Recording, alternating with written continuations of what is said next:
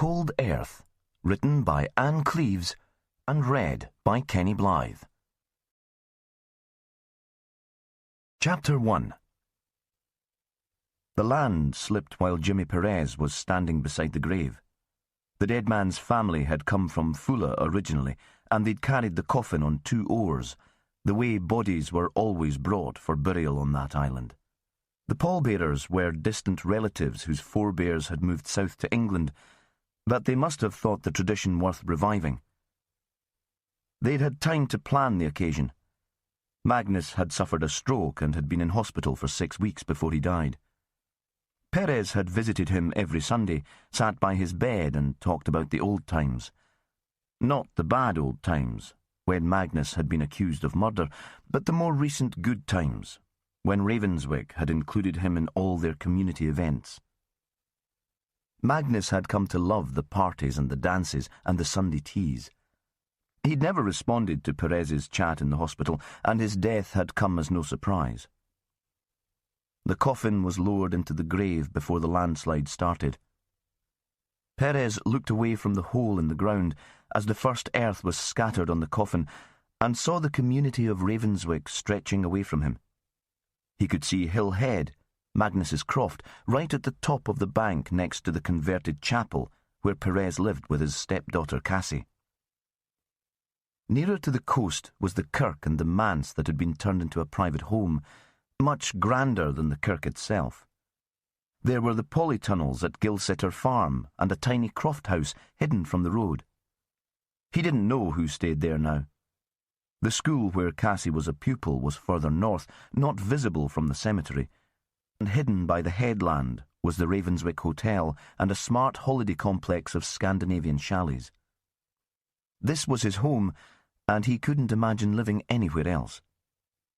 The view was filtered by the rain. It seemed it had been raining for months.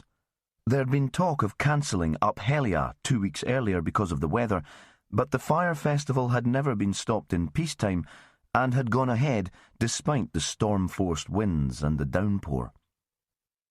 Now Perez turned his attention back to the minister's words, but at the same time he was remembering Fran, Cassie's mother, and the love of his life, who was buried here too.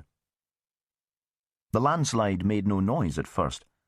The hill had been heavily grazed all year. Sheep had tugged at the grass, disturbing the roots, exposing the black peat beneath.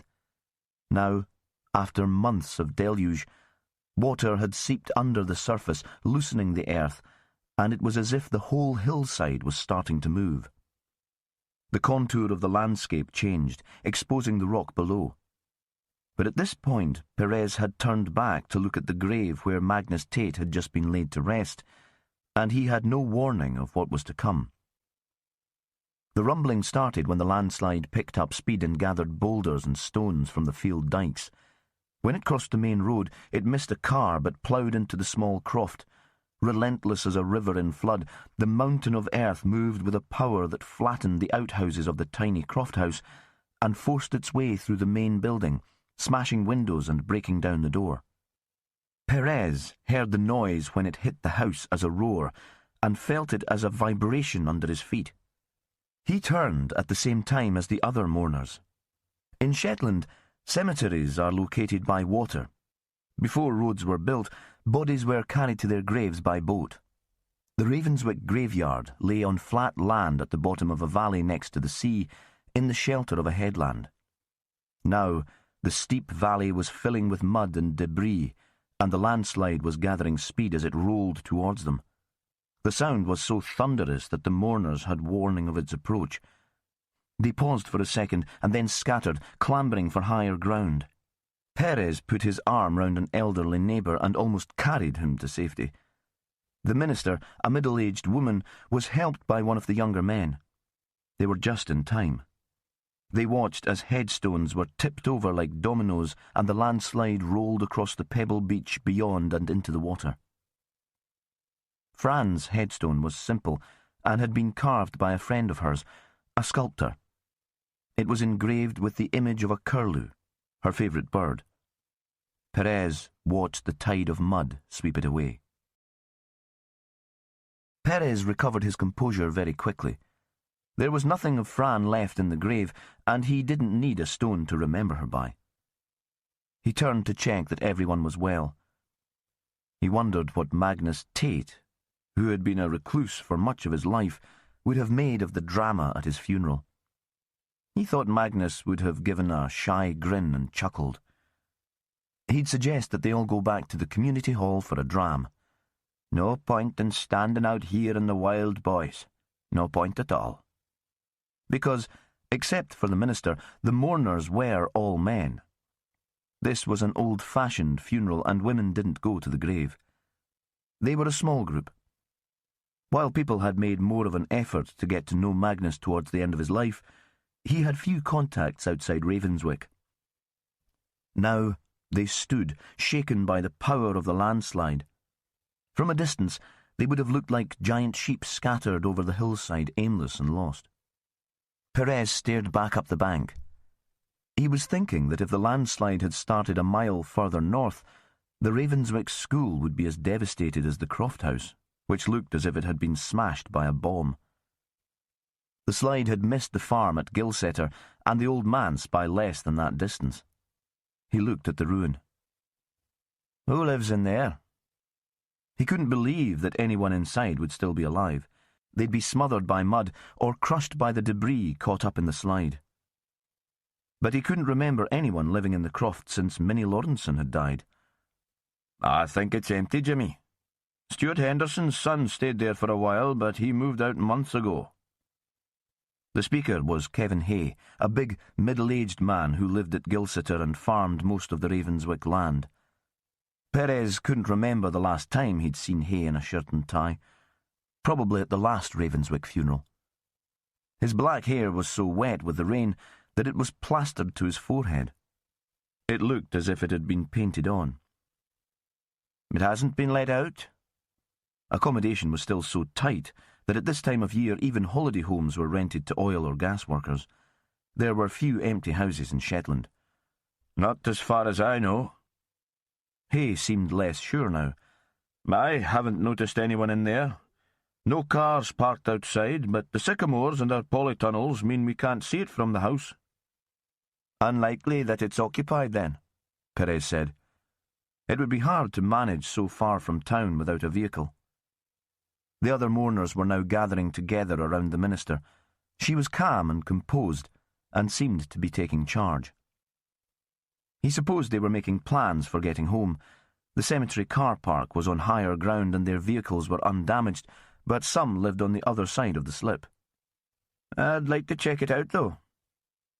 There were sheep tracks running up the valley slopes, and Perez and Hay followed one of these. They looked down on the ruined house from above. Now the landslide had passed through, there was no sound but the rain, a strange, eerie silence after the reverberating noise caused by the slip. People had already called the emergency services, and soon there would be fire engines and police cars, but not yet. The main walls of the Croft House were almost intact, but the surge of the slide had weakened the inside walls and the roof had collapsed over half of the house, giving glimpses of the interior. Everything was black, the colour of the peaty earth. Perez slid further down the bank so that he could get a better view of the exposed rooms. Hay followed, but put a hand on Perez's shoulder. Don't get too close, Jimmy. The hill's not too stable.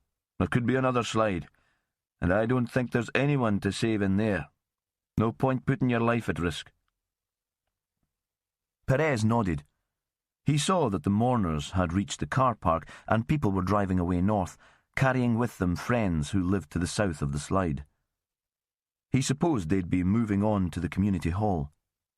The women would have a spread laid out, no point wasting that, and they'd all be ready for a hot drink. We should join them, Jimmy, Kevin Hay said. Nothing we can do here. In the distance, they heard the sound of sirens. He looked back at the hill, worried about another landslide. You go. I need to stay anyway. Perez looked beyond the house. There had been a lean-to shed on the back of the kitchen, and that had been completely destroyed. Glass and the corrugated iron roof would have been swept into the mud. Beyond it, though, A stone wall that separated the small garden from the open grazing beyond was almost undamaged. It seemed to have funneled the landslip through a gap where a wooden gate had once been. Nearest the space, the edges of the wall were ragged, eaten away like unravelled knitting, but beyond the gap on each side, they were quite solid. The tide of earth had deposited debris there, thrown it up on its way through. Perez saw a bedhead, a couple of plastic garden chairs that must have been stored in the lean-to, and something else, bright against the grey wall and the black soil. A splash of red, brighter than blood. He scrambled down the bank towards it. A woman's body had been left behind by the ebbing tide of earth. She wore a red silk dress, exotic, glamorous, not the thing for a February day in Shetland, even if she'd been indoors when the landslide swept her away. Her hair and her eyes were black, and Perez felt a strange, atavistic connection. She could be Spanish, like his ancestors of centuries ago. Kevin Hay was already walking back to the cars, and Perez stood alone with her until the emergency services arrived. Chapter 2. The landslide caused chaos. The main road from Lerwick to Sumburgh Airport would be closed for at least the next day, and just where the slip had been, there were no roads to set up a diversion. Flights into Sumburgh had been diverted to Skatstad Airport in North Mainland, which was normally only used for oil and gas-related traffic, but was now stretched to capacity. Business people fired off emails of complaint to the council as if they could influence the elements, and then booked themselves onto the ferry. Power lines were down, the slide had snapped poles and dragged them from their foundations. In the south of the island, people lucky enough to still have them reverted to the little generators they had used before mains electricity, and which they kept for emergencies. Others made do with candles and paraffin lamps. The day after the incident, Jimmy Perez was busy. He was the boss, so it was mostly meetings, with the council to work on getting the road open as soon as possible, with social services to check that the vulnerable and elderly had food delivered to them, and that their houses were warm. Not exactly police work, but in the islands it was important to be flexible. He disliked being trapped in the police station and in endless discussions. And still it rained. So he looked out at the grey town, the horizon between the sea and the sky blurred with cloud. Today it hardly seemed to get light. The main focus of his colleagues was to identify the woman who'd been killed in the landslide. As far as they could tell, she'd been the only casualty. There were no pockets in the silk dress and no handbag had been found, so there was nothing to identify her, no credit card or passport. The fire service said it was too dangerous yet to go into the ruined house to search for belongings. The bottom of her face, her jaw and her nose had been damaged beyond recognition, and there were wounds to the back of her head. Perez thought she'd been gathered up by the moving hillside, tumbled and battered until she'd been left adrift at the stone dyke. Yet her forehead and her eyes had seemed oddly untouched. There were scratches and tears in the skin, but the structure of that part of the face had been left intact. Her dark eyes had stared out at him. Perez hoped that the first impact had killed her, knocked her out at least, so she'd had no knowledge of what was happening to her. He still felt the weird and irrational attachment that he'd experienced at the scene. They assumed she must have been staying in the croft house that had been half flattened and filled with black earth. On holiday, perhaps. Yesterday had been the eve of St. Valentine's, and in Perez's head she'd been trying on the red dress for her lover, making sure that she would look good for the following evening. Perhaps she'd planned to cook him dinner, something spicy and Mediterranean, made with peppers and tomatoes, as red as the dress. Perez knew all these were fantasies, but he couldn't help himself. He wanted a name for her. They still hadn't tracked down the owner of the house, though they did have a name for it. Tane. Apparently it had been inherited by a woman who lived in America from an elderly aunt. Word in the community was that she rented it out on an ad hoc basis. She had plans to do it up and didn't want to let it out long term. Robert Henderson, whose brother had been the last tenant, was enjoying a Caribbean cruise, and the brother himself was working in the Middle East. It was all frustrating and unsatisfactory. Perez knew there would be a logical explanation and that somebody would come forward to identify her, but at present the dead woman remained mysterious, fueling his imagination and making him feel ridiculous. Her body would be sent by ferry to Aberdeen for the post-mortem, and Perez hoped they could get a name from dental records once the pathologist James Grieve had started his work, but that could take days, and they needed some idea who she was before they could find her dentist. Perez didn't think there was any point checking in the islands. She wasn't local. He would have seen her in town or heard about the dark lady who lived on the edge of his community. Now he was between meetings. He'd made coffee and stared out of his window towards the town hall. Its bulk was a shadow against the grey sky. Sandy Wilson knocked and came in. "I've spoken to most of the estate agents in Lerwick. None of them managed the Ravenswick house or rented it out." "We need to track down the owner then," Perez continued, looking out of the window at the rain. "The dead woman might have been their friend or relative. Do we still have no idea who it belongs to?" Sandy shook his head. "The person who might have had an idea is dead." "What do you mean?" "Magnus Tate. He would have grown up with Minnie Lawrenson, the old lady who used to live there. He might have been able to point us in the direction of the niece who inherited it." But Magnus had died after a stroke at the age of 85, and Perez suddenly realised that he still needed to grieve for the man. Magnus had been a part of his life for the past few years. The landslide cutting short the funeral had disturbed the natural process of mourning. At least Magnus had been laid to rest with some dignity, lowered into the ground before the cemetery had been inundated with mud. Perez had first met Fran, his fiancée, because she'd been Magnus's neighbour, and the crofter had arrived at Perez's door soon after Fran's funeral, looking as awkward as a shy child, clutching in his hand a bag of sweets he knew Cassie loved. "For the bairn. Yon wife was a good woman." Then he'd turned and walked down the bank to his croft, making no other demands, not expecting Perez to chat or to invite him in. The woman in the red dress couldn't have been the owner. After all, why not? Perez thought. He'd imagined the dead woman as exotic and Spanish, but perhaps an American woman would wear red silk too. Sandy shrugged.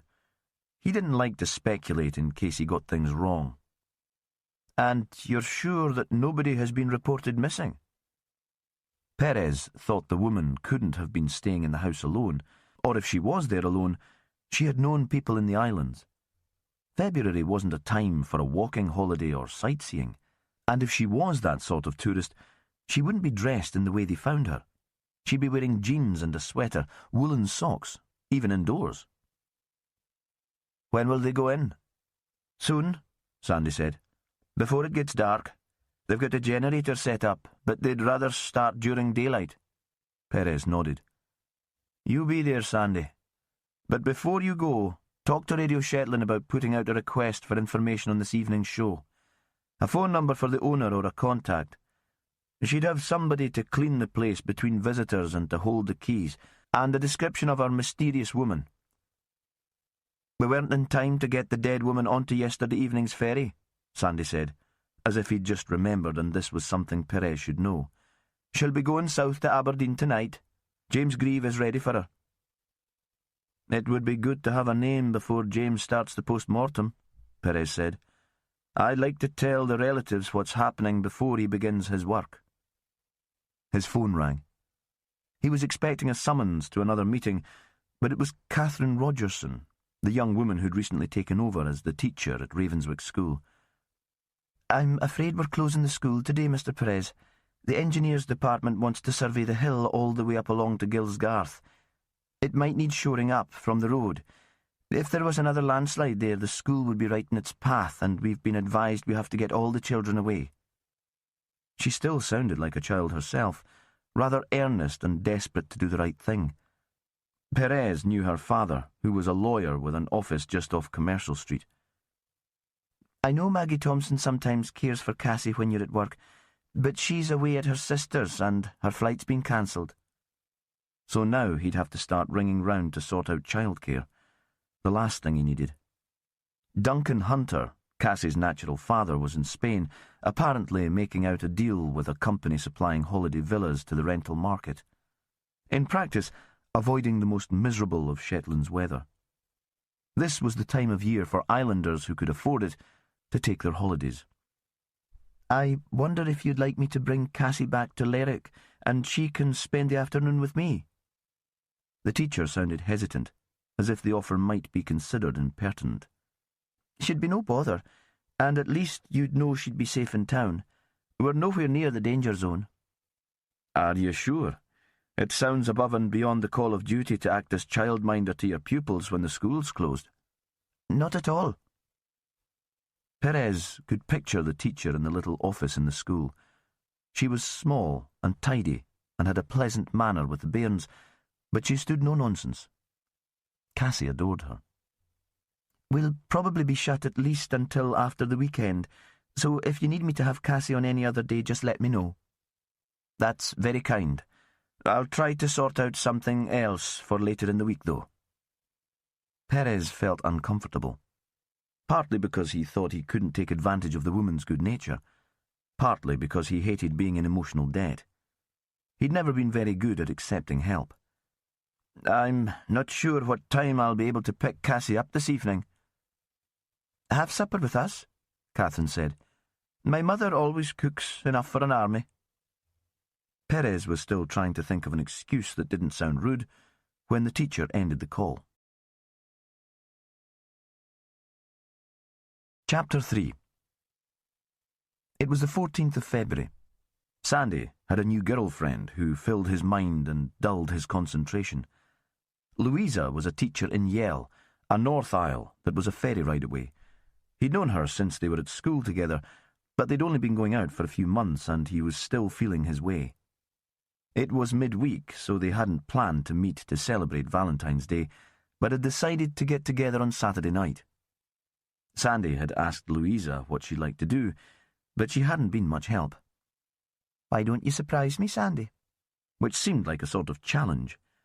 He was anxious, and had even begun to hope that the road would still be closed and the dead woman still unidentified, so that he could claim he needed to be at work.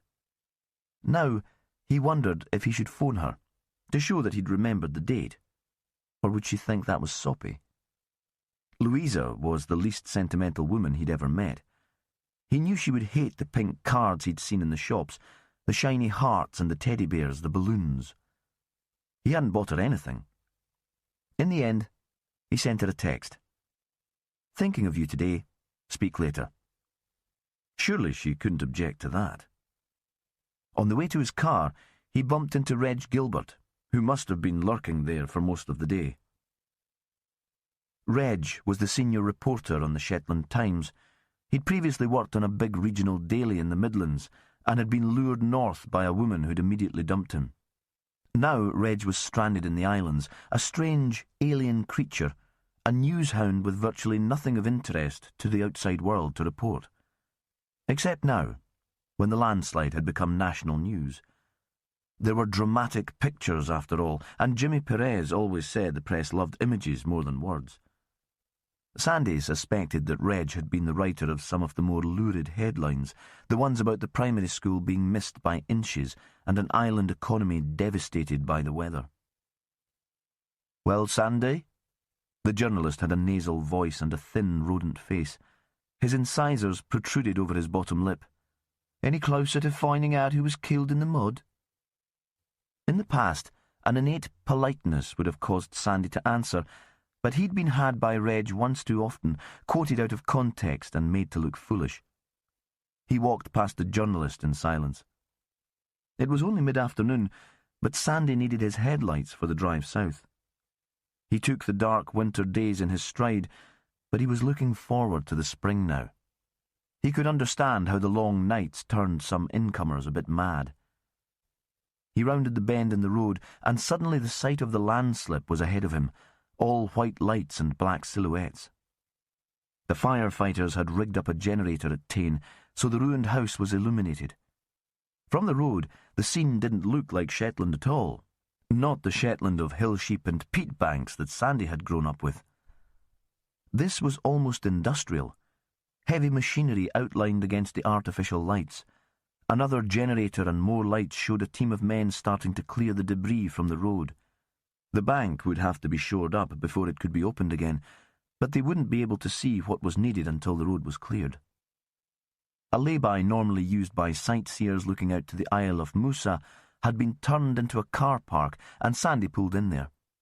He put on the Wellingtons and an anorak that he'd stuck in the boot before setting off, and went out to meet the team working on the house. They'd already cleared the track that had led to the croft.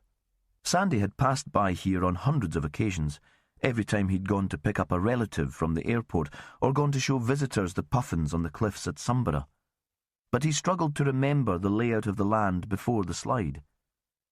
He thought a short track had curved down the valley from the main road, and that it had led only to Tain. There'd been a good new road built for the cemetery when it had been extended a few years before, but the entrance to that was further north. And it also led to the Hayes land at Gilsetter, with its bigger house and polytunnels. Where the track ended at Tain, there'd been parking for a couple of cars and a small garden at the front with a fence around it. It had been possible to see that from the main road. Then, at the back, more land separated by a wall from the rest of the hill, and on each side of the house, a shelter belt of wind-blown sycamores, which seemed to have survived the slide. Sandy shut his eyes for a moment and tried to picture the building. Low, whitewashed and single-story. A traditional croft house from the outside at least. There was no sign of that now. The team had cut a track straight down the hill to where the front door had been. They were dressed in high-vis coats and heavy steel-capped boots, so at first they all looked the same. Sandy stood for a moment, knowing that if he went any closer he'd be in the way. He was often in the way. One of the men caught sight of him and waved him over. "Hello, Sandy. You can come on down. Stay in the middle of the path and you'll be safe enough." He had to shout to make himself heard above the background noise of the generator and a small digger. Tim Barton, a man from the English West Country who'd come to the islands to join the firefighters in Lerwick. Now he was going with a local girl. They'd set up home together at Gilberwick. Sandy thought he'd heard rumours that there was a child on the way. He wondered what that must be like. Since he'd taken up with Louisa, fatherhood had crossed his mind at times. It seemed that he should have been concentrating on where he put his feet, not daydreaming about making a baby with Louisa, because the path was slippery and he slid and fell awkwardly on his back. His coat would be filthy. Barton laughed, but came over and pulled him to his feet. "How's it going?" Sandy nodded towards the house.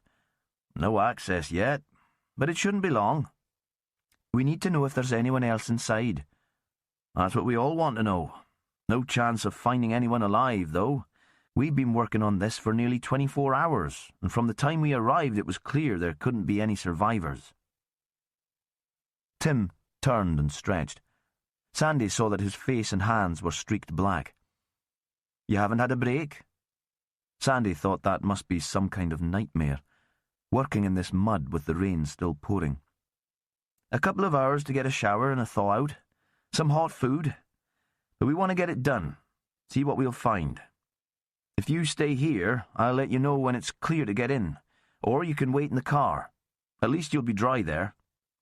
"Nah, I can't get any dirtier."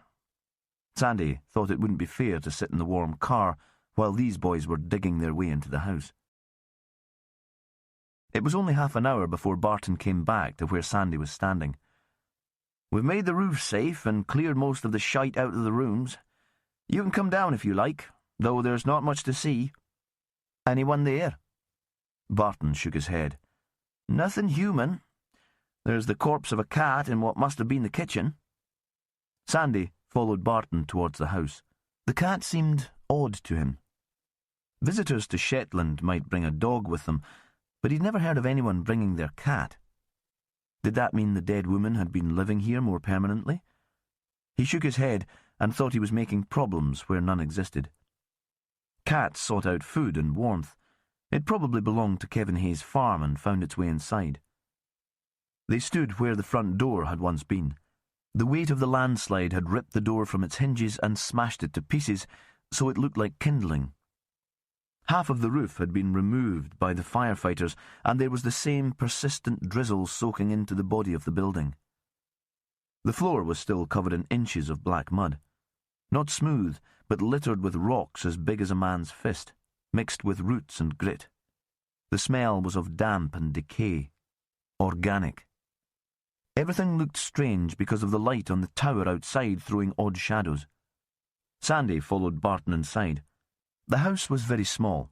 A kitchen that had acted as a living room too, a bedroom and a shower room made out of what had probably once been a small second bedroom. There were pieces of furniture that had survived the landslide. A sofa, upturned, had been thrown against one wall, and in the bedroom, swimming in the mud, a gilt-framed mirror was miraculously intact. "We need something to identify the dead woman." Sandy knew that was what Jimmy Perez wanted from him. "The boss needs a name for her." "We'll be finishing here for the day soon," Barton said. "The boys are dead on their feet. We just had to check that there was nobody inside. I'll get them to leave the big light until last so you can see what you're doing." Sandy thanked him and watched him leave. He wished he had another police officer with him, someone he could share a joke with or a complaint about the conditions. He had never enjoyed being on his own. He started the search by the front door and quartered the floor, as he'd seen Vicky Hewitt, the CSI from Inverness, do. Some of the kitchen units had been ripped off the wall, and there was shattered crockery among the other muck. One cupboard was still standing. He opened it to find baking trays and pans. 2 expensive pans, solid cast iron. Fran had bought some just the same, and Perez had said they'd cost an arm and a leg. So the owner, or the woman in the red dress, had enjoyed cooking. Minnie Lawrenson wouldn't have used pans like that. The shower cubicle had been smashed into small shards of plastic. The water was running from where the shower head had once been. The toilet bowl was covered in mud, but otherwise seemed undamaged. Sandy moved through to the bedroom. There was a bed, but no bedhead. The mattress was filthy, as muddy water had soaked into it as if it was a sponge. This must have been a pleasant room, with a window looking down towards the sea and a tiled grate.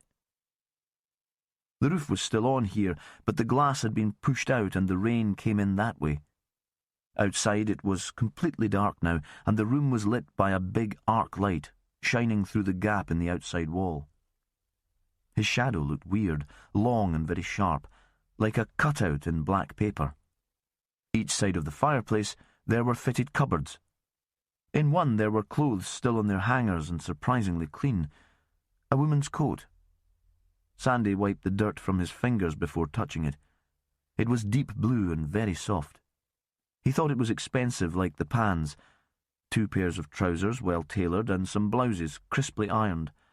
In the other cupboard there were shells, jerseys neatly folded, a hardback book of the sort that showed you how to live your life, think yourself to a better future, and a wooden box inlaid with mother-of-pearl.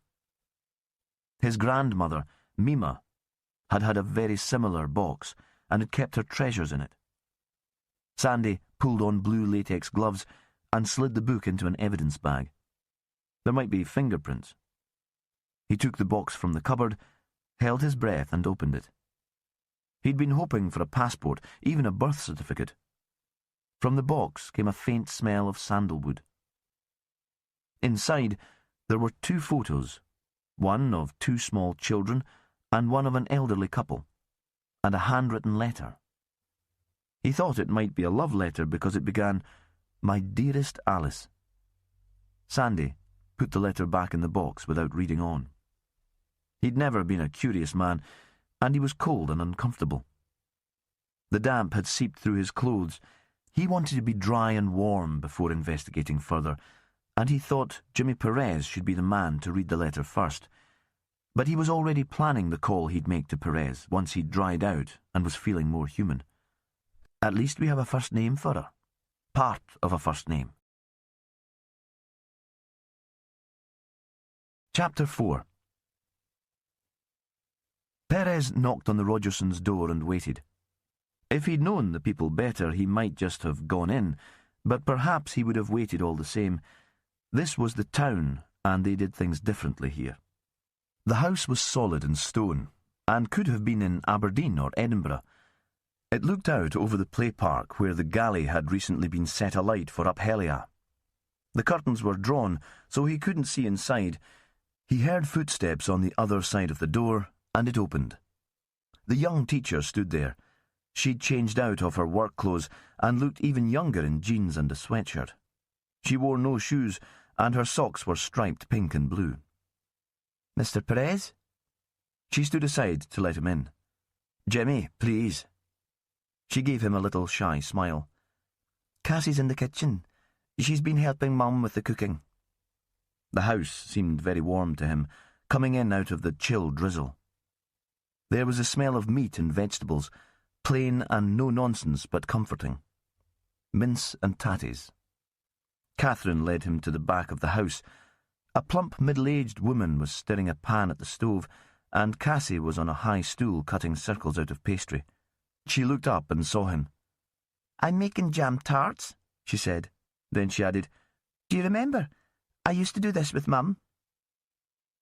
He had a flashback so vivid that he could smell the slightly burnt sugar and Fran's perfume, the pervasive background scent of turpentine and paint, because the Ravenswick kitchen had been Fran's studio too.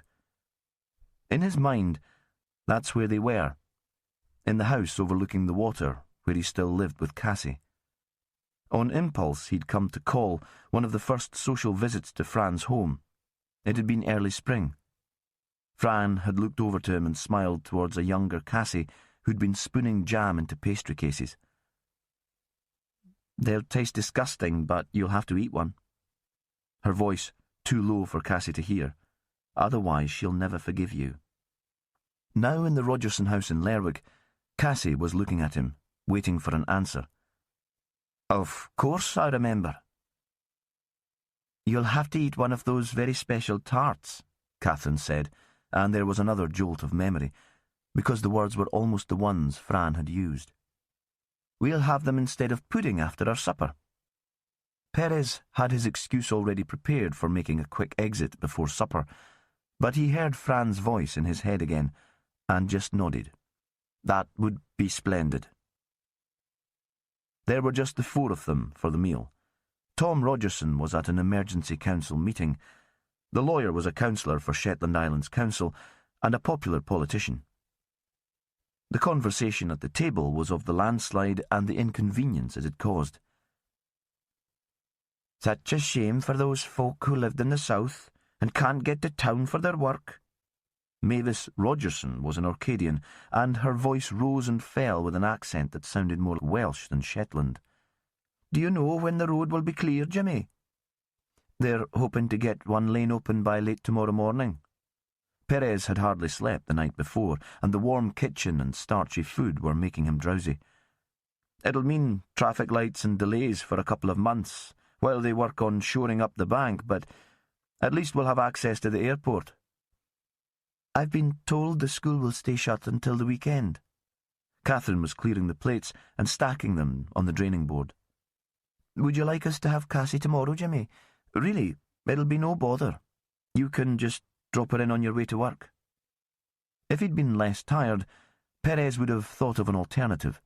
He could see how eager the teacher was to help, and it crossed his mind even then that it might not be kind to encourage her.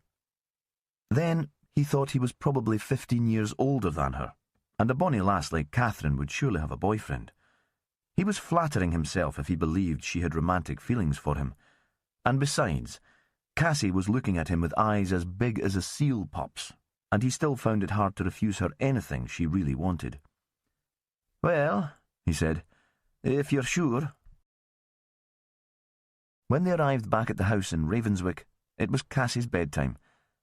Further south, the men were still working to clear the road, and there was a background rumble of heavy machinery, but Cassie slept much better these days. There were fewer nightmares. Jimmy had made tea and a fire when Sandy phoned. "What have you got for me, Sandy?" "I wondered if I could come round. There's something I'd like you to see." "Why not?" It no longer felt like an intrusion to have colleagues in the house that he'd shared very briefly with Fran. "But tell me, have we got a name for our woman in the red dress?" He wanted a name, a little dignity for her.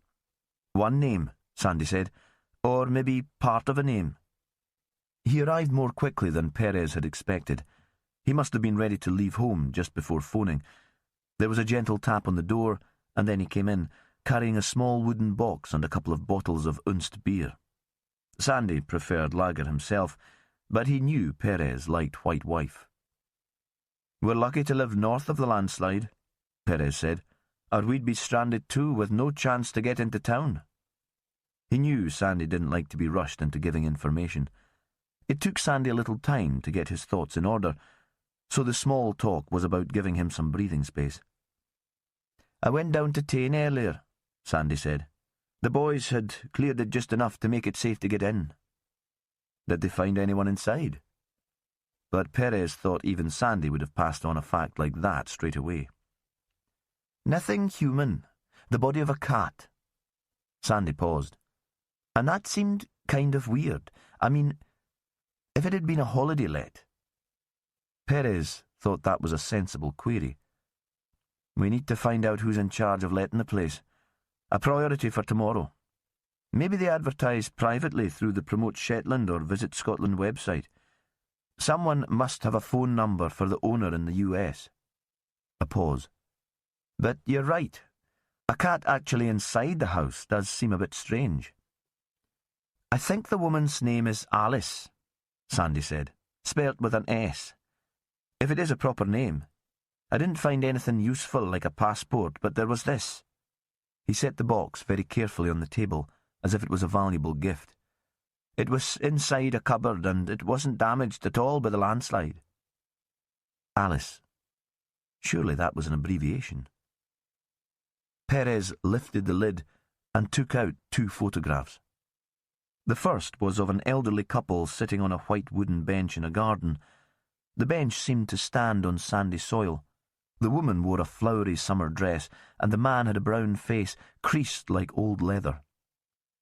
She looked rather stern, even hostile, with her feet flat on the ground. His legs were slightly splayed, and he had a wide, gappy smile. Both squinted slightly because they were looking into bright sunshine. "Where do you think that was taken? Somewhere hot, I'd say. Greece? Spain?" Perez hoped it was Spain. He wanted to believe that Alice came from the country of his ancestors. He imagined a landscape that smelled of thyme and olive oil. Sandy shook his head. He didn't know anything about hot countries. How could he, when he'd never lived away from Shetland? "I don't know. It could have been taken in a sunny garden anywhere in the world. The background's all blurry. It could even have been taken in Shetland on a fine day in midsummer." But Perez's imagination had taken him to Spain. "Are they her parents, do you think? They'd be the right sort of age." "Aye, maybe." Sandy drank his beer slowly and watched Perez take the other photo from the box.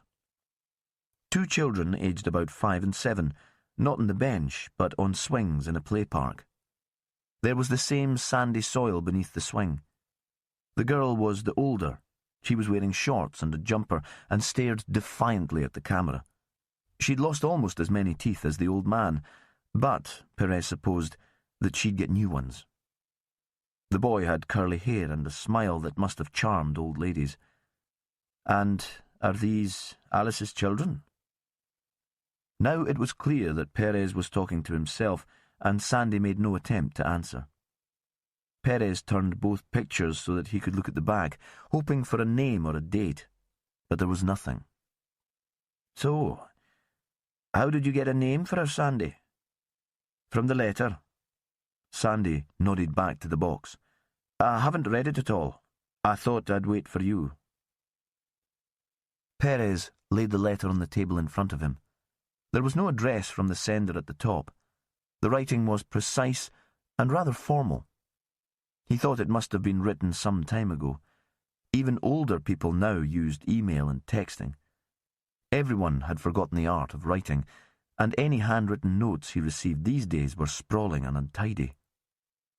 My dearest Alice, what a joy to know that you'll be back in the islands again after so many years. I've so enjoyed our rare encounters on my visits south, and I know you're the same beautiful woman who first attracted me when we first met. I'm sure we can make a go of things, and that we'll have a wonderful future together. There was no signature at the bottom, just a row of kisses, and Perez wondered what that suggested. Perhaps this was a married man who didn't want to leave any evidence of his adultery. Someone cautious, keeping his options open, despite his promise of a future with the now dead woman. Or perhaps the writer felt that a name was superfluous. Of course, Alice would know the identity of the writer. And this was all you could find. Perez tried to keep his voice free of irritation, but he found these brief glimpses into the woman's life frustrating. He could make up a story about the dark woman, about her parents and her children and the island man who'd fallen for her, but that would be a fiction. He needed something more concrete to help identify her. There's this book. I thought we might get fingerprints. Which will only help if she's on our system. I was very thorough, Jimmy. Sandy had taken the words as criticism, despite Perez's efforts. Tain is a small house, and there was very little left inside. If we search through the debris in the garden, we might have more success. Perez didn't answer immediately. Was there any response to the Radio Shetland appeal for information? Jane Hay called in, Sandy said. She thought she might have seen someone of that description in the co-op in Bray a week ago. I was thinking I'd go and see her tomorrow. He paused. She seems like a sensible woman. I can't see that she'd make up something like that. No, I'll talk to her. Perez wanted to be the person to breathe life into the dead woman. It was ridiculous, but he couldn't help himself. I'll call in on my way to work. She's a neighbour. The Hay place is right next to Tain. Kevin said he hadn't seen anyone in the house, but Jane might have done. Sandy stood up, and Perez led him out. Usually it would have been quiet and dark. There were no streetlights here, and Magnus's house was still empty. But further south, the men were working to get the road clear for the following day, and the powerful arc lights threw strange shadows across the hill. Chapter 5. Jane Hay settled on the wooden chair and nodded to the other people in the circle. There were fewer than usual this evening. There must be friends who couldn't get to the meeting because of the landslide. She sipped tea, waited for the latecomers, and was aware of the calm and gratitude that always accompanied her here on meeting nights. The community hall was heated by a Calor gas heater, and the fumes caught in her nostrils and at the back of her throat, but she was so used to them that they had become a part of the experience. Alf Walters spoke a couple of words of welcome, and they started. Jane cleared her throat, and there was a brief moment of tension as she waited for her turn. She'd been coming to meetings for more than 11 years, but she was still a little nervous. My name's Jane, and I'm an alcoholic. She stayed behind for half an hour afterwards because she was sponsoring a young woman, an emergency doctor based at the Gilbert Bain Hospital, and wanted to see how she was doing. Rachel had been coming to meetings for 3 months, but she was still struggling. After a stressful day at work, her colleagues all turned to a glass of wine to help them relax. For Rachel, 1 glass or 1 bottle would never be enough. She still occasionally phoned Jane in the early hours of the morning, either very drunk or needing support and reassurance. I'm sorry, I'm such a failure. Jane could tell she was sobbing. Jane understood what she was going through and was always patient. You're not a failure at all. This is a disease, and the treatment is brutal. If you were going through chemo for cancer, you wouldn't be so hard on yourself. Kevin was less tolerant of the late-night calls. Is that one of your alky pals pissed again? He thought Jane's attendance at meetings was a form of masochistic indulgence. Tonight, he'd had a go at her as she left the house. "You've been sober for years, since just after the kids started school. Why do you still need all that nonsense? It's not so convenient you disappearing up to town 2 nights a week, and I'll be worried about you being out on a night like this." Usually, she let it go. She couldn't change him, just as he couldn't change her, but she'd been tense all day. The rain and the background noise of the machinery at the landslide had stretched her nerves. The boys had been moody too, sniping at each other over the supper table, answering their parents in monosyllabic grunts. They were such different characters that usually they got on fine. But that evening, she'd sensed an underlying animosity between them, something bitter and brooding. She'd felt the stress as a tightness in her arms and spine, in the twitch of a nerve in her face. "Would you rather I was drinking?" They'd been on their own in the kitchen. The boys had disappeared to their rooms to relieve their own tension by killing people on separate computer screens, or so she supposed. She'd felt herself trembling, could hear the shrill voice that was almost out of control. "You'd rather I was disappearing off into the night and coming back bladdered in a taxi in the early hours of the morning, not knowing where I'd been, not being able to care for the bairns in a total mess." He'd stared at her without speaking for a moment. "You know what?" He'd turned away to look out of the window into the dark so she couldn't see his face. "You were a lot more fun in those days. At least we could have a bit of a laugh." He turned back to the room quickly to hug her and apologise, but she'd heard the wistfulness in his voice. She'd told herself then that the outburst was to do with Kevin feeling middle-aged. He was looking back to his youth with nostalgia. Now, driving back towards the farm, she wasn't so sure. For the first time in years, she felt the compulsion to drink. Tesco's was still open. She could buy a bottle of wine and sit in the furthest corner of the car park where nobody would see her. If it had a screw top, she'd have no problem opening it. She imagined the sensation of the alcohol in her bloodstream. It would relax her. The tension in her back would disappear. The jangling nerves would quieten. She wouldn't need to drink at all, just enough to make her forget the anxieties of the day. She would drive home, be more pleasant to Kevin and the boys, and she would sleep more easily than she had for weeks. Nobody need ever know. At the roundabout on the edge of Lerwick, she signalled to turn into the supermarket car park, and then at the last minute changed her mind, causing the taxi driver behind her to hit his horn and mouth obscenities about women drivers. She took no notice and continued on the road south towards Gilsiter. Kevin was waiting for her. He lit the wood burner and some candles. There was the smell of real coffee, beeswax and peat. "What's this all about?" She was shaking off her coat, pulling off her boots at the living room door. This was her favourite room in the house, but they spent most of their time in the kitchen. He'd been sitting in front of the television, but zapped it off when he stood up to greet her. She thought he'd been dozing. He had that tousled little boy look that he had when he first woke up. "It's Valentine's Day. I thought I'd remember it for once." She walked towards him and was aware of the contrast of polished floorboards and sheepskin rugs on her bare feet. "And I'm sorry about earlier," he said. "That was just crass. I don't know why I said it. Frustrated about the weather, maybe, and needing someone to blame." He was going to say more. Jane knew what it would be, how he couldn't manage without her, the sort of things you might say to a housekeeper or a mother, though with a little less emotion. She put a finger to his lips to stop him talking and took him into her arms. Jane had just got the boys out to the bus the next day when Jimmy Perez arrived. She'd waved her sons out of the house just as she had done when they were tiny. Andy had left school the year before, but he still went into town each day. He'd started at university in Glasgow on an English course. She'd thought he'd adore it.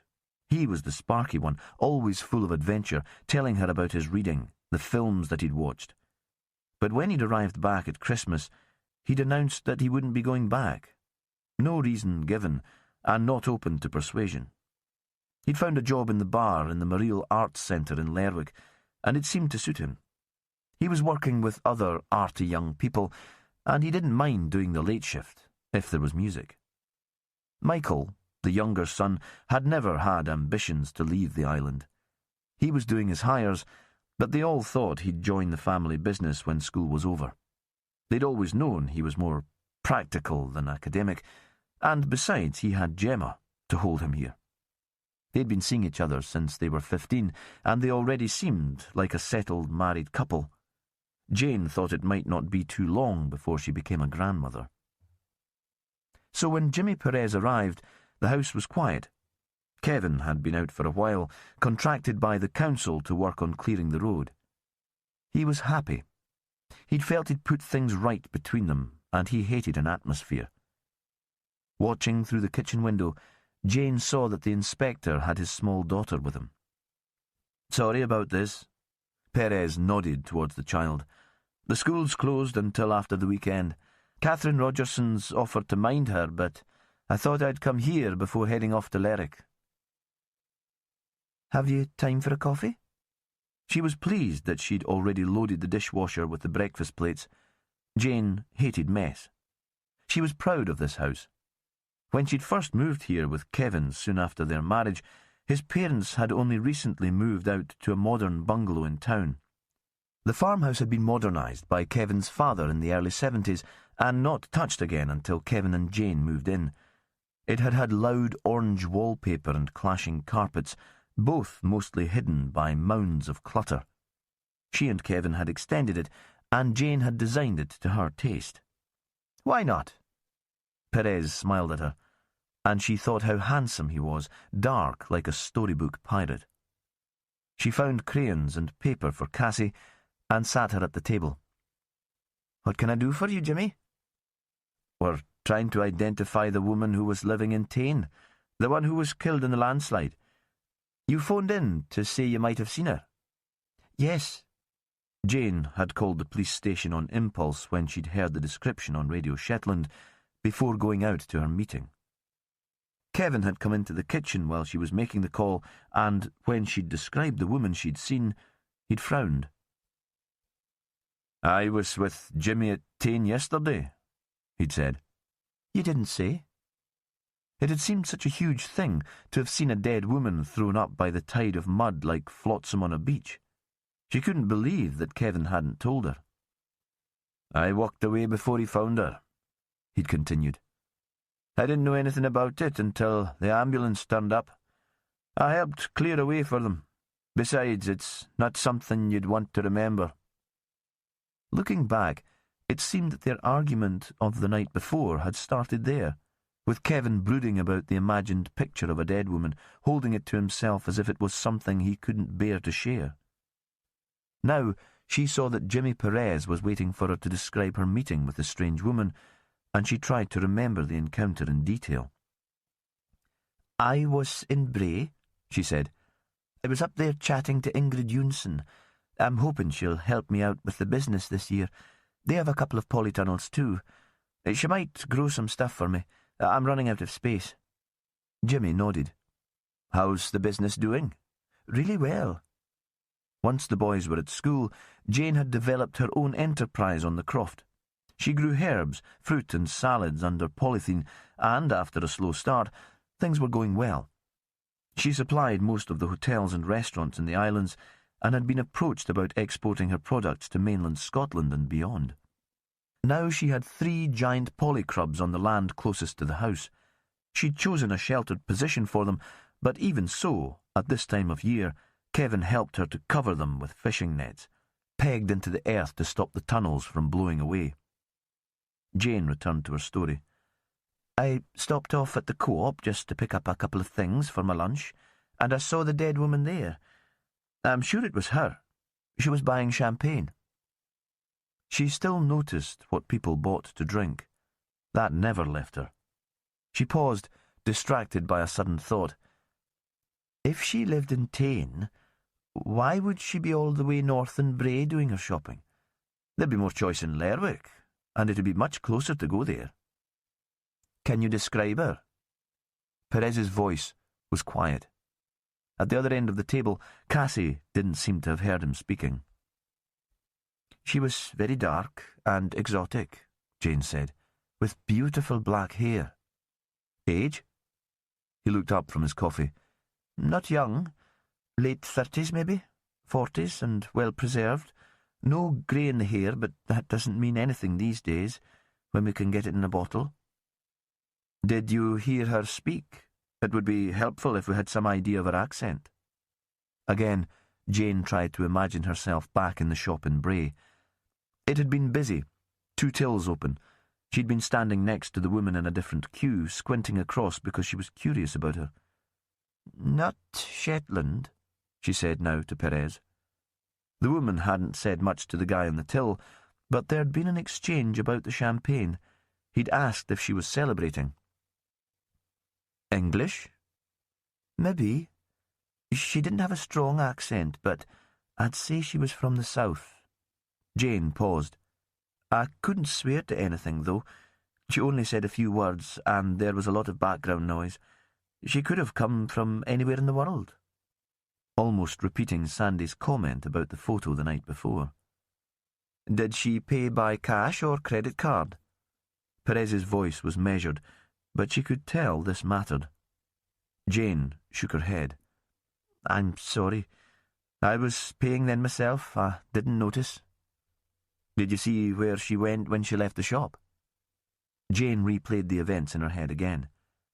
There'd been a sudden downpour, the rain dramatic after a morning of persistent drizzle. She had stood in the entrance of the shop, hoping it would pass.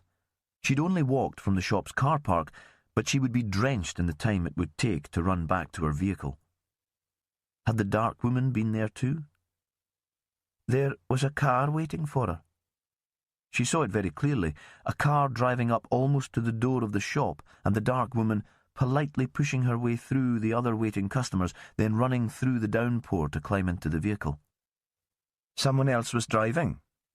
Perez had started making notes. He looked up. Oh, yes. She got in the passenger door. The rest of us were jealous. We knew we'd get wet, even running to the car park. Did you see the driver at all? Jane shook her head. He was furthest away from us. He'd driven, so the passenger door was closest to the shop. But you think it was a he? I'm not sure, she said. Perhaps I just made that assumption, because of the champagne, because it was running up to Valentine's Day. Jimmy Perez smiled to show he understood the way her mind had been working. Can you tell me anything about the car? He set down his pen and gave her his full attention. She shut her eyes for a moment in the hope of fixing the image. Dark, she said. A medium-sized family saloon, but the rain was so fierce, Jimmy, and the light was so bad that any colour seemed washed away. And I couldn't tell you the make. I'm not interested in cars. I couldn't even start to think about the registration number. I didn't expect that for a minute, he grinned, but she could tell he was disappointed. It had a Shetland flag stuck on the back bumper. The memory shot into her mind. The white cross against the blue was caught in the light from the store and seemed bright in the gloom, and I thought it was odd because I'd decided the woman wasn't local. She was rewarded by a sudden smile that lit up his face. She remembered Jimmy smiling a lot like that when Fran was alive. It was as if the artist had given him permission to be silly. More recently, he'd become grave and responsible again. Had you seen her round here? Perez looked up from his coffee. You'd have been her nearest neighbour. Perhaps you noticed the same car at the house. No, she said. Not a car. And you can't quite see Tane from here. It's hidden in that dip in the hill and by the trees. She paused and tried to remember. I saw lights in there one day. I'd been out for a walk to the shore and took a shortcut back to the house. When was that? About a month ago, between Hogmanay and Uphellia. She pictured the scene. It had been about 4 o'clock and already dark. She'd been hurrying back because it was a meeting night, and she'd wanted to start cooking tea so that she could get into Lerwick on time. Then she'd seen the lights spilling out from the croft. She'd been grateful to have the path lit up, but embarrassed too because she'd been in effect walking through someone else's garden. Did you see anyone inside? Yes. She'd hurried past the window, hoping the person inside wouldn't turn round. A woman. Could it have been the woman you saw in Bray? Jane nodded. She had dark hair, certainly. Long dark hair. I only saw her back, not her face. She was about to continue, but really, what else was there to say? That's very helpful, he said. Really, thanks. And for the only decent cup of coffee I'll get all day. She walked with him and Cassie out into the yard. She was brooding about the woman in Tain. Then her mind switched direction and she thought Jimmy Perez would make a fine husband for someone one day. Chapter 6. Back in his office, Jimmy Perez phoned the co-op in Bray and asked to talk to the manager. I'm interested in a purchase made a couple of days ago. February the 12th, a bottle of champagne. Maui and Shandong was on special offer. A pause. Along with our own brand chocolates. It was the run-up to Valentine's Day. Yes, I know. Perez was thinking back to his first Valentine's Day with Fran. He'd invited her to his house on the water in Lerwick and cooked for her. Nothing special, but he could remember every mouthful. He'd used some of the Fair Isle shoulder of lamb he had left in the freezer and made a Moroccan dish with dried apricots. He'd found the recipe online and followed it slavishly. They talked about how they might go to North Africa one day, had daydreamed about spice markets, as the Bressay ferry crisscrossed the Sound outside the window. Flashes of memory like that weren't as painful as they'd once been, but they still unnerved him, threw him off track. We sold a fair few bottles. The manager's voice was English and broke into the daydream. I'm not sure my staff would remember every purchase. Would you be able to check a credit card sale if I gave you an approximate time? I'd like the name of the card holder. That should be possible. It might take a while, though. The manager sounded less enthusiastic about the effort it would take to trace the sale. Can I call you back? I'll send someone up to talk to your staff, Perez said. They'll be there in an hour. It would be good if you could have the information ready by then. He couldn't help being sharp. James Grieve would have started the post-mortem by now. He'd promised to do it as soon as the body arrived in Aberdeen from the boat. Perez hated the idea of his dark-eyed lady being cut open as an anonymous corpse. Sandy stuck his head round the door. I'm still trying to track down a contact for the owner of Tain. The landslide's been all over the national news, and you'd think they'd get in touch, just to start things moving with their insurers. No joy. I've talked to Stuart Henderson. His son Craig leased it for 6 months last year. Craig's in the oil business, and he's on contract in the UAE. But his time is up. He's travelling back just now, and he'll be home at the weekend. At least we'll have a contact then. The lettings all seem to have been done on a private basis. I haven't seen the house advertised anywhere, either through the estate agents or as a holiday let. Promote Shetland didn't know anything about it. Sandy moved into the room and landed on the other side of Perez's desk. Was Jane Hay any help? Jane saw a woman in Bray Co-op the day before the landslide. Lunchtime. Her description matches our Alice. Go up and chat to the staff, Sandy, and see if she's a regular. That might mean she was working in North Mainland, at Salamvo maybe, or one of the hotels there. She wasn't on her own. A guy picked her up in a car. A local car with a Shetland flag on the bumper. Jane saw her buying a bottle of champagne. I've asked the manager to check credit card sales for the day to see if we can confirm a name. Sandy had just left the office when the phone rang again. Jimmy! James Grieve had worked in Aberdeen for years, but hadn't lost his West Coast accent. We might have a bit of a problem. What sort of problem? Perez was still worrying over identification. He was thinking of the children in the photo, who might be older now but had probably lost a mother and needed to be told, and of elderly parents who'd lost a child without knowing. Your woman didn't die by accident. The knocks to the head and the contusions on the face happened post-mortem. If she didn't die in the landslide, what killed her? Perez wondered why he wasn't more surprised. The strangeness of her dress, perhaps, the exotic look that was so out of place in Shetland. It seemed fitting that her death should be dramatic too. He was imagining a grand, almost operatic suicide. She was strangled. The ligature mark was hidden by the damage caused by the slide. She didn't hang herself. The melodramatic gesture of suicide had remained with him. No. The retort was furious and explosive. I didn't see any petecae. Perez remembered the dark, staring eyes. He hadn't noticed any burst blood vessels. No. Well, maybe the light wasn't so great when you saw her, and there was a lot of muck over her face. You're not questioning my judgment, I hope, Inspector. His voice was faintly mocking, but the tone was firm enough for Perez to realise he was on dangerous ground. James Grieve was good at his job, and knew it. He was accustomed to having his opinions accepted immediately. Perez tried to think back to his first sight of the dead woman, thrown up against the wall at Tain. The professor was right. It had been raining so hard that the visibility had been atrocious. Was the image he carried round in his head a fiction? Idealised? Had he become obsessed by the victim just because he hadn't seen her clearly? What else can you tell me? The ligature was narrow and hard. A leather belt, perhaps. That sort of width. Though no signs of a buckle mark. There were some indentations, maybe the belt was embossed. You might find a match. The pathologist paused. Her clothes have gone for analysis. It'll be pretty near impossible to separate the filth from the landslip from anything that might have been there previously. The same for under her fingernails, I'd have thought, though there might be scraps of skin beneath the mud. Possibly her own skin, if she was trying to pull the ligature away from her neck. Any idea what time she was killed?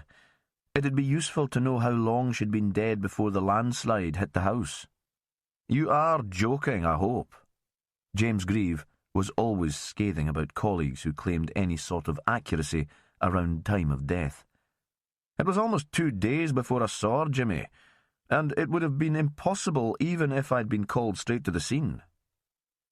Jane Hay claimed to have seen the woman in Bray at lunchtime on the 12th.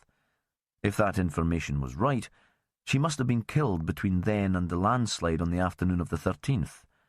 Not such a long gap. We still don't have a definitive ID, Perez said. Anything you can give me to help with that? She's had some dental work done, but nothing recent. If she's just moved to Shetland or she's a visitor, that's not a lot of use to you. She's never had a child. So who were the children in the photo? The boy and the girl. The girl older, with a mind of her own, the boy a charmer. Perez looked at the image he'd pinned to the board in his office. At the end of the line, the pathologist was still talking. Her last meal was lamb, stewed with spices. Couscous. With a jolt, Perez remembered again the meal he'd cooked for Fran on Valentine's Day. The odd synergy between him and the murdered woman was unsettling him. He tried to push her image from his mind, to concentrate on the matter in hand and stay detached. Alcohol? Not enough to be significant. So why had she been buying champagne, if the woman in Bray was indeed the murder victim? I'll get a full report to you this afternoon, the professor said. You'll want to get started on the investigation, I expect.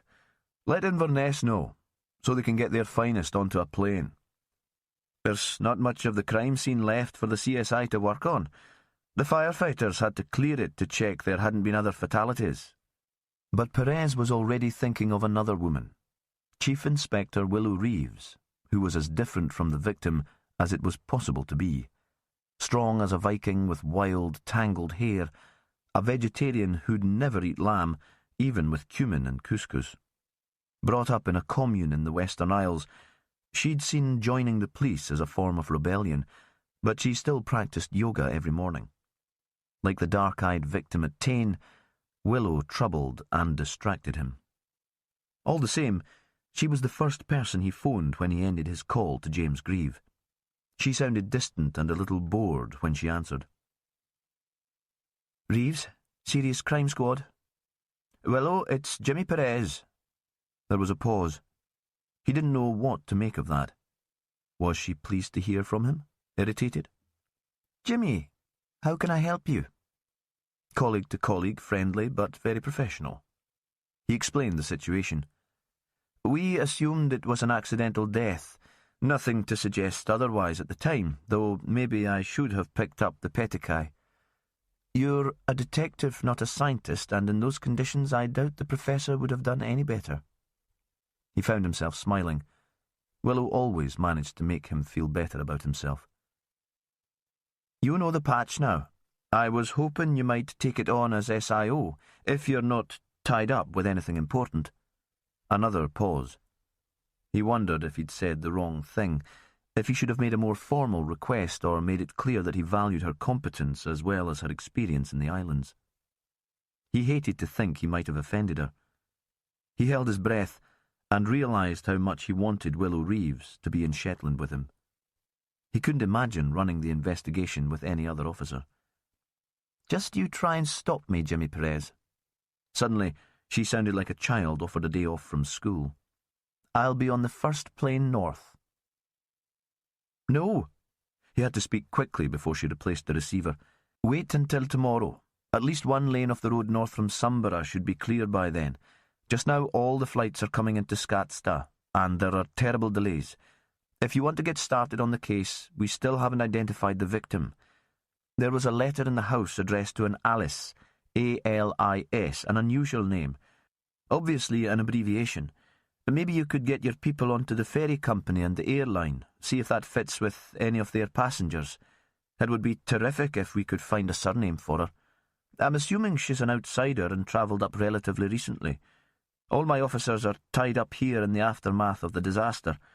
There are still people cut off, no electricity, and that sort of inquiry takes time. He realised that sounded like an excuse for his own inaction.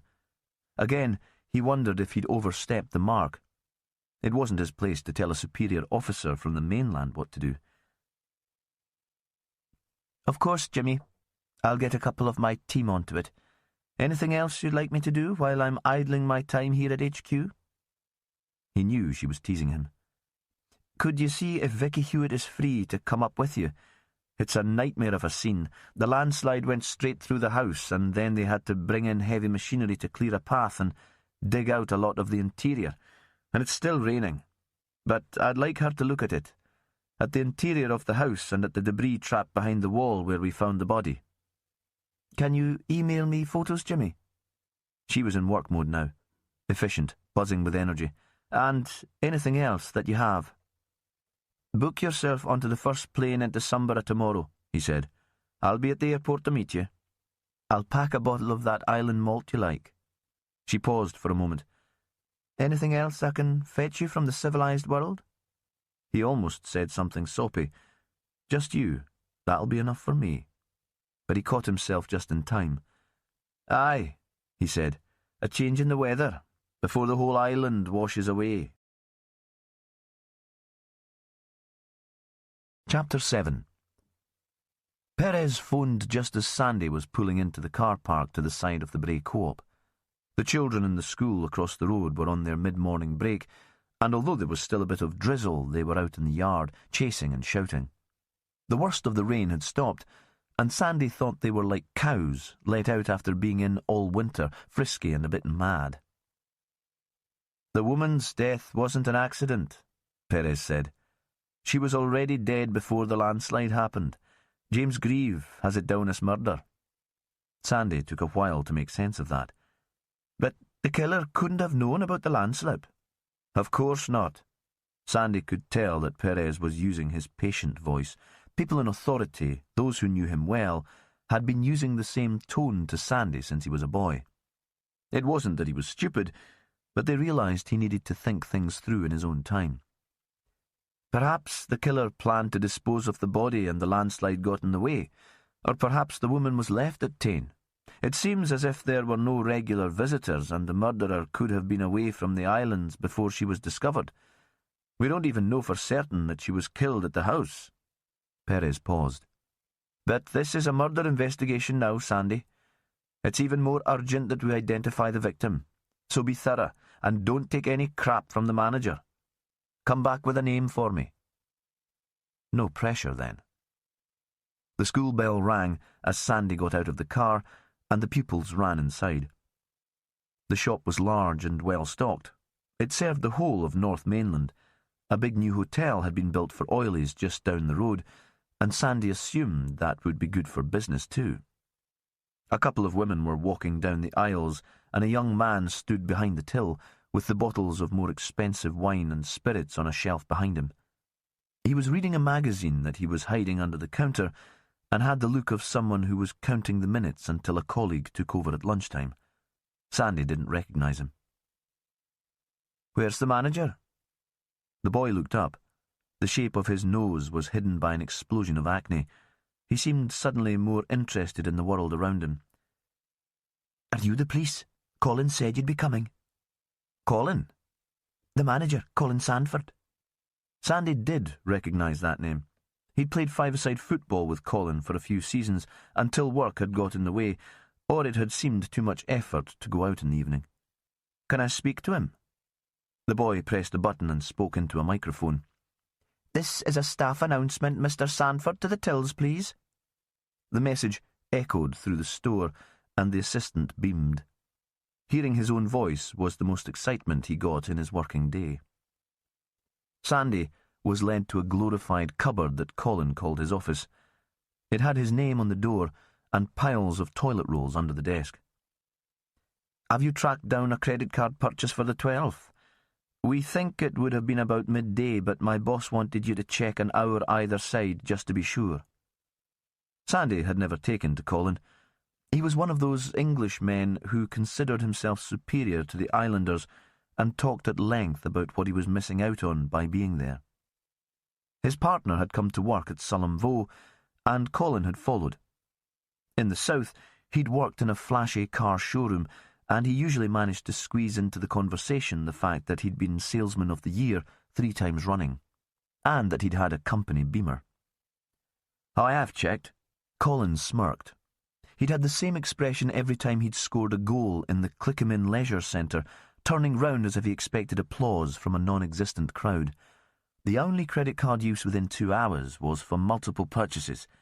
He paused, and as Sandy was about to ask another question, he added, "None of the customers bought any champagne. It must have been a cash purchase." "Were you on duty that day?" "Yes, but I wasn't on the shop floor all the time." "Hiding out in here while your minions did all the work." "Did you see this woman?" Perez had got an artist friend of Fran's to do a drawing from the photograph they'd taken of the dead woman's face. No gashes or broken skin. The original drawing had sat on Perez's desk after they'd scanned and printed out copies. Sandy had caught the inspector brooding over it. Colin stared at the picture. "Is she foreign?" "We don't know. We haven't got an identification for her yet. We get some foreign workers in here. They work at the new hotel as chambermaids or waitresses." He sniffed. "It's hard to tell them apart." "We think she lived in Ravenswick," Sandy said. "She was swept out of her house by the landslide." "I don't recognise her." Colin was prepared to be definite now. "Was that lad on the till here on Tuesday?" "Peter?" "Yes, but you won't get much sense out of him. He's thick as mince." "Can you take over from him, so I can chat properly?" Sandy hoped there'd be a sudden rush of demanding customers as soon as Colin got behind the counter. "I don't do the tills unless there's an emergency. Carolyn's stocking up. I'll get her out front. You can talk to Peter in the staff room." The staff room was a slightly bigger cupboard with a formica table, a kettle, an ancient and very grubby microwave, and a small fridge. They were still surrounded by towers of toilet rolls and tins of soup. Peter had become a cocktail of anxiety and excitement. Sandy thought he'd probably watched too many US crime shows. "What am I supposed to have done?" "Nothing at all."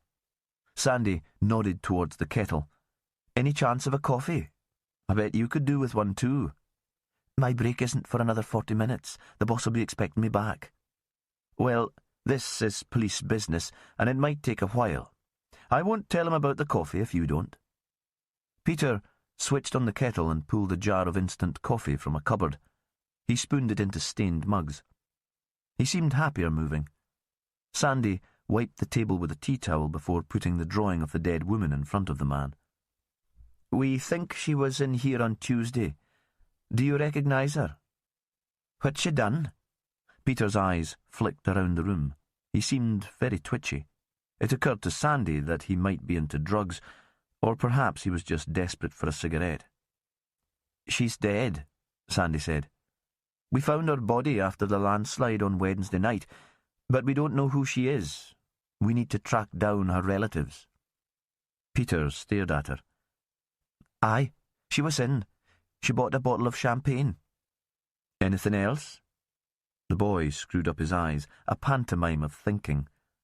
"A packet of couscous." "You can remember that, after all the customers you serve?" Sandy was all admiration. He knew how little praise it took for an insecure person to feel grateful. "Aye, well, I've always had a good memory. Besides, she was striking, you ken, with that long black hair." He blushed. "I mean, she was old enough to be my mother, but it still made me feel good just looking at her." "Did you chat at all?" "Not really. There was a queue behind her, just while I was ringing up the items. I asked her if the champagne was for Valentine's Day, and I said her man should be buying it for her." He blushed again. "Soppy, huh? But the boss says we should engage with the customers." "What did she say?" Sandy thought how lucky he was that he didn't have a boss like Colin. "She said she didn't need a special occasion to drink champagne." "Accent?" "Not local, but I didn't notice, not really." "I can tell you're more a visual person." Sandy turned on the flattery again. "Can you tell me what she was wearing?" Peter screwed up his face again, but it seemed he did have a visual memory. "A coat, long and dark blue and reaching almost to her ankles. Kind of stylish, like you might wear in the city. Not waterproof, like most of the women here would wear. Black boots with a narrow heel. A blue silk scarf." "So, office clothes?" "Smart, yeah. I couldn't see what she was wearing underneath the coat." He blushed again. Sandy was thinking that he'd seen a coat like that in the cupboard at Tain, another confirmation that they had found the right woman. "Had you seen her before? I mean, is she a regular customer?" "No, not regular. I've seen her before, though." Peter had reached into a drawer for a packet of biscuits and dunked one into his coffee. It fell apart before he could get it into his mouth, and soggy crumbs fell back into the mug. He swore under his breath. "In the shop?" "Nah, in Lerwick. In the bar in Mareel. Upstairs. I was waiting to see a film." "When was this?" Sandy sipped the coffee as if he had all the time in the world. "A week ago, the Friday night. I was going to meet some friends, got there a bit early. Perhaps that's why I noticed her when she came into the shop the other day. I knew I'd seen her before." "Was she on her own?" "No, she was with a bloke," Peter said. "Smart, jacket and tie, not a suit, but he'd made an effort." "You didn't know him?" Because Sandy thought the boy would have blotted out a name if he'd had one. He'd want to show off. Peter shook his head. "He was older, you know. He wasn't someone I'd have gone to school with." "Anything else that might help us trace him?" "Sorry." Outside, the rain had stopped and a faint milky sunlight filtered through the gloom. Instead of turning back towards Lerwick, Sandy headed towards Sullom Voe and stopped at the new hotel that had been built just outside the village of Bray. Its accommodation was used solely for oil, gas and construction workers, and had been full since it had been slotted together like a giant bit of Lego several years before. Sandy had been inside once for the Sunday lunch carvery. It had felt a bit like going abroad and wandering into another world. There were foreign voices, loud and confident, and even those who spoke English were sharing jokes he couldn't understand. Now reception was crowded with men waiting to check out. They stood with their holdalls at their feet, impatient. Sandy supposed they'd been stranded because of the restricted flights and were anxious to get home. He waited until the queue had cleared and then went up to the desk. "Did you know this woman?" Sandy thought he saw a spark of recognition, but the receptionist shook his head. "Sorry." She doesn't work here?" "No, I'm certain about that." The man had an accent too. Sandy thought it was probably Eastern European, but his English was just as good as Sandy's. "You know all the staff?"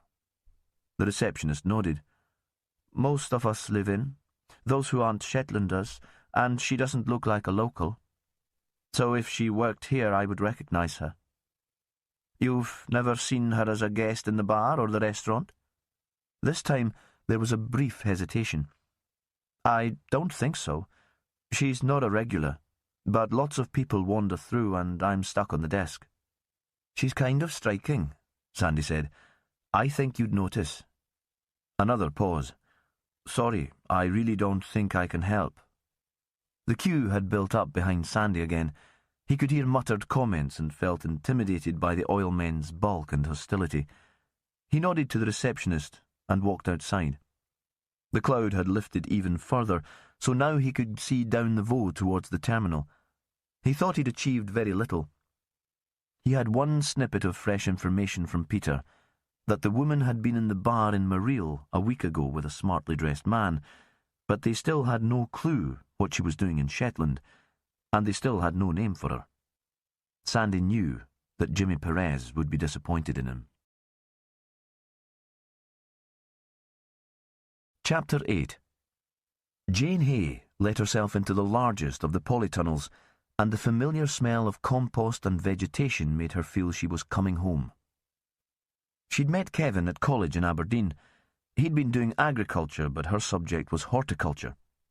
On their first date, he'd taken her hands in his and laughed at the ingrained soil under her thumbnail. Later, he'd told her he knew then that she was the girl for him. Her parents had grown soft fruit, and the plan had always been that she would join the family business once she'd graduated. Her father had been more addicted to drinking than horticulture, even before Jane started at college, and she'd seen herself in the role of saviour. She'd dreamed of returning home with the knowledge and the passion to take on the company and make it profitable again. But her father had died suddenly, when his liver gave up its unequal struggle with the booze, and her mother had sold up immediately without consulting Jane about her plans. That had been the start of Jane's strange relationship with alcohol. It had covered up her sadness and made her fun to be with. Later it became her secret consolation. Now she prepared the soil in the polytunnel and thought her father had at least given her this, the ability to work magic with seeds and earth, an understanding of what made things grow. She was planting early potatoes and carrots for family use. When the rest of Shetland was still dark and grey, in her polythene world, spring would have arrived. The boys had preferred frozen chips and baked beans when they were young, but she'd always felt a thrill when she put the first new potatoes on the table. It was warm in the strange plastic bubble, and she took off her sweater. Outside, drizzle ran in streaks down the tunnel, clouding the polythene so that she had no sense of the outside world. And all the time, she was thinking about the dark-haired woman who'd stayed in Tain. She hadn't been entirely honest when she'd spoken to Jimmy Perez that morning. It wasn't that she'd lied. Lies had come easily to her when she'd been drinking. That was something all alcoholics had in common. They lied to their friends and their families and themselves. They lived in a strange fantasy world of obsession and escape. She tried to be honest these days, though sometimes it was hard with Kevin, who needed more reassurance than her sons did. "Of course I love you. I couldn't live without you. Of course I'm happy with what we have." Now she wondered if that was the truth. When the hill had slipped, fracturing their land and cutting it in two, it seemed that her image of herself as wife and mother had shattered too. She began to consider a parallel life away from the islands. How would she have ended up if she hadn't met Kevin? If he hadn't fallen wildly in love with a lass from Perth with soil under her thumbnail? She'd known from the beginning that there was no question of him staying in the Scottish mainland with her. He might love her, but not enough to give up the family croft. Would she have become an alcoholic if things had been different? She pushed that thought away quickly. There was nobody to blame for her drinking, not even her father, who'd been as much a victim of the illness as she had been. As she frequently told Rachel, alcoholism was a disease and not a lifestyle choice. But although she hadn't lied to Jimmy Perez, she hadn't told him the whole story. That afternoon, when she'd hurried back from the shore in the dark and seen the woman in Tain, her silhouette against the light, there had been somebody else in the house with the stranger.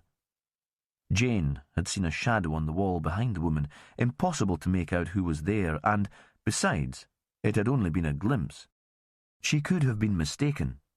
But later, from her own kitchen window, she'd seen a torchlight moving up the path between Tain and their house through the sycamores, and soon afterwards, Kevin had come in, his hair damp from the drizzle, looking a little confused and strange. "Where have you been?" "Just to the shed," he'd said, "to check on the cows." But Tain was in quite the other direction from the cowshed, and who else would be walking up the path with a torch in his hand? The boys had been around, but they weren't given to wandering about outside in the rain. Now, straightening to fetch water from the butt outside, she couldn't believe that she hadn't demanded an explanation. "But you just walked up from Tain. I saw your torch. What were you doing with the dark-haired woman?" She'd developed the habit of being passive and apologetic, she decided.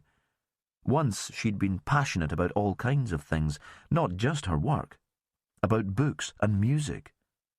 She still talked about those with her friend Simon. Once she'd been passionate about Kevin. Now, perhaps, she just didn't care enough to make a fuss.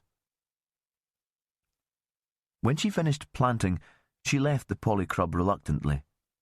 She'd arranged to meet Simon for lunch and went into the house to shower and change. She had books to return to the library, so she went into town early. Standing at the counter in the converted church that was Lerwick Library, she was aware that the talk all around her was of the results of the landslide. She learned that the road to the airport had opened, but there was still chaos because only one lane was clear and a big section was controlled by traffic lights. Flights were coming into Sumborough again. She waved to people she knew but didn't stop to chat. There was a new cafe right on the shore, near the supermarket where she'd been tempted to stop for wine the night before. Simon Agnew was already sitting at the table near the window, and she felt happier just seeing him. He could always make her laugh, and somehow he understood her in a way that her Shetland pals didn't. They were unlikely friends. He was old enough to be her father, white-haired, lanky. Jane had worked out, from the things he'd let drop, that he must be in his late 60s at least, but he didn't seem at all elderly. A life of sport, adventure and exploration had left him with no spare flesh at all. She thought he was all muscle and sinew and movement. Even now, reading a book at the table, Simon couldn't keep still. He stretched his legs into the aisle, ready to trip up any unsuspecting waitress. He didn't wear specs, and she wondered occasionally if his eyes were so blue because he wore contacts. He was vain enough. He looked up, saw Jane, waved and jumped to his feet. He had more energy than anyone else she knew. He'd moved to Shetland and into the old manse in Ravenswick when he'd retired from his work at a university in the south. Looking for peace, he'd said, though from the beginning there had been nothing peaceful about him. He was restless, still looking for excitement and new projects. He'd blown into Ravenswick like a storm and stirred the settlement into action, bringing them together for meals at the manse, a book group, a community choir. He was into wild swimming and had them all out on the beach early one midsummer's morning, skinny dipping for charity, even Jimmy Perez's Fran. They had found out more about him over time. He'd trained as a psychologist and worked in a busy hospital before becoming an academic. His holidays were spent trekking to little-known corners of the world. He still wrote books, and his house was full of them. There'd been a wife, but he'd divorced years ago. Can't blame her, poor woman. I wasn't at all what she needed. No kids, which was a shame, because he was great with Andy and Michael. Even Kevin liked him, and didn't see Simon as any sort of threat, because although Jane enjoyed Simon's company immensely, She didn't fancy him in the slightest, and Kevin knew her well enough to see that. Now Jane waved back and approached him, her face thrust forward and tilted up for the mandatory kiss on the cheek. When did we all start kissing each other? She tried to remember when this form of greeting had become common. When she'd been young, she'd only kissed her grandparents and her father, and him only when he'd been drunk and maudlin and had demanded a show of affection. "How's it going?" she asked. They had both sat down and were studying the menu. Jane suddenly felt very hungry. "The landslide must be a bit of a nightmare with the man so close to the slip. Were you okay the day it happened?" "I was at Magnus Tate's funeral." "Of course. Kevin said you were there when the landslide happened. Poor Magnus." Jane had never got to know Magnus, who'd always seemed strange and a little scary, but Simon had been a regular visitor, and had been the person to call the ambulance the day Magnus had a stroke. "I think he would have rather enjoyed it," Simon said. He had an odd sense of humour. The sight of us scrambling out of the way of the mud, falling over, would have appealed to him. He was never one to stand on his dignity. There was a moment of silence. "I need to ask your advice." Jane looked up, shocked.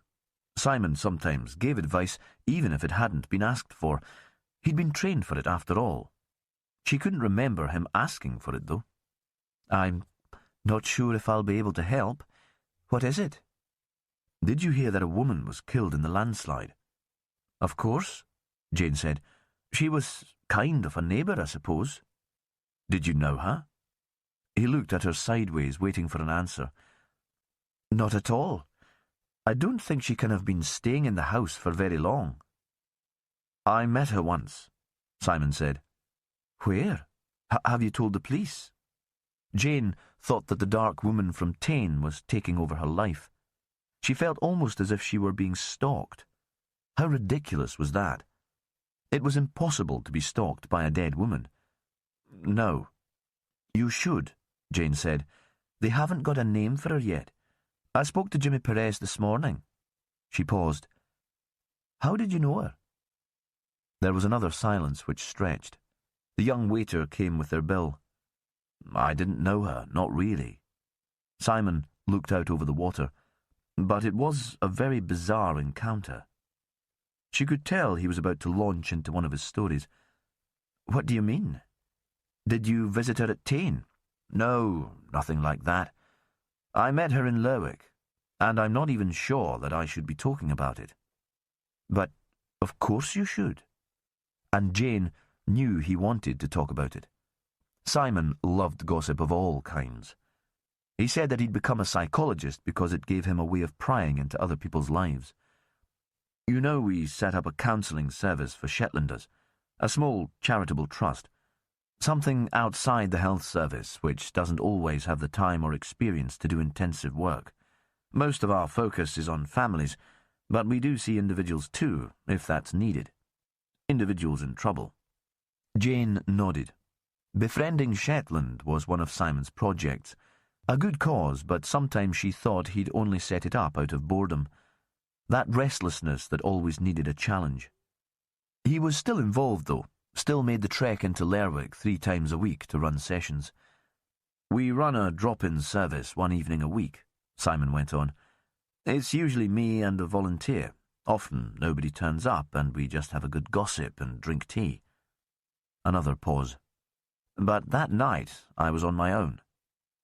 "And the dead woman came along?" Simon nodded. "When was it?" Jane was fascinated now.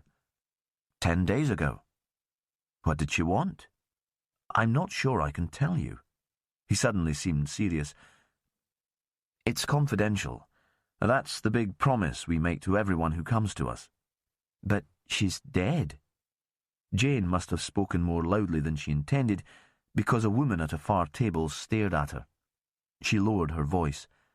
"Even if you don't talk to me, you'll have to tell the police." "That's why I wanted your advice. I suppose I knew what you'd say." Simon was staring out of the window. For the first time since she'd joined him in the cafe, he was sitting quite still. "You need to talk to Jimmy Perez.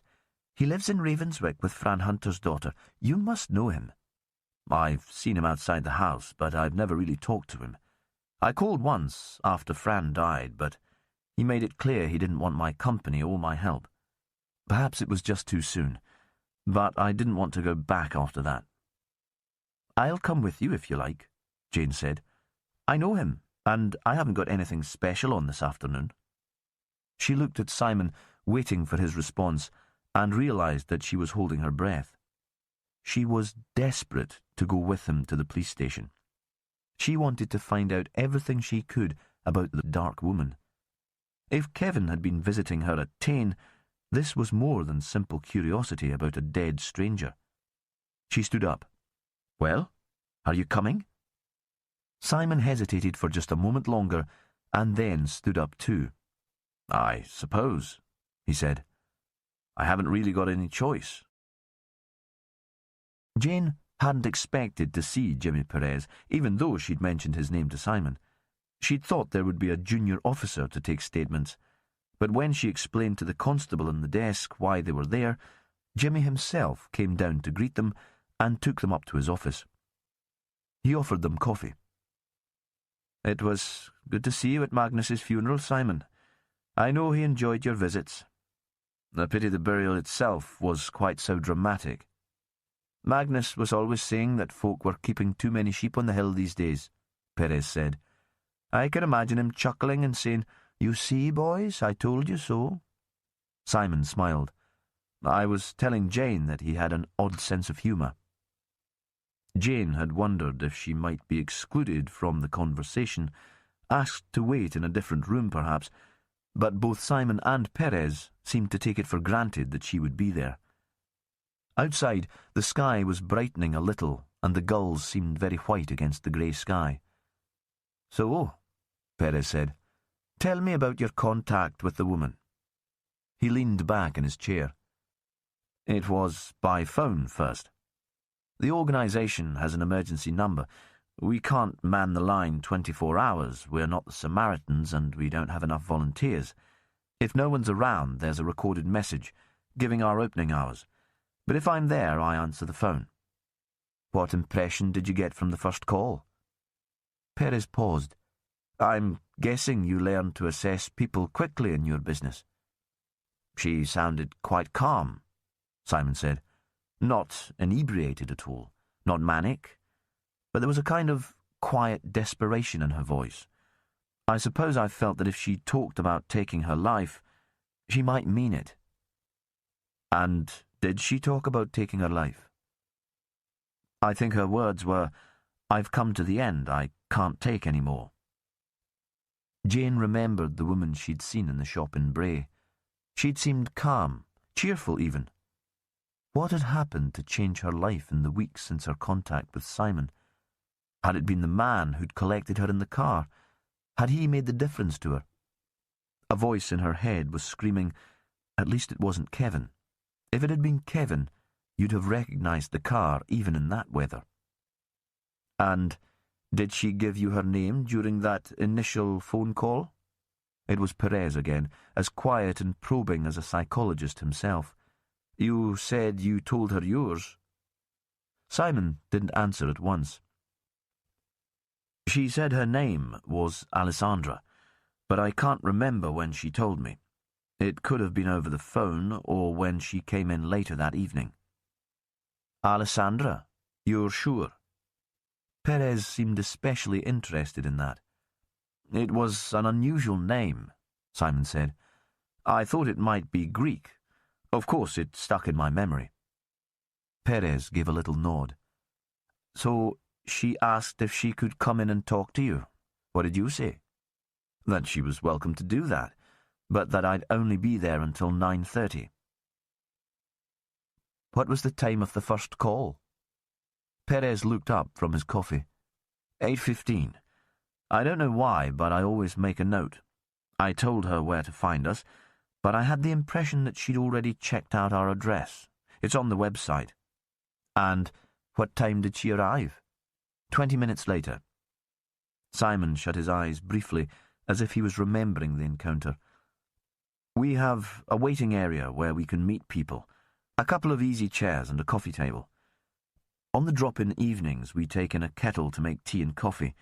It's less formal than using the offices, where we see people during the day. Perez broke in with a question. Is that usual? Someone phoning first on a drop-in night? It's not unusual. I'm trying to picture it. Now it was Perez's turn to close his eyes for a moment. Do clients walk straight in from the pavement? There's a buzzer on the door after hours. I wasn't expecting Alessandra to arrive so quickly, and it made me jump rather. I hurried to let her in. Of course, it was dark and raining, and I didn't want her to stand outside getting wetter than she already was. Once again, first impressions, please, if you wouldn't mind.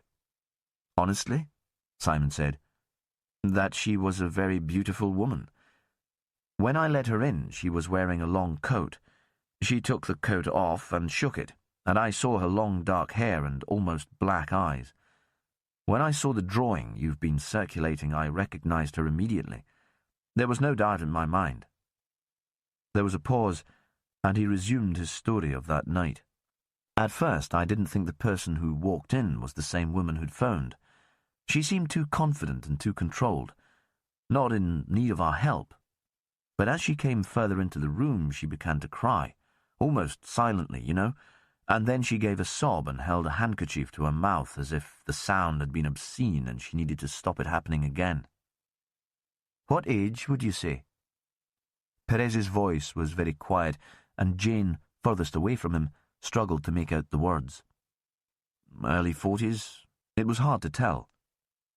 What did you do? Nothing at first. We both sat down, and I waited for her to compose herself. There was a box of tissues on the table, and I pushed it towards her. Eventually, she started to speak. There was a silence in Jimmy Perez's room.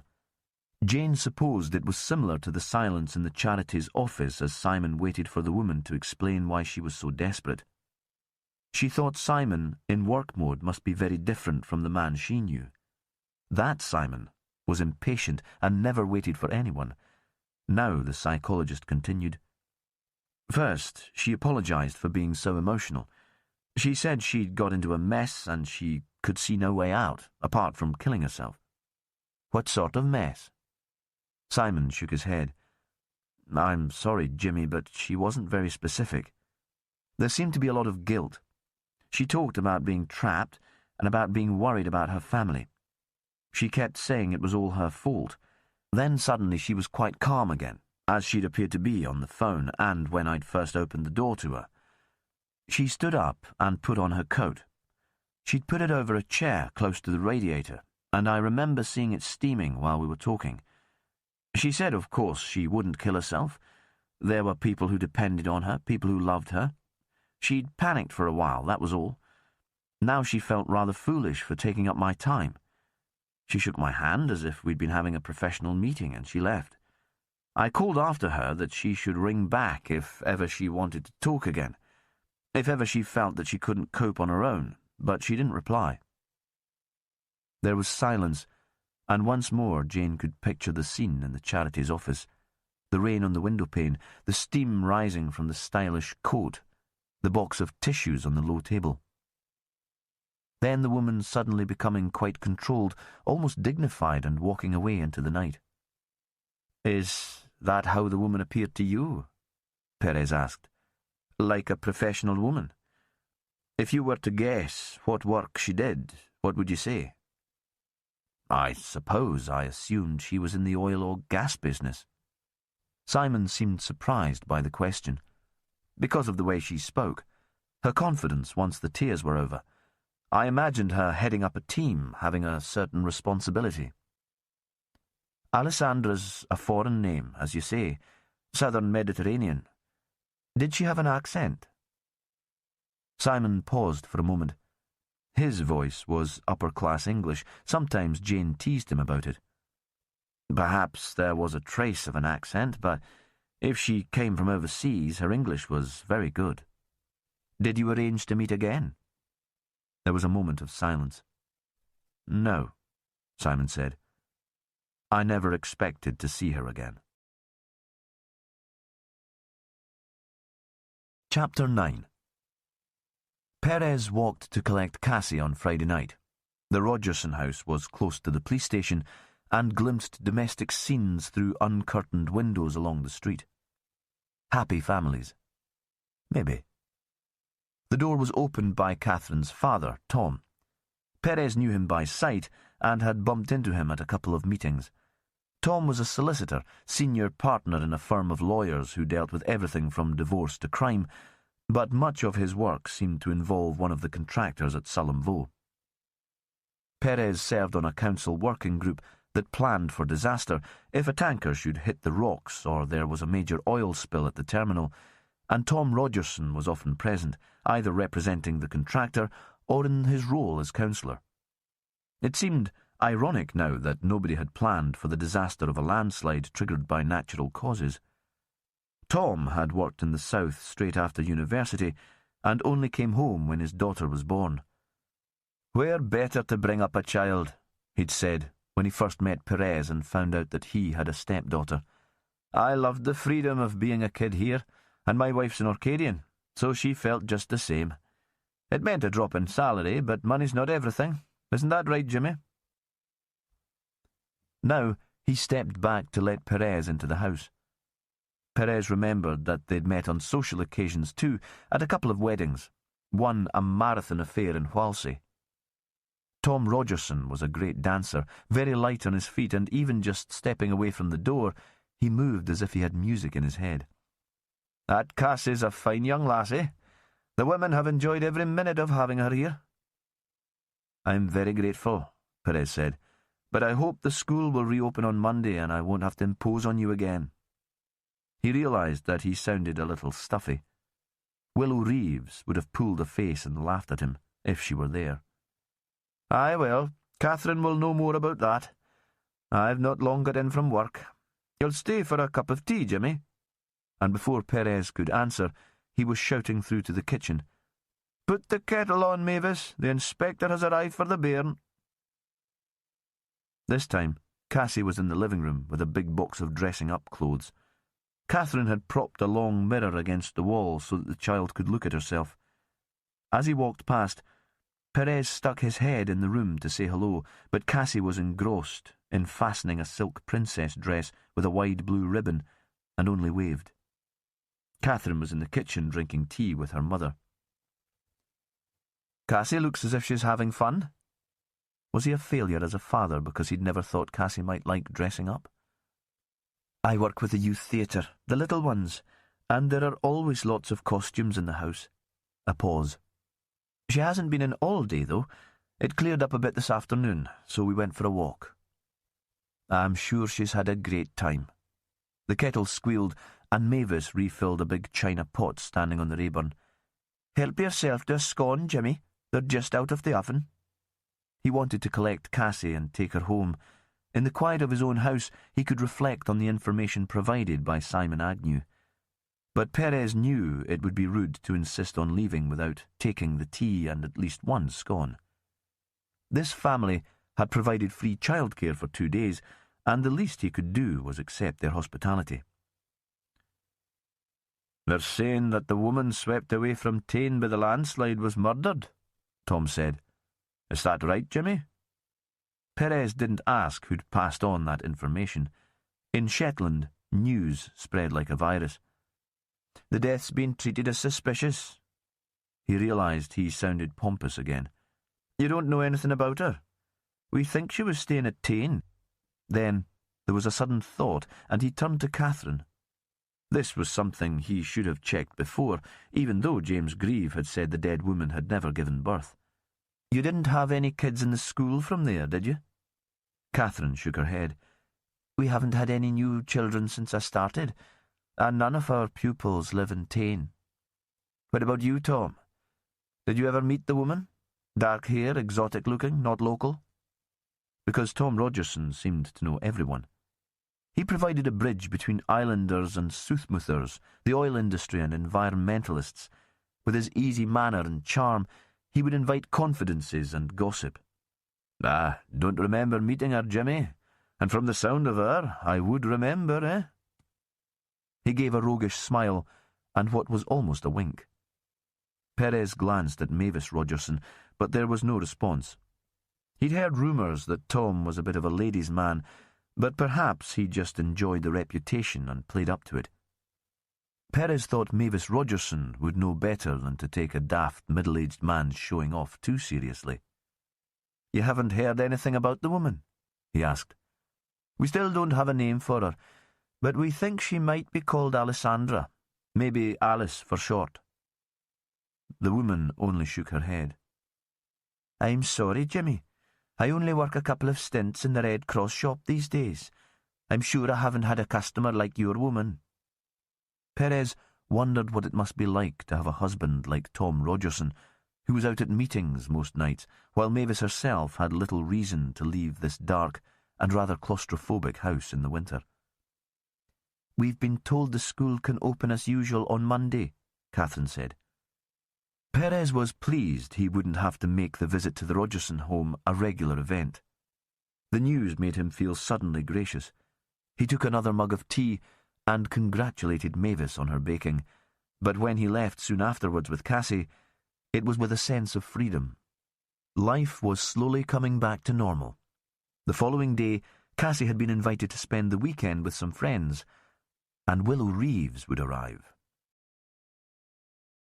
Willow phoned soon after he'd put Cassie to bed. He'd lit the fire and the house was warm. "I've been working all day on your behalf, Inspector." "We think we have a first name for her," he said. "Alessandra.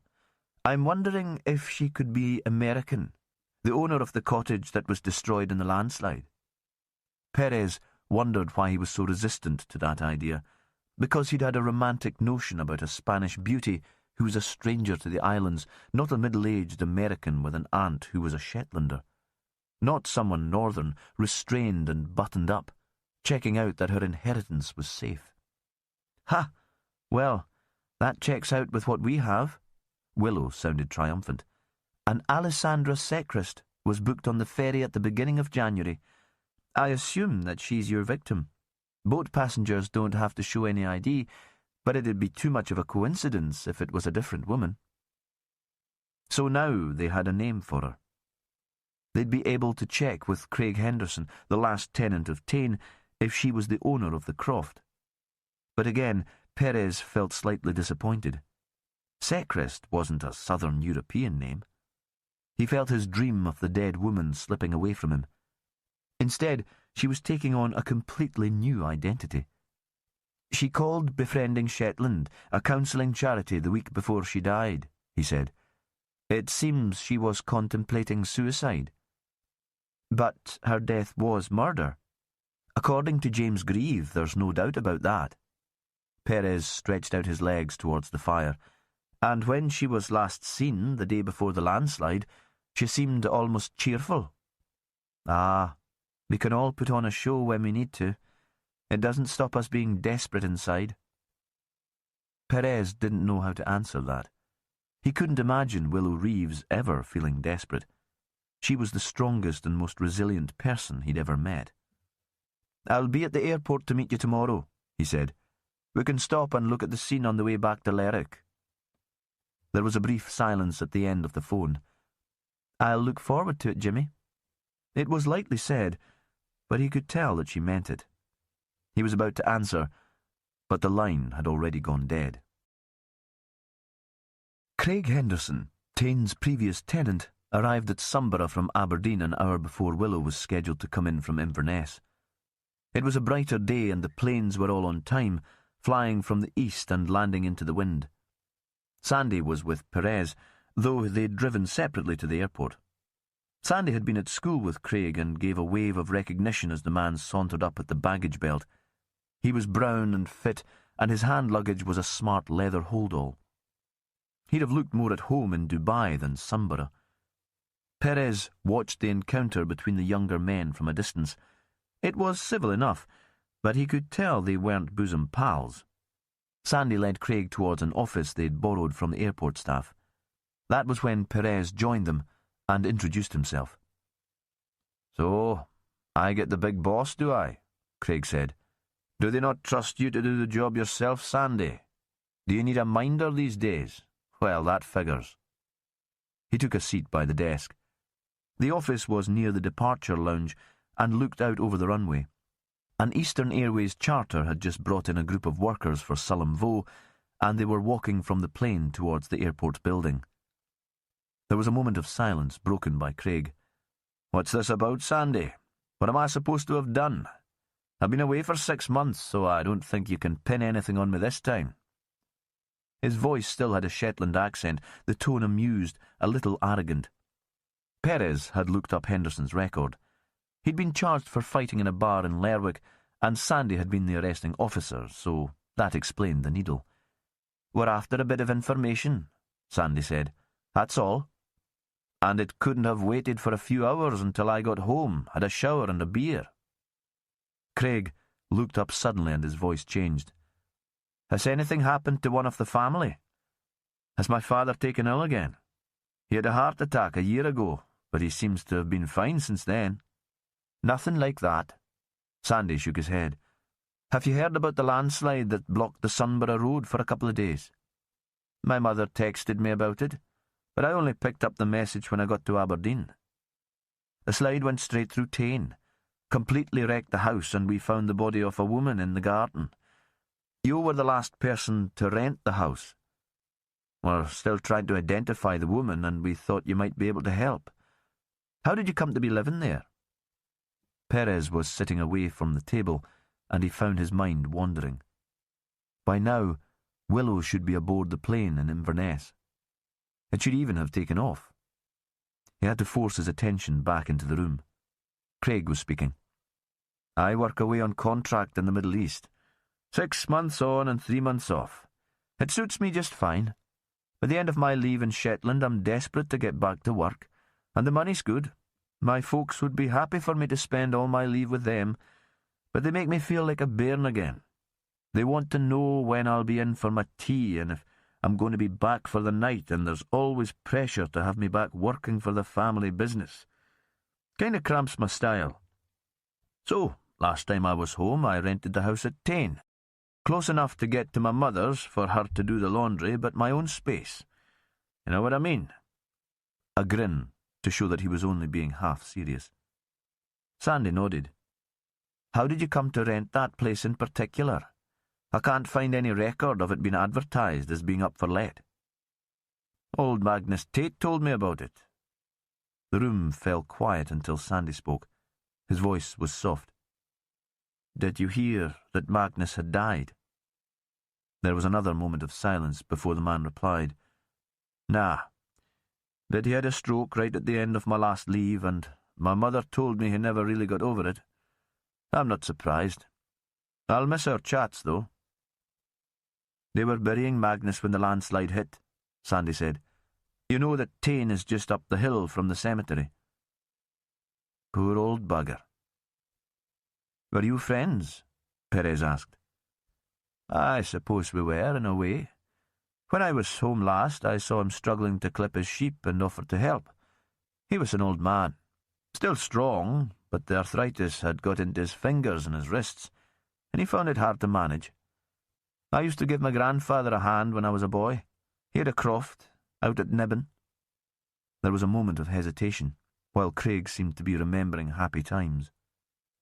"Magnus didn't say much while we were working, but he took me into the house for a dram afterward. It was just as it must have been 100 years ago. I felt as if I was stepping back in time. And then he started telling us stories about the old days. Fascinating. It was just like talking to my granddad when he was alive. My folks aren't interested in any of that. They just want the new kitchen every couple of years and their holiday to Spain in the summer. Money for a flash, showy car." Craig paused again. "I'd go round to see Magnus some evenings, take a bottle with me. He'd ask about my work abroad, and then after a couple of drams he'd start with his stories." "And he suggested Tain might be available for rent." Perez turned his back on the runway and leaned towards the desk where Sandy and Craig were sitting. "He was the same generation as Minnie Lawrenson, who used to live there. I remember her. Always dressed in black with a hooked nose so she looked like a raven. She seemed ancient even when I was a peery boy. She died a peery while ago. She didn't have any relatives left in Shetland. She'd never married. Tain was empty after she'd died. Magnus told me it had gone to a niece, some kind of niece, the daughter of a cousin, maybe. You know what it's like with Shetlanders, Jimmy. We're all related if you dig back far enough. Anyway, this woman lived in America, and Magnus said she might let me stay there. He could tell I was restless at home and needed my own space. I lived with my mother for too long, he said to me. A man needs a house of his own. Did Magnus give you the address of the owner? Yes, Minnie had written it down for him. She never trusted lawyers, apparently. She asked Magnus to write to the woman in America when she died, to tell her that Tain was hers. He did that, and they'd been in touch ever since.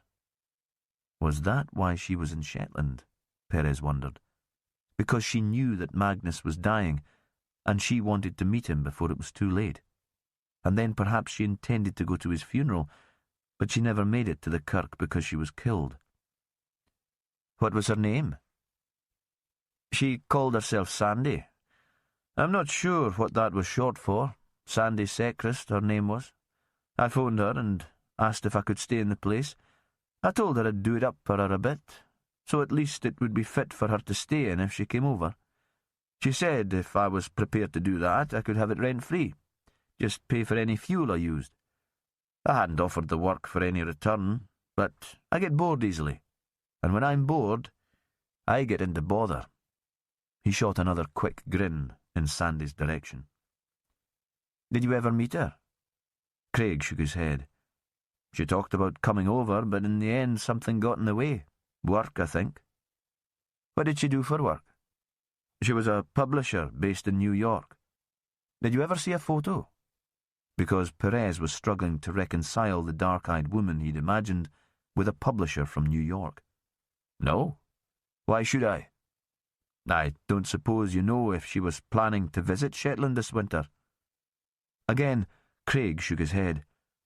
We only spoke a couple of times on the phone. Once before I moved in, and again just before I left for the Middle East. I did email her a couple of photos to show her how the work on the house was going. We'll need her email address. No problem.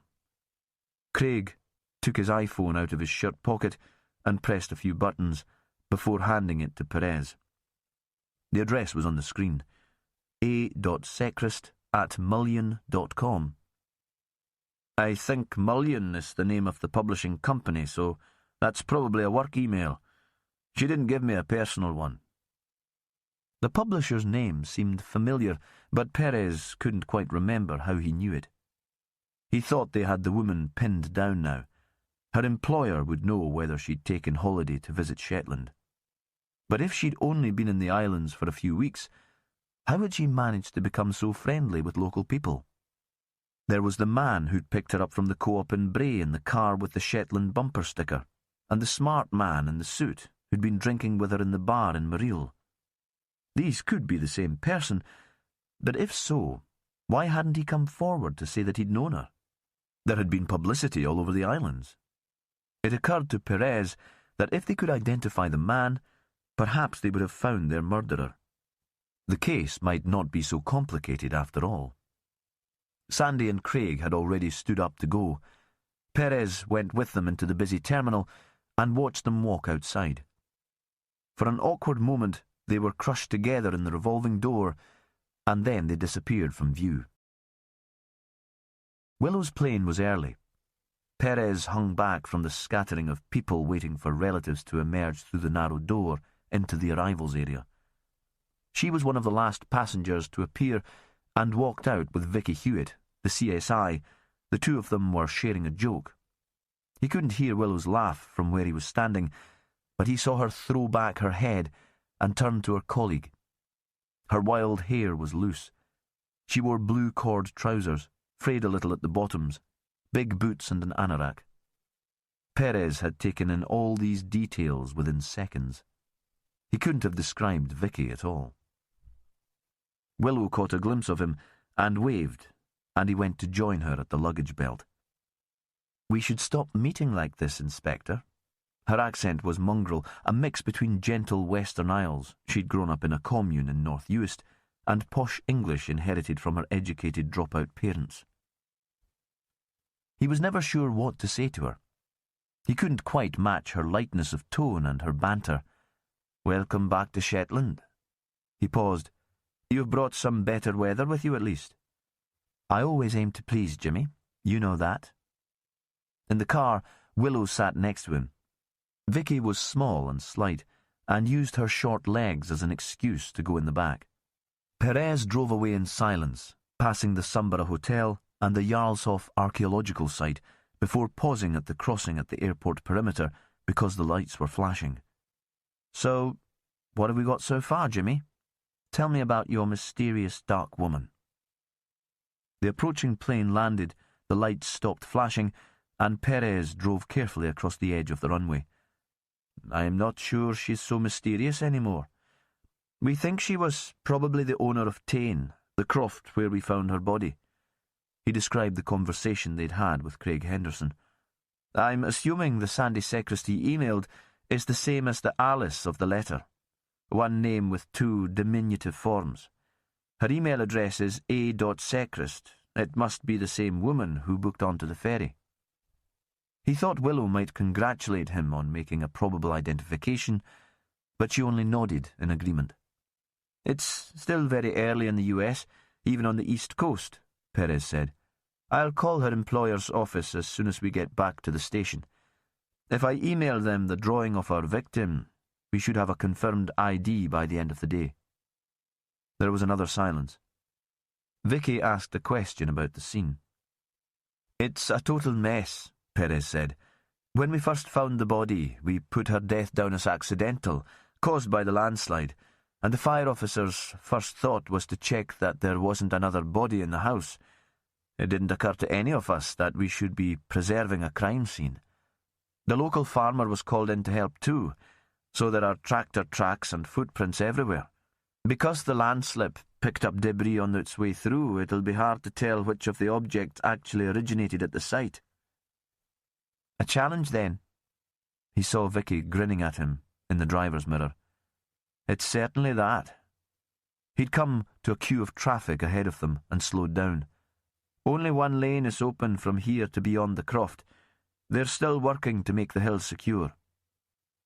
The cloud had rolled back in from the sea, dense, grey and straggly like a carded fleece. He thought Willow had been lucky that her flight managed to land.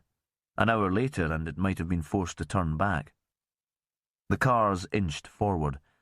At last, they came to the track cut by the fire service down to Tain, and he pulled out of the queue of traffic and parked by the ruined house. Everything was still covered in mud, and below them they could see the path of the landslide right down to the coast, a black scar in the brown winter hillside. Now there was a persistent drizzle, and Willow pulled up her hood.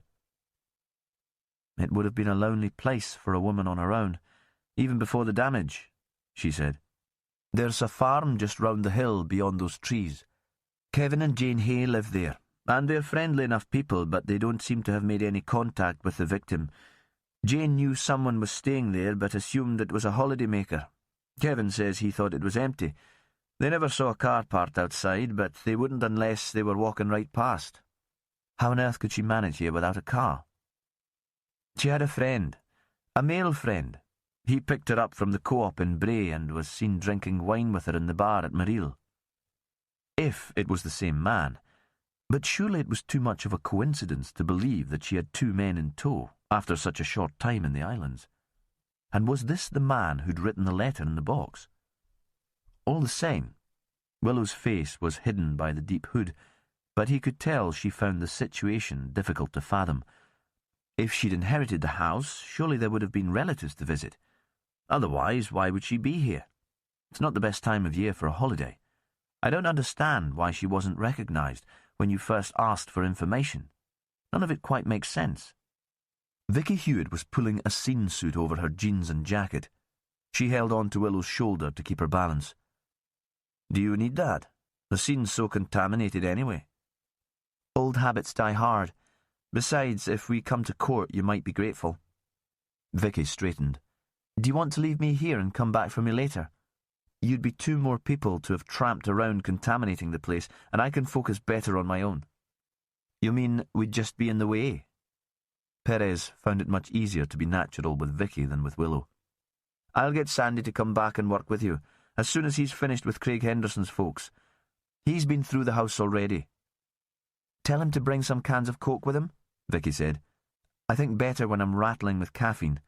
I can picture the scenario more clearly. Will do. But Perez thought Vicky hadn't heard him. Her attention was already on the ruin below her. She started to slide down the bank towards it, leaving him alone with Willow Reeves. Chapter 10. Craig Henderson's parents lived in a modern bungalow in a settlement north of Ravenswick, right on the coast. The Hendersons ran a complex of holiday chalets on the same site. The chalets were very smart, upmarket of Scandinavian design, and, according to rumour, cost a fortune to rent.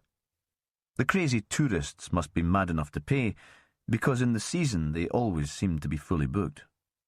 Sandy had been shown round them once by a girlfriend who cleaned there, and he had marvelled at the granite worktops and individual saunas, the hot tubs and polished wooden floors. The bungalow was more traditional, with pebble-dash render and decking at the top of the garden, though there was a hot tub there too. Sandy thought it would make a fine place to sit on a summer's day.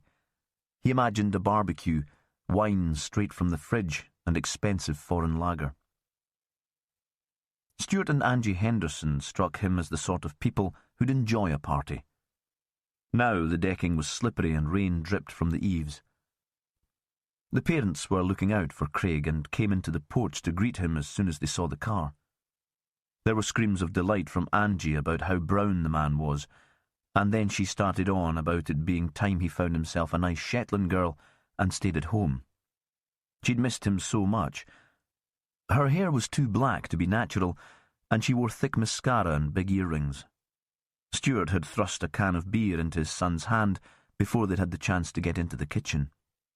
Sandy could understand why Craig had felt he needed a place of his own. They sat in the open-plan downstairs room. Angie had offered coffee and was fidgeting with a fancy machine. Sandy felt he was in the way, but Jimmy Perez had asked him to talk to Craig's parents. If they're as protective as he makes out, they might have found out more about the owner of Tain. Sandy found it hard to squeeze into the conversation at first, but once he brought up the subject of the dead woman at Tain, the Hendersons were eager to talk about her. I was just glad that Craig had moved out. Angie brought Sandy a cappuccino and sat it on a coaster on the glass coffee table. Imagine if he'd still been living there. It could have been him in the mortuary in Aberdeen, not some strange woman. The implication was that the only safe place for Craig was to be at home with her. Did you know Minnie Lawrenson? We all knew Minnie. She taught us in Sunday school and terrified the life out of us, didn't she, Stuart? Stuart nodded and took another swig from his can. So you'd have heard that she'd left the house to a relative in America when she died? We all wondered what would happen to the house when she passed away, Angie said. As far as we knew, there were no living relatives. Then nothing happened, and I suppose we all forgot about it. The house was hidden from the road, and really it was none of our business. It was only when Magnus put Craig in touch with Minnie's niece that we found out about the woman in America. You didn't get in touch with her yourselves? With Craig travelling so much, it might have made sense if you were the first point of contact. There was no immediate reply, and then Angie looked at her son.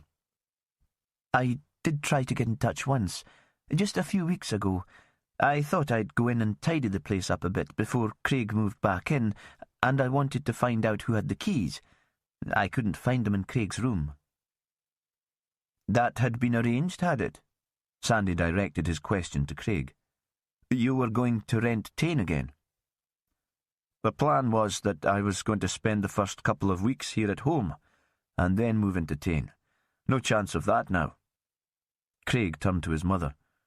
You had no right to contact the American woman. How did you find her number anyway? I must have made a note of it when you first decided to leave us. The words were defiant.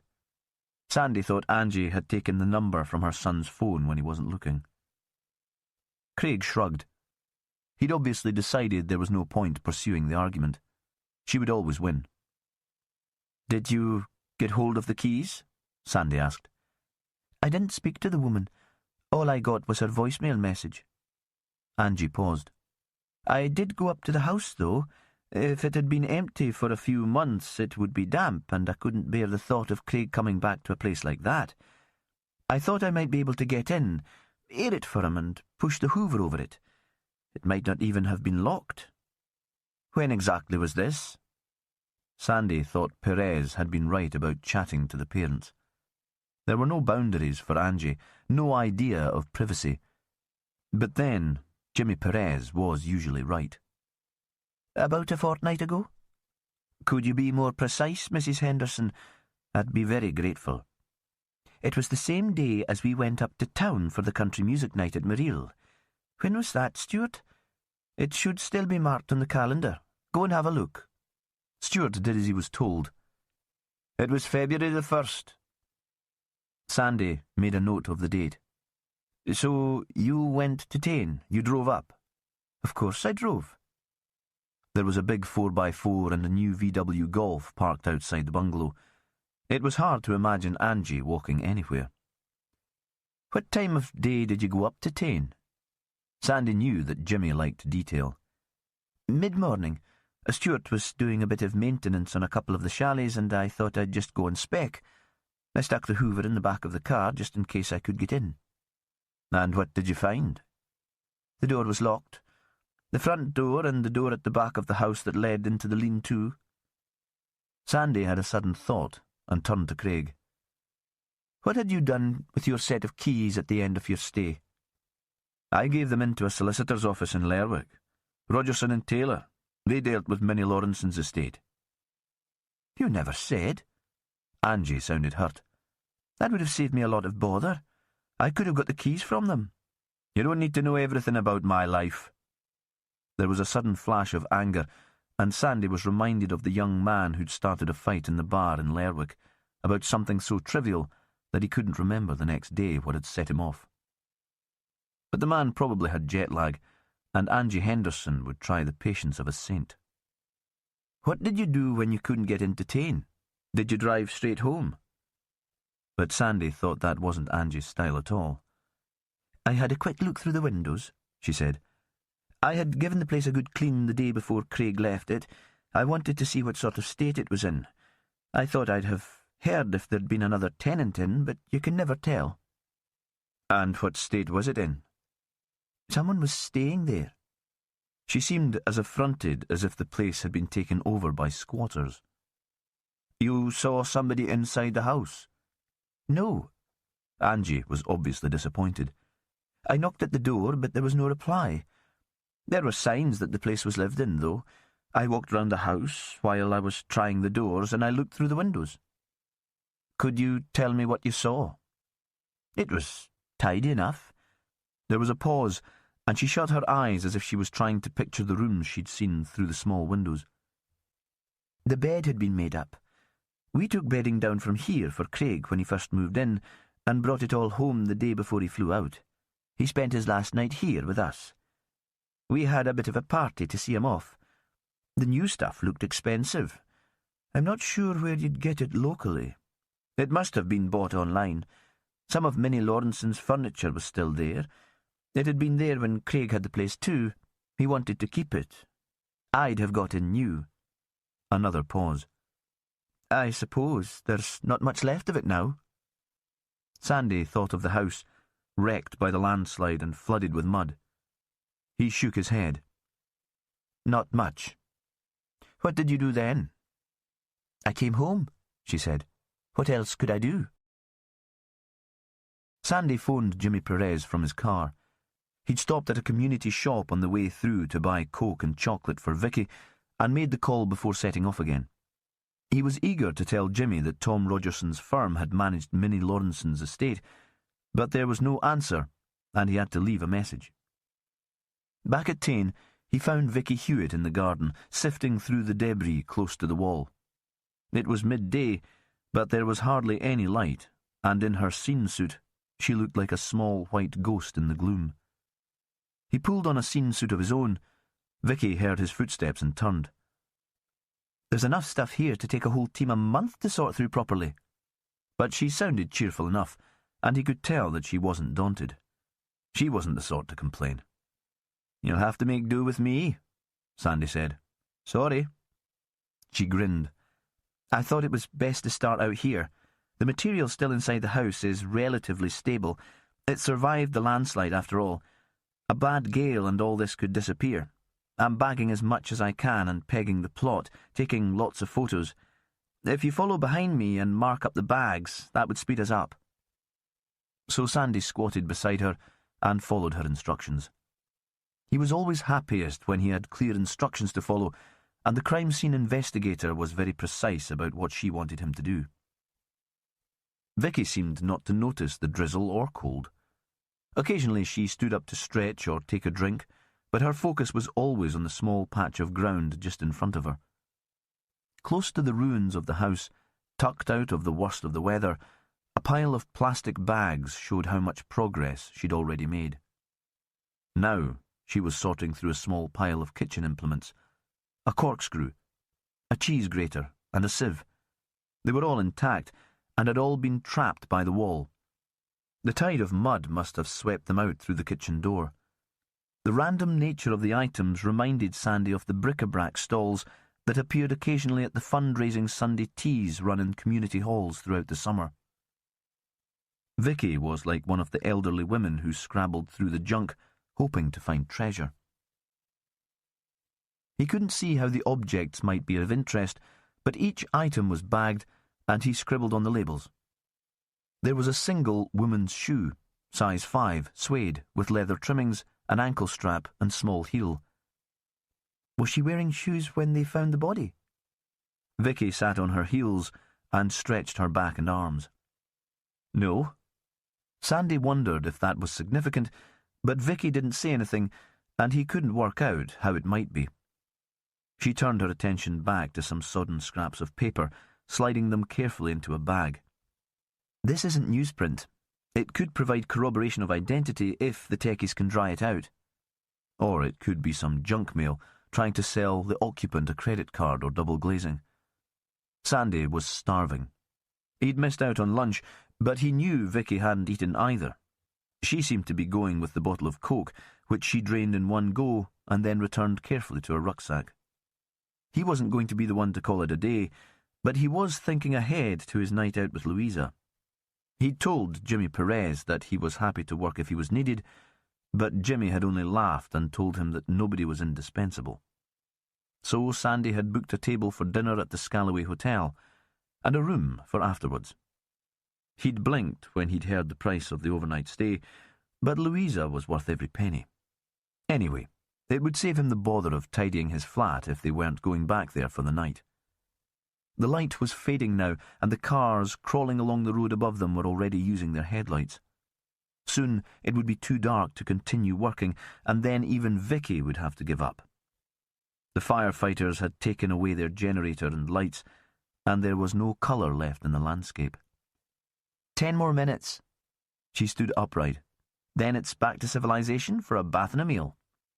He nodded. And Louisa.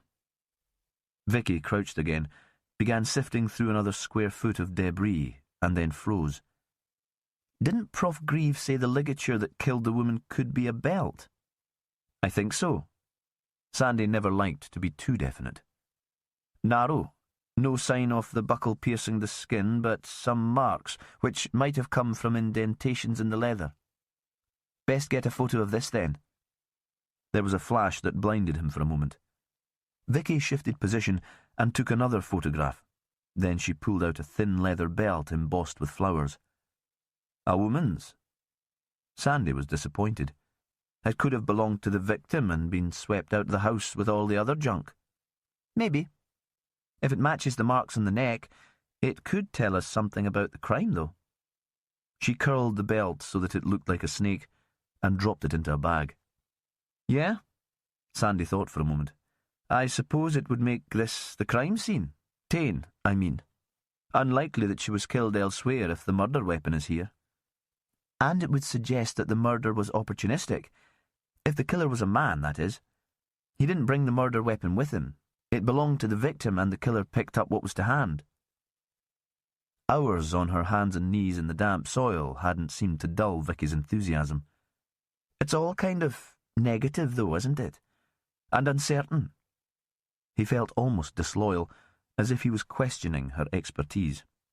"It's a start," she said. "It's more than we had this morning." Chapter 11. Willow Reeves thought this Shetland, the Shetland of winter gloom and dark shadows, was quite different from the midsummer Shetland of her memory. That had been all pink and silver, sparkling light on water, flowers on the headlands. This was her third time in the islands, but it was as if she was making her first visit, seeing the place as a stranger. Perhaps she needed a reality check, she thought. She couldn't go through life like a teenager, dreaming for the tall, dark man who brooded about the perfect woman who died. Her parents had been dreamers. They'd thrown away their comfortable life as academics to set up a commune on the Hebridean island of North Uist. In the end, the other settlers had lost enthusiasm and drifted away, but Willow's parents were still there, scraping a living from the sandy soil, unwilling to admit that the experiment had been a huge mistake. She sat in Jimmy Perez's office and listened while he made the phone call to New York. They'd decided that Americans probably started work early, and first thing in the working day might be a good time to reach Miss Sechrist's employer. Perez spoke slowly and moderated his voice so that the accent almost disappeared. What do I know about him, after all? Who is this man who can be whatever is needed to get his work done? "I'm a police officer from the UK, Perez was saying. Willow couldn't hear what was said on the other end of the line, but she could guess when Perez said without a trace of impatience, "Well, no, not English, but Scottish, yes. Almost the same thing. I'm based in the Shetland Islands." He gave a little laugh and pulled a face at Willow. "I need information about someone who I believe works for your company. Her name is Alessandra Sechrist." "Yes, of course I'll hold." There was a click on the other end of the line, and Perez pressed a button so that the phone was on speaker, and suddenly the room was filled with an American voice. "Yes, Sandy Sechrist speaking. How may I help you?" For a moment, Willow was tempted to laugh, because Perez seemed so incredulous. They'd been convinced they'd tracked down the identity of the dead woman, and now it seemed she was alive and well, and working in New York. It took him a little while to answer. "Excuse me for disturbing you, but I'd be grateful if you could answer a few questions before I explain. Did you have relatives from Shetland?" "One distant relative, an aunt." She sounded older than the dead woman. Willow guessed she must be close to retirement, but she was sharp and fiercely intelligent. "And she left you property in her will?" "She did. A small house in the village of Ravenswick, and I still intend to visit it one day when things aren't quite so busy here." A pause. "What is this about, officer?" "I'm afraid your house was damaged in a landslide this week." "Well, it's very good of you to notify me. I'll inform my insurers. If you could email me the details, I won't need to trouble you further." She was about to replace the receiver. "Someone died," Perez said. "A woman. We think she was staying in your house. Do you know anything about that?" "No." The response was immediate. "I gave permission for a man to stay there. He was a friend of an elderly guy who knew my aunt, but he left 6 months ago. He asked if he might use the house again in return for general maintenance and repairs, and I agreed. He'd have been moving in again in a couple of weeks." "The dead woman was calling herself Alessandra Sechrist," Perez said. "At least she travelled into the islands using your name and made at least one appointment under it." "And you thought I was dead?" Sandy Sechrist gave a sharp, barking laugh. "It was rather a shock when you came on the phone." Are you thinking fraud? Identity theft? Just so she had somewhere to stay? Honestly, I'm not quite sure what I think just now. If I email you a likeness of the dead woman, perhaps you could let me know if you recognize her. Perez paused for a moment. Are you aware of any fraud? Money missing from your bank account? Your credit card used without your knowledge? She might even have been using a false passport in your name. I haven't noticed anything, but I'll certainly go back and check. Perez looked at Willow and raised his eyebrows to see if she had any questions. She mouthed, "Ask her about the solicitor." "Who looks after your affairs in Shetland, Miss Sechrist?" "A firm of lawyers, Rogerson and Taylor. They contacted me about my aunt's will and asked what my plans were for the property. They arranged to have it cleared of all but big items of furniture. There was nothing of value, a few items of cheap jewellery which they mailed to me. Apparently there were pictures and photos, but I asked them to be kept in the house. That was where I felt they belonged. Then they used a contract cleaner to go through the place. My aunt had been elderly and hadn't been able to look after herself or her home so well recently. Do you remember the name of the cleaning company?" Perez's interruption seemed to throw her for a moment, but she answered after a beat. "No, but the lawyers should have a record. I was sent an invoice." "And then?" "Then I asked them to make sure it was secure and to hang on to the keys until I could get there myself or make some decision about the place. I'd almost forgotten about it when I got the phone call from the guy asking if he could rent it. I checked him out with the lawyer's office and they said he was legit. It made more sense to have someone in the house than have it stand empty." "Can you remember who you talked to at Rogerson and Taylor about allowing a tenant to entertain?" Willow noticed that Perez had let a trace of Shetland back into his voice. "I'm sorry, officer, I don't think it was one of the partners. It was a woman. She could even have been someone working on reception. But she said she knew Craig Henderson and that he came from a good family.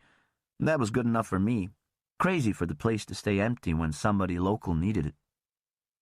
Willow thought Sandy Sechrist was a woman who would make decisions easily and then stick to them. "And who at the office did you instruct to clean and secure the house?" Perez said. "Was that the same woman?" "No, that was definitely one of the lawyers. His name was Paul Taylor." She paused as if waiting for a further question, and when none came immediately, she said, "If that's all, officer, I should be in a meeting." "The woman who died," Perez said, "she wasn't killed in the landslide. It wasn't an accident. She was murdered." For the first time, Sandy Sechrist seemed to lose her composure. "I don't understand." "She was strangled," Perez said. "We assume that her body had been left in the house and was swept out when the landslide hit. Otherwise, she wouldn't have been discovered until Craig moved back in." "And she was using my name and pretending to be me." "I have to ask if there's any reason why someone might want to kill you." Perez's voice was calm and even. She gave the same barking laugh as when she'd first started talking. It was a smoker's laugh. Smoking would be her secret vice. "Well, I've made a few enemies in my career. Authors I've rejected or dropped. Other editors who dislike the fact that I've poached their stars. But nobody who hates me enough to want me dead. And nobody who'd cross the Atlantic to do it. Besides, as soon as they saw the woman, they'd realize they'd got the wrong person." "What kind of books do you publish?"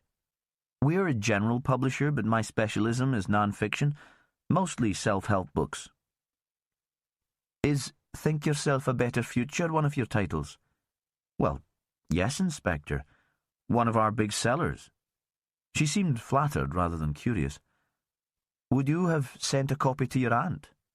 She gave another throaty laugh. "I hardly knew she existed, and besides, I don't think she'd have been interested." So what was the mullion title doing among the dead woman's possessions? "Are you in contact with anyone else in the islands?" "There was an old man called Magnus Tate. He was a friend of my aunt, and he used to phone occasionally after she died. I think he'd recently had the phone installed in his house, and it was like a toy. Maybe he didn't have anyone else to call. He rang to tell me the cleaning firm had been entertained and that they'd done a pretty good job, and then to ask if Craig could rent the place from me. I could hardly understand a word he said, but it was kind of sweet. It made me feel a part of a place I'd never even visited. But I haven't heard from him in several months.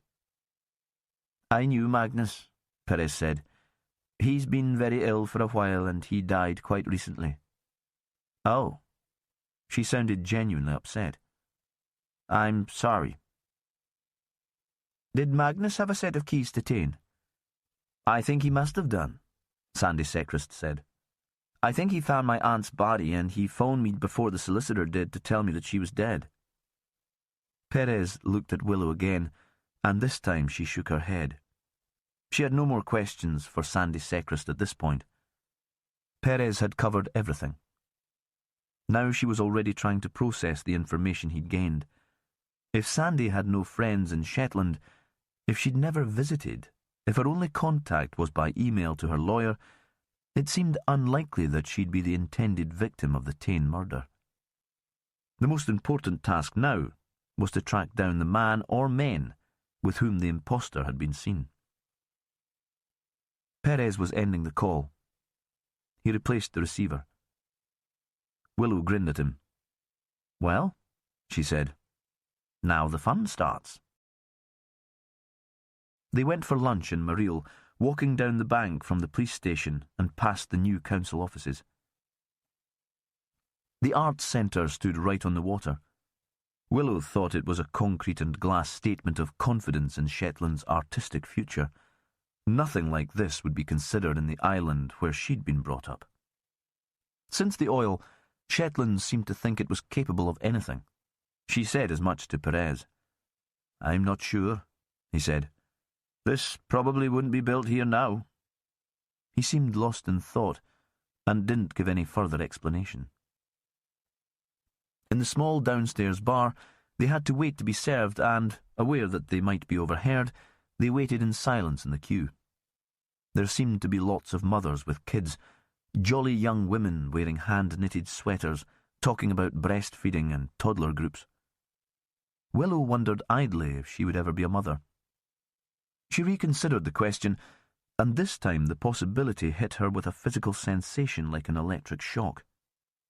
She was almost surprised Perez hadn't noticed a change in her, because he had his hand on her elbow, helping her through the crowd, and in her heightened state she thought he must have experienced the jolt too. Perhaps the idea of motherhood had been bubbling just under her consciousness for some time, but now the possibility that she might become a mother struck her with such force that she reeled under the enormity of it. How inconvenient that the notion should surface here, when she was with Perez and in the middle of an investigation. She needed more time to think about it. She couldn't decide now if the idea would pass, or if it would become a compulsion. She only knew that time was sliding by, and a decision would have to be made. They took their drinks upstairs. The space there was almost empty. This is where she was seen in the days before her death, Perez said. According to a witness, our mystery woman sat just here, sharing a drink with a smartly dressed man. The same man who picked her up from the co-op in Bray? Willow tried to ignore her hormones and focus on the investigation. That's my guess. Too much of a coincidence otherwise. Perez set his tray on the table. There was a view down to the bar below them. The mothers were gathering up babies and toddlers and making their way outside. Now the talk was of a language class for under fives started in the community centre. I could never do that. I could never make a profession of bringing up my babies. All those websites and discussion groups about education and childcare, they're surely just for women who miss being at work. Maybe my parents had it right, and all kids need is love, fresh air, and a bit of healthy neglect. How did she know to use Alessandra Secrist's name? Willow watched the women trail away, laden with kids and bags and buggies. The lunchtime rush was over, and even the bar downstairs was quiet now. I can see how she could con the house keys out of the lawyers. If she gave her name and a bit of background, they probably wouldn't ask to see any formal ID. But very few people here knew who that house belonged to, and she'd have needed that information to start the process. Perhaps there was something in the Shetland Times. Would she have had access to that if she came from the south? Willow unscrewed the top from her bottle of mineral water. And why the elaborate charade? Why not just come to the islands and book into a B&B if she wanted to visit the place? The food arrived before Perez had time to answer. It was carried by a young man in a black uniform T-shirt and black jeans. His hair flopped over his forehead, and he had a string of studs over an eyebrow. One of the arty kids who'd found a spiritual home in Maril. Willow thought there had been nowhere like this when she'd been growing up. Her social life had consisted of underage drinking in the only bar in the island, illicit encounters behind the community hall, while the old folk danced to fiddles and accordions inside. Perez waited until the young man had slid the tray onto the table, and then he spoke. "It's Andy, isn't it? Jane and Kevin's lad. I heard you'd come home for a while." Perez held out the drawing of the dead woman. "Do you recognise her? She had a drink in here. It would have been about a week ago in the evening. She would have been with a middle-aged man." Willow watched the young man's face. It was impassive, no interest and no curiosity. That seemed odd, but perhaps he'd practiced being cool and it had become a habit. Andy Hay shook his head. "Sorry." She expected Perez to push the point, but he only handed over the drawing. "Take it with you. Show it to your colleagues. Anyone recognise her, ask them to come and let us know." "Sure. Bye, Jimmy." After the meal, their plates were cleared by a large young man, wearing the same uniform of black jeans and Maril shirt as Andy Hay. His face had a slightly grubby look, caused by an incipient beard and adolescent bad skin. His badge gave his name as Ryan. "Did Andy show you the drawing?" Willow pushed her soup bowl towards him. He seemed incapable of energetic movement. "What drawing? Andy's just gone off shift. I usually work on the ticket desk, but they're short-staffed, so they asked me to help." A sniff of resentment. Clearing tables seemed to be beneath him. "This drawing." Perez pulled out another copy and laid it on the table. Ryan pulled up a chair and sat with them. Willow thought the Shetland kids displayed the same confidence as the building itself. They'd grown up in a time of plenty when anything seemed possible. "Do you know this woman?" Perez shifted his chair to make more room. "She was having a drink here with a middle-aged guy. I don't work in the bar, still at school. I'm on the desk in the lobby at weekends, selling tickets. I'm pretty sure I've seen her, though." "Have you not seen her face in the paper? Heard the news on Radio Shetland?" "I don't really bother with the paper." The boy was unrepentant. "Too busy working for hires." A quick grin to show that was only an excuse. The Shetland Times was for his parents. He had his phone and tablet for information. "Tell me about the time you saw her." "Well, it would have been a Saturday night. Saturday's the only evening I do, and it was definitely an evening." He leaned back in his chair. "She came to the desk downstairs to buy tickets." "For the movie, yeah." "Did she pay?" "Yes, but it was just one ticket. She was on her own." "Are you sure?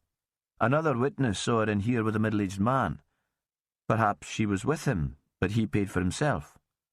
The boy screwed up his face into a grimace to show he was thinking. Willow supposed most of the kids working in Maril had artistic ambitions. It seemed this witness had a theatrical bent too.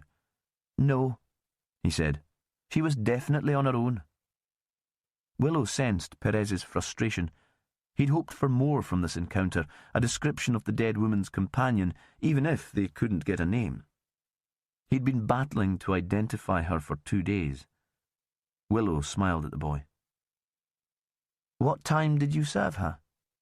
"I'm not sure. No histrionics this time." "Was she in a hurry?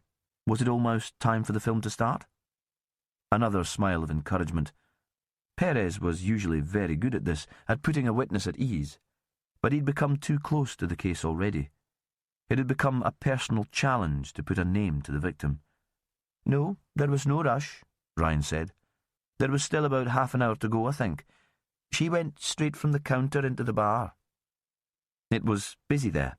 "Yes, that time of night it's usually busy. Not just with folk coming to the cinema or a gig, but people stopping for a drink or a coffee on their way home. We're close to the business park." He nodded vaguely in the direction of the sea. "So she could have met the guy later. He could have bought his own ticket and joined her in the bar. Or they could have met up by chance. Perhaps he was one of the businessmen on his way home from work. If the place was busy, they could have been forced to share a table, but in that case, he would have got in touch with the police by now. Middle-aged people would read the Shetland Times. "Yeah, I guess so. Were you still on duty when the film finished?" Willow had taken over the conversation. Perez was staring into his coffee, but he was listening. The thing about Jimmy Perez was that he was always listening. Willow wondered if he listened in his sleep. "Saturday night, I'm always on the late shift." "Did you notice the woman leaving?" "No," the boy said. "But that didn't mean she wasn't there. It's always a crush when the film ends, and we just want them away." "That Saturday, what else was going on here? Was anything happening in the small hole?" He shook his head. "It's usually quite quiet at this time of year. Folk are recovering from Uphelia." "Thank you, Ryan." Willow dismissed him with a smile. Perez gave the boy a brief wave as he walked away, but said nothing. Perez had booked her into a new B&B. It was run by a friend of his, some lad he'd been to school with, someone who had gone south to make his way in the world, another person who had come home when there was a child on the way. It was the old sheriff's house on one of the lanes leading up from Commercial Street, an easy walk away from the police station, but quiet. It had a garden with mature trees, unusual in this part of the town. Perez shouted, walked in and led Willow down to the basement kitchen. It was warm. A large aga took up the whole of one wall. A very pregnant woman sat at the table, peeling carrots and potatoes. Willow couldn't help staring, and had the same odd sensation as when she'd seen the women drinking coffee in Marille. This time, she identified it. Envy. "I want to carry a child in my body. I want to look like that." The woman lifted herself to her feet and moved the kettle onto the hot plate. "My God, Rosie," Perez said. "How much longer is it now? That thing can't get any bigger or you'll burst." Rosie smiled. "There's a week or so yet, Jimmy. You'll need to get the case wrapped up before then, or John will be on breakfast duty." She turned to Willow. "And trust me, you wouldn't want that." Willow's room was at the top of the house under sloping eaves. Perez took her up, carrying one of the bags to save Rosie the stairs. It was freshly decorated in seaside blues and greens with a view of Bressay Sound. "What does John do?"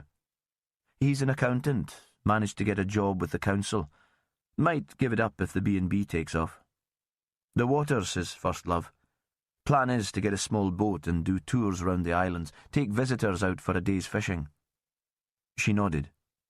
"It must be hard to spend your day doing one thing all the time, dreaming of doing something else." "Ah," Perez said. "John's happy enough." There was a slightly awkward silence. Neither of them was very good at talking about personal stuff. It was a relief when Perez's phone rang.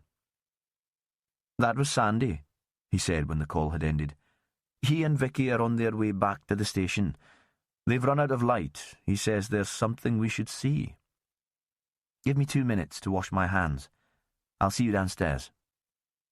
She heard his feet disappear down 2 flights of polished wooden stairs, but she was thinking of Rosie, wondering what it would feel like to hold in her belly a child that was pushing and straining to get out. Chapter 12. When Sandy and Vicky reached the police station, it was quite dark. On the way north, the rain had become heavier and there was standing water in dips in the road. Sandy couldn't wait until spring for some light and warm breezes to blow away the gloom. Perez and Willow were waiting for them. Perez sat at his desk and seemed to be brooding. Sometimes depression caught up with the inspector and seemed to swamp him. Then Sandy knew better than to try to cheer him up. Best to let Perez pull himself out of the black mood in his own time. "So, what have you got for us, Sandy?" Willow never sounded gloomy. "Vicky found it." He turned to Vicky, who put the belt in its evidence bag on the desk in front of them. "We were wondering, possible murder weapon, if the marks in the leather match the marks on the dead woman's neck." "I wish we had a name for her." Perez was almost shouting. He was angrier than Sandy had known him for months. He was like a teenager having a tantrum about something he couldn't control. "I hate calling her the woman or the victim." "I thought it was Alessandra Sechrist." "Apparently not," Willow said. "Alessandra Sechrist is a publisher in New York City, and she's very much alive." Sandy wanted to ask questions about that, about the letter they'd found and the fact that a woman of that name had travelled into Shetland, but he could see that Jimmy Perez wasn't in the frame of mind when he would welcome questions, so he kept quiet. "I wondered if there might still be fingerprints on the belt." Vicky had perched on the edge of the desk because they'd run out of chairs. "They'll be degraded after being out in the weather, but I found the belt in the shelter of the wall, and some might still be intact. We might find prints that don't belong to the woman in Tain. Her prints will be in the house, of course. I assume you've tried to identify her from those." "Of course." Perez hardly looked up. "And James Grieve took prints from the body. They match most of those in the house, but they're not on record." "Were there other prints in the house?" "Some, but the damp and the silt had turned everything in the place to sludge. I'm not convinced we'll get anything we can use." There was a silence. A sudden gust blew rain against the windowpane. Outside, a driver hit his horn. "So, what do we do next?" This was Willow, cheerful, practical. "We'll get the belt down to Aberdeen, of course, but what can we do here to trace our dark-haired woman?" Sandy thought Perez would like that. The fact that Willow was trying to make the victim sound more human. And for the first time, the inspector seemed to engage with the conversation. "It's hard to tell, of course, but according to Jane Hay and Angie Henderson, there was no evidence of a break-in at Tain. So how did an impostor get keys?" Perez leaned forward across the desk. "We need to go to the solicitor's and see if she went there, pretending to be the real Alessandra." "Magnus Tate had a set," Willow said. She gave a quick look at Sandy and gave him what might have been a wink. "See how I can handle him?" "Magnus was in hospital when the woman arrived into Shetland." "But I'm guessing his house was hardly Fort Knox," Willow said. "I'm assuming that Tain was properly locked because the lawyers had responsibility for it. An old man in a croft with little to steal suddenly disappears to hospital. I assume it wouldn't be too hard to find a way into his house." "Hillhead is just up the bank from me." Perez almost sounded enthusiastic. "I'll take a look this evening." "I'd like to go back to the scene tomorrow." Vicky slid off the desk. "There's still masses of stuff in the garden, and I haven't moved inside the house yet." "Do you want me to do the solicitors, Jimmy? Play the senior officer card?" Willow was standing up too. Sandy looked at his watch and thought he'd have plenty of time to change before he needed to meet Louisa in Scalloway. For a moment, here, in Jimmy Perez's office, he'd forgotten about her. But now thoughts of her were filling his mind again. He heard Perez arranging to take Vicky to check into the B&B, and Willow asking if she might go with the inspector to Magnus Tate's old house in Ravenswick, but he didn't take any of it in. He was anxious. He seldom got things right first time, but he couldn't afford to make a mistake with Louisa. Sandy got to the Scalloway Hotel before her. She'd planned to spend the afternoon in Lerwick and then visit an old school friend on the island of Burra. Her mother was getting some respite care these days and would spend the weekend in the care home in Yell. Burra was linked by bridge to the mainland in Scalloway, so it would make sense for them to meet in the hotel, but now, as he waited, Sandy wished he'd arranged something different. He didn't want to drink too much. Louisa wasn't a woman for boozing and getting wild and silly. Sipping his pint at the bar while the Saturday night crowd swirled around him, he felt quite separate from them. It was as if he was waiting for an interview when a party was going on in the same building. Then he saw her in the hall that led from the street. It must have started to rain more heavily because she took off her coat and shook it, and there were drops of water on her hair. He walked towards her and stumbled over the foot of an elderly woman sitting close to the door. The woman gave a little scream of pain, and it seemed as if the whole room was staring at him. As he was apologising, Louisa seemed to disappear, and he had a moment of panic. Was he so clumsy and stupid that she'd given up on him completely? Then she appeared again at the door of the bar, and he saw that she was carrying the coat folded now, so that the lining faced outside. "I wonder if there was anywhere I could put this to dry?" "I've booked a room," he said. "You could hang it up there." He saw the surprise in her face and realised he hadn't told her about the room. Was that a mistake? They'd spent the night together before, but perhaps he shouldn't have assumed that it was a good plan. He should have asked her first. She frowned. "Oh, Sandy." She stood on her toes and kissed him lightly on the lips.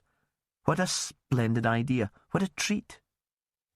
He could feel himself blushing. The people who'd watched him step on the old woman's toes were still staring.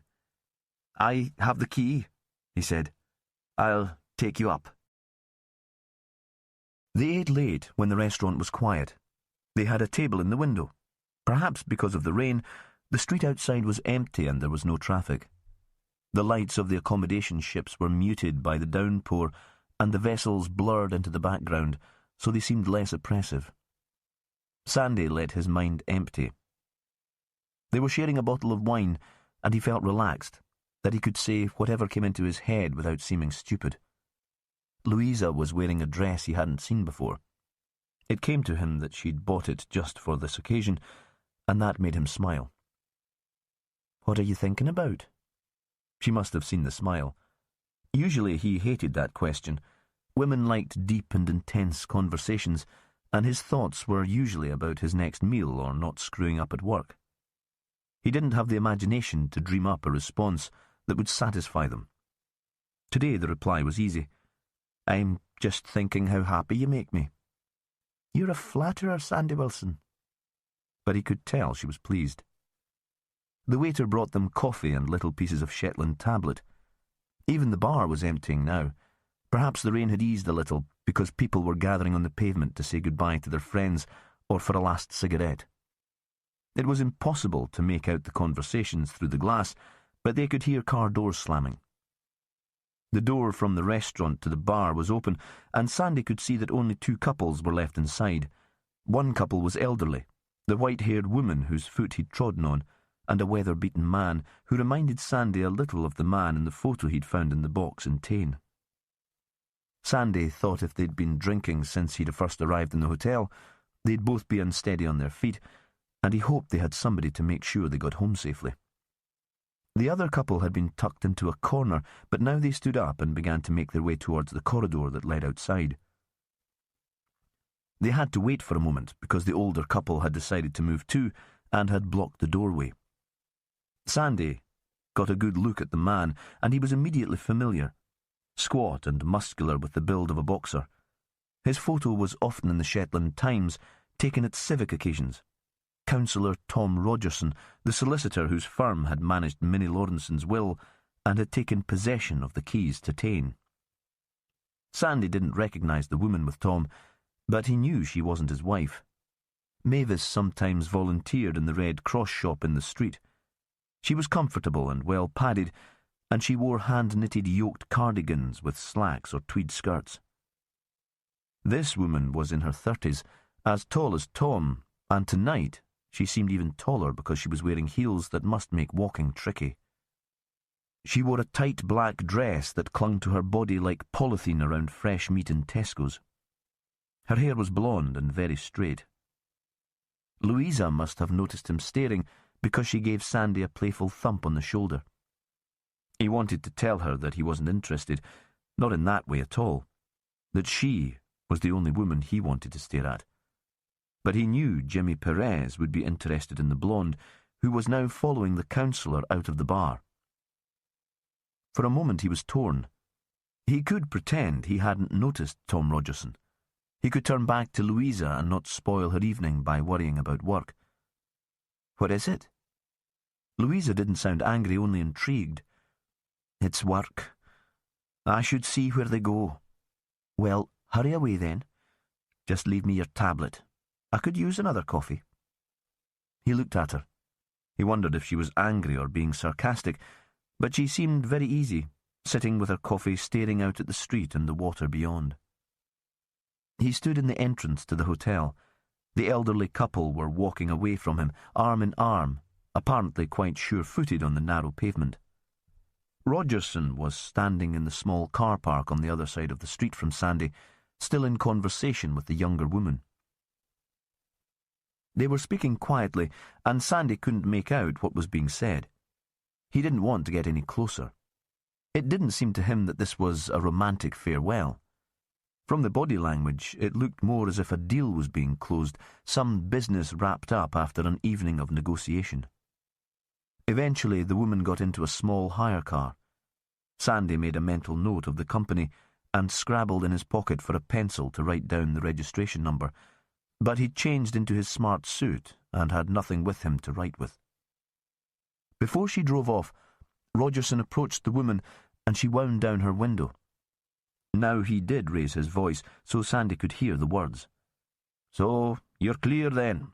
You'll do as we agreed."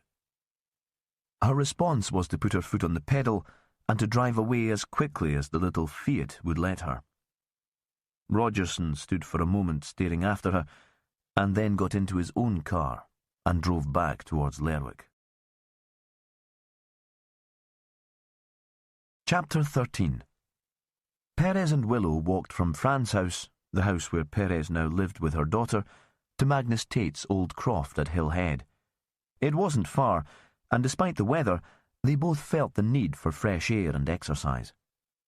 The landslide had started close to the Hill Head boundary, and Magnus's croft was undamaged. There was traffic below them, headlights sweeping occasionally across the hill like spotlights, but the cars moved slowly through the single-lane stretch of the road, and there was little noise. A stony track led up towards Magnus's house. Perez shone his torch down at the path so that Willow could follow it, but occasionally she missed her footing and he could hear her swearing under her breath. The house had been whitewashed only a couple of months before Magnus had suffered the stroke, and it gleamed as they approached it, a beacon to aim for through the darkness.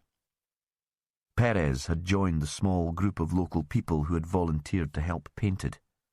Guilt at their previous hostility towards the old man had led to the formation of the work party. Perez thought he would have resented the sudden shift in relationship. He'd have found the visits, the delivery of home bakes, the offers of help patronising, but Magnus had enjoyed every minute of the day that the house had been whitewashed. He'd flirted gently with the women and joked with the men. It had been a fine evening, and, when the work was done, someone had suggested an impromptu barbecue. Perez hadn't stayed long. He found himself swamped with self-pity. He'd thought suddenly how much Fran would have enjoyed the event. He'd carried Cassie back to their house on his shoulders, and even when he'd got her to bed and sat alone in the late evening sunshine, he'd fancied he could hear the laughter outside, and he felt sorry for himself all over again. Now the drizzle seeped through his jeans, and Perez forced himself back to the present. The last few years he'd lived too much in the past. They'd reached the house.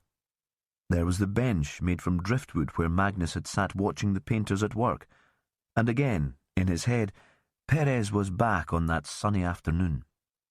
Magnus had wanted to help, but they'd told him to relax, and he'd done as he was told, just grateful for the company. He turned to Perez at one point. "It's as though the old place has woken up after years of sleep." No bitterness at the years of isolation, only joy for the present. Now it felt as if the old place was sleeping again. There were no sheep on the in-by land, and the grass was brown and overgrown. No smell of peat smoke or tobacco coming from the house. Willow joined Perez on the flagstone doorstep. "Well, is it open?" He tried the door. There was a simple latch and it opened immediately. The wood was a little warped and it stuck for a moment against the stone floor, but another push and they were inside. Perez felt on the rough wall for a light switch, and suddenly the room was illuminated by a bare bulb hanging from the ceiling. The place was much as he remembered. The scrubbed table under the window, the Shetland chair with its uneven drawer under the seat, the sheepskin rugs on the stone floor. It felt cold. Magnus had lit a fire every evening, even in the summer, and there was a layer of dust on the furniture. "Did you know him well?" Willow moved to the ledge over the fire. The round-faced clock had stopped. Perez remembered its ticking as a background to the uncomfortable conversations he'd had with the man. The two of them sitting face to face, discussing the disappearance of a child. That had been winter too, but the weather had been unusually still, and there'd been snow on the ground. "I arrested him once." Perhaps something in his voice told her that the idea still disturbed him, or perhaps she knew all about that case, because she didn't follow it up with a further question. "So, we're assuming that Magnus must have had the keys to Tyne, and we want to know if they're still here." Her voice was brisk and cheerful. He wondered if she'd ever been sad. So sad that nothing in the world outside her head mattered. Then he thought he was being self-indulgent, what his first wife, Sarah, had called emotionally incontinent. Perhaps Willow was just better at handling grief. She was a stronger and more balanced individual. "I think so. He was a very trusting soul. He'd have given up the keys to anyone with a reasonable explanation for wanting them. And of course, he'd never met Alessandra Sechrist, so it'd be easy enough for someone to take him in." Perez began opening the painted wooden cupboards. Magnus had very few possessions. Some pans and pots, a couple of cups, saucers and plates, sufficient cutlery for 2 people in a handmade wooden box. Perez thought there'd been more clutter when he'd first visited, remnants of the old man's childhood, his mother's belongings. Perez remembered that Magnus had donated some items to the jumble stall at the Ravenswick Sunday Teas. Perhaps that had been his way of coming to terms with the past. Or maybe he'd just thought they were ugly and gathering dust and he'd wanted shot of them. He'd heard Alessandra Sechrist speak, though, Willow said. Anyone coming to see him to collect the keys would have had to use an American accent to be convincing. Perez shrugged. He thought any accent that wasn't Shetland would have seemed strange to Magnus, and if the mysterious dark-haired woman had come here, she'd have charmed him. Magnus had remained single all his life, but he'd always had an eye for a pretty woman. Anyone who watches TV from the US would probably have done well enough to fool Magnus. Perez moved on round the room. Willow seemed to realise that this was more than a routine investigation, that Perez had a personal connection with the place, because she stood quite still and let him continue the search unhindered. Under the sink was a galvanised bucket, a scrubbing brush, washing powder and pegs. On the other side of the room stood a large Victorian sideboard, dark wood engraved with florid flowers and leaves, lush vegetation that would never have grown in the islands. A prized family possession. In the drawers were the receipts of Magnus's life, personal and business. Receipts for lambs sent to the slaughterhouse, the details of sales in a sprawling hand. A savings book showing a balance of £2,500 with the Orkney and Shetland Building Society. Checkbooks going back decades, neatly folded and fastened with elastic bands. Nothing had been moved. The distant relatives from the south who had come to bury the old man had taken the ferry back to Aberdeen on the evening of the landslide, anxious that they might be trapped in the islands by another act of nature. Shetland must have seemed a very hostile place to them. Perez had spoken to them briefly. They'd said they would come back when the weather was better to sort out the estate.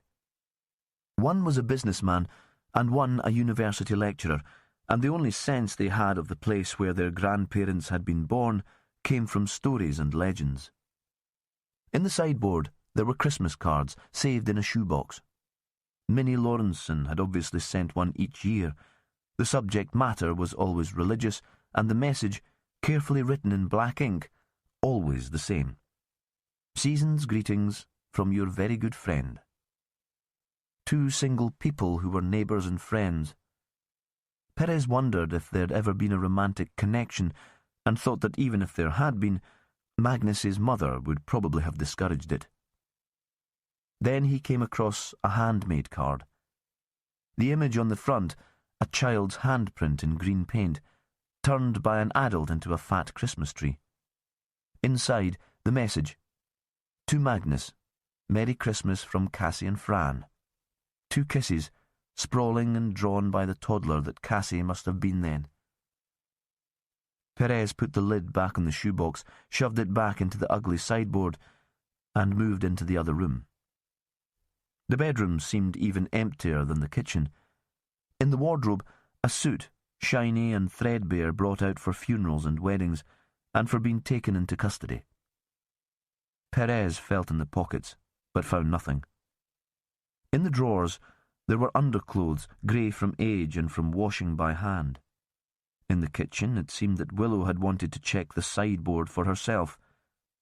Perez heard the clunk of the cupboard doors and the opening of the drawers. Perhaps she was curious about what had spooked him. He should have shown her the Christmas card from Fran. How hard would that have been? Look, Cassie must have been very young when she did this. He'd lacked the courage even to do that. "Jimmy, there's a letter from Minnie Lawrenson's solicitor." Of course, Willow's search would have been more thorough. She wouldn't have allowed herself to be distracted by the handwriting of a dead lover. Perez walked slowly back into the kitchen. She'd put the letter on the kitchen table. It had the Rogerson and Taylor printed letterhead and was dated 9 months previously. The wording was formal and rather imperious. "We understand that you have in your possession the keys to Tane, Gulberswick Road, Ravenswick, now the property of our client, Miss Alessandra Sechrist. We would be grateful if you could return the forementioned keys to our office at 6 Commercial Street, Lerwick, at your earliest convenience." Would he have taken the keys into the office? Willow was standing almost directly under the bare bulb, and her face looked shiny and hard like a plastic doll's. "Oh, I think so. Magnus was a bit scared of anyone in authority. Something like this would have made him nervous. He'd have been on the first bus into town with the keys in his pocket." So, the murdered woman pretending to be Alessandra didn't get the keys from here. Willow moved a little, and now it was her hair that caught the light. Perez thought it was like spun sugar, a little burnt, turned into caramel. It seems not. But he was distracted. He read the letter again. "Doesn't this seem a bit heavy-handed to you? I mean, why not just phone up Magnus and ask him to drop the keys into the office the next time he was in town? They'd know he wouldn't do any damage to Tane." She shrugged. "Isn't that lawyers for you?" "Aye, maybe." Willow had moved into the bedroom and was searching there. It irritated Perez that she couldn't trust him to do a good job, but after all, he'd missed the solicitor's letter, so he was in no position to complain. She came back into the kitchen. "Anything?" She shook her head. "It always seems a terrible intrusion, going through a dead person's belongings. Much worse, somehow, than searching when the owner is around." "So, a wasted trip?" he said. "I'm sorry to have dragged you up here." "What is it the scientists say? That even negative results are significant? And maybe you're right about the solicitor's letter. It's certainly worth following up with them."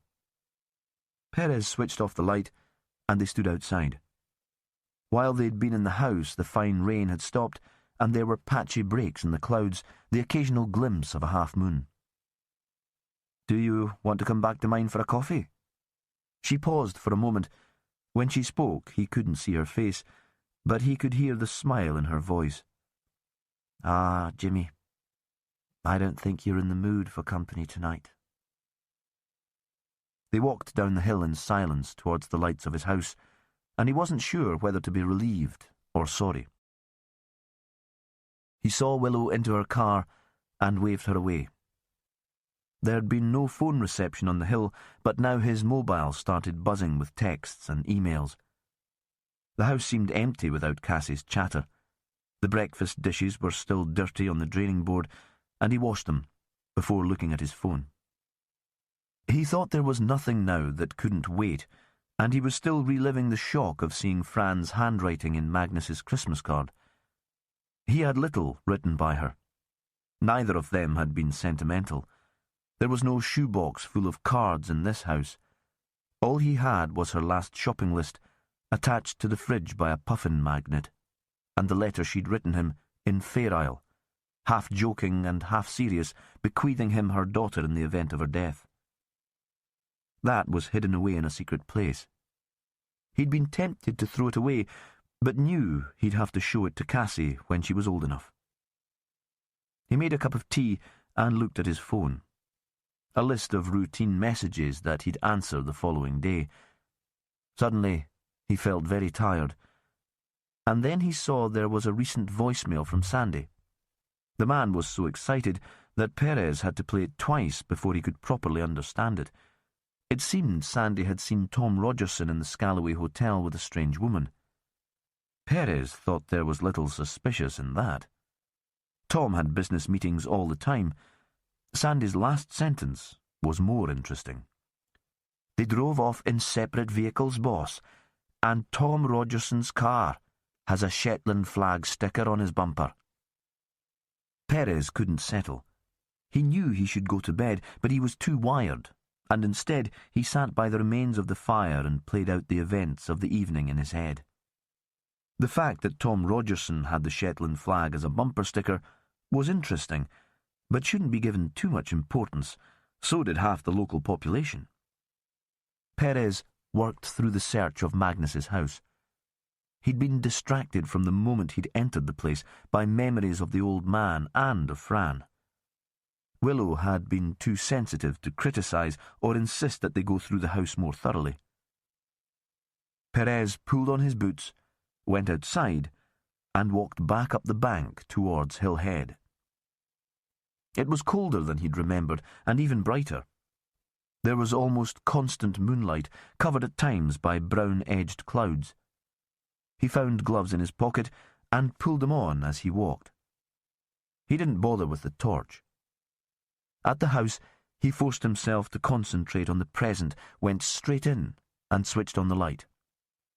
He stood in the centre of the room and looked around, forcing himself to consider places they might have missed on the first sweep. Finally, he arrived at the Shetland chair. Straight back, low arms, all once made of driftwood pulled from the shore. And beneath the seat, a drawer. Croft houses had been small and shared with animals. No space could be wasted. Willow wouldn't have realised. He stooped and pulled open the drawer. At first he was disappointed. It seemed empty. Then he saw there was a brown envelope lying flat on the base. It was almost the same size as the drawer, so he'd taken it at first as a paper lining. No writing on the front and not stuck down, so thin that he warned himself it was probably empty. Still wearing his gloves, he slid the content onto the table. A glossy-coloured photograph, the head and shoulders of a woman. The shoulders bare, so even though there was only the suggestion of the curve of her breasts, it was mildly titillating. The photo was of the murdered woman, though this was a younger version and must have been taken at least 10 years earlier. Chapter 14. Late Saturday night, and Jane sat in the house waiting. Kevin had gone to bed, tired after a day working with the engineers on the road. Michael was staying at his girlfriend's house in Bray. But Andy was still out. And it was Andy who worried her.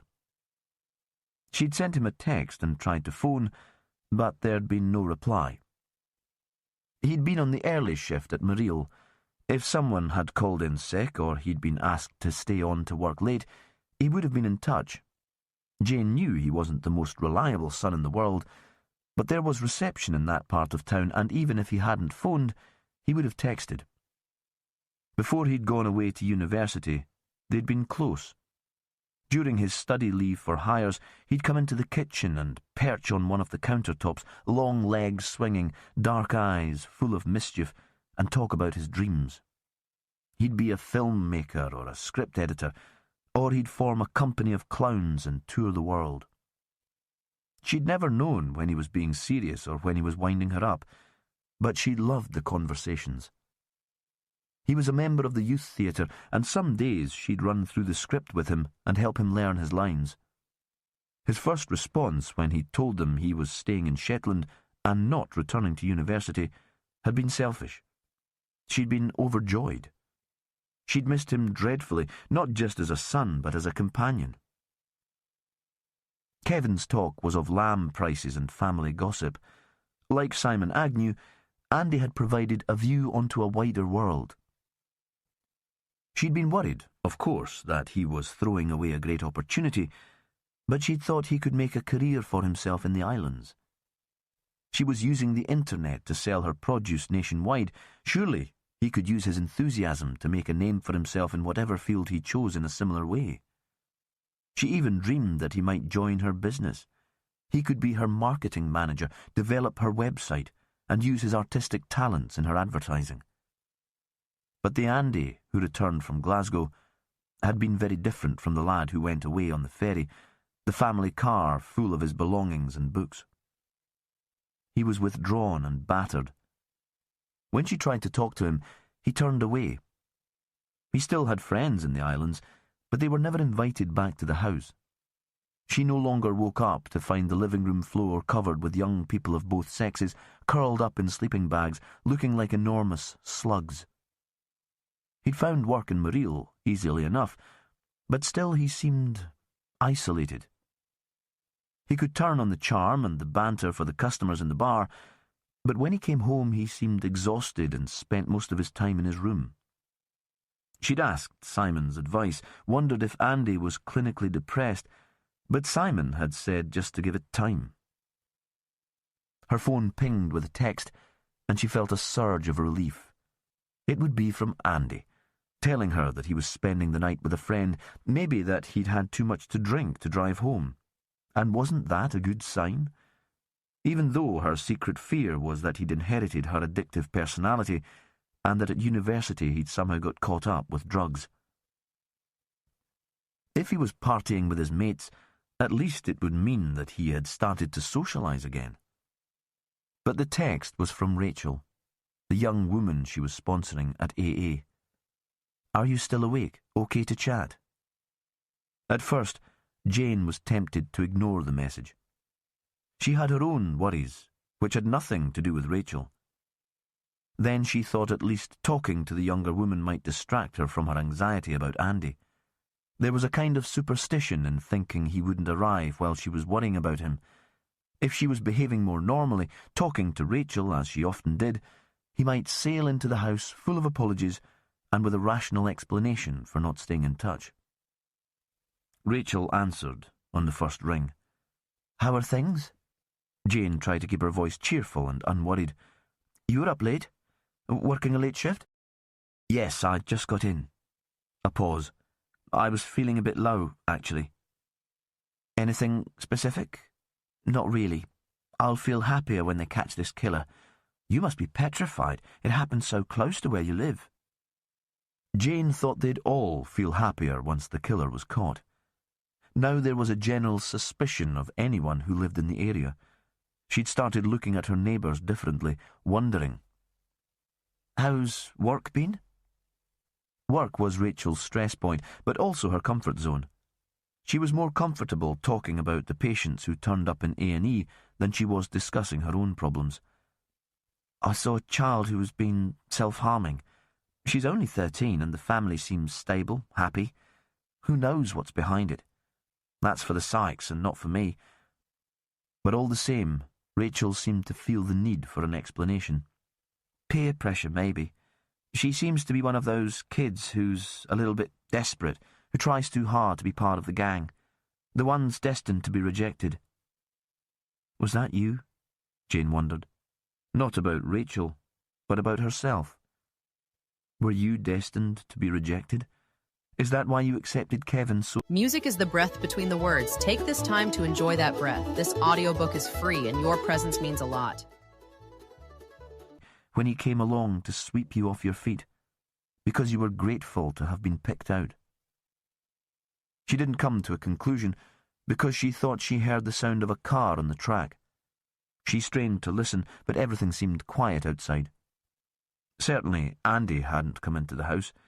It must have been her imagination, wishful thinking. She continued her conversation with Rachel, reassured by the stories of other people's accidents and traumas. After all, her own life was almost trouble-free. When she replaced the phone, Rachel seemed happier. It was almost 2 o'clock and Jane decided to go to bed. Andy wouldn't be coming back now, and she didn't want to try phoning again. He was probably asleep. Perhaps he'd hooked up with a girl, or a boy. Since he'd been a young teenager, she'd suspected he might be gay, though she'd never quite found the words to ask. Whatever, he wouldn't want to be disturbed. This was Shetland. If any harm had come to him, someone would soon tell her. She took her coffee mug into the kitchen and saw that Andy's car was in the yard. It must have been him that she'd heard coming down the track when she was speaking to Rachel. But he certainly wasn't in the house. She pulled on her shoes and went out to check if he was still in the vehicle. Perhaps he was asleep there and she'd wake him and bring him into the warm. But the car was empty.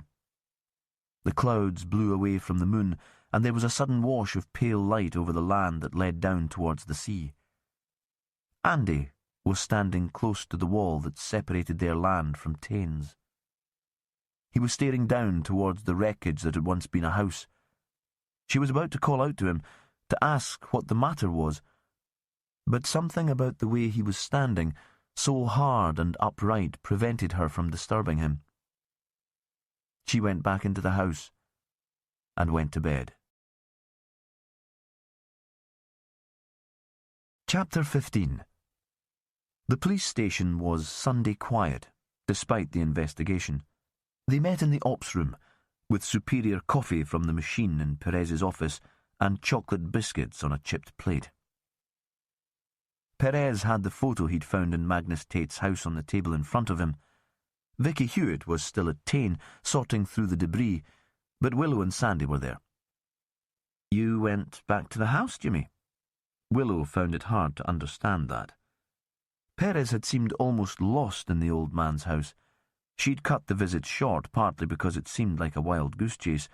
Why bother looking for the Taine keys if they'd obviously been delivered to the solicitor? But partly because Perez had seemed so uncomfortable in the place. "I just remembered that I hadn't looked in the small drawer under the chair." Perez was dark-eyed and dishevelled. It was as if he hadn't slept at all.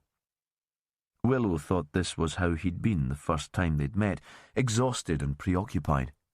At least now the preoccupation seemed to be with the investigation. "And at last we have a name," she said. She wanted to add a few words of congratulations. "Well done, Jimmy." But she knew him well enough to realise he'd bristle at that and find the tone patronising. Perez turned the photo face down, and they all looked at the signature on the back. It was clear, almost childish. Alison Teal. "Alice." Willow looked round the table. The letter Sandy found in the box in Taine must have been to Alison, not Alessandra. A weird coincidence. Perez turned the photo back so that the image stared out at them. "It looks like one of those publicity shots that marketing departments send out to fans. There's nothing personal about this, not even something bland like 'To Magnus with very best wishes.' What do we think? Was she a singer? Actor?" "I kind of recognise her." Sandy screwed up his face. When he concentrated, he looked like a small boy. "How would Magnus get the photo of a pop star?" Willow knew she'd have nothing to contribute to this discussion. In the commune, popular culture had been despised. She'd tried to get into rock music and soap operas as a form of rebellion, but the indoctrination had been too deep. And why? "He only got a television about a year ago," Perez said, "and this photo is a lot older than that." She was Dolly Jasper. Sandy was jubilant that the memory had surfaced. The maid in that TV drama set in the big house in the country in Victorian times. You know the kind. He looked around at them. "It was on a Sunday night. My parents loved it. I was only a kid. It must have been nearly 20 years ago. So perhaps Magnus got to see the TV show." Perez spoke slowly, but he was fully engaged now. Willow could see the ideas sparking in his head. "Maybe at Minnie Lawrenson's house, Tane, where all this started. Minnie kept in touch with the old man even when the rest of Ravenswick left him to himself. I can imagine a regular invitation, Sunday tea, and then an evening in front of the telly. It would have been a treat for Magnus." "And you're saying he fancied the actress and sent away for a photo?" Willow was sceptical. She could imagine the lonely old man becoming attracted to a pretty young actress, obsessed even. People had considered Magnus simple, but she couldn't see him being sufficiently organised to find the address of the TV production company and write to them. Maybe. He liked objects that reminded him of people he'd taken to, Perez said. There was no harm in it. Willow wasn't sure about that. It didn't seem healthy, a lonely old man drooling over the glossy photo of a pretty young woman. "She came to Shetland." It was Sandy again, almost beside himself with excitement. "It was a big story. Maybe you were away south working then, Jimmy, or you'd surely have remembered it. The actress who played Dolly suddenly disappeared. There was a media campaign to find her. She'd been depressed, and there was stuff in the media about drugs. The first thought was that she'd gone back to rehab somewhere, but she'd just run away to Shetland. When they found her, she said she'd chosen Shetland after seeing it on a map. It looked so far north that it seemed like an escape. No other reason. Just that she was feeling low and wanted to run away. She drove to Aberdeen, left her car there, and came up on the ferry." Willow thought that sounded a bit like the Agatha Christie disappearance. She did have a taste for popular fiction, and had read about Christie vanishing before turning up in a hotel in Harrogate some time later. "Was it a publicity stunt?" "I don't think so. One of the diners in the Ravenswick Hotel recognised her. Otherwise, nobody would have known who she was. She spent all day on her own out walking." "So she'd come to Ravenswick?" Perez was writing on the whiteboard now, frantically making connections before he lost their thread. She might have come across Tane on one of her wanders through the countryside. She might even have met Minnie and Magnus. "Was this last trip a return visit, do you think?" Willow was following his train of thought. "For a similar reason. There was another crisis in her life, and she saw Shetland as a sanctuary again. It could explain why she travelled under an assumed identity. Even if she's not as famous as she was in the rest of the UK, a Shetlander might recognise her name. And the desperate call to Simon Agnew at Befriend Shetland fits in with her having some form of emotional turmoil or breakdown. We still need to know how she got hold of the keys to Tyne." Willow felt a wave of optimism, now that their victim had an identity. Not only because it meant a shift in gear for the investigation, but because it might give Perez a more reasoned perspective on the case. A minor soap star with psychiatric problems was less entrancing, surely, than a mysterious dark-eyed stranger. Someone in Shetland must have known her real identity and must have been protecting her. Perez was scribbling on the whiteboard again. "Tom Rogerson? He seems the obvious person. He has the reputation as a ladies' man, and he had access to the keys. Would he have written the letter to Alice, do you think? The letter that Sandy found?" There was a moment of complete silence in the room, while Perez considered the question. "I don't know," he said at last. Maybe it's best to keep an open mind. Magnus? Could he have written it before his stroke? This time Perez answered more quickly.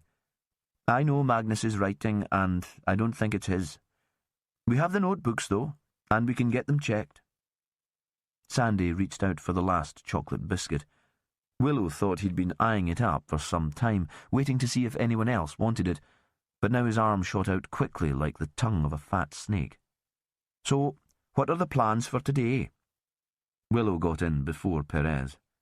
We find out what Alison Teal had been doing since she last turned up in Shetland. I want to know everything about her. Work, family life, medical history, and Jimmy and I are going to visit a lawyer. It was Sunday, so the solicitor's office in Commercial Street would be shut. Perez and Willow were still in the ops room. Sandy had returned to his office. How do you want to play this? Willow wandered around the big table collecting rubbish and taking it to the bin, piling up cups. She was restless and couldn't keep still. You know the man, and I've never met him. Should we phone him first to warn him that we're coming? She came to a stop and watched Perez. I'm not sure, he said at last. There was a silence while he thought the idea through, and then he chose his words. Tom's a committee man, a counsellor. He has influence in the islands. Best to follow procedure. Show some respect. Another pause. Besides, he's kind of slippery. I don't think anyone really understands him except maybe his family. Perez looked out of the window before speaking again. I know his daughter, Catherine. She works at the Ravenswick School. She teaches Cassie. Willow thought that was another complication. It was always that way in a Shetland investigation. Within the islands there was a web of relationships, personal and professional, blurred. Perez would feel awkward upsetting the Rogersons because their daughter cared for his beloved Cassie. He wouldn't let that get in the way of his work, but he'd be aware of it, overcompensating at times. So, you think we should ring first? Willow was starting to lose patience. She wanted to be away from the confines of the police station. It was time to start asking questions, to dig around in the solicitor's life, to make it less comfortable. It would be more polite. And who should do that, Jimmy? You or me? Let's just get on with it, shall we? Again, he took a moment to consider. I'll do it, he said in the end. It would seem too formal coming from you, and it might scare him off. He took his mobile from his jacket pocket and scrolled down the contacts list to find the number. In the corridor outside, somebody walked along whistling. The phone rang for such a long time that Willow was expecting a recorded voicemail to kick in. But Perez hung on, and, when it was answered, it soon became clear to her that it was Rogerson's wife. Perez sat down at the corner of the conference table. Hello, Mavis. I'm sorry to catch you at this ungodly hour on a Sunday. Willow couldn't hear the response, but Perez gave a little chuckle. No, it's not Catherine I'm after today, so you can let her have her beauty sleep. I was hoping we might have a couple of words with Tom. It's kind of work-related, and would like to ask his advice about something to do with this dead woman. We wondered if we could come round and disturb you. Relieve you of some of that baking, maybe. Willow thought Perez was brilliant at this. The woman would be disarmed. I see. Perez pulled a face at Willow. This obviously wasn't going to be as easy as simply bowling up to the Rogersons' house and talking to the man. And when are you expecting him back? A response from Mavis on the other end of the line. So maybe the best thing would be to make an appointment to see him at the office on Tuesday morning. Do you have a mobile number for him? Yes, I understand reception can be a bit tricky there, but I might strike lucky, huh? Perez reached out for a pad left on the table after a previous meeting and scribbled down the number. Goodbye, Mavis, and thanks to you and Catherine for your help with Cassie last week. I appreciate it. Well? Willow was starting to think Rogerson was the key to the whole case. She was convinced now that he was the man who'd collected Alison Teal from the co-op in Bray the day before the landslide. He's away to Orkney, apparently. There's an EU fisheries meeting there tomorrow, and he won't be home until the last flight on Monday. Convenient? Willow knew she sounded like a spoiled child, but couldn't help herself. Why the need to fly down so early, if the meeting isn't until tomorrow? According to Mavis, he has friends in Kirkwall. He was using the business trip as an excuse to catch up with them. She's given me his business mobile number. She says that's the one he'll answer. Willow began to pace up and down the room again, trying to ease away her frustration with the movement. Do you want me to phone him and get him back here? Perez waved the scrap of paper with the scribbled number.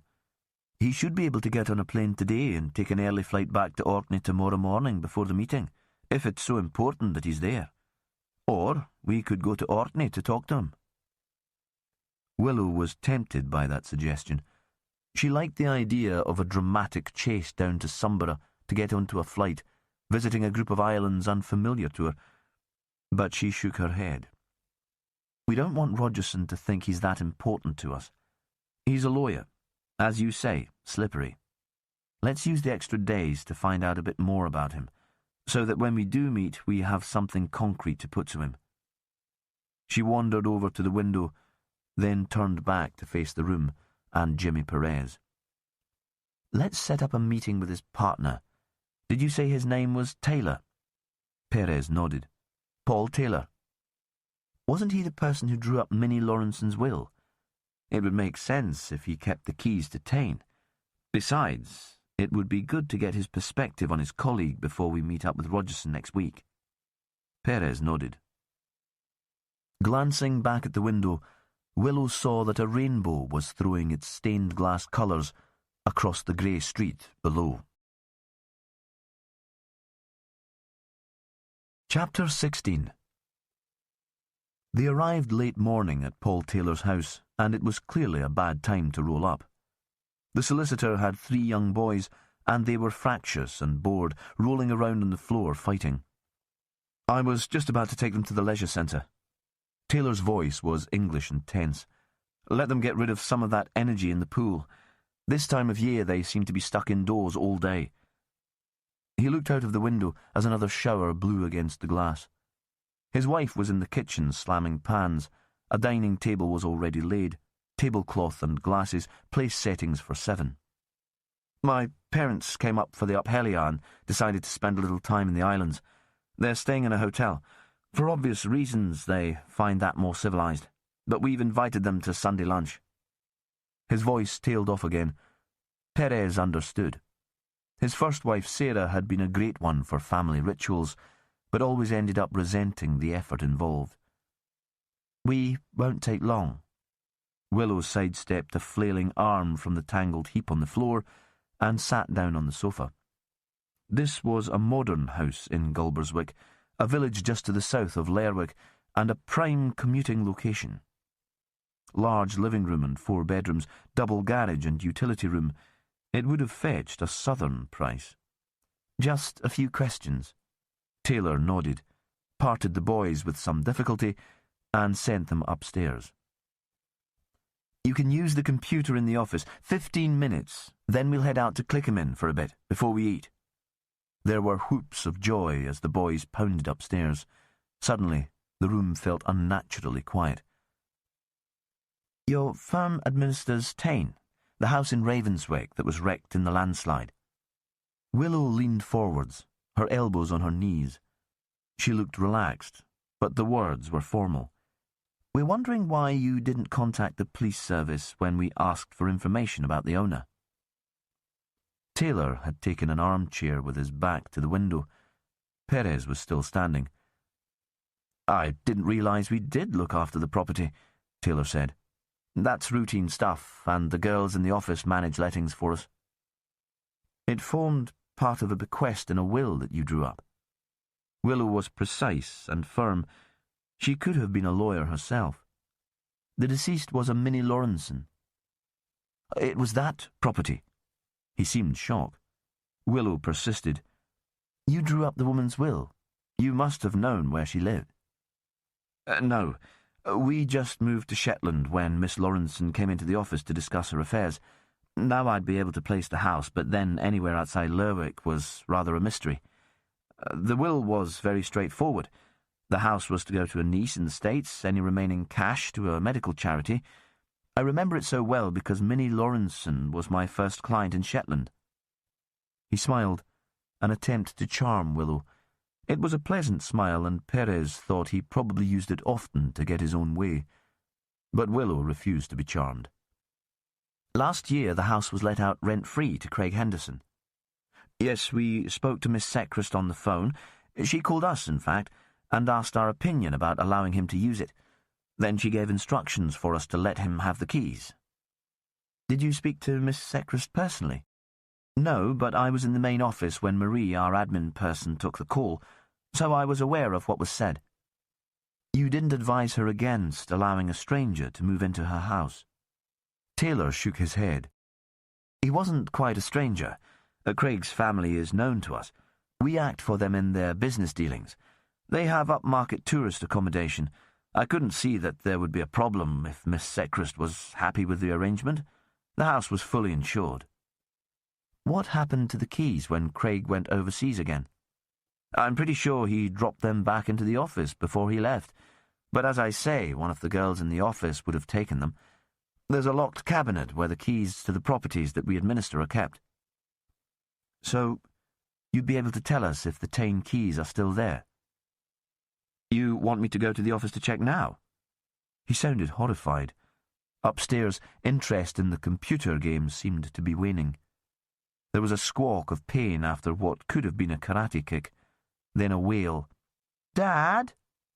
You could give us your office keys, Willow said, and we could check for ourselves and just drop them through your door later, so we don't disturb the family while you're having lunch. Taylor hesitated, but only briefly. He took a bunch of keys from a hook in the entrance hall. This is the front door, and this one's the door to reception. The cabinet's in there, and this one will open it. The hooks inside are all labelled with the names of the property and the client. Perez waited for Taylor to take the individual keys from the ring, but instead he dropped the whole bunch into Willow's waiting hand. She rewarded him with her own huge smile. Thank you so much, Mr. Taylor. Now we'll leave you with your family in peace.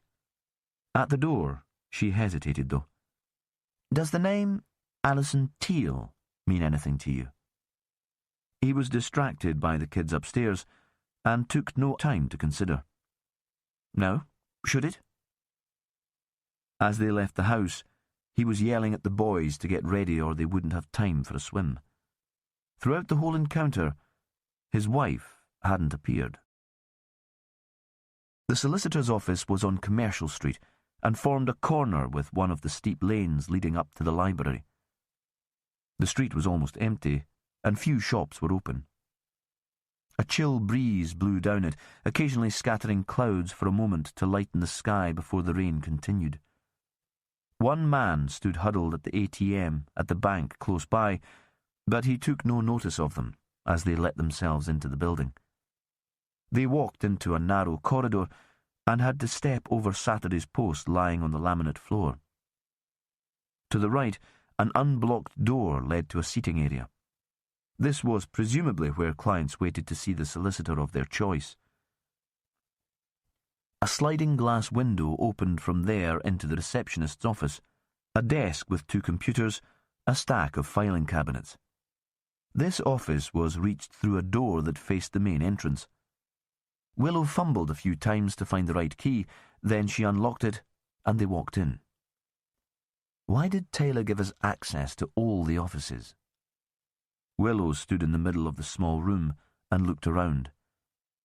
Has he got nothing to hide, or was it a kind of double bluff, to make us believe he's not worried about what we might find? Perez shrugged.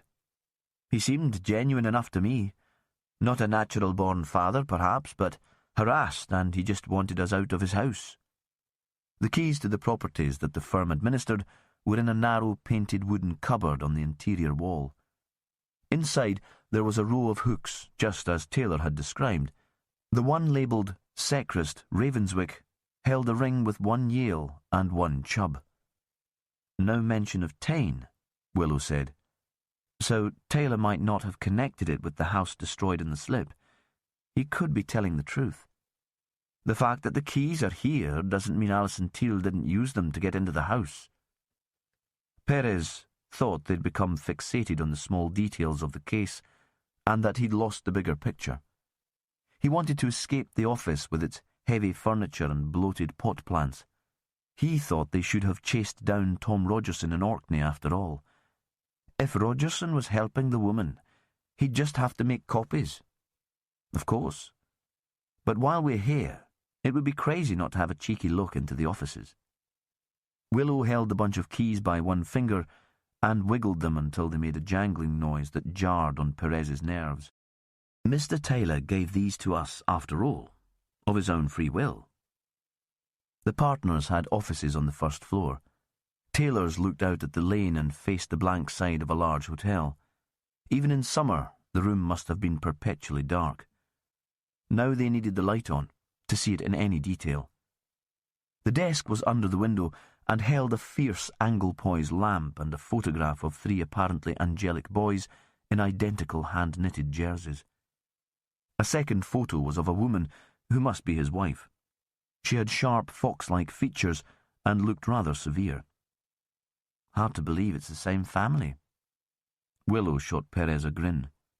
He knew she'd never had much time for conventional relationships. The commune had affected her more than she was willing to let on. Perez thought it was unfair to make a judgment about people they'd only met briefly on a wet Sunday.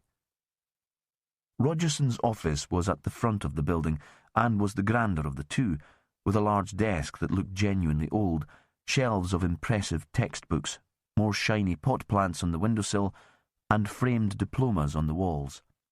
Also on the wall, a photo of the man shaking Nicola Sturgeon's hand. Another of Rogerson in a grinning group of men standing next to David Cameron. Willow was ranging around the room and nodding towards the pictures. "Keeping his options open?" she said. "Is that the sort of man he is?" Perez thought about that. He'd always want to be on the winning side. Ah, that's not criminal. She paused for a beat. Unfortunately. She landed up in front of a filing cabinet and tried a number of keys until it opened. "Is that entirely legal?" "Taylor gave us the keys. He knew we wanted them to pursue our investigation. He wouldn't expect us to pry into his client's affairs." Perez wished he didn't sound so pompous. "You're quite right, Jimmy. But let me just see if there's a file for Alison Teal in here. If Rogerson is the man she met in Bray and in Mareel, he must have come across her at some point in the past to develop the relationship, whatever that relationship was.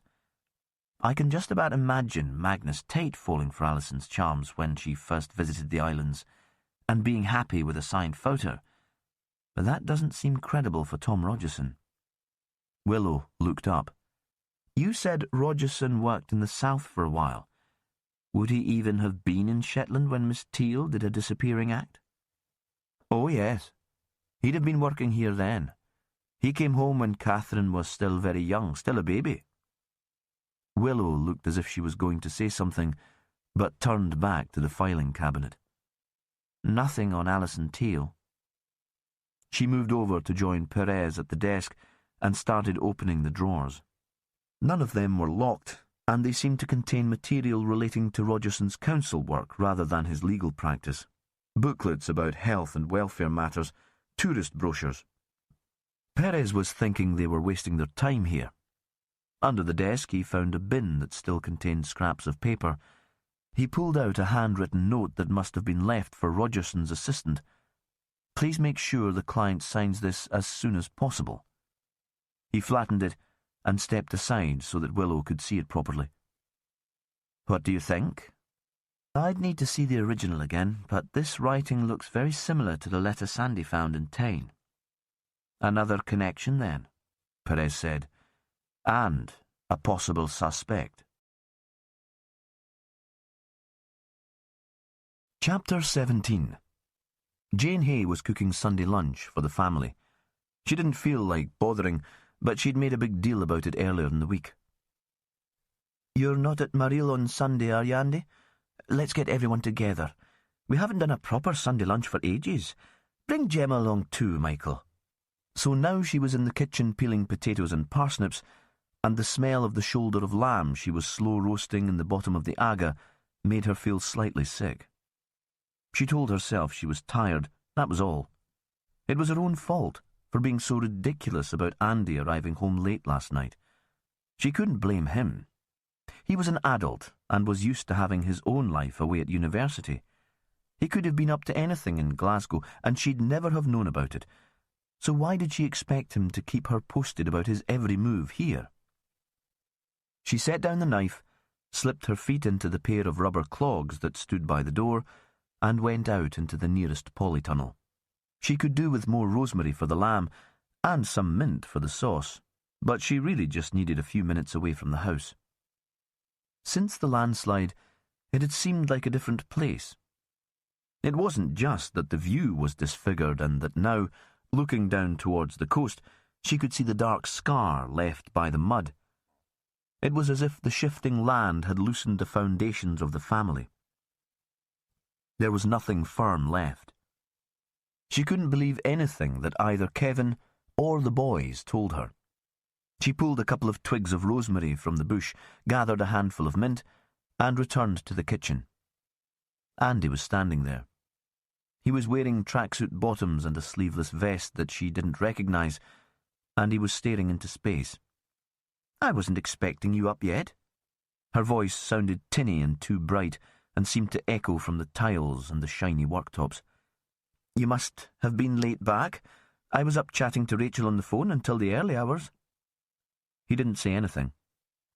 It seemed to her then that he was utterly miserable. She wanted to go up to him and hug him to her, rest his head on her shoulder and stroke the soft, dark hair away from his eyes. "Would you like a coffee?" she said. It took an effort for him to respond. "Yeah, that would be good." She turned her back on him to fill the filter machine with water and pour coffee into the paper, and when she turned back, he was more his normal self. "I hope you weren't worried. I only saw your text this morning, no battery last night." "Ah, I thought it would be something like that." She couldn't quite lie to him, but she couldn't tell him the truth. "Of course I was worried. I was frantic. Don't ever do that to me again." Because in the cold light of morning, she could see that she'd been overreacting, that her panic had been ridiculous. Andy was clearly going through some sort of crisis. Some relationship had broken down. He was home now, safe. He would tell her why he was so unhappy when he was ready. She put out of her mind the vision of her son the night before, standing in the darkness, looking down over the ruined croft at Tain. What connection could there be between him and the middle-aged woman who died? The idea that he might have some knowledge of her death, played some part in it even, was ludicrous. She poured out the coffee, and Andy sat with her at the table. When he picked up the mug, his hand was shaking. She struggled to find a question that wasn't too intrusive or judgmental. What were you up to last night? That would surely alienate him, and she didn't want to put him in a position where he would be forced to lie. In the end, they sat for a moment in silence, and then she began to whisk egg whites in a bowl to make a pavlova. She'd already taken raspberries from the freezer. There would be 2 puddings, one cold and one hot, because both boys had a sweet tooth. The lunch seemed to be taking on a great significance. It almost made her think of a Last Supper. She whisked the eggs by hand because she didn't want the noise of the machine. If the room was quiet, perhaps Andy would talk to her, but neither of them spoke, and her arm became sore and strained with the beating until she slipped the meringue into the bottom oven underneath the lamb. Kevin was out working on the road. Jane had been in bed when he left, but she'd been awake and had seen that he was jubilant because Sunday working meant extra money. He'd always valued his own worth according to the money he made for the farm. He'd brought her a cup of tea with 2 biscuits in the saucer and kissed her forehead before going out. Recently, he'd been more thoughtful. It was like the old days, when they'd first started dating. Now she heard the tractor in the yard, and he was there with them, in his stockinged feet after leaving his work boots in the porch. He pulled off his waterproofs and overalls. She was making a crumble now, and looked up. "How's it going?" "It's going splendidly." He seemed to be bursting with health, his cheeks red, droplets of rain in his hair and his beard. "I suspect there'll be no more work after tomorrow, and it'll be left to the council." He washed his hands under the tap by the sink. "Something smells good." He hadn't picked up any tension in the room, had hardly acknowledged Andy sitting there. "I'll make some fresh coffee." She rubbed her hands together to dust the flour from her fingers and waited for him to move away from the sink. "Are you ready for more, Andy?" The younger man shook his head, slid off his chair and wandered away. "What's wrong with him?" Kevin turned to look at the disappearing back. "A hangover, maybe?" "Aye, maybe." But Jane knew that a hangover wasn't always as uncomplicated as Kevin made out, and she worried about her son all over again. Michael and Gemma had got the bus from Lerwick and walked down the track from the main road. Michael had been staying with Gemma at her parents' home in Lerwick. He gave his mother nothing to worry about, except that he might turn out to be a bit boring and she might end up with little to say to him. Jane could see his life unspooling ahead of him. He would marry Gemma, and they'd build their own little house in Ravenswick. They'd have dull, well-behaved children, and in 10 years' time she'd still be cooking Sunday lunch for them, pretending to be interested in Gemma's work for the council and in Michael's limited ambitions for the farm. She was surprised that she could be so spiteful. Why did she think her own life was so interesting? Wouldn't she be glad if Andy had his future mapped out and he gave her nothing to worry about? A shaft of sunlight pierced the cloud and lit up the table. She'd decided that they would eat in the kitchen and was finishing the last-minute preparations for the meal, stirring a little flour into the meat juices to make the gravy. Kevin and Michael were in the living room, watching football on the television with cans of beer. Gemma was with her. She'd offered to help, but when Jane could think of nothing useful for her to do, she'd sat in the chair by the range to chat. Not quite in the way, so Jane couldn't ask her to move, but too close for Jane to be able to cook without the feeling that she was being scrutinised. Gemma was a gossip. Her father worked in the finance department of the council office, and sometimes the talk was of island politics. At other times she just rambled about school friends, teachers or relatives. Usually Jane found the one-sided conversations relaxing, even vaguely entertaining, but today she was in the mood to be irritated, and she refused to respond. Gemma continued talking. Either she didn't notice Jane's lack of interest, or she didn't care. At least she wasn't someone who would take offence. Jane was draining cabbage into the sink when a phrase from Gemma filtered through the muddle and inconsequence of her conversation. "Your Andy's a dark horse." "What do you mean?" Jane looked up. Green water dribbled between the lid and the pan. She tipped the greens into a serving dish. "Well..." But before Gemma could say any more, the men came in. The footy was over and they were starving. Kevin gave Gemma a little hug of welcome. Jane wondered if he might have been happier with someone like Gemma, someone with no imagination, from a safe, respectable family and carrying no baggage. "I'll just call Andy." Jane stood in the hall between the kitchen and the stairs. Looking back into the room where Kevin was cutting the meat and Michael was opening a bottle of wine, she thought anyone suddenly peering through the window would think they were a respectable family with no hidden secrets or anxieties. Andy appeared at the top of the stairs before she called him. He must have heard the rattle of plates and the voices in the kitchen. He didn't notice her. He looked into the mirror that was hanging in the upstairs corridor, and she saw him prepare himself to meet them. She was reminded of his school play days, when he'd been very serious about getting into character. It seemed, That had been good practice for what he needed now. The meal passed without incident. Michael and Gemma always ate with concentration, their eyes on their plates as if they were scared the food would be taken away from them. Jane thought Gemma would grow fat in middle age, but she would be contented, easy-going. She had expected Andy to be quiet and withdrawn, but he became very bright and witty, telling stories about his colleagues at Marille, holding court and enjoying the audience. Kevin seemed to be filling all their glasses very often and soon fetched another bottle of wine. Jane told herself again that this was all normal behaviour, but she was almost breathless with tension. In other company she might have been tempted to hold out her glass and ask for it to be filled. She looked down at her plate and saw that she'd eaten very little. Still, the meal dragged on. The pavlova was admired. She cut into the meringue and saw that it was perfect, crisp on the outside, but just a little chewy in the middle, and felt a brief lift in her spirits. The crumble was eaten. Gemma and Michael took second helpings. Kevin was on his feet. He seemed to be enjoying himself immensely. He liked to think of himself as a great family man, and would certainly, Jane thought, make a perfect grandfather. Again she saw Sunday lunch after Sunday lunch rolling away into the future, the calendar punctuated by bigger but similar events, Christmas, family birthdays, anniversaries. "You lassies go and sit down in front of the fire." Kevin was playing with the fancy coffee machine that the boys had given him for his last birthday. "We'll clear this up, won't we, boys?"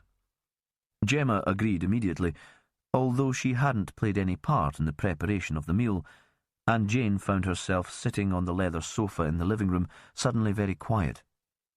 Even Gemma had stopped talking. It was almost dark outside, and the breeze had dropped. Jane got up to draw the curtains. She hoped Gemma had forgotten that she was going to pass on a morsel of gossip about Andy. It would be pleasant to sit here in the quiet. She felt very tired, and she didn't want any revelations about her son. But Gemma, it seemed, had not forgotten, and as soon as Kevin had brought in their coffee and left them alone, the girl continued where she'd left off. Her face was lit by a standard lamp, and the rest of the room was in shadow. "Well," a pause to make sure she had Jane's attention, "my Auntie Jennifer saw Andy a couple of weeks ago." Jane didn't say anything. Gemma needed no encouragement, though Jane did wonder briefly how the girl's aunt would have recognised her son. "She was a teacher at the Anderson High before she retired, so she knew Andy at once." The explanation. "And she said he was a fine boy, and so she couldn't believe what she was seeing." And what was she seeing? Jane curled her legs underneath her on the sofa in an attempt to appear relaxed. "An argument in the street just outside the Grand Hotel. Andy swearing and shouting at a man old enough to be his father, everyone staring." There was an overwhelming sense of relief. Jane had thought the story might involve the dead woman. She was aware of Gemma staring at her, expecting her to be horrified that Andy had caused a scene. "Do you have any idea what it was about?" Because Andy was a gentle soul, even as a child he'd avoided confrontation. The girl shook her head. "I do know the guy Andy was attacking was threatening to call the police. It just sounds like he got into a row with some drunk oilie." The oilies were convenient scapegoats whenever there was trouble in town. "It wasn't an oilie." Gemma was enjoying herself now. "My Auntie Jennifer recognised him." She'd been holding on to this piece of the story. She might not read much fiction, but she understood the need for dramatic tension. "It was Tom Rogerson, the counsellor." Chapter 18. Sandy sat at his desk in the police station all morning, burrowing into the life of Alison Teal. He thought Jimmy Perez might be happier now that they had a name for her. Sandy had been hoping to meet Louisa for lunch at some point, but she'd decided to head back to Yale straight from the Scalloway Hotel. "It's not that I don't want to spend more time with you, but my mother will be missing me, and besides, you might be held up at work." At one time, Sandy might have been offended by that and seen it as a personal rejection, but he understood that Louisa took her responsibility for her mother seriously. And, after the night they'd had in Scalloway, he wasn't in the mood to complain about anything. For the first half hour at work, he'd found it hard to concentrate on Alison Teal. He found himself grinning for no reason at all, and wondering when he might ask Louisa to marry him.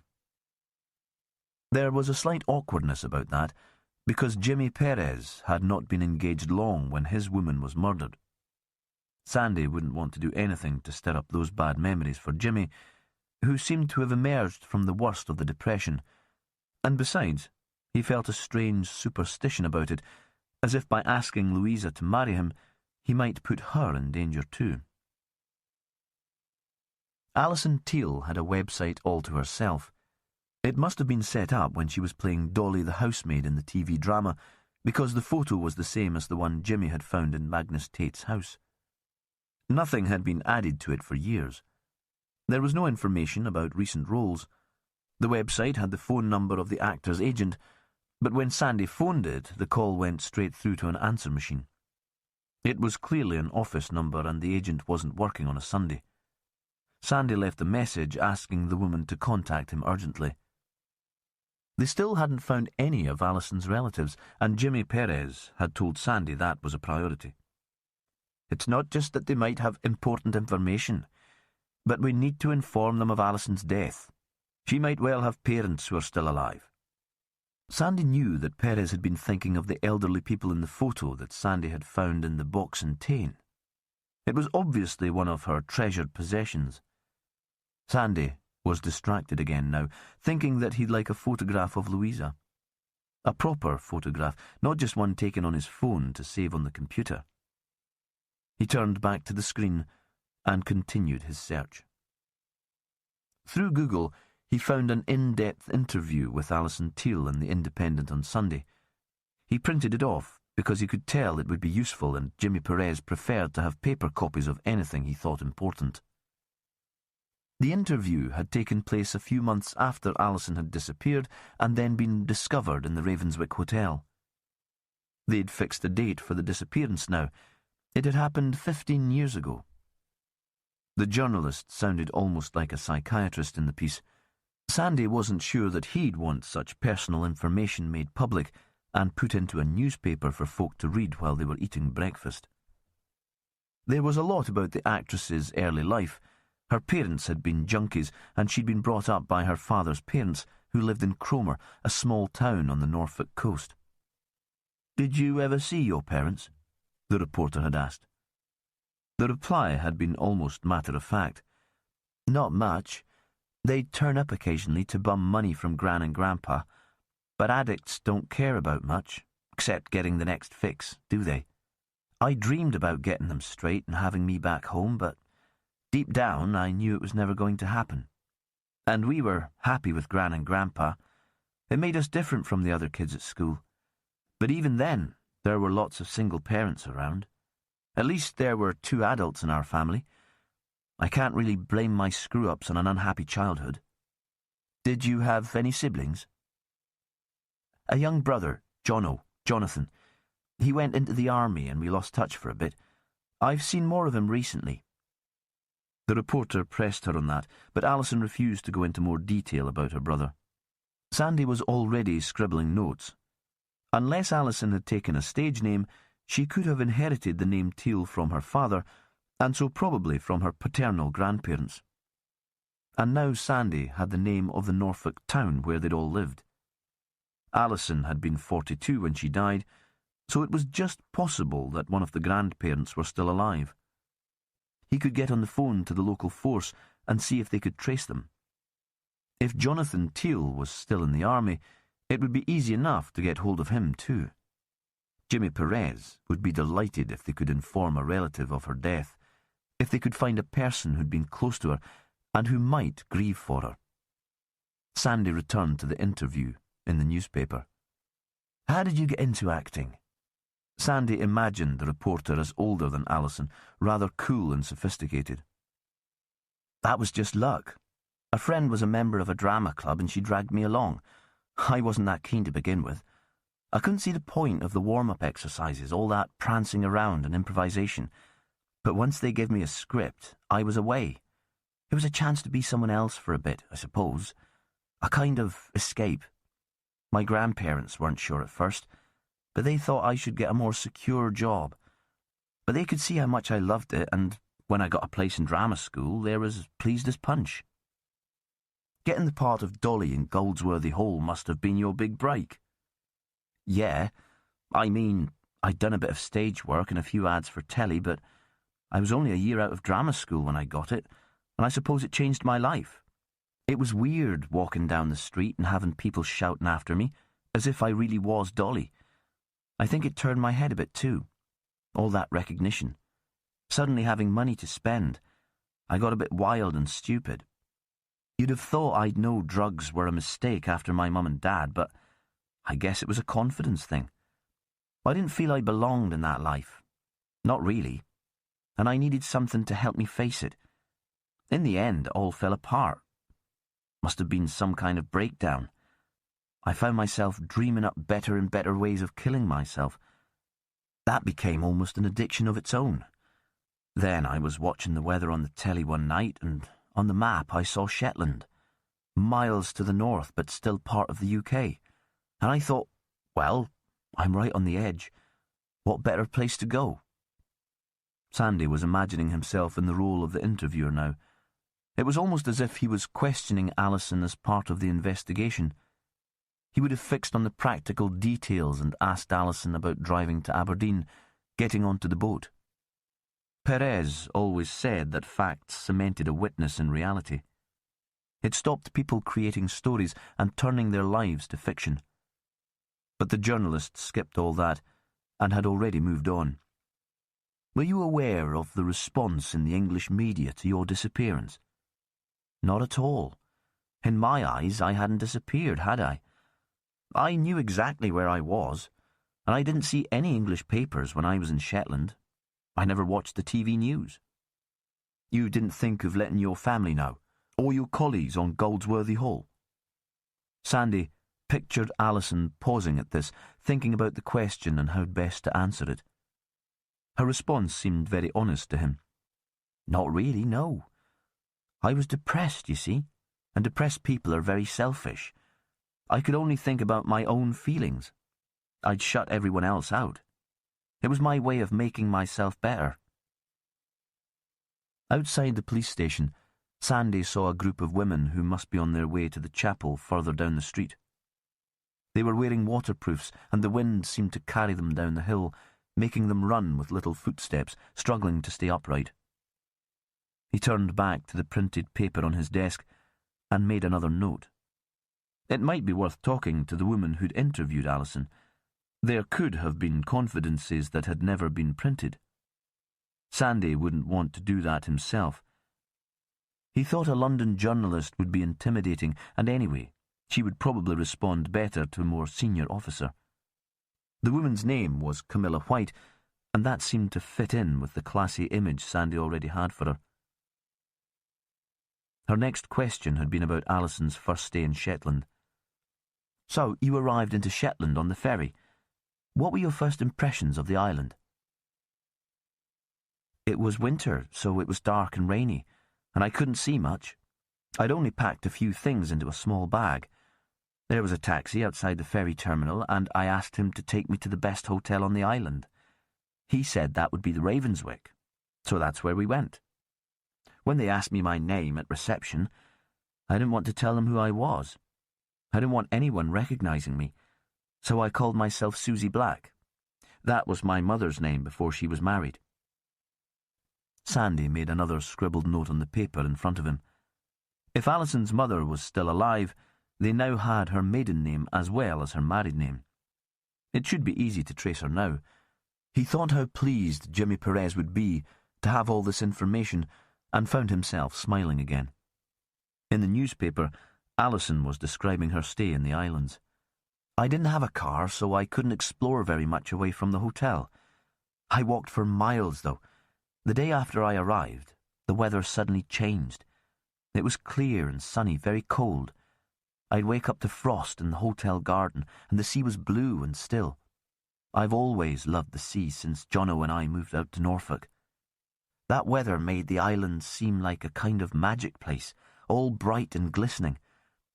They sold local knitwear in the hotel, so I bought a jersey to keep warm and just went out walking every day. I met some local people on my wanders. There was one elderly chap called Magnus who took me into his house and told me stories about the islands. He had a raven in a cage. The stories were about little people who lived underground and played fantastic music. Looking back, it seems like a hallucination. I'm not even sure all that really happened. Oh yes, Sandy thought. It happened. Then you were recognized? The question took them towards the bottom of the page, so Sandy could tell that the interview was about to come to an end. He read on quickly to find out Alison's response. Yeah, I suppose it was going to happen eventually. A local man, a lawyer, came into the hotel for a meal with his wife. I was in the restaurant eating dinner and could see him looking over at me. Then he'd start whispering to his wife. I could tell that would mean the end of my retreat, because that was what it had been like, a kind of religious retreat. When I saw the man staring, it felt like the world had come back to get me. He came up to my table when he was on his way out and said I was all over the papers in the South and that they were making a great drama of it. They were making out that I was hiding away in rehab or that I'd taken an overdose. He offered not to tell anyone, if I needed a bit longer to myself, but I realized I'd have to face them all in the end. I phoned my agent that night. Sandy thought the lawyer must have been Tom Rogerson. Who else would it be? But if that was the case, how had he not recognized Alison Teal when they'd circulated the drawing of the dead woman's face? She'd certainly aged in the last 15 years, but she hadn't changed that much. And it would have been Tom Rogerson who had collected her from the Bray Co-op and sat with her in Marille. He could see how Alison might have kept in touch with him over the years. He'd offered to keep her secret, and she'd surely have been grateful for that. Had she asked for his help again? And if they'd got on so well together, what could be his motive for killing her? Sandy set those questions aside. Willow and Jimmy would be the people to answer them. He put the printed article on Perez's desk, returned to his own office, and was about to start making the calls that would help them to trace Alison Teal's relatives. But before he could lift the receiver, the phone rang. On the other end of the line was a woman with a very loud voice. She announced herself as Genevieve Winter. This, it seemed, was Alison Teal's agent, returning his call.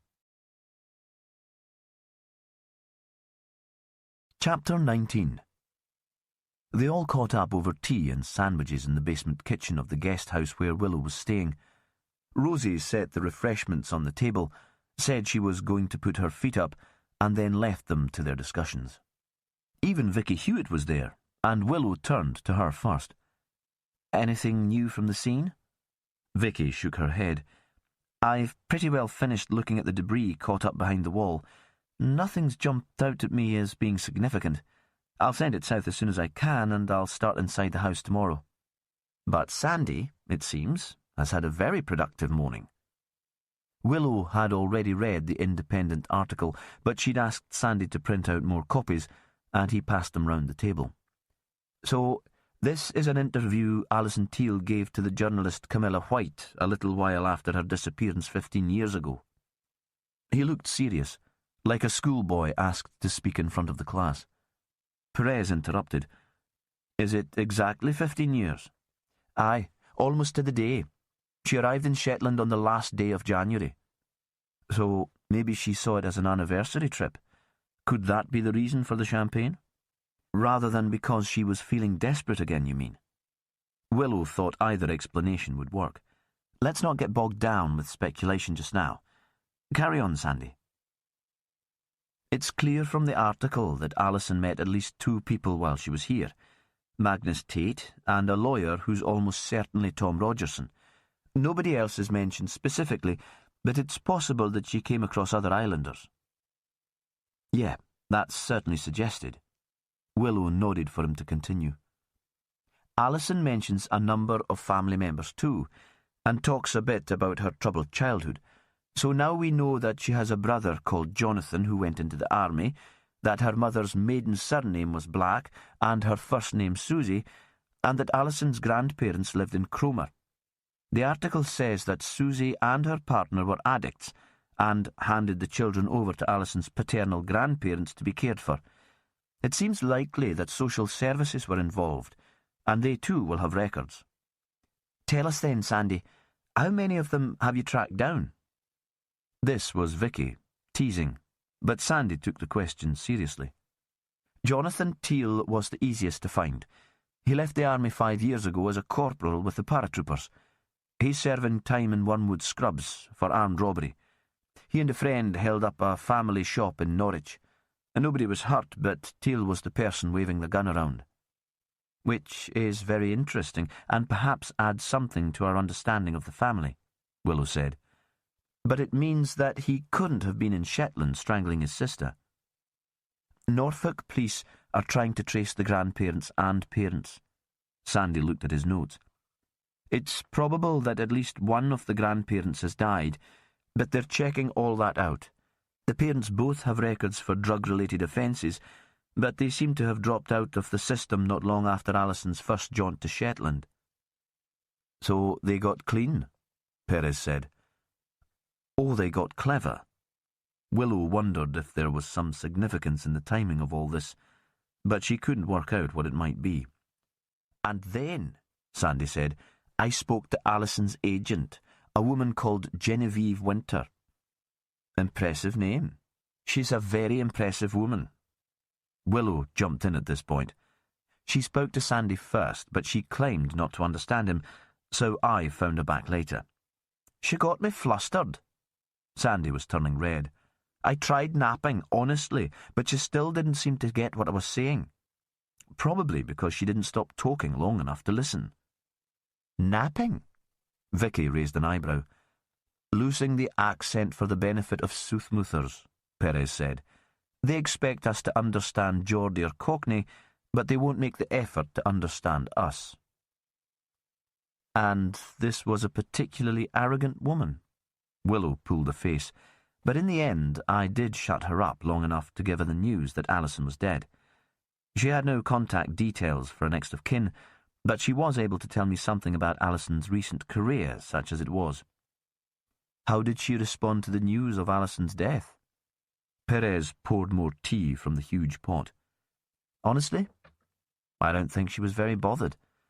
Alison had stopped making her much money years ago, and Miss Winter made it very clear that her business as an agent was all about making money. Willow paused, and then tried to order her thoughts to sum up the last years of Alison's life. Dolly the housemaid, the character Alison played in the costume drama, was killed off very soon after Alison went to Shetland. Alison had got the reputation of being unreliable, and as Miss Winter told me, darling, there's nothing worse for a young actor. Directors hate it. She got some work immediately after that, a small part in a soap, a panto the following Christmas, some reality show on Channel 5. But about 7 years ago, the parts dried up altogether. Genevieve still put Alison in for auditions, but recently she stopped even doing that. So that could explain her trip to Shetland, Sandy said, if the lack of work had brought on another bout of depression. I haven't managed to get her medical records yet, or speak to social services, because it's a Sunday, nobody's working. It would be useful to know if she'd been working in any capacity at all recently. Willow thought it sounded as if Alison's life had stopped completely several years ago. I think she must have been. Sandy again, tentative. The clothes in the house at Tain all looked pretty classy. She couldn't have bought them if she was on benefit. Good point, Sandy. All the witnesses who've seen her in Shetland describe her as well-dressed, and according to Jimmy, she gave Simon Agnew the impression that she was normally confident and in control. That doesn't sound like an unemployed actor. And she'd be unlikely to be splashing her money around on champagne if she was skint, even if there was a special offer at the co-op. They sat for a moment in silence. The breeze had dropped, and outside it was quite still and silent. "Do we know if Alison had a partner?" Perez said. "Or even if she'd married?" "You're hoping she had some romance in her life." Sometimes, Willow thought, Perez was the soppiest man in the world. "I did ask Genevieve. She said she couldn't imagine Alison settling down. She was always rather a wild child, darling. There was usually some poor bloke in tow, or rather some rich bloke. She went in for sugar daddies, but commitment very definitely wasn't her thing." There was a moment of silence. "So, where do we go from here?" Willow looked at them, spread out around the table, surrounded by empty plates and scraps of food. They were like a family, she thought, with herself and Perez as the parents, and Vicky and Sandy as the kids. It felt a responsibility. "The first priority is to speak to Tom Rogerson," Perez said. "He misled us about knowing Alison. He had access to the keys at Tain, and his car fits the description of the vehicle that collected her from Bray. What time does his plane get in from Orkney tomorrow?" "He's booked on the early evening flight. Should we meet that?" Willow thought again that she and Perez were like grown-ups, this time taking decisions that were beyond the responsibility of the kids. Or let him get home and visit him there later. Perez took a while to consider. He never rushed a decision. "Maybe it would be safest to meet the flight. I'd hate to lose him. If Taylor tells him we've been to the office, he might be jumpy. Hard to lose a suspect in Shetland." "Maybe." He gave her one of his slow smiles. "But there are lots of islands, lots of places to hide. I'd be more worried that he might destroy evidence that we could use later. He could be keeping stuff at home." "Where his wife could find it?" "If we think Tom was having an affair with Alison Teal, would that be likely?" Another pause. "Mavis, his wife, strikes me as a woman who would prefer not to know what a husband gets up to. I don't think she'd go sneaking through his things." Willow ran through the evidence they had against Rogerson. There was nothing concrete, nothing at all that they could present to a court. "I'd love to find a definite connection between him and Alison Teal." Perez pulled a plastic evidence bag from his pocket. Inside was the note he'd retrieved from the bin in the solicitor's office. "I thought we'd get this off to a handwriting expert, along with a page from Magnus Tate's notebook, and see if we can find a match with the letter Sandy found in Tain. Rogerson's writing looks like a match to me." "You think Tom was her lover?" Willow couldn't quite see how that played out now. But according to the article, Tom recognised Alison in the hotel, and the next day she flew back to London. She doesn't talk about seeing him again. Perez shrugged. "People lie, and they make up good stories to cover their tracks." Another silence. Sandy and Vicky were listening, but they made no attempt to interrupt. Willow spoke next. "Do you think it's safe to let Rogerson come back on his own from Orkney? There's nothing to stop him getting a flight south." "I don't think he'll run away from Shetland," Perez said. "He's got too much to lose here. He likes the power and authority of being a counsellor. Rogerson's a classic big fish in a small pool. I think that's why he came home in the first place." "So we wait for him at the airport?" "I think so." Perez had already thought this through. "His car's there. I checked. So nobody will be coming to collect him. Let's make it informal." "And what do you have planned for us for the rest of the day, Inspector?" Sometimes she couldn't help reminding him that she was supposed to be heading up the investigation. He grinned. "Well, that would be your decision, of course, ma'am." "But we carry on the great work that Sandy started. We need more information about Alison Teal, her recent work record and details about her mental health.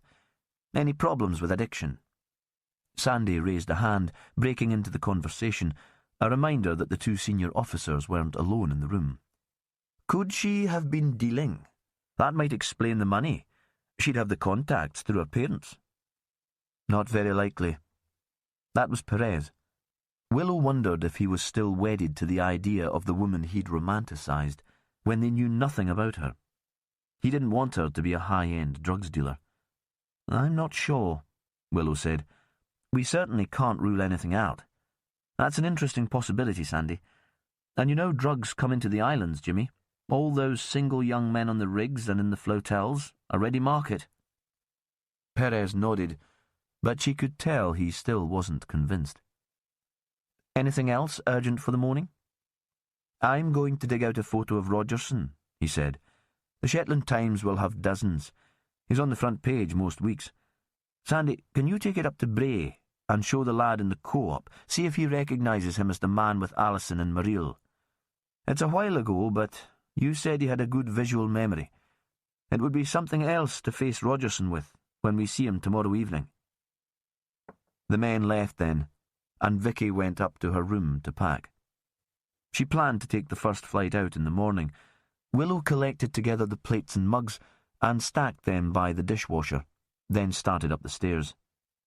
On the first landing, a door was open. It led into a small room looking over the garden. The room was decorated in yellow and white, and there was a white cot with a mobile of the moon and the stars hanging over it. Chapter 20. Jane woke the following morning to a clear, cold day. Even from her bed she could sense the change in the weather. There was no noise of wind and rain, and the room was cold. She knew it was early. The council workers hadn't started moving the remaining silt from the road above the house, so there was no background rumble of diggers and tractors. Kevin wasn't in bed with her. She was a light sleeper, but she hadn't heard him get up. He must have made a special effort not to wake her, or he'd made his way out a long time ago when she was sleeping most deeply. She had a moment of unease, that sense again that since the landslide everything had changed. It was winter, and there was no reason for him to be up before it was light. She got out of bed, wrapped herself in her dressing gown, and looked out of the window. In the moonlight, she saw there was a heavy frost. The ruins of the house at Tain had been turned from black to white, so the scene looked like a photographic negative. There was no sign of Kevin in the kitchen. His boots had gone from the rack in the porch, so he must be outside.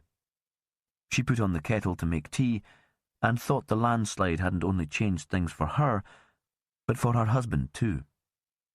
He'd put on a good show for the boys the day before. There'd been the same weekend rituals, beer and football and too much to eat. But she thought it had been an effort, and he was sliding away from her, just as she was growing apart from him. On impulse, she left her tea where it was and went upstairs to get dressed. Michael was stirring, but it was a while yet before he needed to get the bus into school. She pulled on jeans and a heavy sweater, found her boots and coat in the porch, and went outside. The cold was shocking. It stung her skin. The light from the kitchen window showed footprints in the frost crossing the grass towards the boundary with the Tain land. What attraction could the place have for Kevin and for Andy? What kept pulling them back there? She'd been a regular visitor to Tain in Minnie Lawrenson's day. The old woman had been fierce and strong almost until the end, but not unfriendly. When Jane and Kevin had first moved into the farm, Minnie had invited Jane in. They'd had tea in a spotless kitchen, flower print plates and small crimped cups, bannocks with orange Orkney cheese and homemade ginger cake, a dog by the hearth and a cat on the arm of Minnie's chair. "They're all the company I need," Minnie had said. "You'll be welcome to drop by any time you like, but don't feel you have to. I'm not a woman to feel lonely." Then she'd given a dry chuckle. "I could have had a man, you know. I've had offers." And Jane had dropped in. Those had been her boozing days, but she'd always been sober when she called at Minnie's house. Or almost sober. Minnie might have heard the rumours about Jane's drinking, but she never mentioned it. The conversation had mostly been about the boys and the farm. "I see your man has bought up more land. That's a lot for one man to handle. But he was always a good worker, your Kevin, even when he was a peery lad. Minnie had died quite suddenly. If she'd been feeling ill, she hadn't shown it. She'd driven herself into Ravenswick to the kirk on the Sunday morning, and Magnus Tate had come to visit as usual in the evening. On the Monday, Jane had seen Minnie hanging washing out on the line. It had started to rain in the afternoon, but Minnie hadn't appeared to take in the clothes. Jane had gone down then, intending to bring in the washing herself, thinking that perhaps Minnie had taken an afternoon nap. She'd gone into Tane and seen Minnie lying back in her usual chair by the fire in the gloom of a late afternoon in winter, the cat purring on her knee. But when Jane had unpegged the clothes and folded them in the laundry basket, Minnie still hadn't stirred. When Jane came back into the house, the cat was by the cupboard where its food was kept and wrapped itself around her legs, almost tripping her up. Jane had gone up to Minnie then to wake her and had discovered that she was dead. That had been horrible, of course, but it had been a natural death. Talking to her friends, Jane had said that it was just the way she would want to go, in her own home and in her sleep. The murder of the mysterious woman who'd been staying at Tane had been quite different. She had been strangled, and then her body had been ripped from the house by the tide of moving earth. Everything about that death had been violent and quite unnatural. Jane had been in recovery before Minnie had died, and she was glad about that. She wouldn't have wanted to be drunk at Minnie's funeral, and by the end of her boozing days she'd almost always been drunk. Alcohol had made her wild and irresponsible, and the memories of that time still haunted her. She talked about them occasionally at meetings, about the time she'd picked up a bloke in a Lerwick bar and found herself in the early hours in a strange bed with a man whose name she couldn't remember, about the time she'd almost fallen into the water after a night out in Scalloway, and on each occasion she'd got a taxi home to Kevin. She'd been drunk on Andy's first day at school, though nobody would have realised. She'd been hiding bottles by then in places Kevin would never look. In her car, in the utility room behind boxes of washing powder. Had he noticed? Perhaps he hadn't wanted to. Andy's first day at the Ravenswick school, she'd woken up with the hangover and knew she shouldn't drive but had felt too rough to walk. Kevin had been away south, buying kit for the farm, so she'd piled both boys into the car. She'd been late already and had taken the track too fast, almost landing them in the ditch. Perhaps that had sent her along to her first AA meeting. The realisation that she could have killed both of her sons because she'd been over the limit before 9 in the morning. A sudden body blow of guilt and shame. She remembered that meeting, pushing open the door to the hall where she still went each week.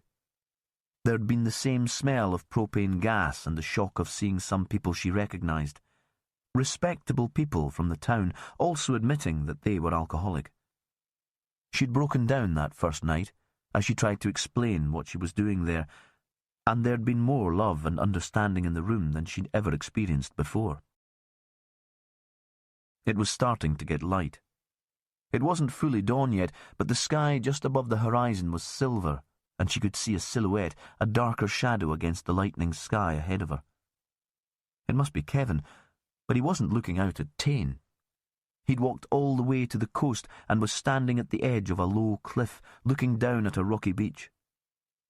Sometimes sheep got down there to forage on the seaweed and struggled to get back when the tide came in because the paths were so steep. Perhaps that had happened and he planned to go down himself, before you in the right direction. It was a beach where seals hauled up to pup in the summer. Jane sometimes went there if the weather was very good to sit in the sun and read. She looked at her watch. Nearly 8 o'clock. Michael would need to be out on the road to get the school bus in half an hour. Perhaps she should go back to the house and make sure he was up. Even though the boys were grown up, she always made them breakfast and checked they had clean clothes to put on. Reparation, maybe, for the time when she was rackety and unreliable, when nappies went unchanged and clothes unwashed. But Michael was a sensible boy and was old enough to get himself ready. She texted him, "Out with Dad, you okay to get yourself to the bus?" Immediately her phone pinged. "Sure, see you tonight." He had no imagination. He wouldn't be anxious that the kitchen was empty and there was no sign of either parent. He wouldn't start making up scary stories in his head to explain their absence. She thought she should be more like him. The sky was even lighter now, and the silver light in the east was threaded with gold. It would be a beautiful day. She walked on until she'd nearly reached Kevin. He must have heard her boots on the frozen ground, because he turned round. "Couldn't you sleep?" She smiled at him. "I'm sorry. I didn't mean to wake you," Kevin said. "You must be frozen standing there." She put her arm around his shoulder and pulled him to her. She thought she should be more grateful. He'd stuck by her when other men would have left. "We will be all right, won't we?" "Of course we will." Because reassurance was the least she owed him. "Is something the matter, Kevin? Is there something you want to tell me? You've been kind of weird since they found that dead woman at Tain." Jane turned his face so that she could see it properly. His eyes were wet, but she couldn't tell if he was crying or if it was just a cold. She couldn't remember ever seeing him cry. He hesitated. By now the beach below them was flooded with the low sunshine. The water slid onto the shingle, so calm that it was like oil. "Did you have something to do with her death?" "No," he cried. "Nothing like that, of course not." The strange orange light made his face quite unfamiliar, and she couldn't tell whether she believed him or not. She was about to press him, to demand to know why he'd been brooding in the dark here, when her attention was caught by something washed up on the rocks below them. She thought it must have been thrown up by the storm of previous days. "What's that?" "I don't know." It was as if he was too wrapped up in his own troubles even to bother looking. "An old oilskin, maybe. Something thrown overboard from a ship." "No." She was already scrambling down one of the sheep tracks that led across the slope of the cliff. It was still greasy with ice in places, and she scattered pebbles as she climbed. She heard Kevin on the path above her. He'd taken a different route from her, and they landed on the beach at about the same time. It was the shoes that had persuaded Jane that this was a man, not a pile of disused clothes thrown from a boat. They were wet now, either with rain or with seawater, but she thought they would have been highly polished once. The man was wearing a suit and a white shirt, but no tie. On top of the suit, a yellow oilskin that looked unnaturally bright in the low sunshine. He lay awkwardly. His head in a shallow rock pool was lower than his body, and fronds of seaweed covered his matted hair. "You do know who this is?" Kevin sounded oddly excited. She had been thinking it couldn't be a coincidence that Kevin was staring down at a beach where a man was lying dead, and that Jimmy Perez would come prying into their family affairs. Now the question distracted her for a moment, because of course she knew who this was. It was Councillor Tom Rogerson, the lawyer and the man who'd been seen in Commercial Street arguing with her son. Chapter 21. Perez was on his way to work when his phone went. He'd just dropped Cassie with Maggie, the neighbour who would walk her down to school with her own kids. "Jimmy." The speaker was breathless, and that, and the fact he was using the hands-free set, made her voice unrecognisable. "Who's this?" He pulled into a lay-by. The gritter had been down the main road, but here the gravel was still covered with frost, and there was ice on the puddles. The speaker had regained her composure, and her voice was clearer. It seemed suddenly very loud. "It's Jane Hay, Jimmy. Have you heard from Simon Agnew? Has he remembered any more about the woman who visited him at his office in Lerwick?" Perez had been thinking he should see Agnew again, in the light of their recent discovery about the dead woman's past. A pause. It seemed the question had thrown her, or had taken a little while to register. "No, it's nothing like that. You have to come, Jimmy. Much better that you come here and see for yourself than that I waste time telling you on the phone. I'll meet you by the gate." And the phone went dead. There was nothing for him to do but turn the car round and go back to Ravenswick. Jane was waiting for him where she'd promised. She was a tall, fair woman, looking bulky now in a jersey and padded jacket. She had her hands in her pockets and was stamping her feet to keep warm. She'd already opened the farm gate for him, and he parked in the yard as she swung it closed behind him. "What's this about?" He didn't think she was the kind of woman to make a fuss about nothing, and he could sense her panic. Her body was rigid. "Is it Kevin? One of the boys?" He looked across to the house and saw the older son, Andy, staring down at them from an upstairs window. She followed his gaze and hesitated for a moment. "No, the family's all fine. Follow me." She walked very fast ahead of him across the sheep-cropped grass. The sun was melting the frost in patches, but the air was still very cold. An oil supply ship seemed to be moving very slowly on the horizon. It looked as if it was made of silver. They came to the edge of a shallow cliff that sloped down to a shingle beach, fringed at each end with rock pools. Fran had brought Perez here one summer afternoon. She'd swum in the water, screaming with laughter at the cold, calling him a coward for not following. Later they'd gone back to her house and made love. She'd have done it on the beach, but he'd been too much of a coward for that, too. There were two figures on the beach below him, one lying supine on the shingle, and for a brief moment he thought that his daydream and reality had collided, that Fran was waiting for him there. But the standing figure turned, and Perez saw that it was Kevin Hay, dressed in his work overalls, with a jacket on top. Jane was already sliding down the slope, and Perez followed. He could smell the seaweed and felt the cold of the rocky path when he put out his hand to steady himself. Every sense seemed very sharp and immediate in the chill, thin air. When he saw the body, Perez's first reaction was one of disbelief. Tom Rogerson was in Orkney, not Shetland, so it was impossible that his body could be lying here in Ravenswick. "How did you come to find him?" "Kevin comes out this way most days to check on the sheep. It was such a fine day I decided to come with him." Jane stood close to her husband and held his hand. Perez didn't have the impression that she was seeking comfort, though. It was more that she was comforting the man. "Could he have slipped, do you think?" Kevin asked. "If he'd knocked himself out in the rocks, the temperature was so low last night that the cold would have killed him." "It'll take a post-mortem to decide cause of death." But Perez thought an accident was unlikely. There was a blow to the side of the head, visible even when Rogerson was lying where he'd fallen. Perez thought he'd been hit from the front by one of the round, smooth rocks that lay on the beach above the tide line.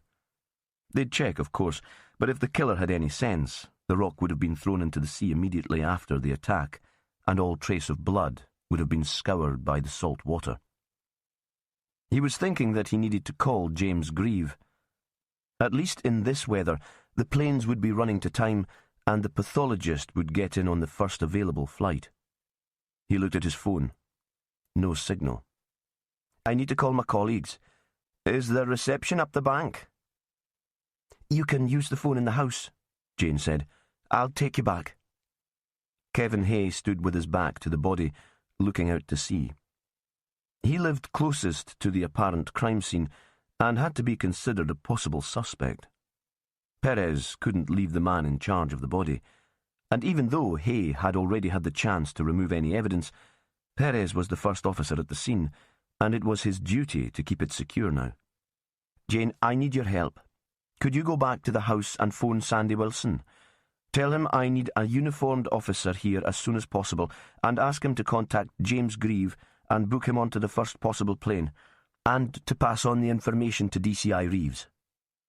Perez scribbled a number and a couple of names onto a piece of paper and handed it to her. Then he took it back and added another. "Tell him we need Vicky to come along too." "Can Kevin come with me? It's been a shock and he's frozen." "I'm fine." The man was still looking at the sea. "I'll stay here with the inspector until the reinforcements arrive." A dead man's not much company. Hey, Jimmy. Perez thought Hay would rather answer his questions than those of his wife. They stood in silence until Jane climbed away. "Did you know Tom Rogerson?" Perez asked at last. "Socially, I mean. Do you have any idea why he'd be wandering around on your land?" "None at all. And I knew him to say hello to, if we bumped into each other in the bar of the Ravenswick Hotel, but we didn't mix in the same social circles. He was one of the Lerwick Mafia, one of the decision-makers, the movers and shakers." His tone was matter-of-fact. It was hard to tell what he made of all that. "Was he a regular in the Ravenswick?" That might explain the solicitor's presence here, though the hotel was a couple of miles north along the coast, and even further by road. Besides, the man should have been in Orkney at a fisheries conference. "He and his wife came for dinner occasionally. I've not seen them lately." "Did you ever see his car at Tain? He drove a Volvo, black." "No, Jimmy. But like I explained when you asked about the dead woman, I probably wouldn't have noticed it, even if he was a regular caller. Those sycamores screen Tain from our land. You might see a car from the main road, but not from our house." And that was quite true, Perez thought. The sycamores were wind-blown and stunted, but they provided privacy for Tain's resident. "We got a name for her," he said. "What?" "We've managed to identify the dead woman. Her name's Alison Teal." Hay showed no reaction. "Does the name mean anything to you?" "She was an actress, at one point in her career at least." Hay shook his head as if the information was of no interest to him. Instead, he nodded down at Rogerson's body. "His daughter's the teacher at the school.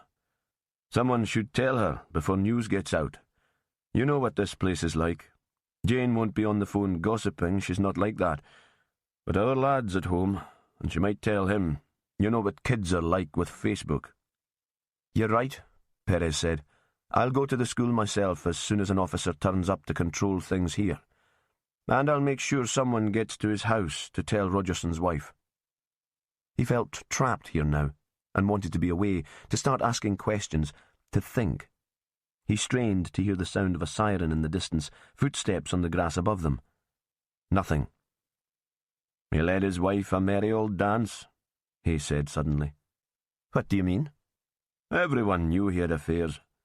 He didn't even bother to be discreet. There was something kind of arrogant about that." Hay had turned back to the sea. "He was an arrogant man altogether, always flashing his money around." "You didn't like him?" Hay shrugged again. "Like I said, I didn't really know him." Now Perez did hear footsteps and the sound of voices. Jane appeared at the top of the bank with a young officer who'd only recently joined the service. The man slid awkwardly down to join them. Perez gave him brief instructions about securing the site. "You let nobody on the beach, whoever they are, and you stay here, well away from the body." Then he scrambled back up the cliff and walked with the Hays back to the house. Jane offered him coffee, but he asked if he could take a mug into his car to make a few phone calls. "The school breaks early for lunch. I'll aim to arrive about then so I don't have to pull Catherine out of her class and tell her what's happened in front of the bairns. That should give the school a little while to get in some cover, so she can go home to be with her mother." In the kitchen, Andy, the dark-haired boy with the piercings who worked in the bar at Marille, was sitting at the table with a mug of tea. Perez nodded to him. "Did your mother tell you what's happened?" Just at the edge of his line of vision, Jane was hovering, protective. "Aye. Only we haven't informed the relatives yet, so please keep the incident to yourself." The boy nodded, but didn't speak. In the car, Perez spoke to Sandy Wilson, who'd been on his way to show Rogerson's photo to the assistant in the Bray Co-op. "Even more reason to do it now," Perez said. "You don't need me in Ravenswick?" "Not yet." He paused. "When you've finished in Bray, go to see Simon Agnew. He's the chap that set up Befriending Shetland, the counselling service in Lerwick. See if Alison Teal means more to him than Sandy Sechrist. It still seems a weird thing for the woman to do, turn up at the project's office and then change her mind and wander away again after only a brief conversation. Maybe Agnew met Alison before, in a professional capacity. She certainly had a troubled childhood. Perez remembered Fran's description of Agnew. He's just funny, Jimmy, but he's done such valuable work with families and young people. For a moment, Perez had hated the man he'd barely met. A second of pure jealousy, because he himself would never be described as fun, and he hadn't been sure that Fran considered his work had any value at all. At the other end of the phone, Sandy coughed to show he was waiting for further instructions, and Perez continued. Can you get Morag to tell Mavis Rogerson that her man's dead? No details, just unexpected death. And see if Mavis knew that Tom was back from Orkney. We need to check if he ever went, of course. Another pause. Did you tell Willow what was going on? Yes, she said she'd stay in the office, awaiting instructions. Perez could imagine her saying that. She'd have a laugh in her voice, mocking him for taking charge again. I'll speak to her now. I think it might be a good plan for her to come here to talk to the Hay family. I'm too close. We're neighbours, and it would be useful to get another perspective on them. 2 bodies in Ravenswick, both within a good stone's throw of the Hayes' house. I can't see that as just a coincidence. He got out of the car to take his mug back to the kitchen, and in the porch bumped into Andy, who was stooping to put on a pair of Converse sneakers. The boy was tall and seemed pipe-cleaner thin in skinny black jeans and black sweater. Are you going to work? No, I've got a day off. The boy paused. I was coming out to see you. Mum said I should talk to you about something that happened with Mr. Rogerson. Had you seen him recently, on your land? No. Perez looked at his watch. In a quarter of an hour the kids in the Ravenswick school would be queuing up for their lunch in the dining room that doubled as school hall and gym. When the bell went, he wanted to be there to talk to Catherine. It can wait then. Another officer will be here soon to talk to you all. You can explain to her what happened with Rogerson.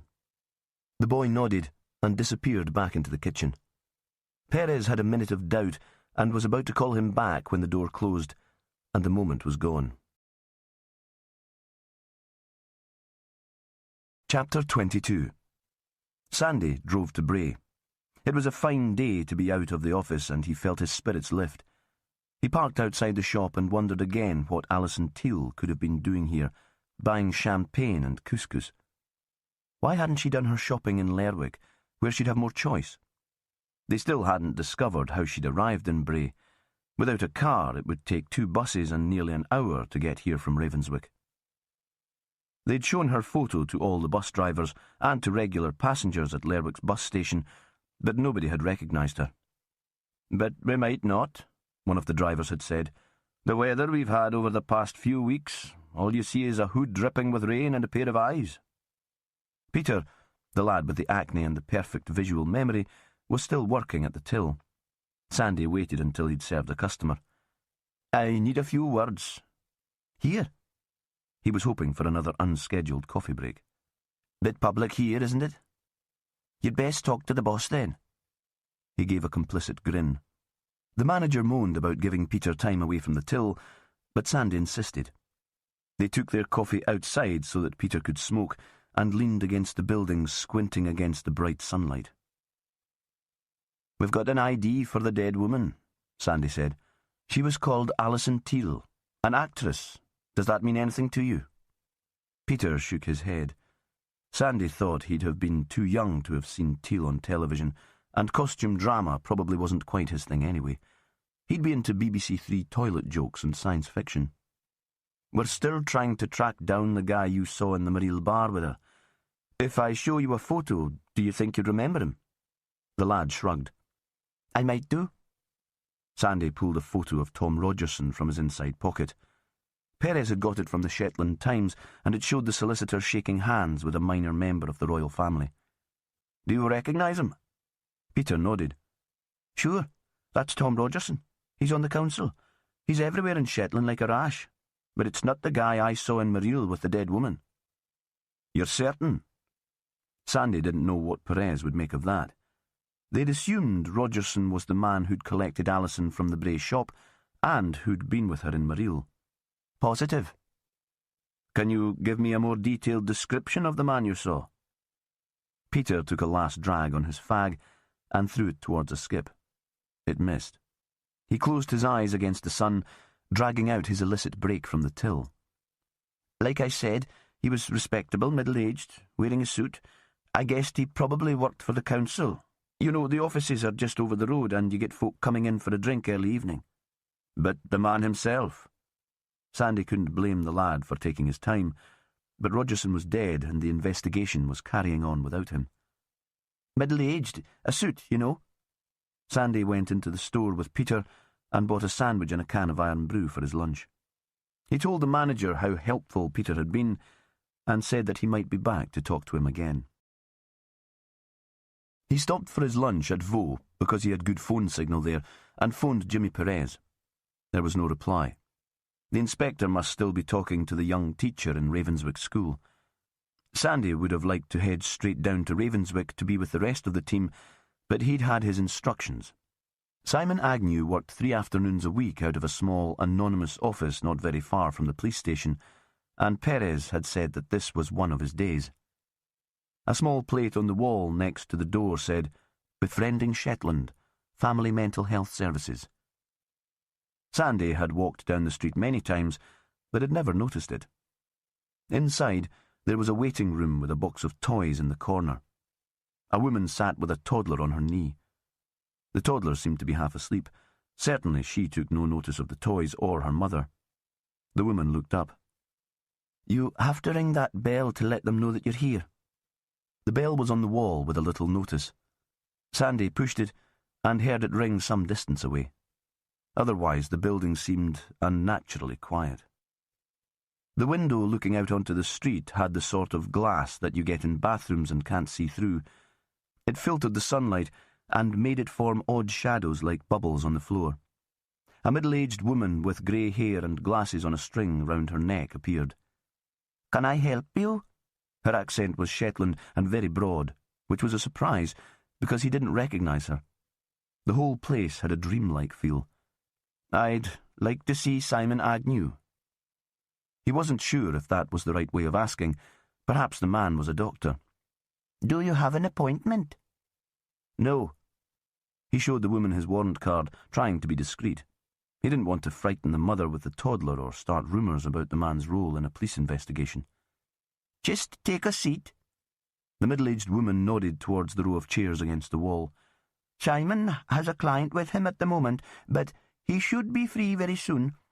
I'll ask if he can fit you in." No questions about the nature of his visit. She must have had to learn discretion. Then she seemed to vanish as silently as she'd appeared, and the only sound was the ticking of the clock on the wall.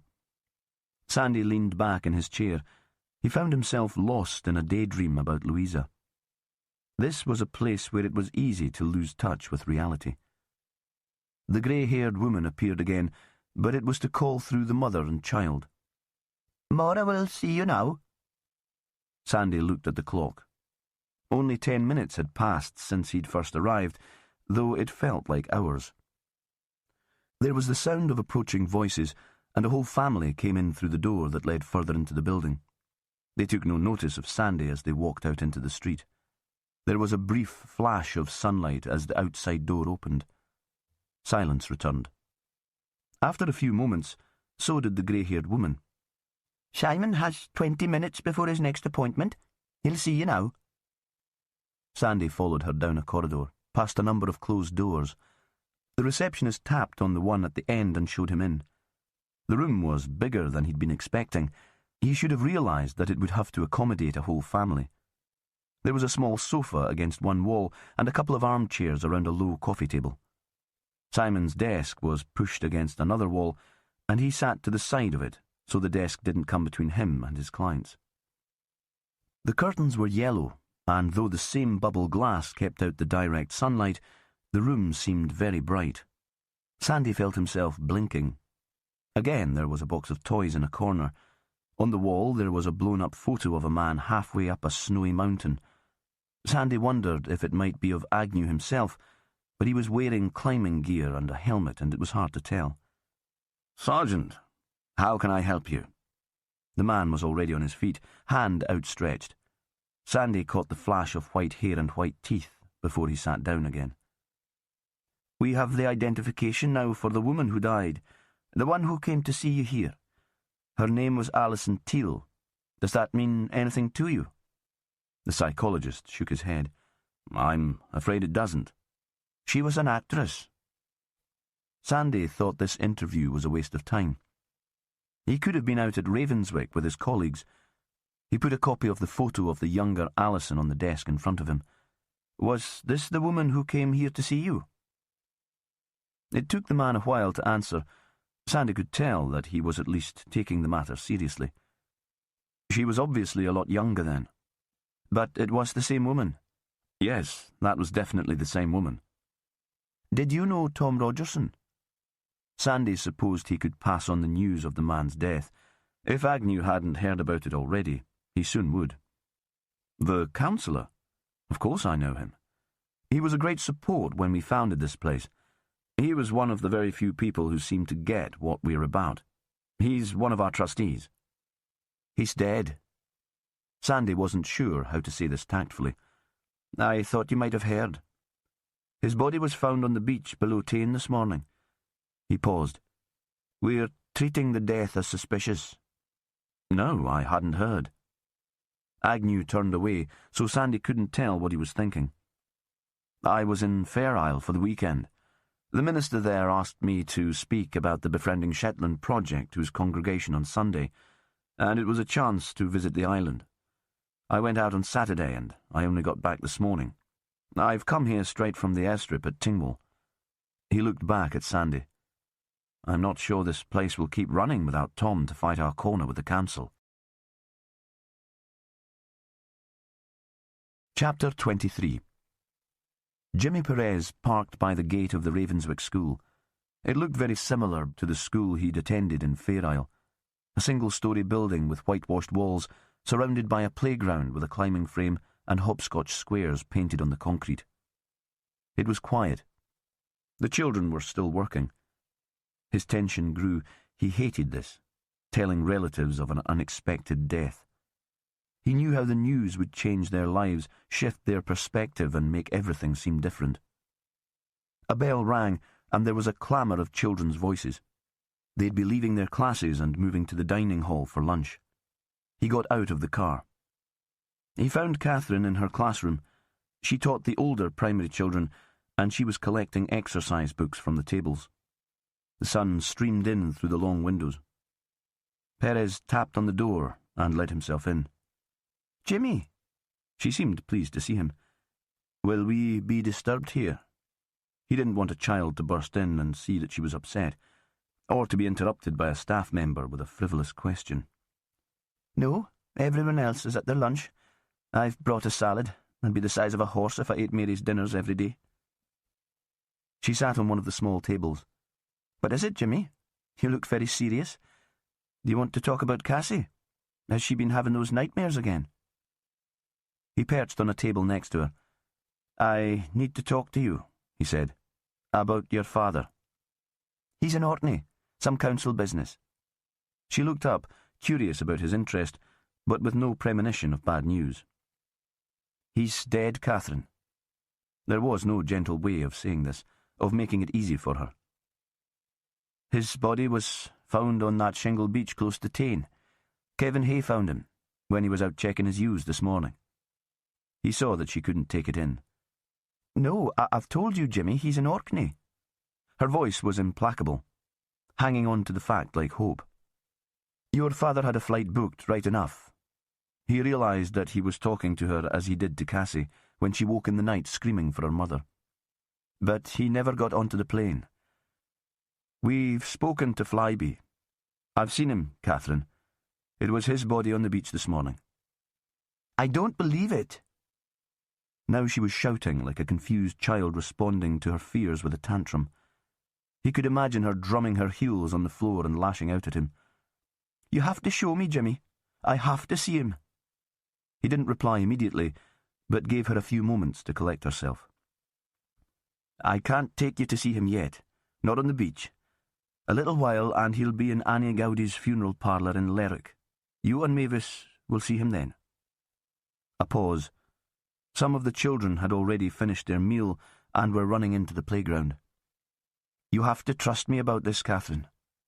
Now, we'll need to talk to your colleagues and ask them to cover your class for this afternoon, and I'll take you home." Perhaps it was talk of her work, but suddenly she seemed to grow up, to become herself again. Confused, still full of questions, but not an angry child anymore. "They'll be in the staff room.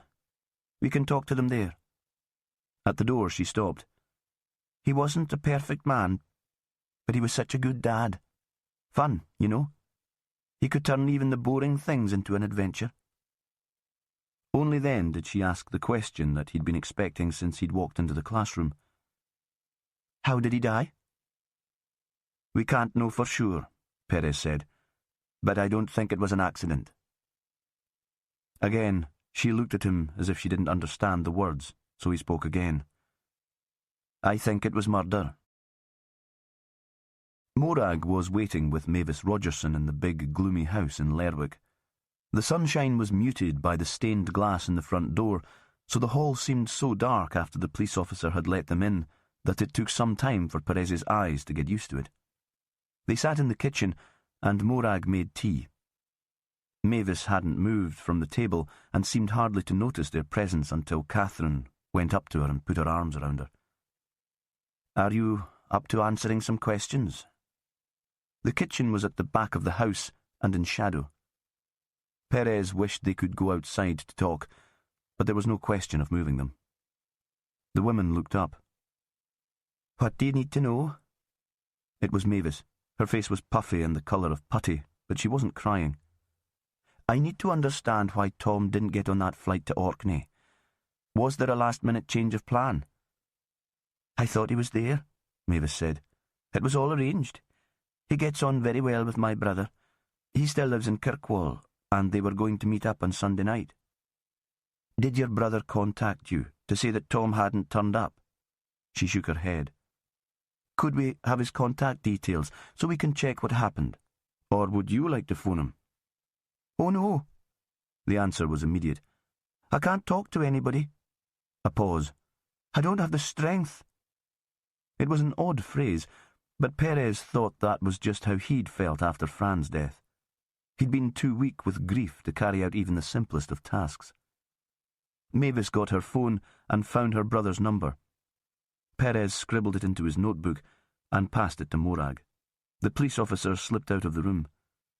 While the three of them sipped tea, they could hear her muffled voice from the hall. At least she'd managed to get through first time. Morag came back into the room, and they all stared at her. It was as if she was an actor appearing on stage, and the attention seemed to make her a little flustered. "Tom phoned your brother on Sunday to cancel." Morag directed her words to Mavis. "Tom told him that something unexpected had turned up and that he'd be delayed. He wasn't sure he'd be able to make the Orkney conference. He gave the impression that it was council business." "Ah." Mavis sounded sad rather than angry. "That was always the excuse he used." "Excuse me?" Perez could guess what she meant, but he needed her to explain. "Tom had other women, Inspector. It was hardly a secret." Perez shot a look at Catherine, but he couldn't tell if this was news to her or whether she'd known about the affairs. She sat now, unmoving. Perhaps that was what she'd meant when she'd said her father wasn't perfect. The room seemed very stuffy. It was as if everyone was in a slow-motion film, and Perez found that it was taking him a long time to put together his questions. He leaned across the table towards Mavis. "Did you have any suspicion that he wasn't going to Orkney as planned this time?" She lifted her head. "None at all. He liked visiting my family. He liked the conferences. He was a very sociable man. I always loved that about him." She paused for a moment. "We were happy, Jimmy. I knew what he was like when we married. Tom needed to be admired. It was a kind of addiction. The sex. It was clear very soon that I couldn't meet all his needs, but I wanted to be with him. I could live with the fact that he strayed. I wish he'd been faithful, but he loved his family and the home we had here. I was his rock. He always said that. He wouldn't have been the man he was without me. The room was suddenly so quiet that Perez could hear the purring of the cat that was lying on the windowsill. He turned to Catherine. "Did you know that your father had affairs?" "Of course. At first it all seemed just a bit of fun. My dad was a ladies' man. He flirted at parties and weddings. He was a little bit mischievous, but everyone said there was no harm in him. As he got older, and the women he chased got younger, it became embarrassing. He gained a reputation as a bit of a pest. I'm not sure there had been other women recently, or only in his dreams. Single women would know they could do better, and that he would never leave his wife, and there aren't that many women in Shetland willing to cheat on their partners. My father had become a bit of a laughingstock. You wouldn't want to be seen out with him. It was all a bit sad." "He was still an attractive man," Mavis cried. "You can't talk about him like that." There was another silence. Perez thought it strange that the woman would prefer to think of her husband as a sexual predator than an embarrassment. It was an odd kind of loyalty. Was Tom seeing anyone just now? He was thinking of the woman who'd been with Rogerson in the Scalloway Hotel. Sandy had thought that might be a business meeting, but he might not have been reading the situation accurately. "As I've said, Jimmy, I don't think he'd been seeing anyone for a while." Catherine's tea must have been cold by now, but she sipped from the mug. "There was some business deal that was taking up a lot of his time," Mavis said. "He was out some evenings, but he wasn't with a woman. I could always tell when he'd been with a woman. He'd come back to me and he'd be kind of tender." "Was it legal business?" Perez asked. "Or something to do with the council?" "Maybe something to do with the oilies?" Mavis was wearing a big hand-knitted cardigan, but despite the heat in the room she still seemed to feel cold. She pulled the garment around her. "Tom said he couldn't tell me about it just yet, but it would make us money." "Was money important to Tom?" "Not for its own sake," Catherine said. "He couldn't save, but he liked the things it could buy." Power, Perez thought. Influence, women. But he wondered if the deals Tom bragged about were real, or if they were fantasies, as were, according to his daughter, his relationships with young and beautiful women. "When did you last see Tom?" "Early Sunday," Mavis said. "Then he drove down to Sunborough to get the morning plane." And he had done that. His car had been found in the airport car park, so what had happened between arriving in Sunborough and checking in for his flight? Who knew that he'd be going to Orkney? Everyone who reads the Shetland Times. Catherine allowed herself a little smile. There was a big article about the fisheries conference and about how Dad was going to fight for Shetland's fishermen. But they wouldn't know that he was leaving on Sunday morning. No, just that he'd be in Orkney for the meeting on Monday morning. Perez thought Rogerson must have intended to go to the conference, otherwise he wouldn't have driven to Sunborough, and he wouldn't have encouraged all that publicity. They'd need to question the check-in staff and other passengers.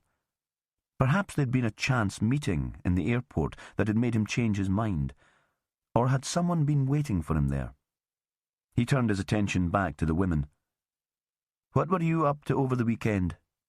He tried to keep his voice chatty and light. Mavis stiffened and her voice was suddenly bitter. "Do you think I killed him, Jimmy? Because he'd been making a fool of me with other women. I'd have done that years ago if I'd wanted him dead. I have to ask, Mavis. You must understand that." The women looked at each other. For a moment, Perez suspected they were preparing to lie, but perhaps they just wanted to check the accuracy of the details they were about to give. "We had breakfast," Catherine said, "and then we went to church." "Here in Lerwick?" "No, in Ravenswick," Catherine said. "We liked the minister there." So they were in Ravenswick on Sunday. Perez couldn't work out the significance of that. "And after the service?" We treated ourselves to Sunday lunch in the Ravenswick Hotel. Now Catherine sounded almost defiant.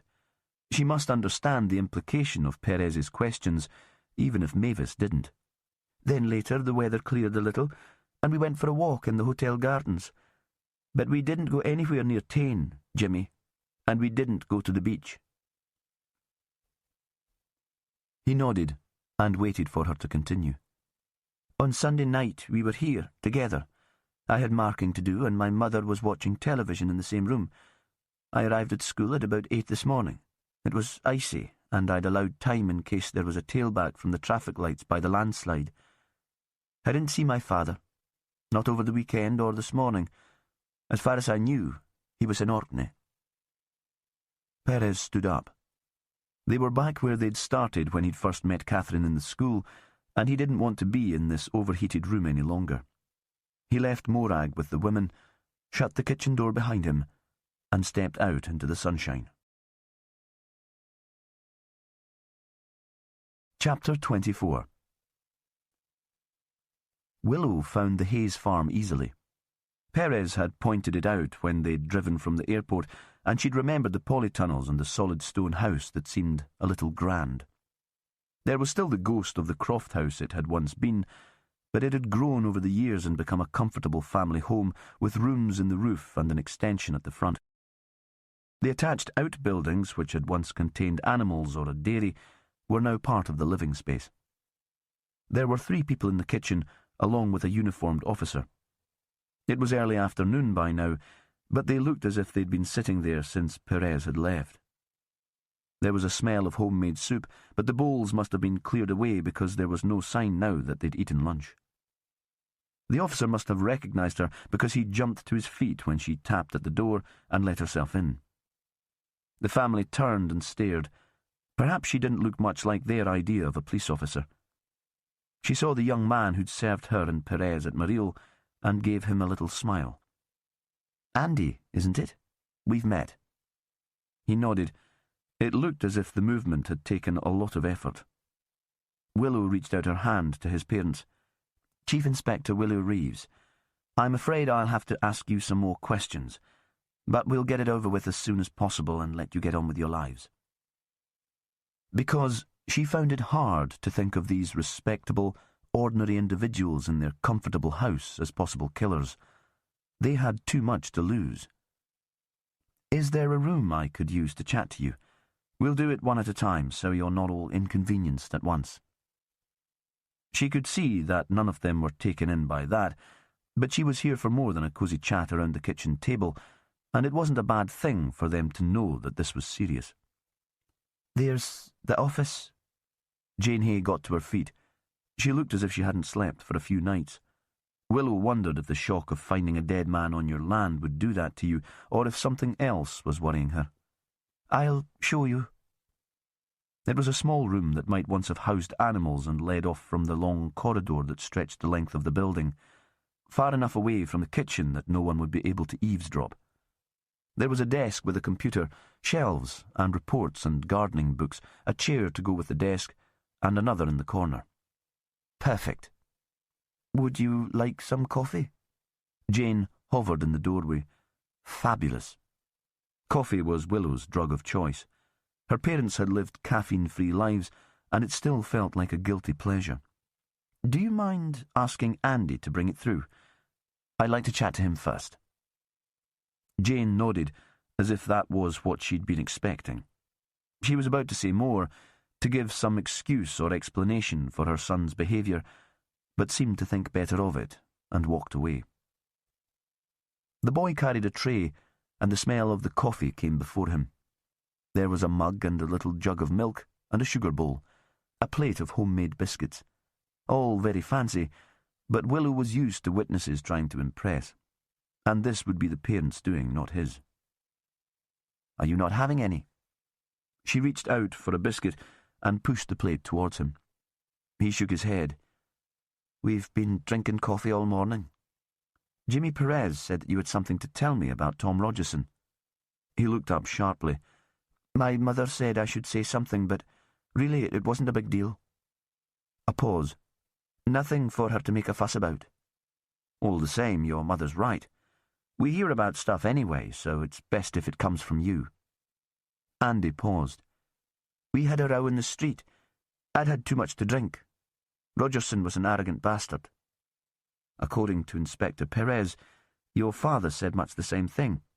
Was this a family problem then? Is there some reason why you and your dad had taken against the man?" There was no reply.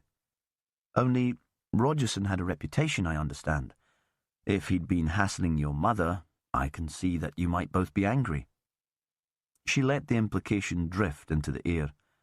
The possible explanation for the tension within the family had only just come to her, but she thought now it made sense of Jane's anxiety and Kevin's resentment.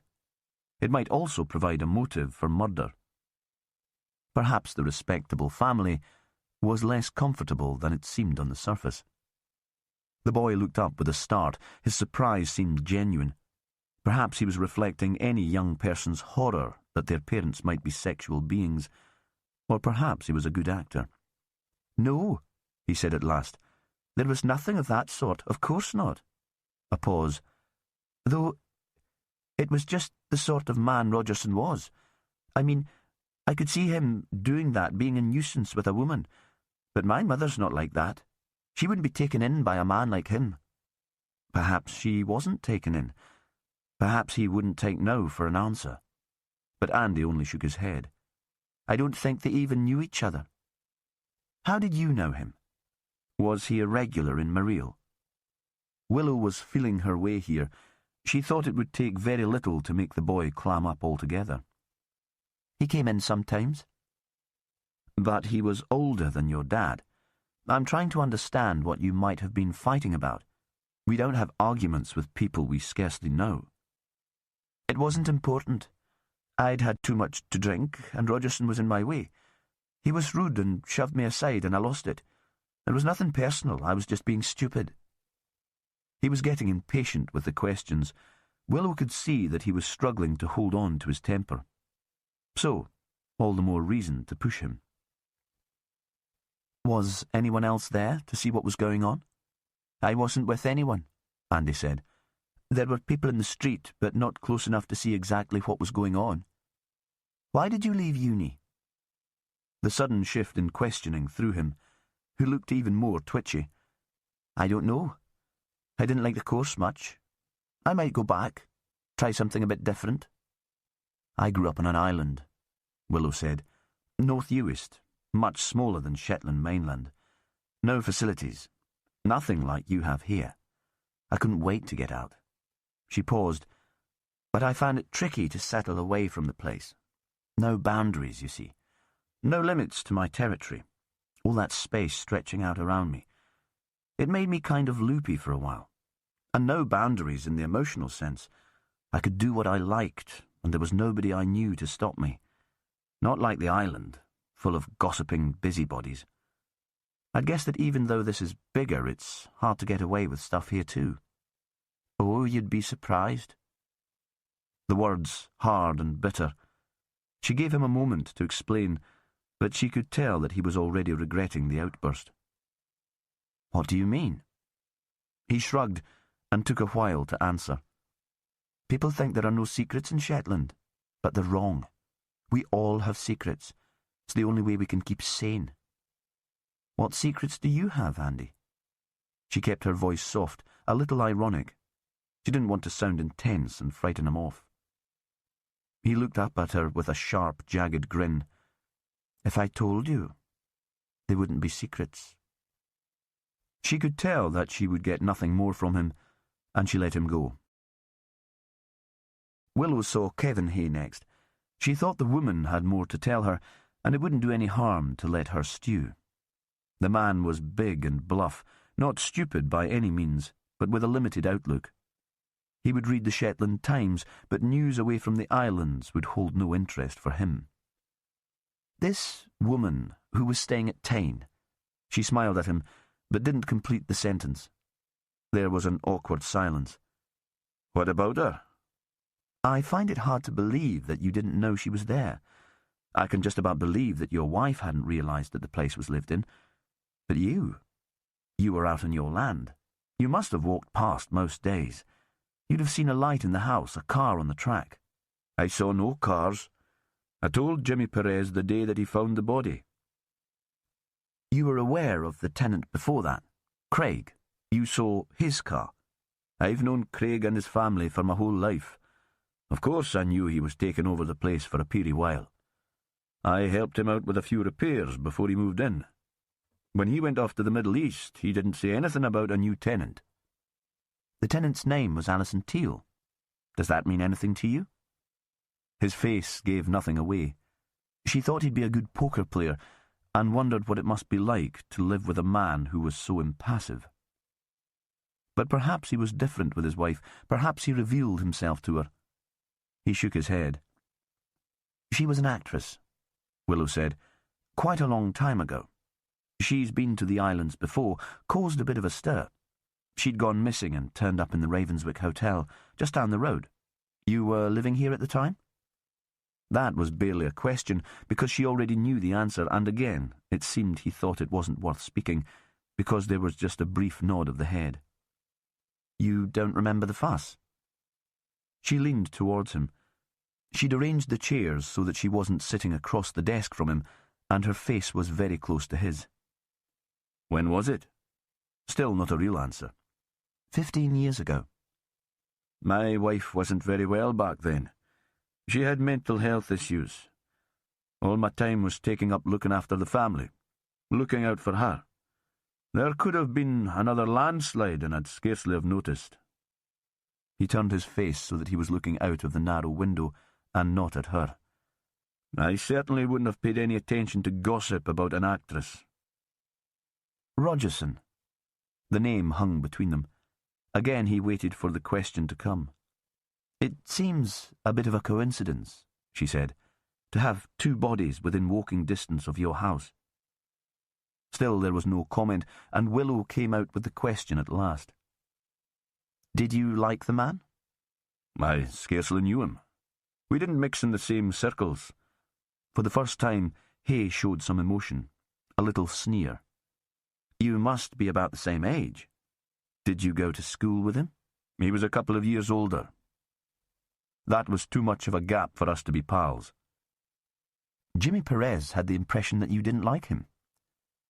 I didn't know him personally. Hay paused for a moment. I knew the sort of man he was. And what sort was that? One of those charmers who take folk in. A user and a taker. Willow leaned back in her chair. You know, Mr. Hay, that does sound very personal to me.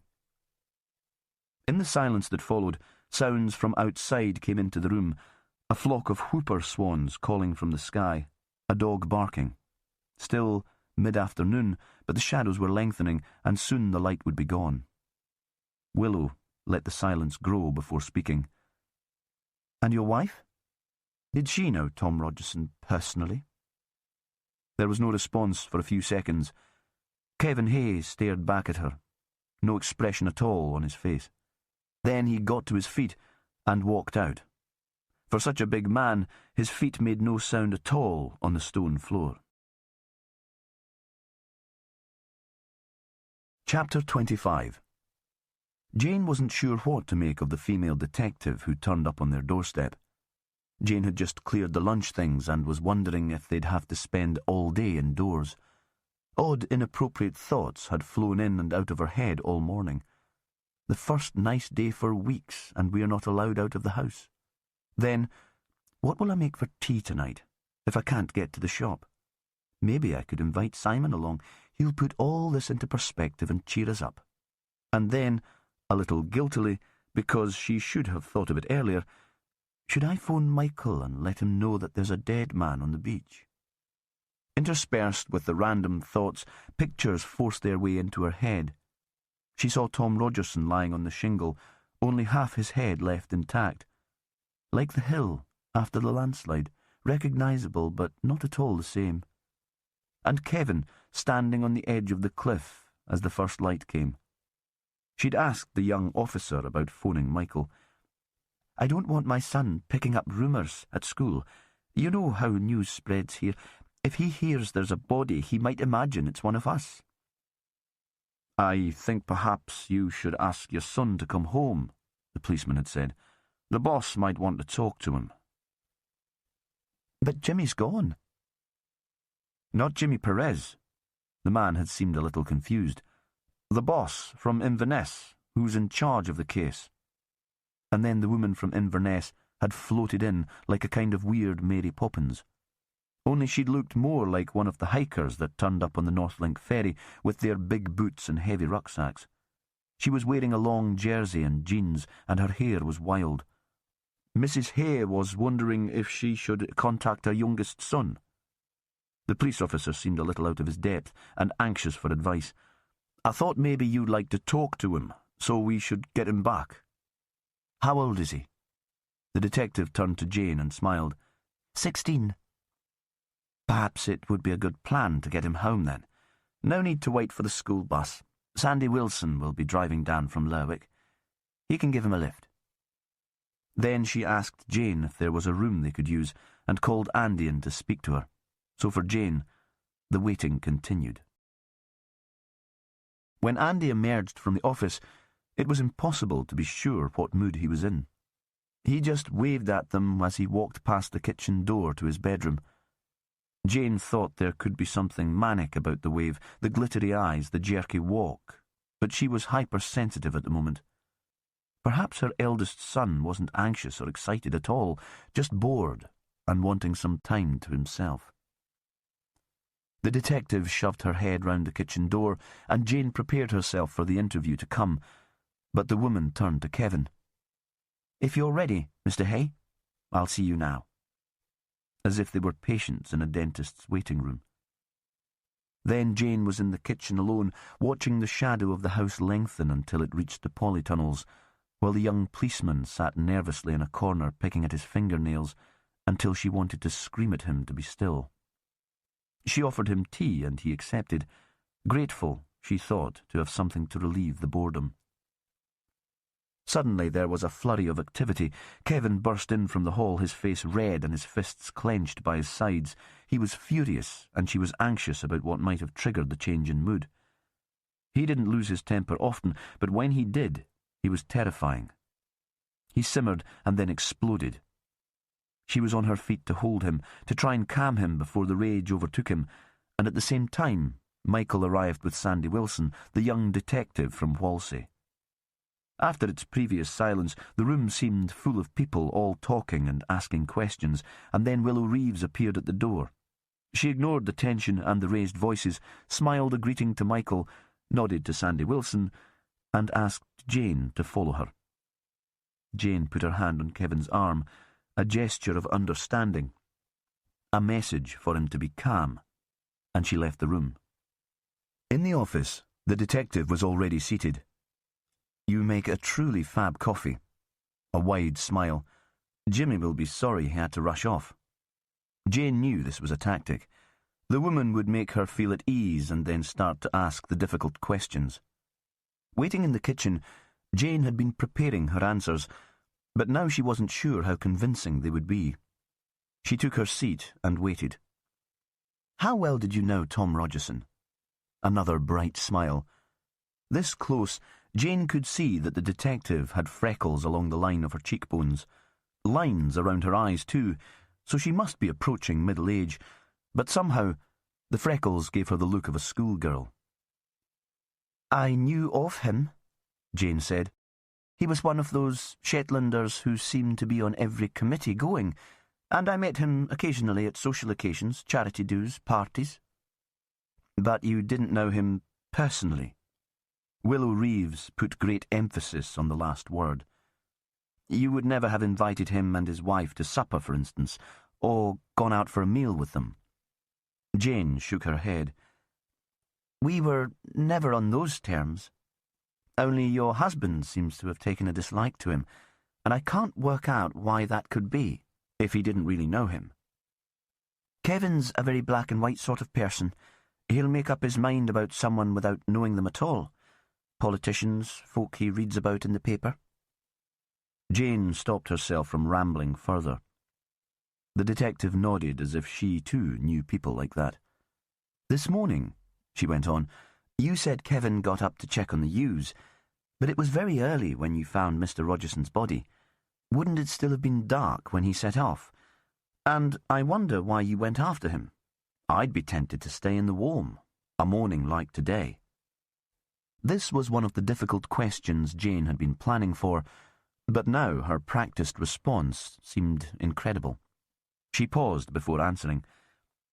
It was a beautiful morning. After all that rain, it was good to be outside. We wanted to see the sun come up together. You get fantastic sunrises on the east side. Very romantic. The detective sounded sincere, even a little envious, but she continued, If you and your husband spend so much time out on your land, even at this time of year, I do find it very strange that you didn't realise there was anyone staying at Tain. I did see someone inside, Jane said. I told Jimmy Perez. You didn't mention that to Kevin, because he didn't seem to know the place was occupied at all when the landslide took place. I can't have done. She paused. We're both very busy. Of course. Another wide smile to put Jane at her ease. Tell me about your mental health problems. I'm sorry? The woman who died at Tain was called Alison Teal. She was an actress, famous for disappearing while she was playing a role in a popular television drama. She was discovered in Shetland, in the Ravenswick Hotel, which is just down the coast from here on the south side of the landslip. Kevin told me he couldn't remember the publicity surrounding the story because you were very ill at the time. Jane wondered if that conversation had made Kevin angry. Perhaps it was being taken back to the past that had caused the clenched fists and the simmering rage. He'd always said that he forgave her for the betrayals and the thoughtlessness of her drinking days. One of the steps of her recovery had been to be honest with him. You were ill, he told her. Not yourself. Of course we can start again. But she'd never been entirely convinced by his reassurance. She knew he needed her. He'd never been much good on his own. Whether he forgave her was another matter altogether. Now she looked up at the detective. I'm an alcoholic, she said. In recovery now, but then my life was completely chaotic. We had 2 small children, and Kevin had to hold things together at the same time as he was expanding the farm. He was magnificent. I'm not surprised he couldn't remember a news story about an actress from the south. Do you remember anything about the woman's disappearance? Jane shook her head. It was a bad time. She caught a sudden glimpse of her past, the panic attacks, the craving, and the crippling hangovers, and the overwhelming self-pity. She shook her head again to clear the memories from her mind. What did you do last night? Willow Reeves was satisfied, it seemed, by Jane's answer, and had moved on. Not much. We had a big Sunday lunch.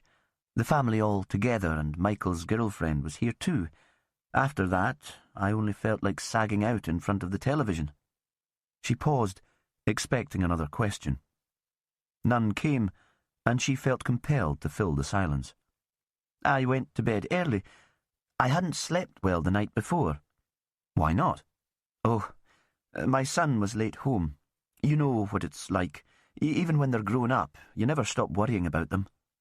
Though Jane thought the detective probably had no idea what it was like to be a parent. It was impossible to imagine the woman with the responsibilities of a baby. Which son? The detective had been scribbling notes, but now looked up and gave Jane her full attention. Andy, the big one. He dropped out of uni and has a bar job at Mareel. Sometimes they ask him to stay on for an extra shift. And that's what happened on Saturday night. Willow Reeves's voice was deceptively calm, but Jane wasn't taken in. This was important to the woman, and she would check anything Jane told her, so it was important not to lie. I'm not sure. I assumed that was why he was late.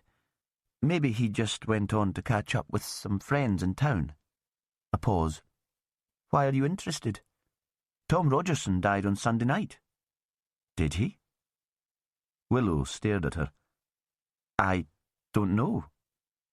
Jane felt herself start to panic. Surely someone would have seen the body if it had been on the beach for a whole day. Can't you tell when someone died?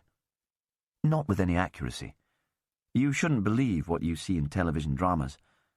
Tom was last seen on Sunday morning, though. We don't have any anxieties about Saturday night. We're asking everyone involved to account for their movements yesterday. But we're not involved. Jane's voice rose almost to a shriek. Willow smiled. But you are, aren't you? Even if it's only a matter of geography. 2 people have died very close to where you live. There are no other houses nearby. I'm not suggesting that any of you are killers, but I do think you can help us. In the silence that followed, they heard the sound of a vehicle on the track outside. Headlights lit up the polytunnels as the car swung into the yard. Are you expecting anyone? Willow asked. Jane shook her head. She couldn't think who might be visiting unless Simon Agnew had heard of the death and had arrived to offer comfort and support. That would be his style. But the silhouette that they saw at the door into the house was shorter than Simon's would have been, and the voice he called in was Shetland. Kev, are you all right, man? I've just heard about Tom Rogerson. Is there anything we can do? Willow looked at Jane. That's Craig Henderson.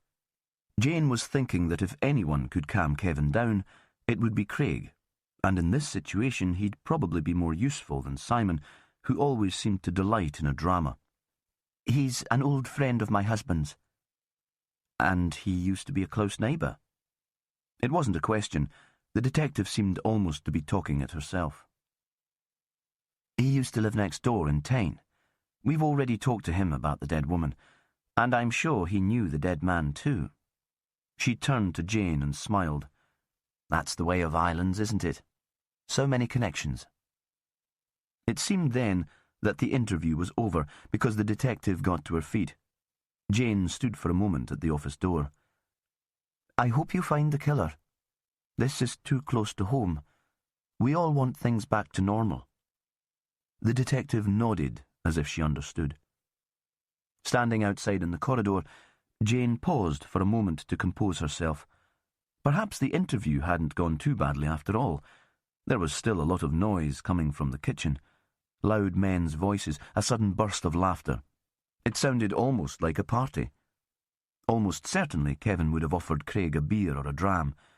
She couldn't face it, and instead took the stairs to her room.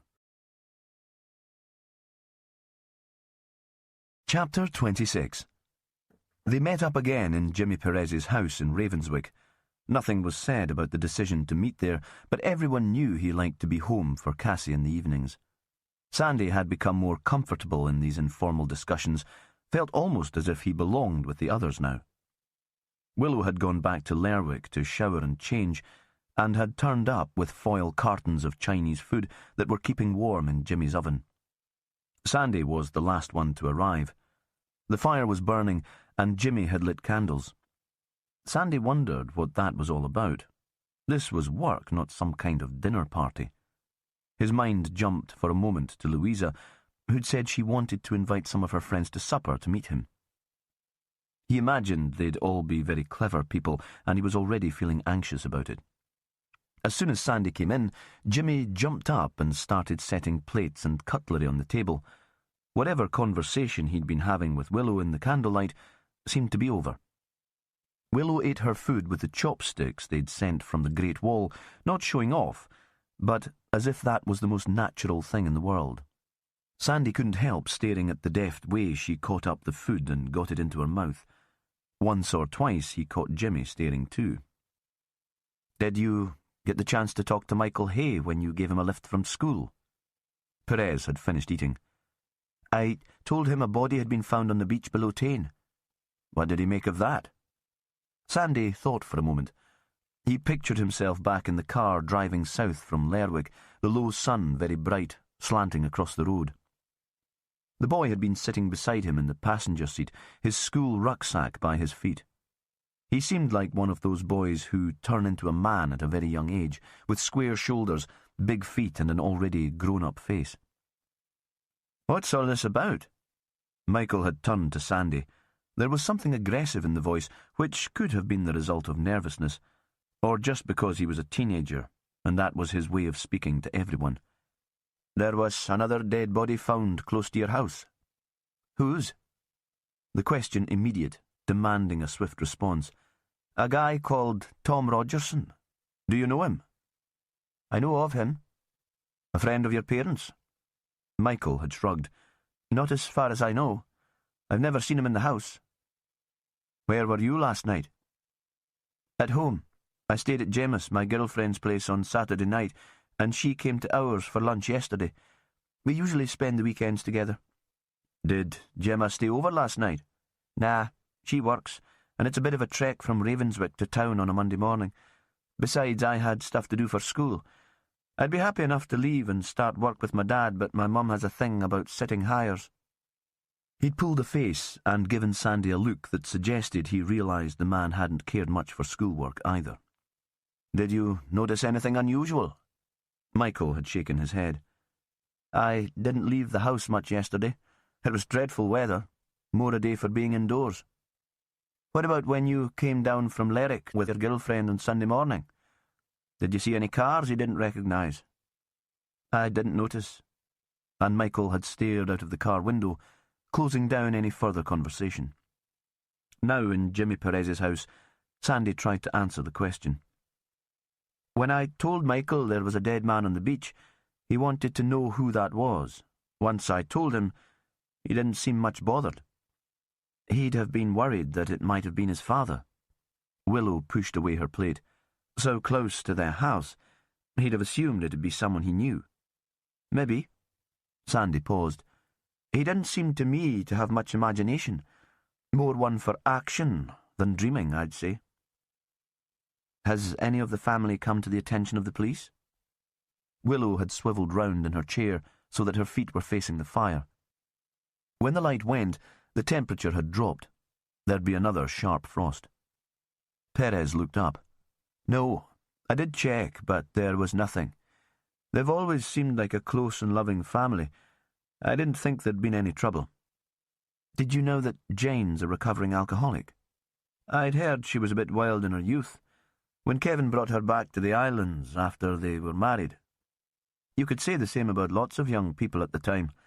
The oil was pouring money into the place. Some weekends the whole of Lerwick was like one big party. She still goes to AA. You think that's relevant?" Perez seemed defensive now.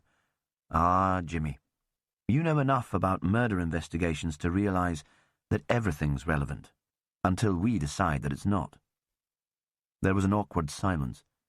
Jimmy got to his feet to make coffee. "Do you think one of the Hayes could be the killer?" Sandy felt the need to speak. Really, he didn't know what he thought about the family. "Both bodies were found right on their doorstep," Willow said. "It's an odd coincidence." "Is it at all possible that someone might be trying to implicate them?" Jimmy brought a coffee pot and mugs to the table. "That seems a bit elaborate." Willow pulled a mug towards her. "I just think there's something more going on in the family than they're admitting. Someone's keeping secrets." "The whole case seems elaborate," Perez said. "Why would Alison take a false identity, for example? It's not as if she's a household name anymore. And there are strange coincidences and connections. These are victims linked by a chance meeting years ago, an actress who was hiding away and the man who recognised her. If the letter we found at Tain was from Rogerson, they must have kept in touch." "What did Rogerson's wife say?" Willow looked up from her coffee. "If there was a relationship between Alison and Rogerson, then Mavis Rogerson has the strongest possible motive." "Jealousy, you mean? If Mavis was going to kill Rogerson and the women he'd slept with, James Greaves's mortuary would be full." "Maybe it was different with Alison Teal," Willow said. "Perhaps he brought her here and set her up in the cottage at Tain. Perhaps he intended to leave his wife for her. What do you think?" "I wish I knew what had brought on the crisis that took Alison Teal to the befriending Shetland offices. If we understood that, we might understand why she was killed." Perez paused for a moment. "Have we tracked down her medical records yet? It would be useful to know whether she still suffered from depression or anxiety. Perhaps the crisis had nothing to do with her mental health. Willow was speaking almost to herself now. If there was a relationship with Tom Rogerson, and it lasted since they first met in the islands all those years ago, any problem between them might have provoked some kind of meltdown. She'd changed her mind, you think? Decided she didn't want to stay here after all, and perhaps Rogerson threatened her, scared her. Perez seemed suddenly to come to life. I can see that he might have been controlling. You think Rogerson killed Alison? Sandy had been watching the exchange between the senior officers with growing confusion. All this speculation gave him a kind of dizzying feeling. The fire had made the small room very warm. He wanted to take off his jersey, but he wasn't sure what sort of state his T-shirt was in. Willow and Perez stared at him. Perhaps they'd even forgotten he was in the room. Sandy was used to being overlooked. I suppose it's a possibility. Willow spoke slowly. Alison was dressed to impress, wasn't she, when she was killed? We'd always assumed that she was entertaining some man.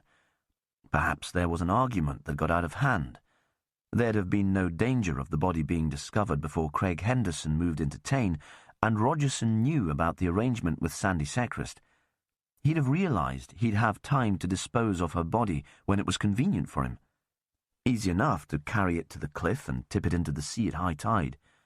Even if it had been washed up again, I doubt enough of her would have been left to make an identification. It was only the landslide that got in the way of his plans. Then who killed Tom Rogerson? Sandy realised his voice might be a bit loud because Perez looked at the door into the bedroom where Cassie was sleeping. But he couldn't believe this scenario. 2 different killers in the south end of Shetland. Willow gave one of her lovely smiles. What do you think, Sandy? I think this is all nonsense. I can't see that we could have 2 killers. We're telling stories here, Sandy. Dreaming things up just to see if we can make some sense of the situation. So if Tom Rogerson killed Alison, who might have killed him? This felt like a kind of test to Sandy. I don't know, he said at last. I just don't see it. Sandy felt as he had when he'd been put on the spot at school, that any intelligent idea had seeped out of his brain like water leaching from a rock pool at low water. It didn't help that all day he'd been distracted by thoughts of Louisa. Perhaps she had another man, someone who murdered Rogerson in revenge for her death. Maybe. Perez leaned back in his chair. This is all fantasy, he said. Like you said, it's storytelling. We have no real evidence that Alison was having any relationship. Never mind that there were 2 men scrapping over her. Well, we know she had contact with 2 men. Sandy forgot his reserve for a moment. The guy who picked her up from the Bray Co-op, he was most likely Rogerson because of the Shetland flag bumper sticker, and the different man in Marille, and she must have been buying the champagne to drink with one of them. We can dream up as many theories as we like, Perez said, but at the moment it's all fairy tales, and the one person who might have given us hard information is dead. He gathered together the mugs and carried them to the sink. Sandy took that as a sign that Perez was ready for them to leave, but Willow didn't move. So, what are the plans for tomorrow? Perez turned back from the sink to face her. We need to find out where Tom Rogerson went after leaving his car at the airport. Sandy, you go back to Bray and show your pal Peter some photos of our possible suspects. Let's see if we can identify the man who was drinking with Alison in Marille. And I'd like to get a handle on what she's been up to recently. Who'd been paying for the smart clothes and the executive cabin on the Northlink if her agent says she hadn't been working? Can we see if there have been any unexpected payments from Rogerson's bank account? He turned to Willow. Anything else, ma'am? She grinned at him. I think you've got it covered, Inspector. Now Sandy did get up. He had his own car outside, and he was starting to feel that he was in the way. The sense that he'd been intruding into a private conversation when he'd arrived at the house had returned. But as he made his way out, Willow joined him. and when they left together to walk down the bank to the road, there was no physical contact between her and Jimmy Perez. She just gave a friendly wave before he shut the door on them both. Chapter 27. Willow parked in the street at the top of the lane. A group of English men spilled out of the Chinese restaurant opposite the library and walked away towards the pier, shouting and laughing. Willow supposed they were heading for one of the flotels moored in the harbour. The barges looked like prisons, and she thought it must be an odd, unnatural life, cooped up with the people you also worked with. She took the narrow path that led down to her B&B. There was a thin slice of moon, and the lane was already icy. The house was separated from the path by a stone wall, with an arched wooden gate that led into a garden sufficiently sheltered to allow sycamores to grow. The bare branches of the trees were covered in hoar frost. There was a light in the basement kitchen, and she saw the couple who ran the place inside. The woman was sitting by the aga with her feet on a low stool, her hands on her swollen belly. The man was ironing. There seemed to be a snatch of conversation between them because the man laughed. Willow shouted down to them so that they would know she was in, and then made her way upstairs to her room. She couldn't face sitting with her hosts, even though she would have liked a cup of tea and knew that they'd be great company. There was a window in the roof that sloped almost to the floor on the longest side of her bedroom. She pulled up the blind and saw the lights of Lerwick below her, and the late ferry on its way back from Bressay. She supposed she should be thinking about the investigation, worrying over the details of alibis and motivation, but she was too distracted. Before Sandy had burst into Perez's house, there had been a strange moment of intimacy between her and Jimmy. It had started with a domestic crisis. She'd arrived earlier than he'd expected, and she'd caught him pulling damp washing out of the machine. "Sorry, I'm not really ready for you," he'd grinned. "The tumble dryer's burst. I'll have to stick this stuff on a clothes horse by the fire. Not exactly attractive with guests in the house, but Cassie'll have nothing to wear for school. Sandy and I aren't real guests. All the same. Turn off the big light and stick some candles on the table," she'd said. "Then we'll not notice." He'd done as she'd suggested. "There you are," she'd said. "We could be having a romantic dinner now." There'd been a long silence before he'd spoken. "Perhaps we should do that one day." It had seemed so out of character that she hadn't been sure she'd heard properly at first. But he'd been staring at her, all the intensity that was usually focused on work directed at her. She'd moved towards him, so she was close enough to smell the washing powder on his hands as well as the peat on the fire. "I'd like that," she'd said. "I'd really like that. Maybe when Cass is at her father's, I'll make sure there's no washing in the room." She'd been about to say that she wouldn't care at all about that when they'd heard Sandy stomping up the path outside and the door had opened. Now she wondered if she'd misinterpreted the situation. Perhaps Jimmy Perez had been joking, and when she'd taken him up on his offer, he was just being kind to go along with it. She'd never met a man who could do kind as well as him. While she was undressing and cleaning her teeth, and when she was lying in the soft bed, she dreamed of the dark-haired man, haunted by him. Willow woke the next morning full of energy and oddly content. The space in the loft bedroom seemed perfect for yoga, and she allowed her mind to calm while she stretched and held the poses. Perez intruded only occasionally. It was too early to wake the rest of the house, but there was Wi-Fi in the room, and she started in motion the bureaucracy that would enable her to access Tom Rogerson's bank accounts. When she heard someone moving around in the room below, she went downstairs for breakfast. The man was there, and already there was the smell of coffee. "Only me this morning?"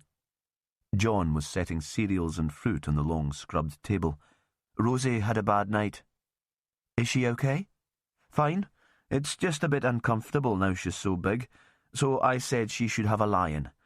I can manage scrambled eggs. If you'd like some. My signature dish when I was a student." "When's the baby due?" "Not for a week. And first babies are always late, aren't they? That's what everyone says. Willow found herself hoping that the child would arrive while she was still staying with the family. She was curious to see a newborn, thought she might take a vicarious pleasure in the warmth and the strange routines. At the breakfast table, she pondered the rest of her day and decided she didn't want to go straight to the police station. Perez might feel a bit awkward to see her after his invitation of the previous evening. She poured herself more coffee and sent him a text. I'm going to talk to Simon Agnew in the manse at Ravenswick. Not sure Sandy asked all the right questions. If Agnew is Jane's friend, he might be able to throw some light on what's going on with the Hay family. There was an answering text almost immediately. Sounds like a good plan. I'll send Sandy up to Bray to chat to his contact in the co-op. Good luck with Agnew. She read the message several times and found herself grinning like some sort of lovesick schoolgirl. It didn't sound as if Jimmy was offended. Indeed, the tone was almost cheery.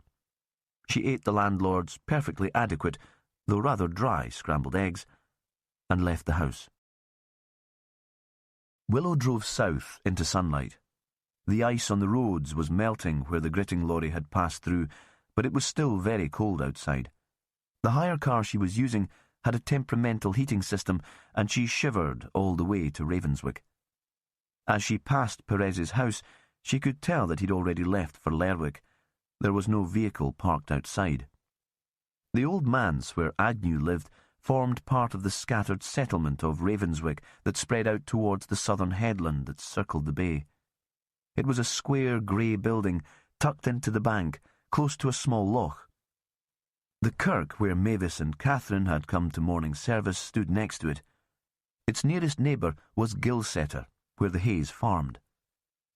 Willow hadn't phoned in advance. The decision to visit had been made on impulse, and she hoped it was still sufficiently early for Agnew to be at home. There was a garage by the side of the house, but a red VW was parked on the flat grass by the front door. Willow stopped beside it, stepped out of the car, and rang the bell. The door was opened almost immediately. Willow was taller than most men, but she had to look up at Simon Agnew. "Can I help you?" Easy, confident. Her father had been like that before the commune had disintegrated in acrimony and his dreams of saving the world had faded. Willow introduced herself. "Another representative of Police Scotland. I'm honoured." Not sarcastic, but playful. "Come in. I've just made some coffee." "I know you've spoken to my colleagues, but I'm afraid I have more questions." "Of course. These dreadful murders." He led her inside. From the outside, it looked like a traditional Scottish manse, but he'd knocked through 2 rooms, so the kitchen was lit by 3 sash windows facing the loch. There was a lot of light wood and sunshine. He must have sensed her admiration. "I got a local guy to build the units for me." He poured coffee, and they sat at the table. "Looks like a good room for a party." "Well, there have been quite a few of those." "Did Tom Rogerson come along to any of them?" He paused for a moment. "Once or twice. He was here just after Christmas with his family." He looked up. "You know his daughter's the teacher here?" Willow nodded. "Catherine's a lovely young woman." "I wanted to ask you about Jane and Kevin Hay. Both victims were found close to their land." "Close to my land, too, if it comes to that." He got up and poured himself more coffee. She thought he'd be a person who found it hard to be still. "I'm sorry, Inspector, but Kevin and Jane are good friends. Generally, I love to gossip, but I get a bit squeamish when it comes to chatting about my friends' problems to the police." "Do they have problems?" He hesitated for a moment, and she thought he might be tempted to confide in her after all. Then he thought better of it and laughed. "We all have problems, Inspector. What's important is how we deal with them." That could have been her father too. He'd always been full of words of wisdom that sounded deep, but were actually trite and banal. "What problem do you have, Mr. Agnew?" "Oh, I'm terrified of boredom. Always have been. When I'm bored, I get up to mischief." "What brought you to Shetland, then? It's not the most exciting place in the world." Willow thought this was an odd conversation to be having with a witness, but under the lightness and banter she suspected he had something useful to say. "Always loved it. I came here as a boy before the oil, and I always promised myself that I'd retire here." He looked out of the nearest long window to the loch. "And it is dramatic, even if it's not exciting. I've been here for 10 years now, made friends and put down roots. I know I'll never leave." A grin. "But I'm always on the lookout for new projects, new adventures." "Was that why you started befriending Shetland?" "Maybe. But there is a need, you know. When I first got here, I thought I'd find an ideal community, close, a place where people would support each other in times of crisis. Of course, that's largely true. But shame's a big factor in a place like this. It can be a very destructive emotion. Sometimes it's hard to admit that one isn't surviving so well, and it's easier to talk to a stranger. I had the skills and training to meet that need." "Have you had any further thoughts on what might have led Alison Teal to contact you?" "I have been thinking about that." Agnew closed his eyes for a moment. "I had the impression it was very much an impulsive call. Perhaps she was in the town and saw our office, or saw our advertisement in the Shetland Times, and when she met me she thought I wasn't a person who could help her." He gave a little shrug. "Sometimes it happens." "So, tell me a bit more about the Hayes," Willow said. "Jimmy Perez thinks they're a perfect family." "Ah, well, Jimmy idealizes the family, don't you think? He's always looking for perfect examples. I'm not sure that Fran could have met his standards if she'd lived. It's easy to turn a dead person into a saint." "You knew Fran?" A brief grin. "She was a guest at some of my parties too." Willow wanted to ask for details, but stopped herself in time. Jimmy would never forgive her if he found out she'd been prying. "And the Hayes?" "Well, Jane doesn't drink, of course. You'll have picked up that piece of gossip by now. But she comes along, and she still has a good time." He paused. "She's a very special woman. I admire her." "What about Kevin?" "There's more to Kevin than most people think. It can't be easy to be the partner of an alcoholic. Very few relationships survive."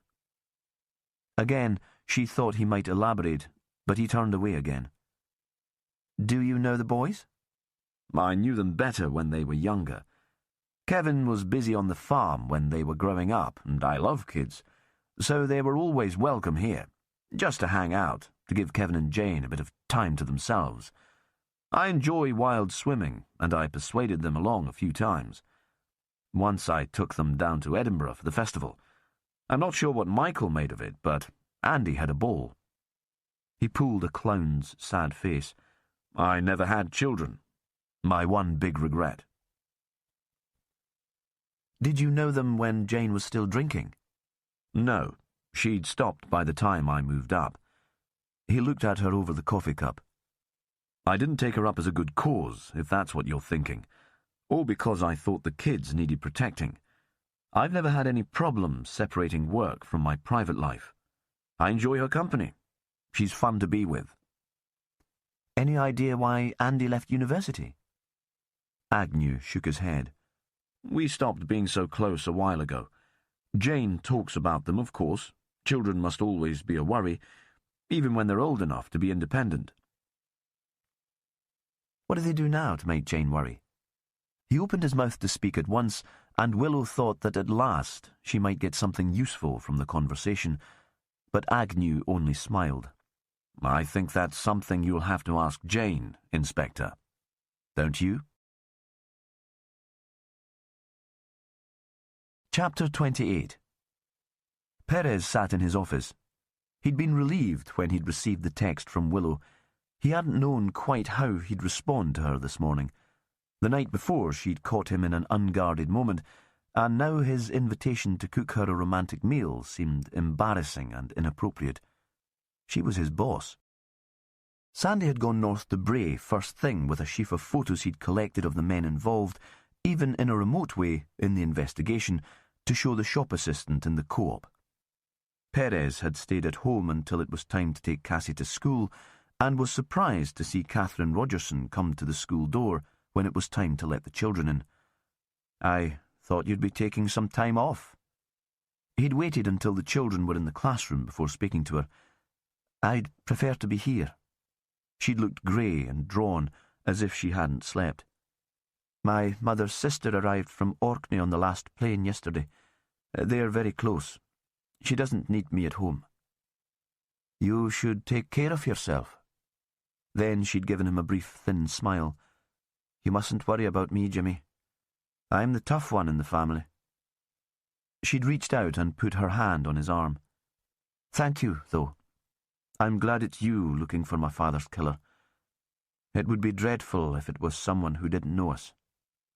And she'd turned and walked with a straight back into the school. He was sitting in his office and running the scene in his head, wondering what it was about Catherine Rogerson's composure that he found so disturbing, when his phone rang. He answered it, still slightly distracted. It was Sandy, and he forgot the teacher to give the man his full attention. "I showed the photos to Peter in the co-op." Sandy's voice was a little too loud. He sounded like an excited child. "And? You'll never guess who he picked out. Just tell me, Sandy, we're not playing games here. Paul Taylor." For a moment, Perez struggled to place the name, and then he remembered. Taylor was a solicitor, Tom Rogerson's partner. He'd given them the keys to Rogerson's office on a wet Sunday morning while his wife was cooking lunch. "And that's not all." Sandy hadn't waited for a response from Perez.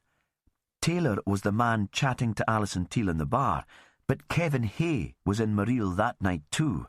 Peter picked him out from the photos I'd spread out over the table." Perez waited until Sandy returned before interviewing Paul Taylor in the office that he'd shared with Tom Rogerson. He thought Sandy was owed the right to accompany him. He'd cultivated the shop assistant until he'd come up with the information they needed.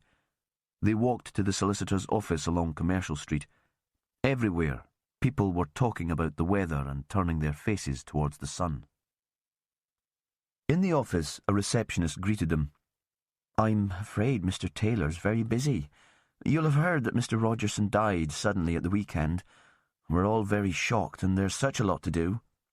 Perez didn't recognise her. She was English, and he thought she was probably new to the islands.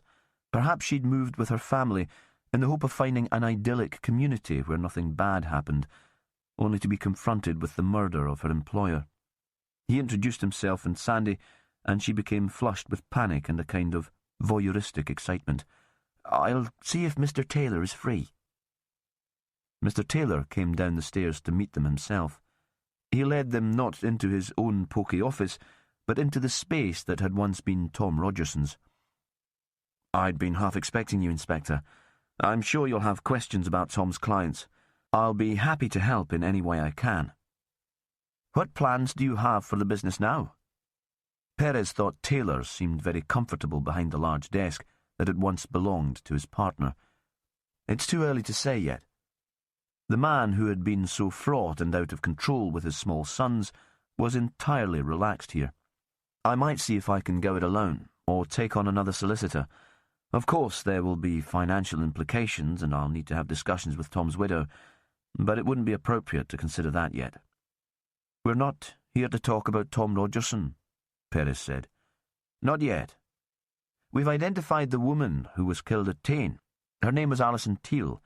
She'd stolen the identity of Miss Sechrist, who inherited the property Minnie Lawrenson left. Alison was an actress who grew up in Norfolk. Do you know anything about the identity theft? You managed the property, after all. Does her name mean anything to you? Didn't your colleague mention it when you collected the keys on Sunday? Apart from that, I've never heard of the woman. Yet you were seen having a drink with her about 10 days ago in the Marille bar." Perez took some delight in the panic on the man's face. "I'm sorry, but I have no idea what you're talking about." The voice had become rather haughty. "A reliable witness identified you as the man seen drinking with Alison Teal in Marille." "Then they must be mistaken." Perez took a copy of the drawing of Alison from his briefcase and set it on the desk in front of Taylor. Perhaps this will jog your memory." For a moment, Taylor stared at it without speaking. "Ah, I do remember that woman," he said at last, "but I don't know her." "Yet you were having a drink with her. The witness says you were on obviously intimate terms." There was another silence, and Taylor seemed to be choosing his words with considerable care. "I'd had a bad day at work. Nothing dramatic had gone wrong, but it was one of those days full of minor irritations. I'm sure you have those too, Inspector." He looked up, as if he was hoping to get Perez on his side. Perez didn't answer, and the solicitor continued. "Usually, at the end of work, I drive straight home, so I can help my wife get the boys ready for bed. They're not at an easy age, and they're a nightmare to get to sleep. But that night, I wanted some time to myself before facing the mayhem that is bath time in the Taylor household. I went to Marille for a glass of wine. One small glass. I was driving, and a lawyer can't afford to be charged with drink driving. It was relatively quiet when I got there. Perhaps it was too early for the film to start, but I took my drink upstairs. I wanted some time to myself. A woman came in. In contrast to me, she seemed to be looking for company. She asked if she could join me. I suppose I was flattered. She was attractive, with dark hair and dark eyes. We chatted for a little while. Inconsequential stuff. I suppose I was flirting with her, or we were flirting with each other. She was good company, and time passed very quickly. I bought coffee for us both, and by then the bar was filling up. Then my wife phoned, wanting to know where I was. I said goodbye and left. She told me her name was Alice. I assumed it was spelt in the traditional way. I don't know anything else about her." "Yet you wanted to," Perez thought. "If your wife hadn't phoned, would you have gone with her to the little house in Ravenswick?" He wondered what he would have done if he'd been there. Perhaps he'd have been seduced by her too. "We've been asking for information about her," he said. "Haven't you seen the news reports?"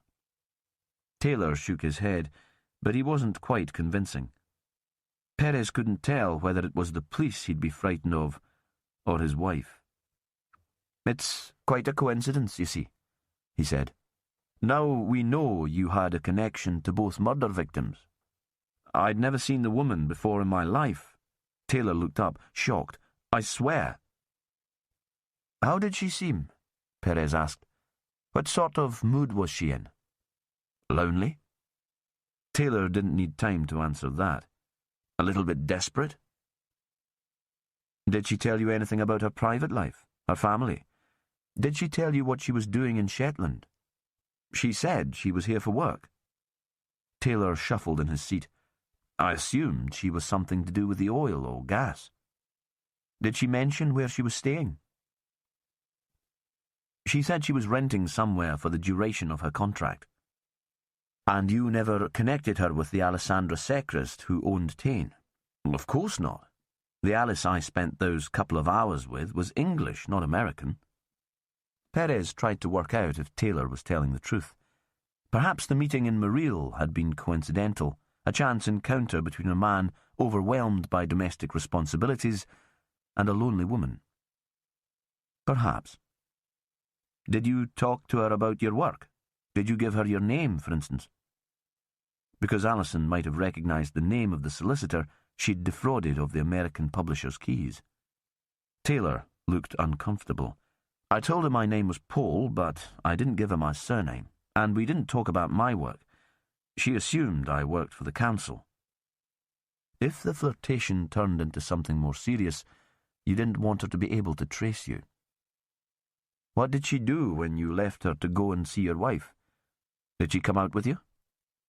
Taylor shook his head. "When I left her, she was still sitting in Marille, drinking the last of her coffee."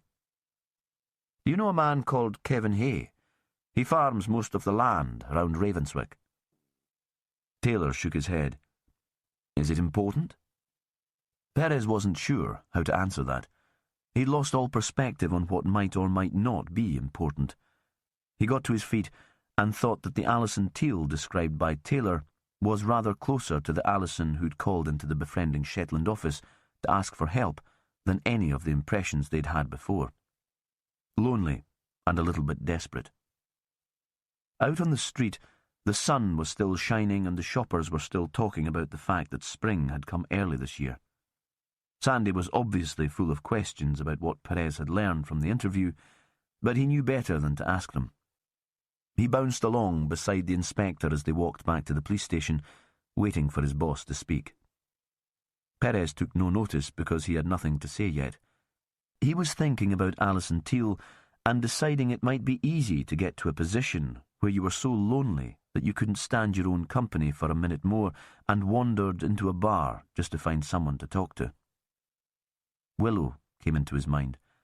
Perhaps it would be good to spend some time with her and talk about anything other than work. The idea made him smile.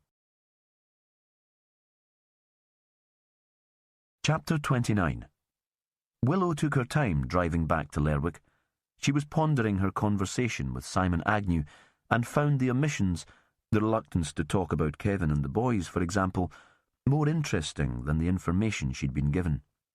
She was approaching the turning to Gilsitter and had seen the light bouncing off the huge polytunnels when Sandy phoned to say that the email with Rogerson's bank statements had come through and that she might want to see them. "Can't you give me the gist, Sandy?" But that made him anxious. "I might just be reading them wrong. Much better that you see them for yourself." When she got into the office, Perez was on his way to a meeting with the new Procurator Fiscal. He waved as they passed in the corridor and called after her to suggest that they might catch up later. "Maybe over a late lunch. I probably won't be finished until gone too." He disappeared before she could answer. She found Sandy in the operations room with the printed emails on the big table in front of him. When she came into the room, he gave her a smile that made him look as if he was still in primary school. "It's great to see you. I didn't want to show these to Jimmy just yet. Not while he's off to see the fiscal. Not until I've checked that I'm reading them right." "What's the problem?" She made herself coffee, then stood behind him, looking down at the sheets of paper. "You know we thought Rogerson might be paying Alison Teal." Sandy twisted in his seat so that he was looking up at her. "We thought that might explain the fancy clothes and the fact that we couldn't find any evidence of her working while she was living at Tain, or even for some time before that." "Yes, but she might have set up an account in another name. We know she doesn't mind stealing other people's identities. We need to be aware of that when we are checking Rogerson's records. But according to the statements, he wasn't paying anyone." Sandy turned back to the table. "Not from his business or his personal accounts. I mean, there were direct debits for his electricity and phone from his home account, and his wage bill and rent for the business premises in Commercial Street. But otherwise, no unusual payments at all." "Could he have added Alison as a fictitious employee and paid her along with the other staff?" "No. I've checked. There are national insurance numbers for all the workers and they match the staff names." Sandy frowned. "Seems as if you've covered everything then." "But that's not the strange thing." He pulled one of the detailed statements towards him and pointed to a list of entries, which he'd highlighted with a yellow pen. "These are the list of payments made to one of his business accounts. Surely they'll be from clients. Nothing unusual in lawyers getting paid. But I've been on to his office manager to check. She doesn't recognise any of the names I've highlighted. She has no record of the firm ever having done any work for them, and although this is classed as a business account, it's separate from the one she has access to. It seems to be something Tom Rogerson has set up by himself." Willow tried to make sense of this. "So, Rogerson had a secret account?" "That's what it seems like." Now, Sandy sounded excited rather than anxious. "Look at the list." Willow ran her eyes down the statement. She didn't recognise the first names on the list, and there was nothing obvious to connect them. The amounts paid into Rogerson's account varied from a couple of hundred to several £1,000s. There were often multiple payments from the same person. Some of the payers had Shetland-sounding names. There was a Tommy Jeromeson and a William Eunson, for example. Others were more obviously English, and a few sounded as if the people were from mainland Europe or the Middle East. Have you got the account holders' addresses? Not yet. Apparently that'll take extra authorization. I'll try to sort it out. But look at these. Now Sandy was almost beside himself. He pointed a stubby finger at two of the names at the bottom of the list. One was Stuart Henderson. That's Craig Henderson's father. You remember Craig? He was the guy who rented Tane from Sandy Sechrist. But we already knew that Rogerson worked for the Hendersons' holiday business. He's the one with the fancy lodges, right? Willow didn't want to discourage Sandy, but she thought his imagination was running away from him now. She'd always been dismissive of weird conspiracy theories. It's not surprising that he should be paying legal fees. This money comes from Stuart Henderson's personal account, not the business. I've checked. And according to Rogerson's office manager, none of these sums tally with any of the business invoices she's ever sent out. Willow took a seat for the first time. She'd been hovering behind Sandy for long enough. So, what are you thinking here, Sandy? Bribery and corruption? A lot of people wondered how the Hendersons got planning permission for the tourist accommodation, and Rogerson was on the council. Sandy looked at her. He was begging her not to tell him he was a fool with an overactive imagination. Well, it wouldn't be the first time a politician's been slipped a sweetener to clear the path of a development. Now, Willow's mind was racing. This opened up another strand to the investigation, a different set of motives and more suspects. But there are more than a dozen names on this list. They can't all have been involved in complex planning issues. I was wondering about blackmail, Sandy said. Rogerson was known as a sociable kind of guy. He'd hear gossip, some of it related to council business, some of the development at Sullom Voe, some personal. Maybe he didn't get the sweetener from Henderson, but he knew the person who did, or at least guessed that something dodgy had been going on. Willow nodded. She could see how that might make sense. It seems risky, though. According to Jimmy, Rogerson enjoyed being Mr. Popular on Shetland Islands Council. Why would he put all that in danger?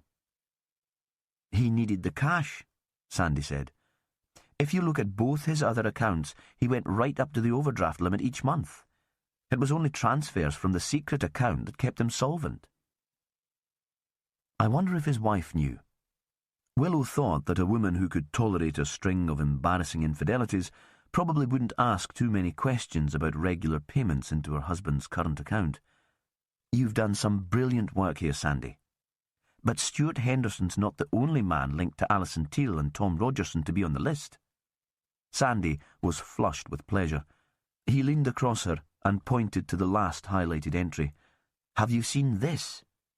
He moved his finger so that she could read the name. Kevin Hay. Willow wanted to consult Perez before she decided how they should play an interview with Kevin Hay. She wondered if Simon Agnew had been discreetly pointing her in his direction, but she wanted some action. She couldn't spend the rest of the morning talking to bank managers and studying spreadsheets while she waited for Perez to come out of his meeting. She asked Sandy for the way to the Rogerson house and walked out into the sunshine. The house was solid and grey, with an enclosed garden in the front, a neatly trimmed hedge and shrubs with orange berries, strangely suburban for Shetland. She knocked at the door, and a small, bustling woman opened it. Mrs. Rogerson? The woman narrowed her eyes. Who wants to know? Willow Reeves, Police Scotland. The woman looked sceptical. Willow supposed she wasn't most people's idea of a police officer. She pulled out her warrant card. Only you can't be too careful. The woman's voice was sing-song Orkney. That Reg Gilbert from the Shetland Times was here earlier, weaseling for an interview with Mavis. You're not Mrs. Rogerson. I'm her sister, Joan. Could I speak to her? Willow inched towards the open door. They were still on the step. She's not here. It's her day for the Red Cross shop, and she insisted on going. I told her nobody would expect it, but she said she'd rather be there. She was a bit hysterical when I tried to stop her, and I thought it was best to let her go for a couple of hours if it made her feel better. Maybe the routine would be good for her. Joan stepped away from the door so that she could look back at the town hall clock. "She'll be finished in 5 minutes, if you want to wait. It'll not take long for her to walk up from the street." But Willow thanked her and headed away. She was in no mood for waiting. She arrived at the charity shop just as Mavis Rogerson was leaving. The woman was like a more square and solid version of her sister. Despite the sun, she was wearing a heavy coat and sheepskin boots. Willow waited outside until Rogerson's widow was on the street. "Mavis, my name's Willow Reeves. I'm a detective from Inverness, and I'm part of the investigation team working on your husband's death. I wondered if I could ask you some questions. Do you want to come back to the house? We could do that if you like, or we could just have some coffee and a chat." Willow wanted to keep this informal. "I don't expect you've eaten much today. I hear the Peary Shop Cafe does very good cake." Mavis gave a little smile. "Tom and I went there every Saturday morning when he was free. A little treat. We all need a little treat." The lunchtime rush at the cafe was over. A few people sat smoking on the chairs outside, but there was nobody upstairs. Willow sat Mavis there and went down to the counter to order. The woman was docile when Willow helped her out of her coat, as if she was grateful that someone else was taking charge. Willow ordered cappuccinos and lemon drizzle cake for 2. It had been a long time since the scrambled eggs in the guest house. She wondered fleetingly if there was any news of a baby. "I need to talk to you about Tom." Mavis nodded, but she hardly seemed to hear what Willow was saying. "We're looking for reasons why someone should want to kill him." The detective fell silent while a young waitress brought their order. Then she continued. "We've been checking his bank accounts. It's something we do routinely in a case like this. You do understand?" Mavis nodded again. She seemed incapable of speech, but had cut through the lemon cake and put a large piece into her mouth. Willow understood that. Shock made her hungry too. "Did Tom ever talk to you about money?" "He was never good with his finances." The cake seemed to have brought Mavis to life. "He was a good earner, but there was never any cash to spare." She paused, and then felt the need to explain. "He always needed to be liked. It was a kind of compulsion with him. It didn't always come naturally, though, and sometimes he had to buy his friendships. With gifts, loans that were never repaid. If ever we went out for a meal with another couple, Tom insisted on picking up the bill. In the end, folk came to expect it." This time Willow nodded to show that she understood. Mavis took another bite of cake. "There are some unexplained payments into your husband's account," Willow said. "Can you think what they might be? Perhaps they came from people paying back earlier loans." Mavis considered. "I don't think that's likely.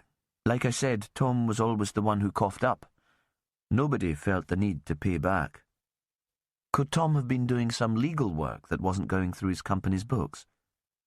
Mavis shook her head. "Paul Taylor was a junior partner," she said. "Tom liked him.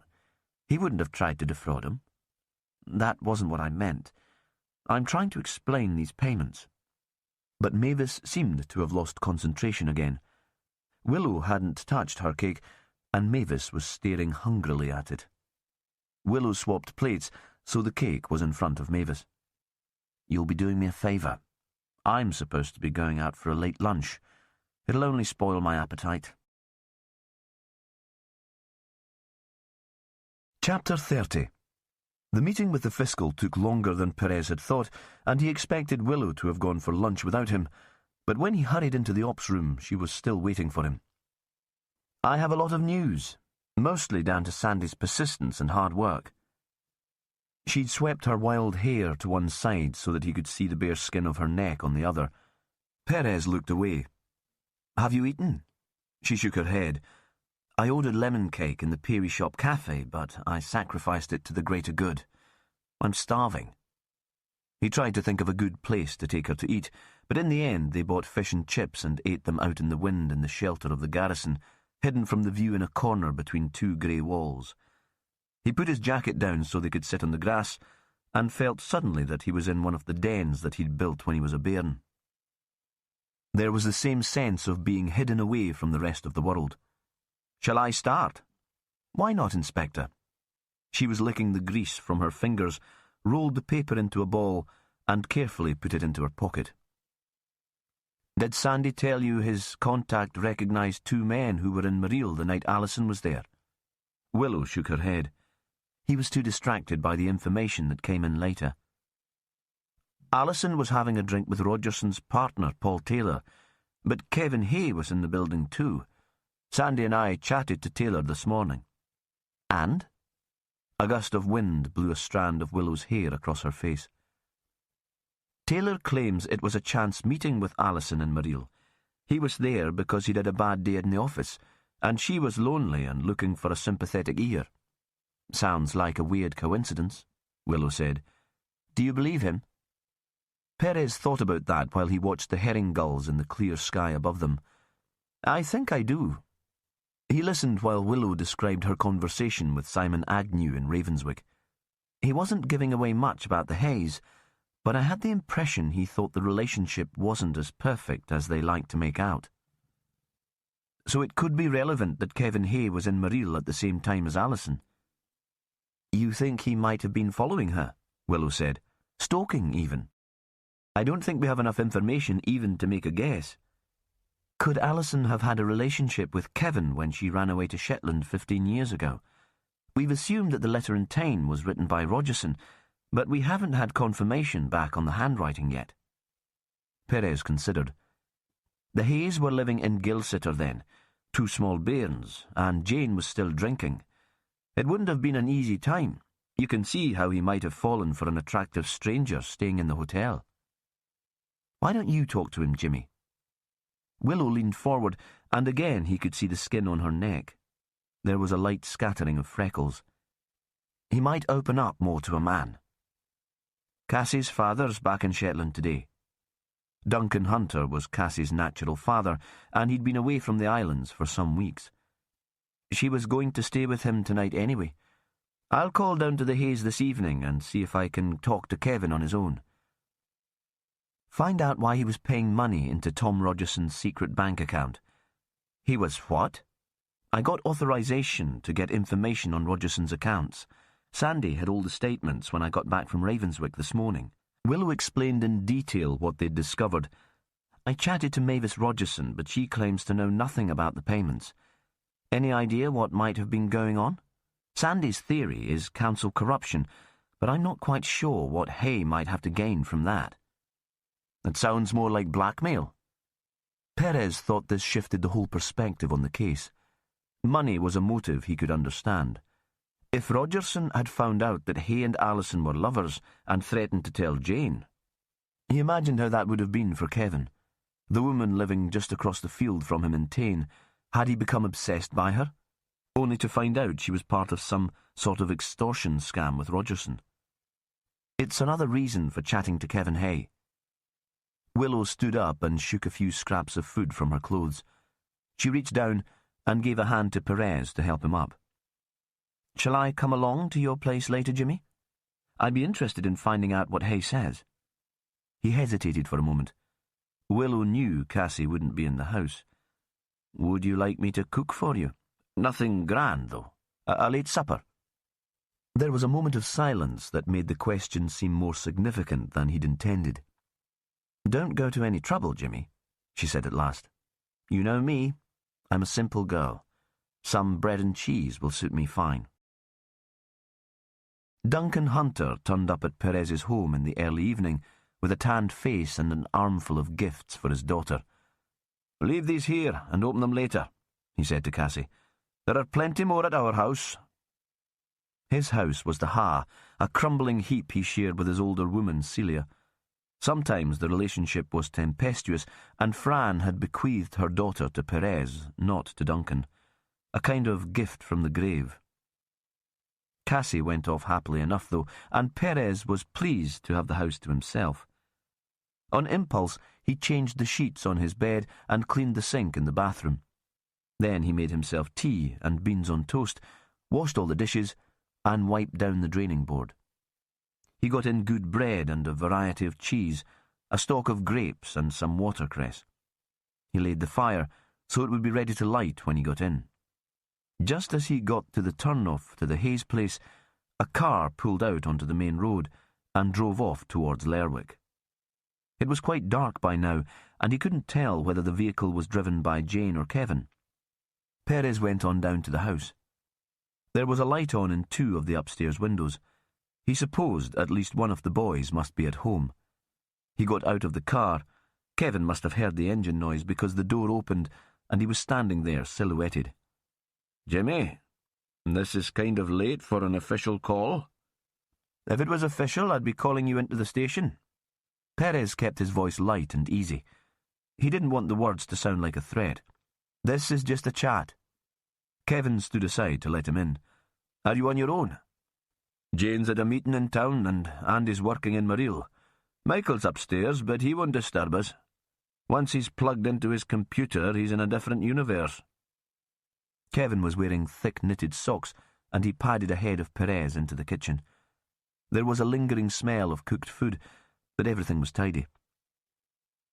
"Will you take some coffee, Jimmy? Or a beer, if this is unofficial?" "Coffee would be great."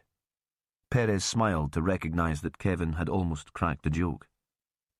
Kevin Hay switched on the kettle and spooned instant into mugs. It seemed Perez didn't deserve the effort of the good stuff. "What's this all about?" He was quite serious now.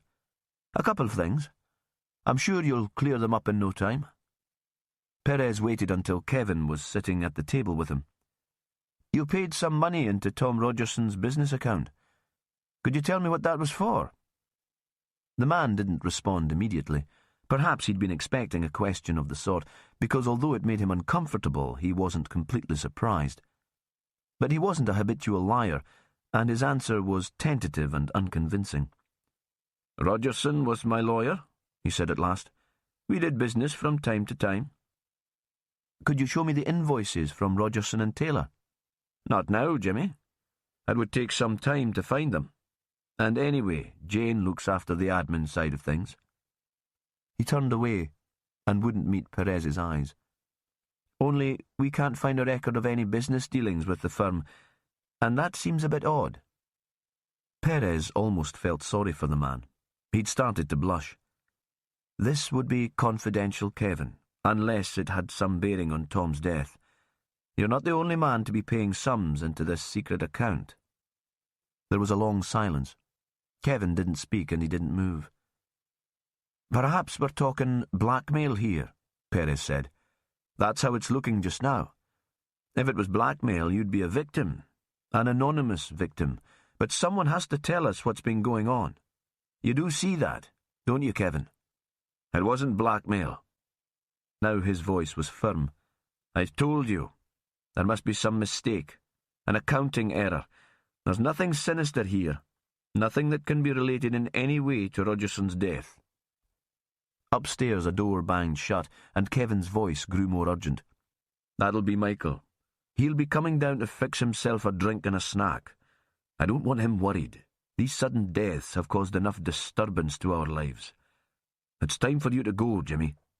If you need to talk to me again, call me into the station. Like you said, that's the proper way to have a conversation, if it's official business." He was on his feet and almost shooed Perez towards the outside door, as if he was a troublesome cat. That image made Perez think of another question. "Have you lost one of your cats?" He was already in the yard. Kevin stood in the doorway. "I don't think so. The farm cat had kittens, and we've given all those away. Why?" "There was a dead cat found in Tain when they cleared through the rubble. I thought it must be one of yours. Wandered in just before the landslide." Kevin seemed about to say something, but he shut the door without speaking. Perez sat in the car for a moment before driving away. It was still only gone 7, and Willow wouldn't be at his house until 9. Perez couldn't think what he'd do at home for the next 2 hours, except fret and get anxious, so he headed out again towards the complex of holiday lodges owned by the Henderson family. Willow had said that Stuart Henderson was on the list of people who paid money into Rogerson's secret account. Perhaps he'd be more forthcoming than Kevin Hay. The chalets were grouped around a landscaped area, which in the brochure was described as a traditional Shetland hay meadow. The grass was brown and scorched by wind and salt now, but perhaps in the summer there would be wild flowers. Perez was sceptical. The scene was lit by wrought iron streetlights that would be more in keeping in an English village square. The whole effect was of a bizarre film set, but 2 of the chalets had lights at the windows, so tourists must be attracted even in winter. Stuart's giant 4x4 wasn't parked at the big bungalow, and when Perez rang the doorbell, it was Craig Henderson who answered. "I was hoping to speak to your parents." "They're out," Craig said. "Country and western night in the Marlicks in town. That's their thing." He flashed a quick grin. "At least it gives me an evening a week to myself. No nagging." "Could I have a word with you?" "Aye, why not?" He'd been eating supper from a tray, which had been set on the floor beside his chair. Perez supposed Angie would clear it up for him when she got in. A huge television screen was showing a European football match. Craig turned the sound down. "How can I help you, Jimmy?" "We're following up information about Tom Rogerson. He seems to have been receiving rather mysterious payments. I wondered if you could shed any light on them." After all, he couldn't accuse the man's father of bribery and corruption or of paying blackmail to the dead man. He'd expected a flat denial and for the television to go back on, but Craig's attention was on Perez now. "There have been rumours," he said. "What kind of rumours?" Perez thought it was odd that a man who only spent part of every year in Shetland should know the gossip about the place, but he could see that Angie would be one for spreading any news. "I didn't hear it from here." That was even more tantalising, but Perez didn't want Craig to think the information was important, so he said nothing. "But oilies talk, you know." There was a goal on the television that caught Craig's attention for a moment. Perez started to lose patience. "And what do the oilies say?" "They're here on their own. All the men locked up in their flotels away from their wives and girlfriends for weeks at a time. Those that have wives and girlfriends." He paused and grinned. "You can see that might provide a business opportunity for some enterprising person." Perez was starting to see where this was going. Willow had noticed that all the names on Rogerson's list were men, but she'd assumed that was because most councillors and business people were male. "Spell it out for me, Craig. What was going on here?" "Rumour has it that Rogerson could get you a girl if you wanted one." He looked up and grinned again. "A selection of girls." Chapter 31. Willow sat in the car below Perez's house in Ravenswick. There was a moon and shreds of cirrus cloud floated in front of it, so the light was milky and opaque.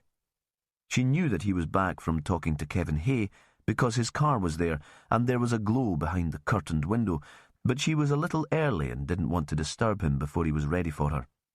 Eventually, she walked up the bank and tapped at the door. The fire had been lit, but there were no candles this time. She wasn't sure whether she was pleased or disappointed. Perez was sitting at the table writing notes under an angle poise lamp. There were still shadows in the corners of the room. "What have you got for us, Jimmy?" She wanted him to know that she had no expectations of this meeting, that she could be entirely professional. "Kevin Hay would tell me nothing." Perez hesitated, and then stood up. "I was thinking it was time for some supper, and I might open a bottle of wine. Will you join me in a glass?" "Why not?" One glass over a whole evening wouldn't cloud her judgment. He didn't ask what she would prefer, but pulled the cork from a bottle of red. He had cheese arranged already on a plate on the counter, bread on a board ready to cut. He set the food with plates and 2 glasses on a low table in front of the fire. "So, how did Kevin explain the payments to Rogerson?" Perez poured wine. "Rogerson was his solicitor and they undertook business for him from time to time." "But what sort of business?" The wine was light and sharp. "I rather think that I've got to the bottom of that too." He reached out and offered her the cheese. She thought how easy it would be to reach to take his hand. "Confide in me, Jimmy. Let me rescue you from your dreams and your ghosts." "And?" He smiled. "First of all, let me tell you a story. Several years ago, just when it was decided to bring natural gas ashore in Shetland because the oil supplies were dwindling, there was an advert in the Shetland Times. A woman from Aberdeen, who ran an escort agency in the city, was thinking of setting up a branch in Lerwick. I can't remember the name now, something flowery and fancy, but it was a name that made it quite clear what the business was about. There was a mobile number, and interested parties should contact her. She intimated that contractors and men working in the oil and gas industries would be especially welcome. There was an outcry, and the Times was berated for running the ad. The council made it clear that such a venture would definitely not be allowed in Shetland. Willow sipped her wine. "You think Tom Rogerson stole the idea?"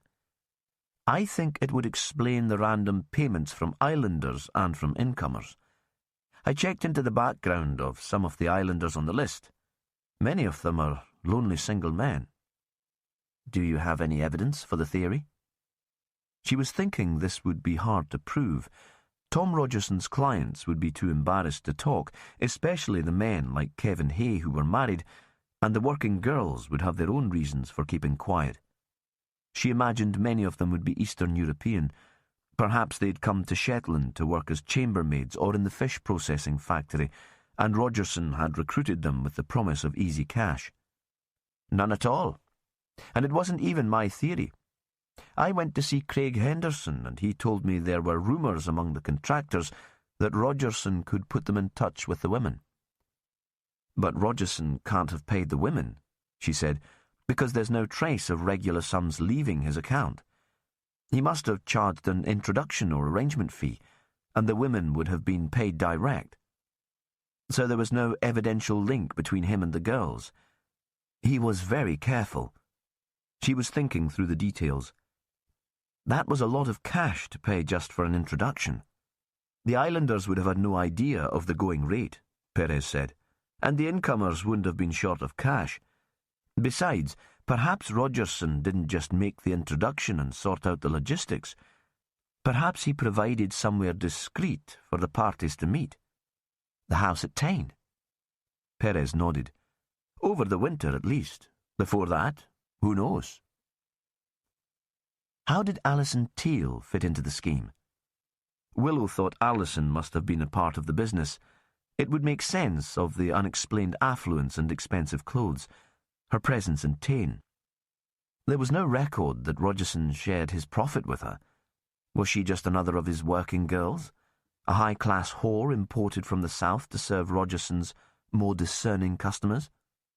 Perez didn't answer directly. "I've been sitting here going over and over the possibilities." He looked up and smiled. "It's been driving me a little bit mad. Well, we're all a bit mad. Maybe I've been madder than most, brooding about the past. I've not been great to be with over the past couple of years." "I can understand that," Willow said. She expected some response, but none came. Perhaps it was too soon for him after all, too raw. Perhaps he just didn't fancy her. "Look, would you rather be on your own? Would you like me to go?" She was already on her feet. "No," Perez said. He didn't move from his seat, and his face was in shadow, so it was still hard to tell what he was thinking. She'd already pulled on her coat and had her bag over her shoulder. "Please, stay. Have another glass of wine, something else to eat. I'd like to talk to you, just for the pleasure of your company, if you don't mind." She let her bag drop down her arm. Now he got to his feet, and he helped her out of her jacket. He stroked her hair away from her face and pulled her to him. Chapter 32. It hadn't been the best fellowship meeting. Rachel had turned up drunk, and Jane had sat with her while the others spoke, and afterwards Jane had checked that Rachel wasn't driving and had seen her home. She knew better than to think of the woman's lapse as her own failure, but she was sad for her. More selfishly, she knew there would be more late-night phone calls, more self-pity and floods of remorse. Jane's sponsor had seen her through her own recovery, but there was so much stress at home now that she wasn't sure she could stand more disruption within the family. When she got into the house, she turned her phone to silent. Rachel would probably sleep tonight anyway. Kevin was waiting for her. "You're late? I was starting to get worried." "I had to give someone a lift home." She switched on the kettle. "Would you like tea, coffee?" She hated these brittle conversations when nothing was really said. "Jimmy Perez was here earlier." "What did he want?" She hovered with her hand reaching for her mug, frozen with a kind of fear. She knew Kevin was involved in some way with the dead woman. The certainty came almost as a relief. She wasn't making things up or going mad, but even if Kevin was a killer, she didn't want him caught. She wanted the whole affair to be over, and for Jimmy Perez to leave them on their own to work out their marriage. "Just some questions about Tom Rogerson. They'd found a couple of payments I'd made to him. I've been through the files. They must have been when he bought that piece of land out towards the school for us." She felt a moment of relief. Kevin was always buying parcels of land. Andy sometimes joked that he wouldn't stop until he'd bought up the whole of Shetland mainland. It was the woman from Tain, the actress from London, who most risked their stability, even now she was dead, not business deals with Tom Rogerson. It occurred to her suddenly that she would have killed the woman herself to save Kevin and the boys. "Jimmy told me it was nothing official," Kevin said. "He was just tying up loose ends." But he didn't look at her, and she wasn't reassured by the words. She put a chamomile tea bag into a mug and poured on the water. The last thing she needed tonight was caffeine. "How are the boys?" "Michael's up in his room. He came down a while ago for something to eat. He's doing schoolwork, he says. Most likely sitting in front of that computer of his and watching rubbish." "He spends too long in front of the screen. I wonder what he's looking at. You hear such dreadful stories. Maybe we should keep a closer eye." It was a conversation they'd had before. Kevin thought she was fussing about nothing. Michael was almost a man, settled and almost married. What did it matter what he accessed on the computer?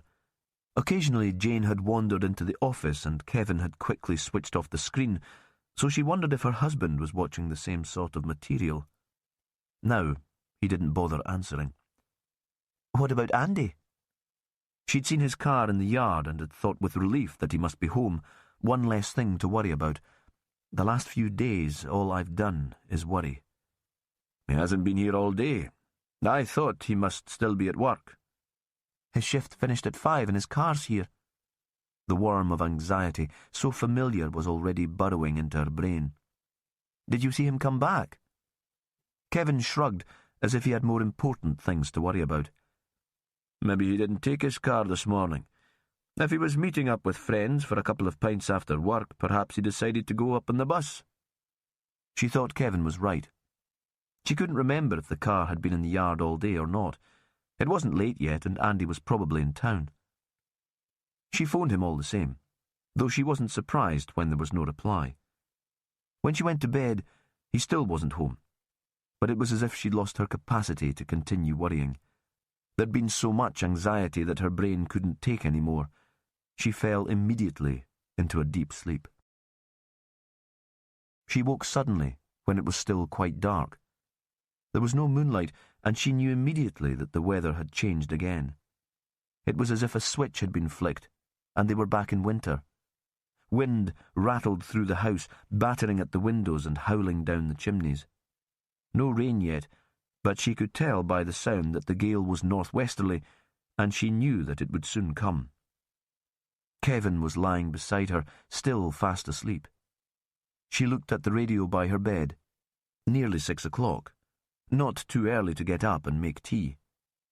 This was a solid and well-built house, but the wind must have found its way through small cracks because she could feel the draught eddying around her ankles as she made her way downstairs. She refused to wonder if Andy was home. Much better to believe that he was still in Lerwick, having crashed at a friend's flat. That way she wouldn't be disappointed. Much better to make a cup of tea, sit in the warmth of the Aga, and plan the small routines of the day. That way she could keep the panic at bay. When she reached the ground floor, there was a chill, and the breeze was even fiercer. Sometimes a northwesterly wind blew out the Aga, and she thought that must have happened again. It would be a nuisance to relight it, and she thought she could do without the bother. Then she realised that the door to the yard was open. They never locked it, but the catch was strong, and it had never blown open before. She shut it firmly and went into the kitchen. Andy was sitting at the table. His arms were crossed in front of him, and his head was resting on them. She couldn't tell if he was dead or just sleeping, and for a moment she couldn't move. Then he lifted his head, and with unfocused eyes stared towards her. "I'm sorry," he said. "I'm so sorry." Chapter 33. When Sandy got to the police station, Willow and Perez were already there. He checked his watch when he saw them, just to make sure he wasn't late. Most days Jimmy tried to drop Cassie at school, so usually Sandy was at work first. They all sat in the ops room for what Willow called morning prayers, but what he knew as a briefing. She and Jimmy seemed kind of dazed. Perhaps it was because they'd been bombarded the evening before with new revelations and revised theories. Sandy soon had a sense that the direction of the case had changed completely. "Had you heard any of these rumours, Sandy? About Tom Rogerson arranging girls for the men in the flotels, and for anyone else who'll pay him?" Sandy shook his head. "But folk are careful what they say in front of me. You know what it's like, Jimmy." Then he thought Perez might not know what it was like to have conversations in bars suddenly stop as he was approaching. Forced laughter, over-elaborate descriptions of the stories that were being told before he'd walked in. Perez had never been very social, even before Fran's death. Recently, he scarcely left the house in the evening unless it was for work. "What do you think about the Shetlanders on the list? Are they likely candidates, do you think, for Rogerson's services?" "Maybe." Sandy thought if he hadn't met Louisa, he might have been one of the lonely men on the list in 10 years' time. "I'm surprised by Kevin Hay, though.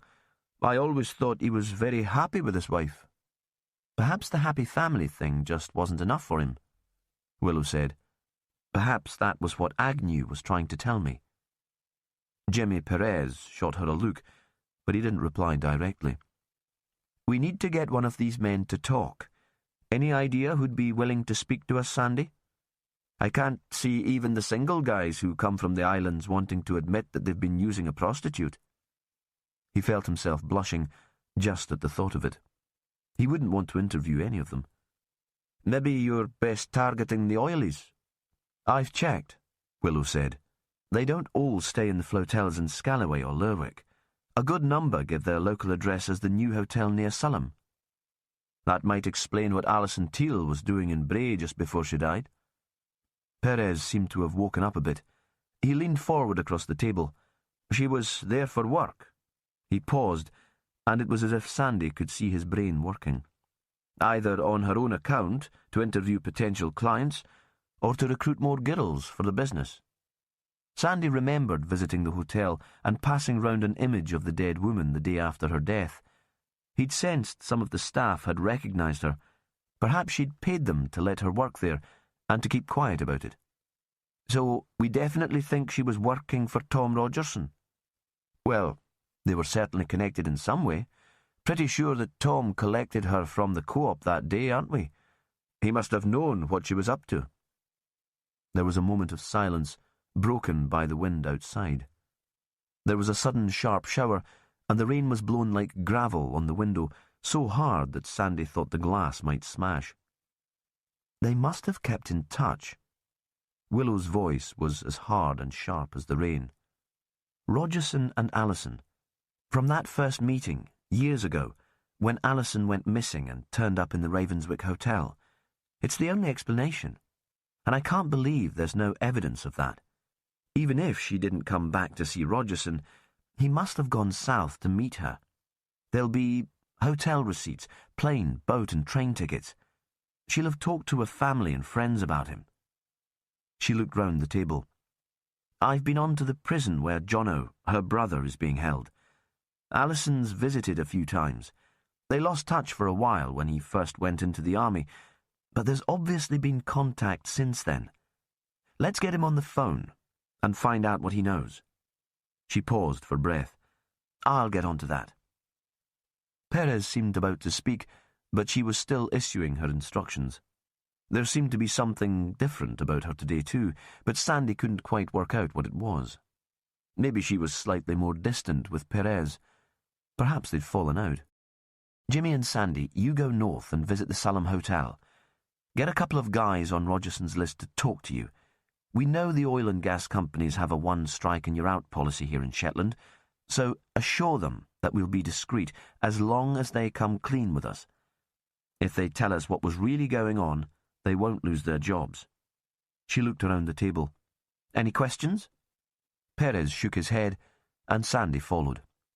Then head up to Salem and bring back some evidence that Alison Teal and Tom Rogerson were working together. That'll be a start. Without that, this whole theory crumbles to pieces. Perez drove north towards Bray, with Sandy in the passenger seat beside him. Sandy had been looking forward for the time they'd have on their own together. It would be like old times, just the two of them, with Jimmy Perez talking through his ideas about the case, and Sandy occasionally throwing in some notions of his own. But today, Perez drove in silence. The rain and the wind made driving tricky, but even so, Perez still seemed in a world of his own. Sandy thought again that perhaps he and Willow had been arguing about the investigation before he'd arrived at the station that morning. Perez showed his warrant card at reception and asked to speak to the first man on the list. He was called Stephen Barnes. He was a civil engineer, and his home address was in Carlisle. I'm sorry, but he checked out this morning. The receptionist was bland and unmoved. His English was perfect, but there was a slight accent. Most of the men on your list checked out on Monday, but he was delayed. A problem at work, I believe. Sandy wondered if it was a coincidence that most of the men who were possible clients of Alison Teal had left the islands once news of her death had been released. Jimmy Perez always said that he didn't believe in coincidence. Now Jimmy was replying to the receptionist. He was just as polite, but there was a steely tone to his voice. There are no flights from Scatsta this morning, Perez said. Most of the oil and gas-related flights left from the airfield at Scatsta, very close to the terminals. Not in this dreadful weather. I assume that Mr. Barnes is still in the hotel. The receptionist stared at the inspector for a moment. Perhaps he was considering the possibility of lying, but at the last moment he seemed to think better of it. You're quite right, sir. Mr. Barnes has vacated his room, but he's waiting with his colleagues in the lounge for news of his flight. The weather is forecast to clear briefly early this afternoon, and there's also the possibility of a coach to Sombra. Would you like me to fetch him for you? I'd like that very much. Perez gave a sudden smile.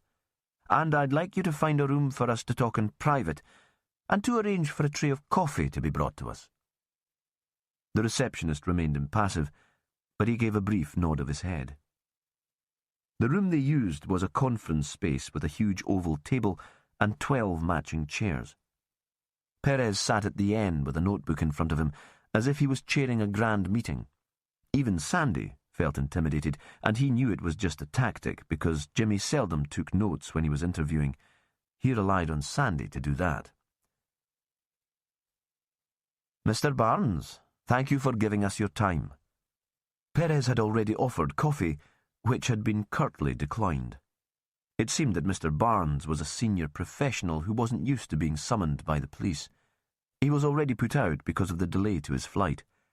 It's our wedding anniversary, he'd said when he'd arrived in the room. An explanation perhaps for his bad temper, an excuse. I'd planned something rather special for my wife. We are very grateful for the delay, although I do see that it's inconvenient for you. You might prove to be a very useful witness. Perez could have been a senior manager himself. Sandy was deeply impressed. "We're investigating 2 murders. I'm sure you've seen the news." Barnes muttered something about being too busy to watch television. "Your name appears, along with colleagues, on a list. You made a number of payments to a solicitor called Thomas Rogerson. We have evidence to suggest that Mr. Rogerson could be charged with living off immoral earnings, were he still alive. You have committed no offence to date, although if you withhold information in such a serious investigation, you would of course be charged." Perez paused just long enough for Barnes to take in the implication of the words, and then explained them anyway. "Your company operates a policy that states that an employee found guilty of any offence will be removed from the islands immediately and dismissed. You signed that contract." Another pause, after which the tone was more conciliatory. "Of course, if you can help us with our inquiries, your company need know nothing about this line of investigation." Perez drank coffee, reached out for a mass-produced biscuit, and waited. Barnes was an intelligent man. It didn't take him long to decide that it was in his interest to cooperate. "Tom Rogerson was a lying bastard," he said. "He told me there would be no record." "Why don't we start at the beginning?" Perez leaned forward. At the other end of the table, Sandy turned the page of his notebook so that there was a clean sheet of paper in front of him, and marvelled at Perez's skill. It seemed that Stephen Barnes had met Tom Rogerson at a social function to celebrate the completion of one stage of the new terminal's construction. They'd met at the town hall. There had been speeches, warm fizzy wine, and oatcakes with smoked salmon. Barnes had thought Tom was a good chap, and when the solicitor had suggested to go back to his house for a proper drink, he'd agreed. At this point in the story, Perez interrupted. "Was anyone else in the house? Tom's wife, for example?" "Not his wife, no. I think his daughter was there when we arrived. A pretty young thing, but she soon said she had work to do and left us to it." Perez nodded for Barnes to continue. "We'd had quite a lot to drink by then, and he brought out a selection of good malts. We were talking about our families, and Tom said he'd worked away in the past and how difficult that was and how wives didn't always understand. He had this way of persuading you to confide in him." For the first time, Barnes seemed embarrassed rather than simply resentful. "By the end of the evening, I'd given him a cheque." "Can you be more specific, please?" "For the notes." Perez nodded briefly towards Sandy. "The cheque was payment for what service?" "It was an introduction fee. Tom Rogerson had promised to set me up with a woman." Barnes paused briefly. "The next day I told myself I'd simply been ripped off and nothing would come of it." "But did it?" There was a curiosity in Perez's voice, but no judgment. "Exactly a day later I received an email in my personal account, giving the time and the place for the meeting." "When was this?" "About 3 months ago." Sandy looked up at Perez and knew exactly what he was thinking. Alison Teal hadn't been in Shetland 3 months ago, unless she'd made a trip for which they had no record. But Tain had been empty then and available for Rogerson's use. "The name of the woman you were to meet, please." "Elena." "And the place?" "A small house in Ravenswick." Sandy knew exactly what that meant. Barnes might not have known the name of the house, but they did. Tain, once the home of an elderly spinster called Minnie Lawrenson, left to an American publisher called Sandy Sechrist, and occasional residence of Craig Henderson and Alison Teal. "Did you keep the appointment with Elena?" Perez asked. There was a pause. "I did." Barnes seemed about to justify or excuse his decision, but thought better of it. "And was the encounter satisfactory?" Another pause. "It was." "Could you describe Elena to me, please?" "She was tall and slender, with very long and very straight fair hair. Small features. Is that enough?" Barnes was starting to become resentful again, and to bluster, but the description was enough for Sandy, who recognised the woman he'd seen with Tom Rogerson in the Scalloway Hotel on the evening of his Valentine's treat with Louisa.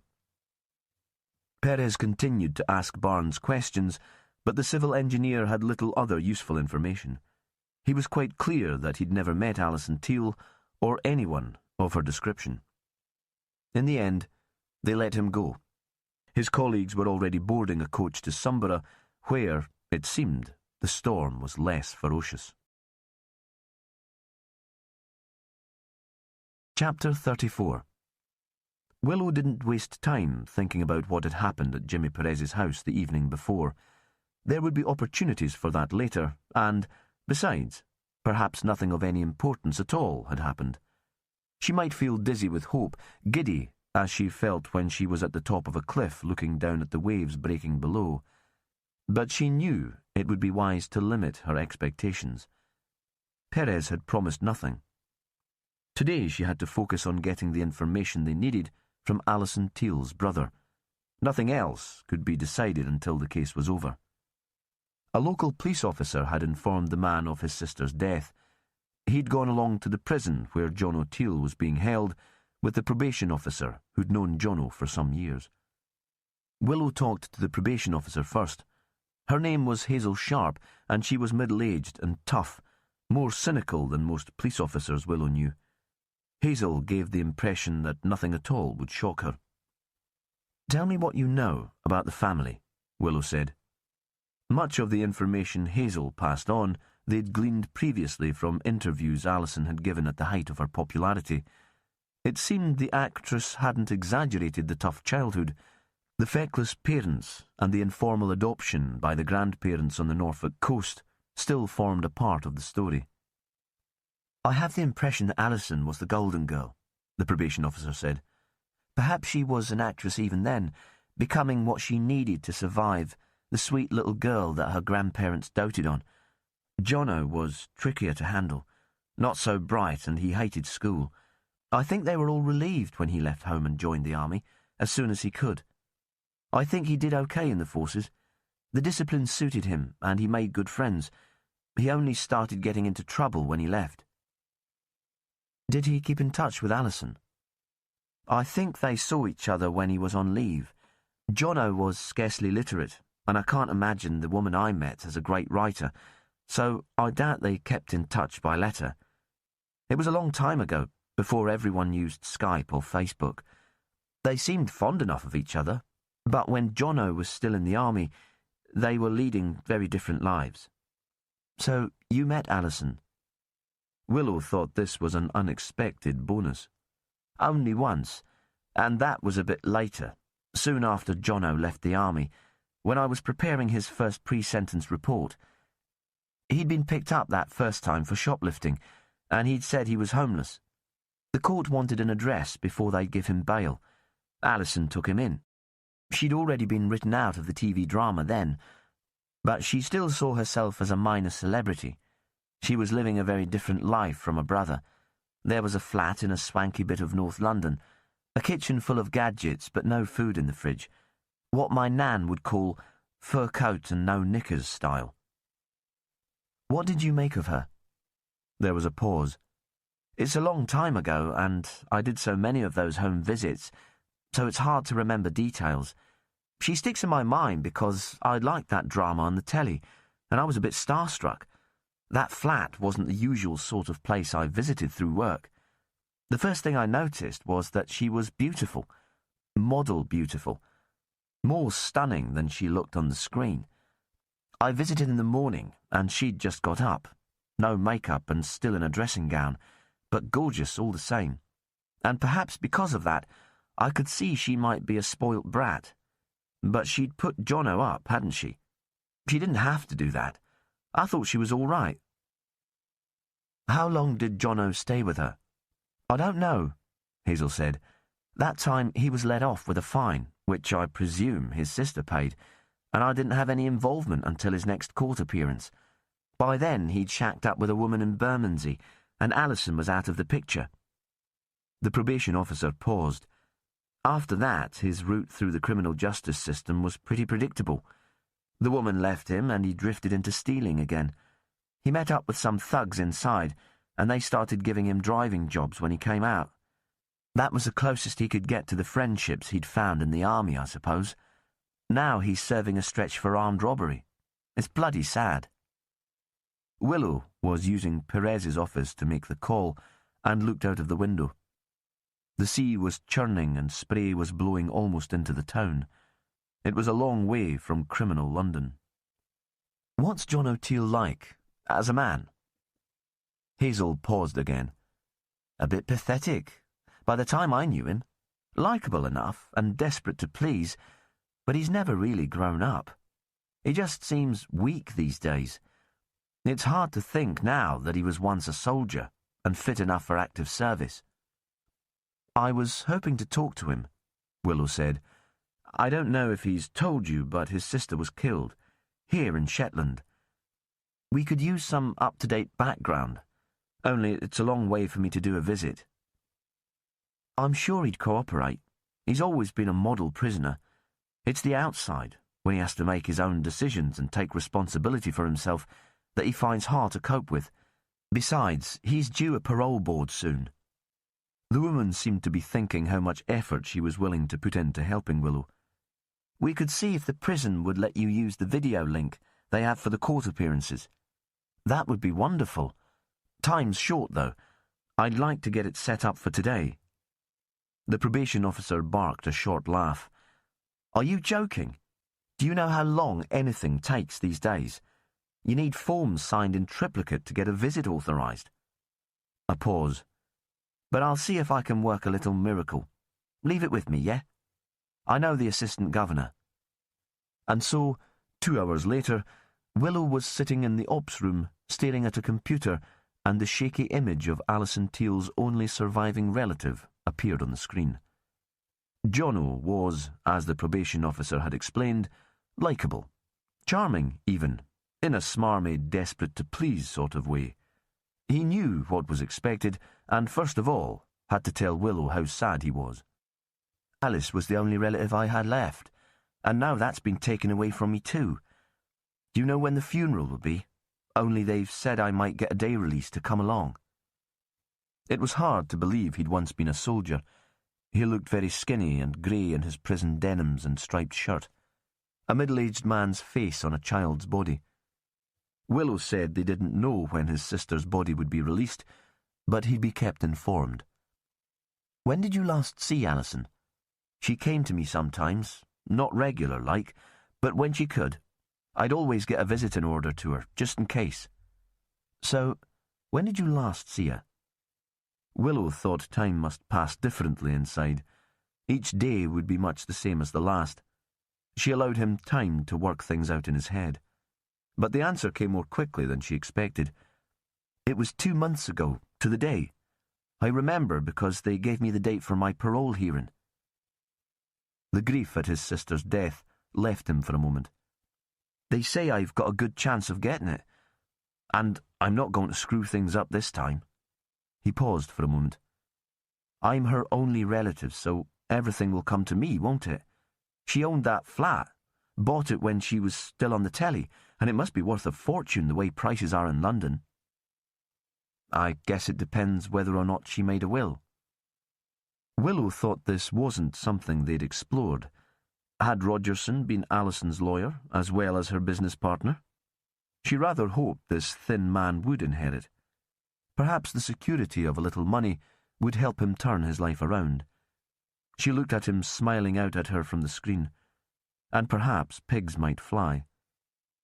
"How did Alison seem when you last saw her?" "She was really well." The response seemed genuine. Better than she'd been for ages. Optimistic, you know. She said she was going away. She'd been given a business opportunity. It meant she had a chance to catch up with a few old friends and make some cash at the same time. She might not be able to visit for a while, but if it all worked out as she hoped, she'd be able to help me sort myself out. When I was released, like. Did she say where she was going? No. But Willow thought Jono was so self-absorbed that he might not have remembered, and he seemed to her completely institutionalized. His life was the routine of prison. He would find it difficult to imagine life outside. Was Alison working? This was the big question, but she asked it lightly. I mean, when she came to visit before her big trip, I presume she must have chatted about her work. She had her own business, Jono said. She always told me that was the way to go. I should be my own boss. She'd never liked having people telling her what to do. I didn't have her drive, though. Alice was always the one with ambition. What kind of business had your sister set up? Willow was almost glad that they were separated by hundreds of miles and a dodgy video link. She didn't want him to see how important this was for her. For the first time, he seemed wary. She was a very attractive woman. No harm in making the most of what you've got. Absolutely. She ran a legitimate company. Once the acting dried up, she still had to make a living. He paused and seemed deep in contemplation. And it was a kind of acting, wasn't it? Making men feel good about themselves. Everyone likes to be seen with a beautiful woman. So she worked as an escort. Is that what you're saying, Jono? Willow wondered what Perez would make of that. The positive confirmation that the woman with the dark eyes and dark hair, who seemed to have haunted him since he'd found her body, had sold herself to men. Only decent blokes, classy, you know, wanting some company, a bit of arm candy at work social dues. He seemed very earnest in his sister's defence. Willow wondered if he was convincing himself as well as her. And she was doing well, was she? At the business she was running. She made enough to keep the wolf from the door. Eh? She earned enough to keep herself in nice clothes. She was always well turned out when she came to see me. Willow thought Jono had gained credibility inside by having a visitor as glamorous as Alison. Had he told the other men she was his sister, or allowed them to think she was his girlfriend? Jono was still talking. I think she might have had a bit of bother lately, stepped on some important toes. It's a competitive business and people have carved out their own territory. So perhaps that was why Alison had been seduced to Shetland, Willow thought. She'd upset some big players in London and had been told to move out for a while. Then she smiled to herself. What did she know about that sort of thing? Only what she'd seen in gangster films. Her police experience was limited to Scotland and mostly the Highlands and Islands. There were few gangsters in Inverness or Kirkwall. So Alison decided to leave the city to let things settle down. Yeah, something like that. But that wasn't the only reason she moved away. She had high hopes of the new venture. It had great potential. If everything works out as I expect, you'll be able to come and work for me, Jono. How do you fancy that? We'll move you out of London and away from all those scroats you've been mixing with. I was looking forward to it. I thought it would be a fresh start for both of us. Now, he seemed genuinely sad. That's not going to happen now, though, is it? No change of scene for me. Did Alison say exactly where she'd be moving, for her business? Willow thought it didn't matter now. She had enough information to confirm her theory that Alison had been in partnership with Rogerson. Jono considered for a moment. The image on the screen flickered and died, and then he appeared again. She told me I should pack my thermals. He gave a little laugh. But she said it was beautiful. It was my place of sanctuary, Jono. I always knew I'd go back. That was enough for Willow.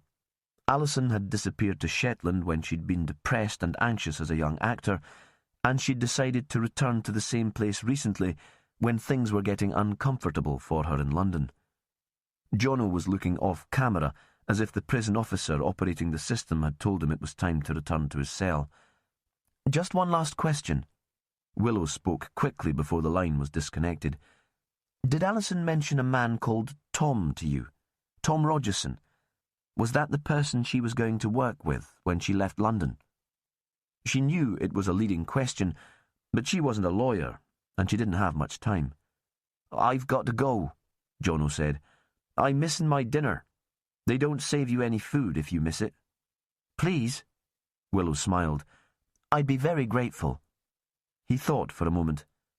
The need to be liked overcame his desire for his lunch. She was a bit mysterious, he said at last. I asked her for details. Where will we live, sis? What sort of place is it? But she said she couldn't trust me to keep my mouth shut. It had to stay secret. Suddenly, the screen went dark. Willow couldn't tell if Jono had finished speaking or if the prison officer had run out of patience and wanted his lunch too. Chapter 35. On the way back from Bray, there was suddenly phone reception and their mobiles started to ping. Perez was driving, so Sandy relayed the messages. The boss has just texted that she's setting up a video link to talk to Alison Teal's brother in the Neck. The boss, Perez thought. If we had any sort of relationship, is that what she'd always be? He wondered how that would make him feel, and if it would matter to him or not. He couldn't come to a decision. Willow wants to know if you want to sit in on the interview, Sandy said. Perez didn't answer. The visibility was so poor now that he could hardly work out whereabouts on the road they were, and he felt as if they were in a grey bubble of water and wind. Thoughts of Willow were swirling around his head, as strange as the furious rain outside. He heard Fran's voice teasing him in his head. He couldn't remember if she'd actually ever spoken these words, but surrounded by the dense cloud, he could hear them as clearly as if she was sitting beside him in the passenger seat. You're so romantic, Jimmy Perez. A soppy git. One day, a wicked woman will come along and take advantage of you. How will you manage without me to look after you then? Suddenly, he realised that they were at the junction to Vaux, and he knew where he was, and he felt grounded in the real world again. Jimmy! Sandy was pressing him for an answer. What should I tell Willow about the video interview? Tell her I'll discuss it with her later. She'll have it recorded so we can see what the man says when we get back. I'm going to Ravenswick to see Tom Rogerson's daughter. I should be able to catch her just as she finishes school. Do you want me to come with you? They were approaching Tingwall airstrip now. The cloud had lifted a little, but it was still raining. No, Perez said. I'll drop you in Lerwick. I want you to go to school too. Call into the Anderson High and make some inquiries about the Hay lads. Willow seems to think we're missing something with that family. Maybe one of the form teachers will have more information about them. Andy only left last year, so there should be someone who remembers him. Shall we meet up again later? Sandy sounded a little anxious. It seemed that Perez's refusal to join Willow in the Teal interview had worried him. He wanted their small group to be working together again. He'd sensed the tension. Sure, Perez said. Tea and buns in the ops room at about 5 o'clock. You get the buns. Why not? He pulled up outside the high school and watched Sandy run across the exposed playground, his hood pulled over his forehead, his coat held tight around him against the almost horizontal rain. The strength of the wind triggered a memory. It was something Willow had said, something he needed to check. But the thought disappeared before he could properly pin it down. On the road south to Ravenswick, Perez passed Duncan Hunter in his flash new Range Rover. He was driving in the opposite direction, and Cassie sat on her booster in the front seat beside him. She'd be staying with her father in the Ha again this evening, something Perez hadn't mentioned to Willow. Cassie caught sight of Perez as the car flashed past and gave him a little wave, gracious like a queen. Perez smiled. He was just grateful that Duncan had remembered to collect her from school on time. It didn't always happen. Catherine was in her classroom with a pile of exercise books on the desk in front of her. Now he was here, Perez wasn't quite sure what to say to her. He realised now that the trip back to Ravenswick was partly an excuse to put off seeing Willow. He heard Fran's mocking voice in his head again. Scaredy cat. Then he remembered his fiancée's grey headstone being tipped over by the landslide, had a fleeting thought that perhaps the shock had released her spirit, but he didn't believe in ghosts. Catherine looked up. Jimmy, is there any news? Just a few more questions, I'm afraid. I don't want to bother your mother again unless I can help it." He wasn't sure where to sit. Perching on her teacher's desk seemed too close and intimate, and the children's chairs were tiny. In the end, he sat on one of the children's octagonal tables. "Mum said that the detective from Inverness came to chat to her yesterday at the Red Cross shop. Bought her coffee and cake. That was kind. I don't think Mum's eaten properly since Dad died. Now she can't stop." Catherine set down her pen and gave him her full attention. "Mum said the detective was asking questions about money." "Your father had a bank account," Perez said, "separate from his business or personal account. Over the last 6 months, considerable sums of money have been paid into it, and we were struggling to find an explanation for them." She stared at him, her eyes hard and fierce. "Do you have to do this? Do you have to pry into every part of our lives? My father was a victim, but you're making him sound like a criminal."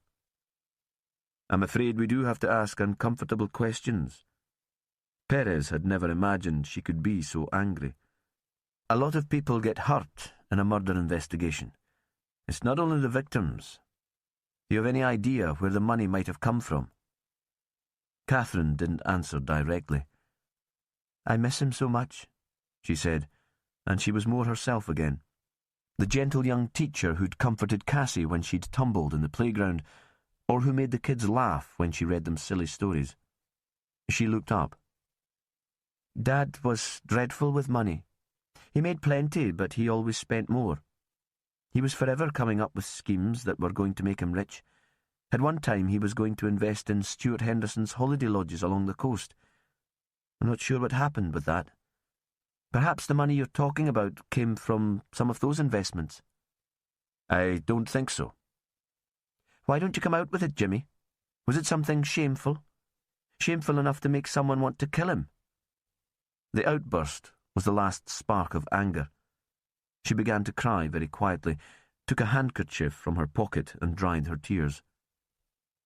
Perez gave her a moment to compose herself and had to force himself to continue the interview.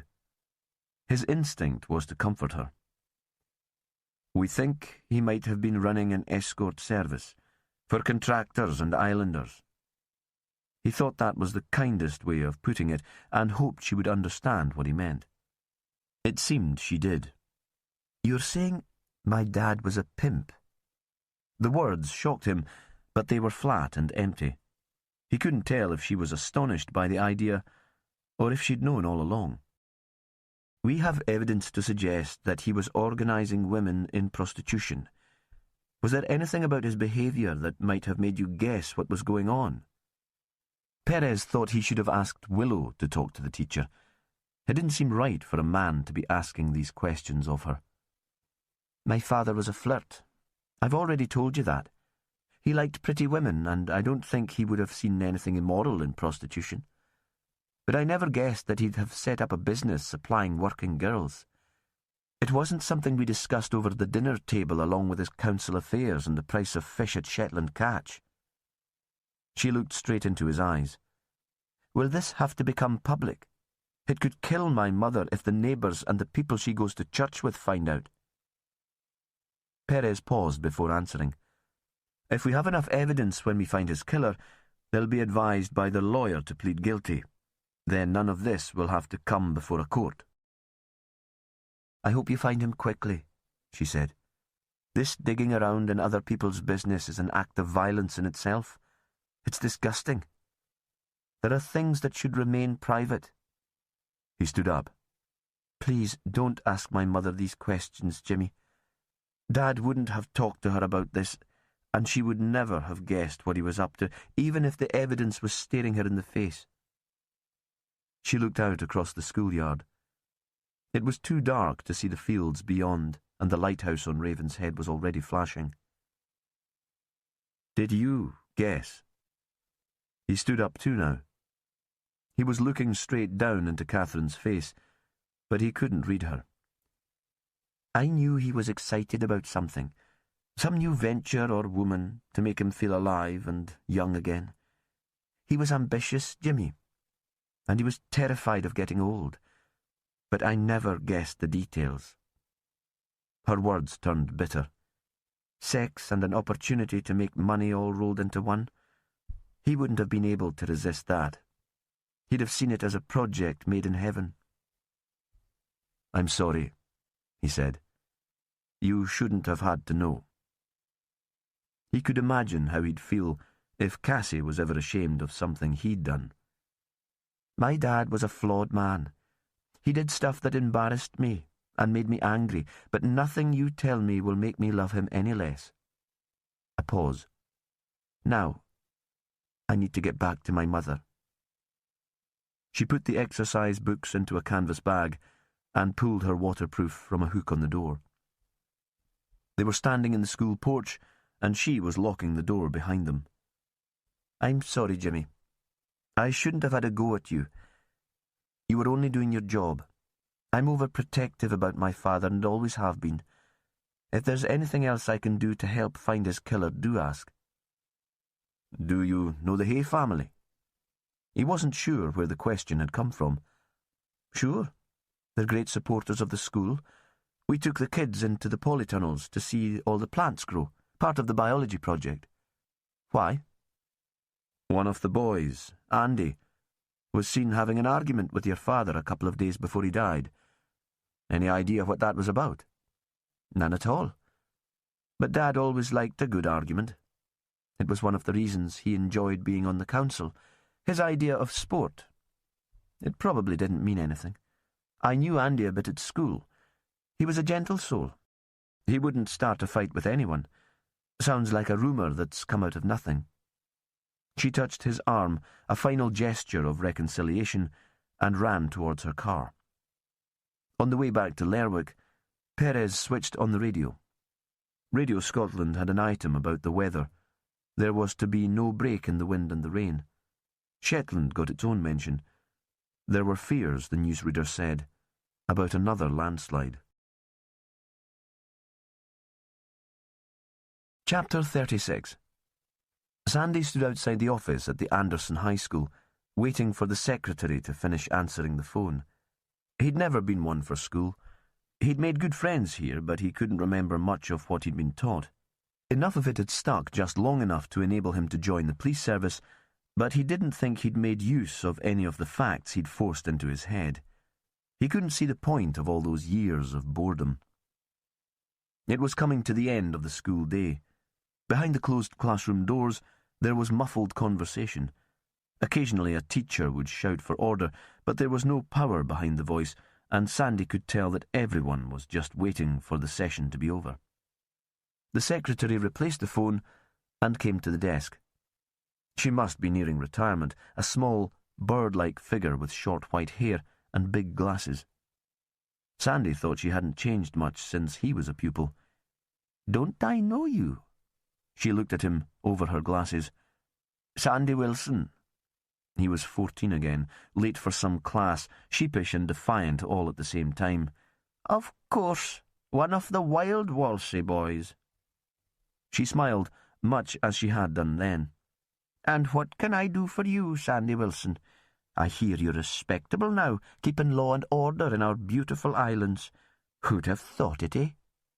Sandy wasn't sure how to respond to that, and in the end he just gave her a quick smile. "I'd like to talk to someone about the Hay brothers, Andy and Michael." "Well, Andy's left now, of course, but most of his teachers are still around. You're probably best talking to Sally Martin. She taught him English, and he was always one of her stars. Michael's home teacher is Phil Jameson. I know he's in the staff room now. Why don't you chat to him first, and I'll ask Sally to come in when she's finished teaching." Standing outside the staff room, he still felt like an imposter, but he'd been here before as an adult. That time there'd been another murder in Ravenswick. It had been winter, and Fran Hunter had found the body of a young schoolgirl lying in the snow. Sandy had come to the Anderson High to talk to her friends. After the interview, he'd been taken into the staff room, and there'd been the same feeling of unease, of wandering into enemy territory. He tapped at the door. A male voice shouted for him to come in. There was a smell of old coffee and old building. A middle-aged man was seated in a corner reading a newspaper. Otherwise, the room was empty. Mr. Jameson. Who wants to know? He might have been from Shetland originally, but his voice had been weathered by other places and the trace of accent had almost disappeared. Sandy introduced himself. And how can I help? I'm part of the team investigating the murders out at Tain. We're making routine inquiries about all the people who live close to the crime scene. The Hayes farm is one of the properties nearby. So, you want to know all about Michael? Sandy nodded. I can offer you a dreadful cup of coffee before the hordes arrive. Jameson nodded towards a filter machine. I warn you, it's probably been standing there since break time. No thanks. Wise choice. He nodded for Sandy to take a seat next to him. I don't know what to tell you about Michael. He's one of those kids who never stand out, well enough behaved so that he doesn't irritate, not particularly bright but not stupid, that he needs extra help, steady, stable, maybe a little boring, but in a school like this there are so many divas that's quite refreshing. His future is mapped out for him. He wants to join his father on the farm. His mother would like him to go away to agricultural college first to widen his horizons a bit. But Michael doesn't see the point, and neither does his father. He's got a stubborn streak, so I think he'll probably get his own way. He's got a girlfriend, Sandy said. Gemma. The teacher smiled, cast in the same mould, but a little bit more chatty. She did get her way and left before hires.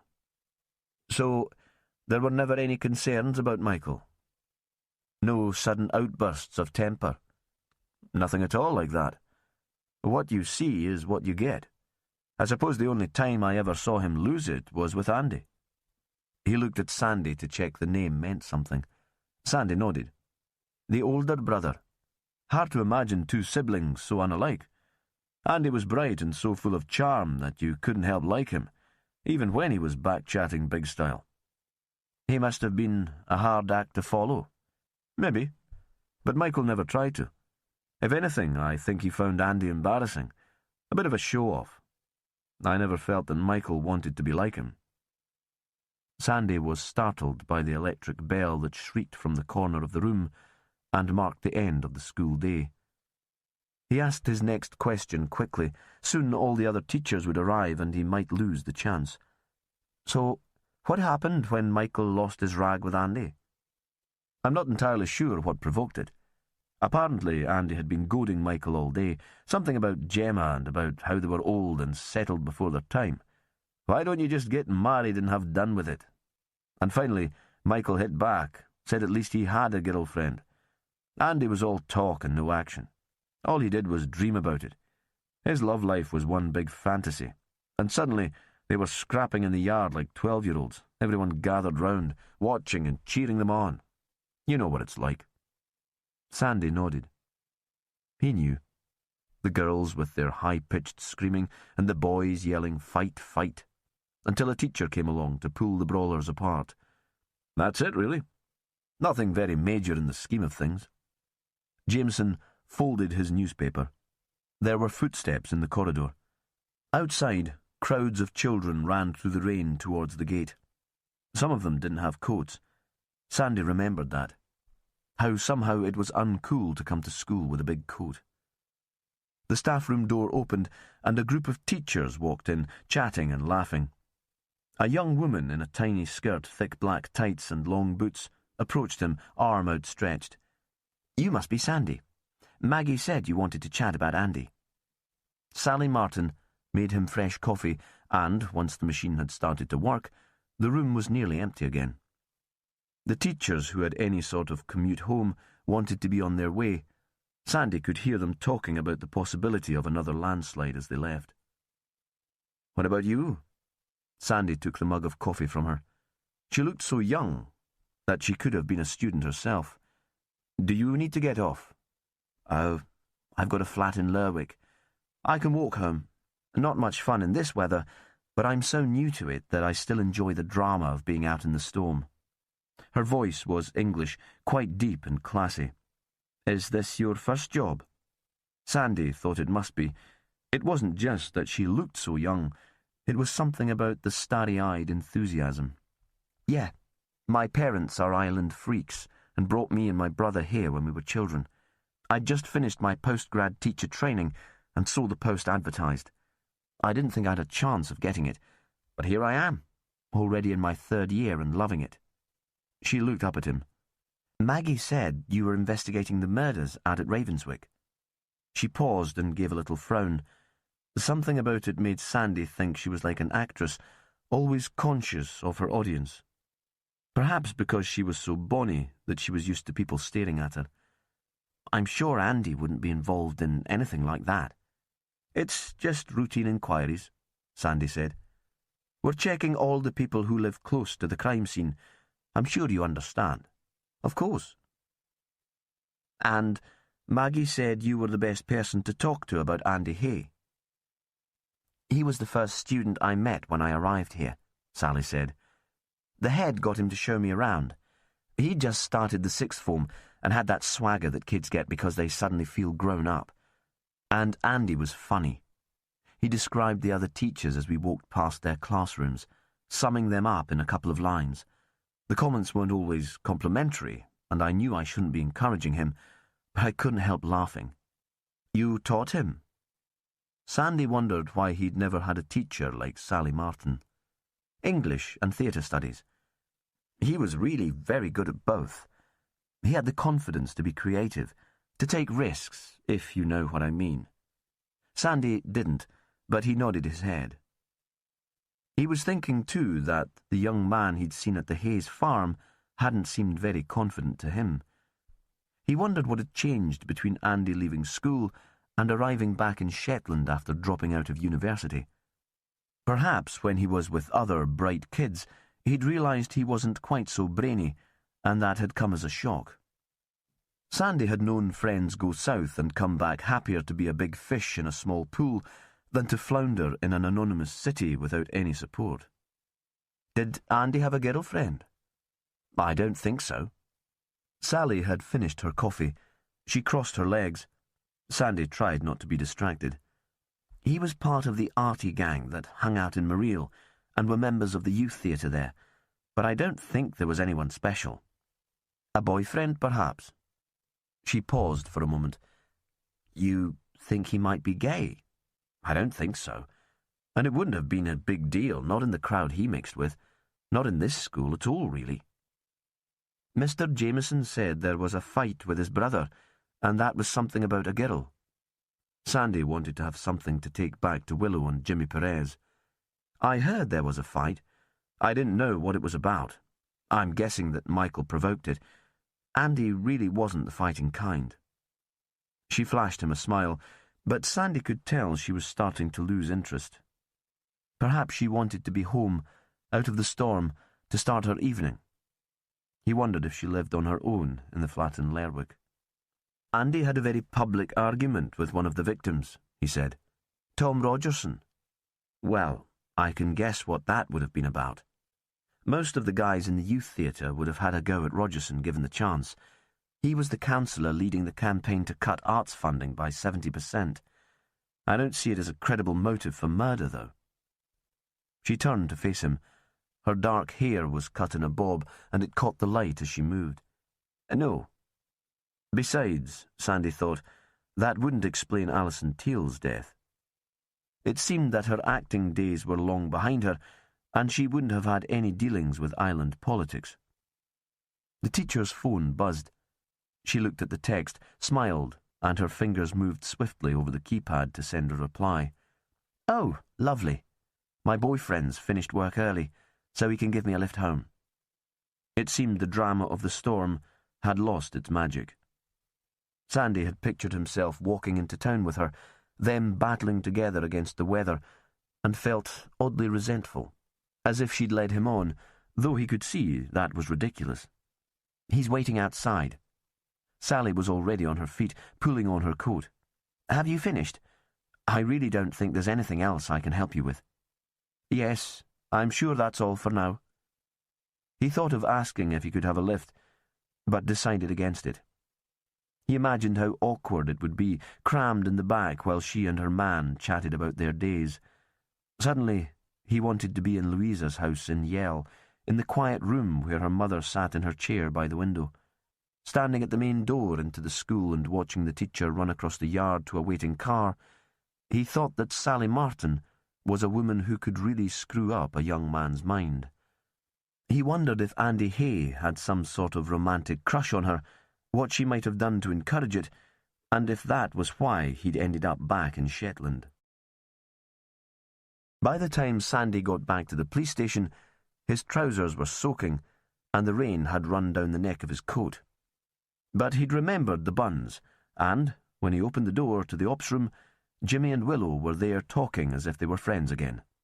They gave a little cheer when they saw him, laughed when he hung his coat over the radiator and it started to steam. Willow made a pot of tea and put the cakes onto a plate.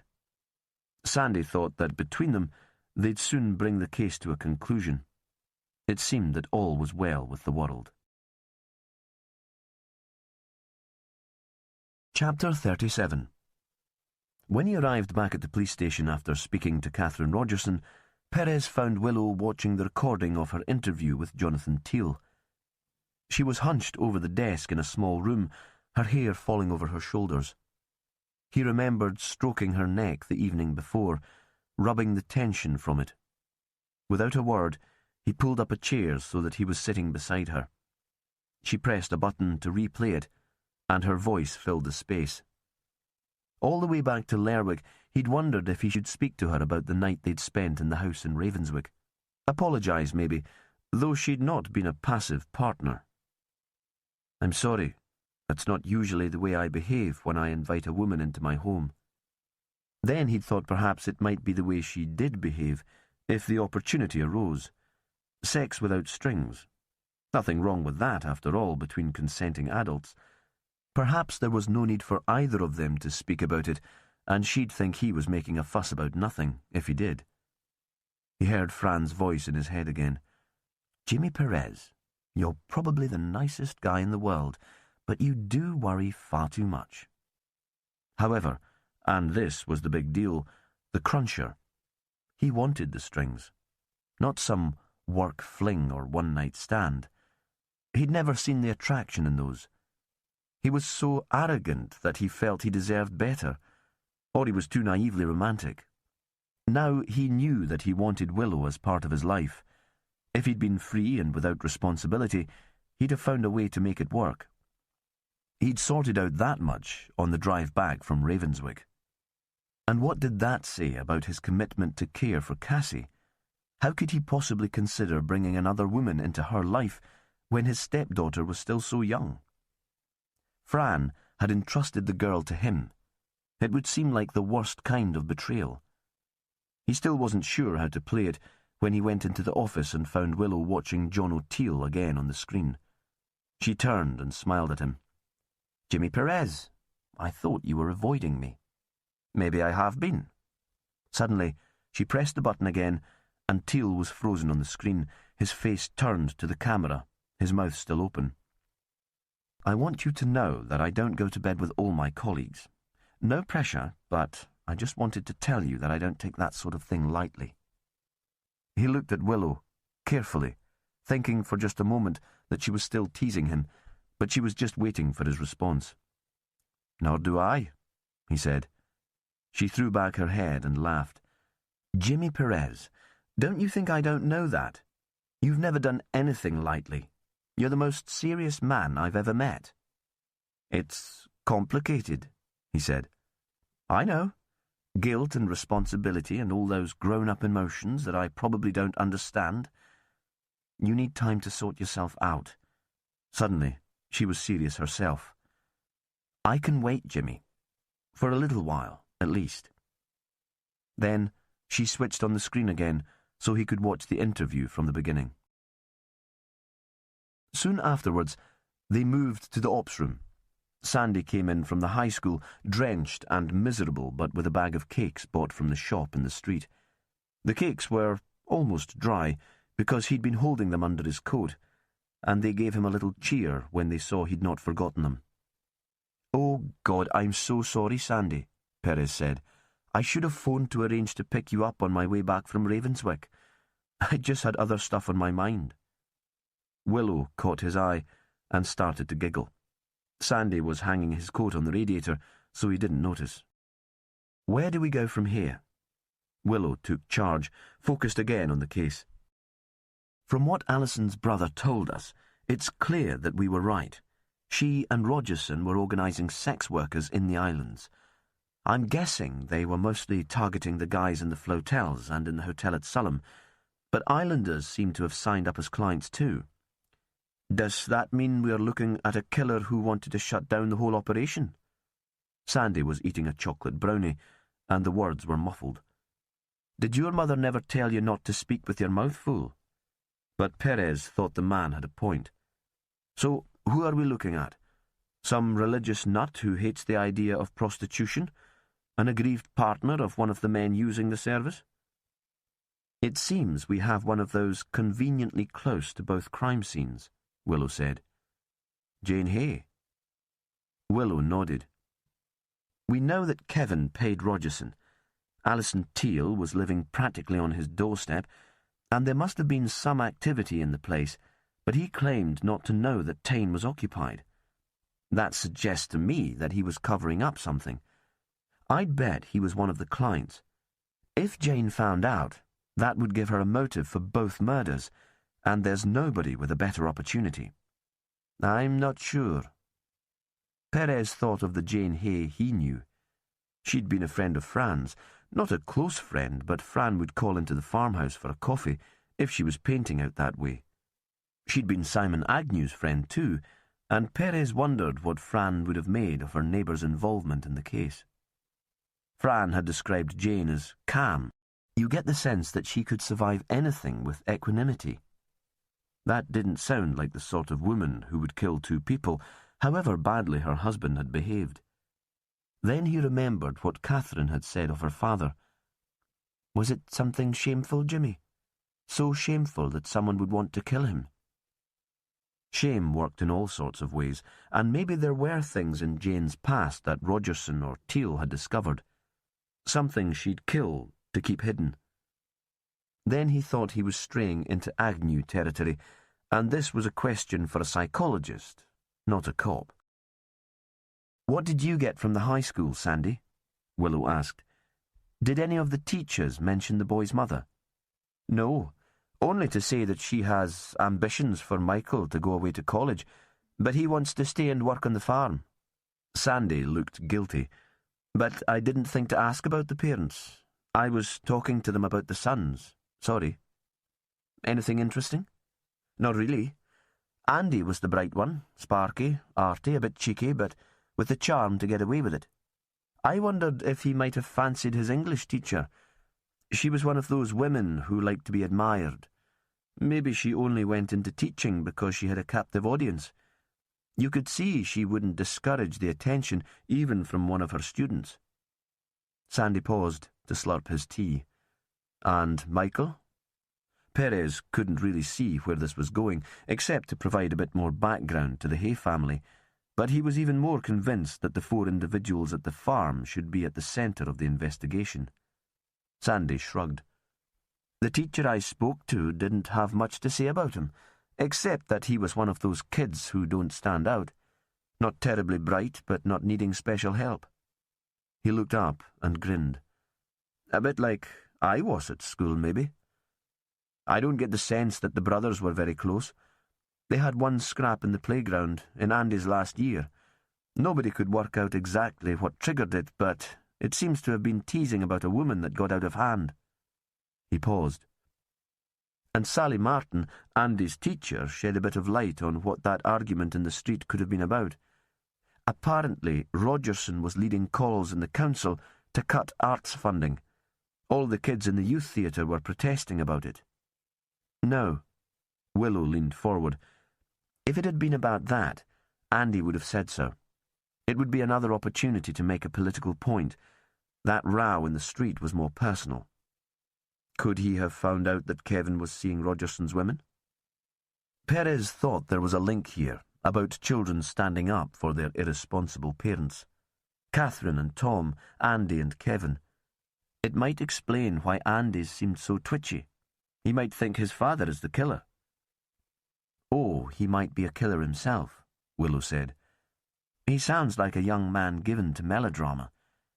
Could he have seen murder as revenge for corrupting his father and betraying his mother? Isn't that a bit far-fetched? It sounded like one of the Gothic films Fran had sometimes enjoyed, late on dark winter nights. Besides, Perez wasn't sure if the young had that kind of concept of sexual morality. Yeah, I know. It's clutching at straws. We have so much information now, but I haven't any sort of feel about who's responsible. Willow looked at Perez. What about you, Jimmy? You know this place. What's the next move? There's still some basic policing, routine stuff. We haven't found anyone yet who saw Tom Rogerson after he left his car at the airport. He can't just have vanished into thin air. He paused. Apart from that, I think we have to wait for the murderer to make a mistake, or to attempt to kill again. We know that the Hayes have secrets. Even if one of the family isn't responsible for the deaths, it's possible that they know who is, or have their suspicions. So we wait, and we watch them. Willow nodded to show that made sense to her. Sandy, you have another go at the airport. Local folk will talk to you. How do you see the watching, Jimmy? It'd be hard to hide any surveillance in a place with so few people and so little cover. I can see their place from my house. Ah, so it's just an excuse for staying at home and drinking tea all day. He held up his hands in mock surrender. Just give me one day, he said. Sometimes waiting is the hardest thing. She caught his eye, a flash of understanding. One day, if you're sure that's all you need. He walked her back to the sheriff's house. The rain had eased a little. From the bar at the bottom of the lane, fiddle music suddenly spilled out through an open door. Wednesday night, when locals came together to share their music. In the summer it would be packed with visitors, but tonight, and this early in the evening, the musicians would be playing mostly to themselves. Will you come in for a coffee, Jimmy? I'm sure they'd like to see you. He looked at his watch. He still had an hour before he had to be home for Duncan to drop off Cassie. Aye, why not? He knew he had a decision to make about their future, but he felt very easy in her company. Whatever he decided, they would still manage to work together. She unlocked the door and walked into a warm house. There were voices in the basement kitchen. They hadn't been able to see in from outside because the heavy curtains had been drawn. Hi there. I've brought Jimmy in. I hope that's okay. Willow walked ahead of him down the stairs. Rosie was sitting in the chair by the Aga, and her husband was making tea. The place smelt different, milky. Come in, the man said. Come in and meet my son. Then Perez saw that the dozing Rosie had a baby in her arms. He was born last night, John said. You weren't here, Willow. We left you a note and some stuff for your breakfast. We've only just got back from the hospital. No, Willow said. I didn't get back. Something came up.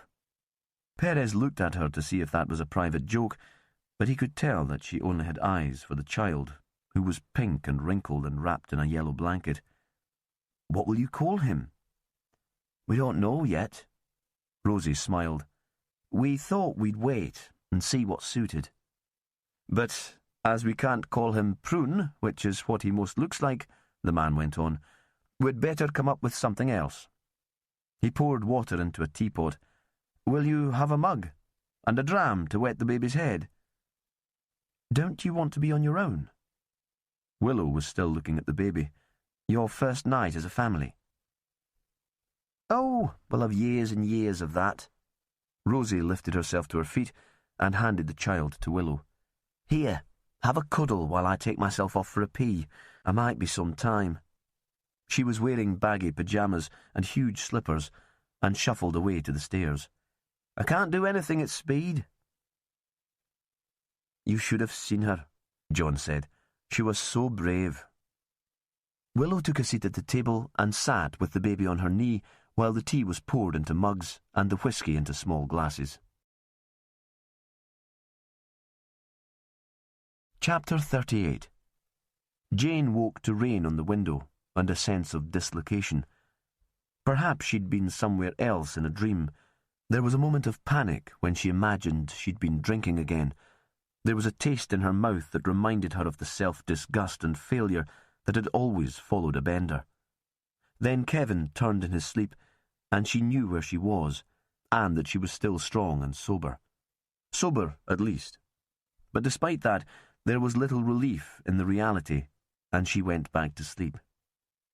When she woke again, Kevin was out of bed, and the light was on. He'd been in the shower and stood with a towel around his waist, his hair wet. He was looking down at her in a way that was almost fatherly. She thought how grateful she should be that he'd stood by her. Other men would have ditched her years before.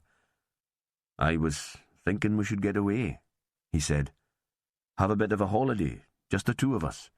The boys are old enough to leave alone, and there's not much work at this time of year." He sat on the bed beside her, and she tried to push from her mind the thought that the wet towel would make the sheet damp. "Would you like that?" "Of course. Where would we go?" "Somewhere hot," he said. "Morocco, maybe.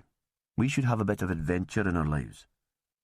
She imagined hot sand and a market full of brightly coloured spices. "I'd love Morocco, and you're right, we could use some time on our own." Then, immediately she wondered how she could consider leaving the boys if the killer hadn't been found. If the situation was still unresolved. "I'll go online to see if I can find a last-minute deal." He bent and kissed her lightly on the lips. "And perhaps when we get back, they'll have found the killer and all this will be over." He stood up and pulled on his clothes. She watched him and thought he'd worn better than she had. He still had the body of a young man, could easily be an older brother to her sons. But although she'd been thinking of the murders too, she wished he hadn't mentioned the killer. It was as if he'd carried a distasteful smell into the bedroom with him. When she got downstairs, she could hear Kevin in the office tapping away on the computer keyboard, looking for a dream holiday that somehow she couldn't believe would ever happen. She made a pot of coffee and shouted up the stairs to ask the boys if they'd like breakfast. She'd already decided that she'd do a fry-up as a treat for Kevin, taken bacon out of the fridge and started grilling it in a pan. Michael appeared, dressed for school, apart from his socks. "Has Andy already left, then? I was hoping he'd give me a lift." "He's still in bed, I expect." But already she felt the familiar sickness in the pit of her stomach. At one time, she'd thought she'd known what her eldest son was thinking. They were kindred spirits, weren't they?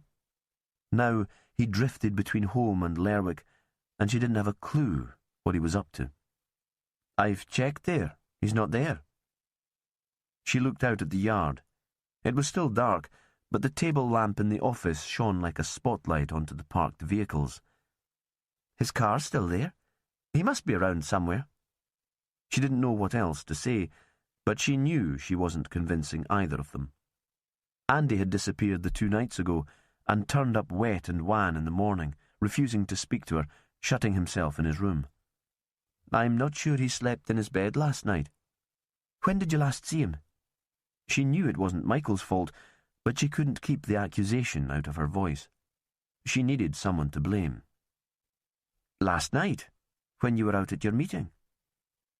She caught the trace of accusation in his voice too, and wondered, not for the first time, how much he and Andy had resented the meetings, the fact that she'd had to juggle her recovery with their needs as they'd been growing up. "How did Andy seem then?" Michael shrugged. He fished in the laundry basket for a pair of clean socks before answering. "Moody, the way he's been since he came home from uni." "Did he tell you where he was going?" "He's never told me anything important. You're the person he talks to." There was more resentment, and something else in his tone. Jealousy. "Didn't he leave you a note? He said he was going to, but I thought he'd be back late last night." Michael nodded towards the fridge, where recipes, photos and scraps of paper were fixed with magnets. "You might have told me last night." But Jane held her tongue. She knew Michael was right. Andy had always been, not exactly her favourite, because she'd known from the start that it would be wrong to have a favourite, but the son she felt closest to. "Oh, that's okay then." She refused to rush over to the fridge to see what the note might say. She turned the bacon under the grill. "Would you like a bacon sandwich? I can give you a lift to school if you like. It'd save you waiting for the bus in this weather, and that'd give you a bit of extra time." "That would be great." He didn't sound enthusiastic exactly, but more conciliatory. She waited until the men had finished breakfast and Michael had gone upstairs to fetch his school bag before she went to look for the note. She recognised Andy's writing as she approached. It was wild and big and spidery. "I'm not great company at the moment, so I'm taking myself off for a while to sort myself out. Don't worry about me and don't try to phone because I won't answer. I'm being well taken care of, and I'll be back when I'm more fun to live with." She couldn't help smiling, because this sounded almost like the old Andy. She took the note from the fridge and folded it up in her handbag, hiding it, just as she'd hidden love letters from Kevin from her parents when she was young. Michael was standing at the kitchen door in his outdoor clothes, ready to be off. "Where's Andy gone, then?"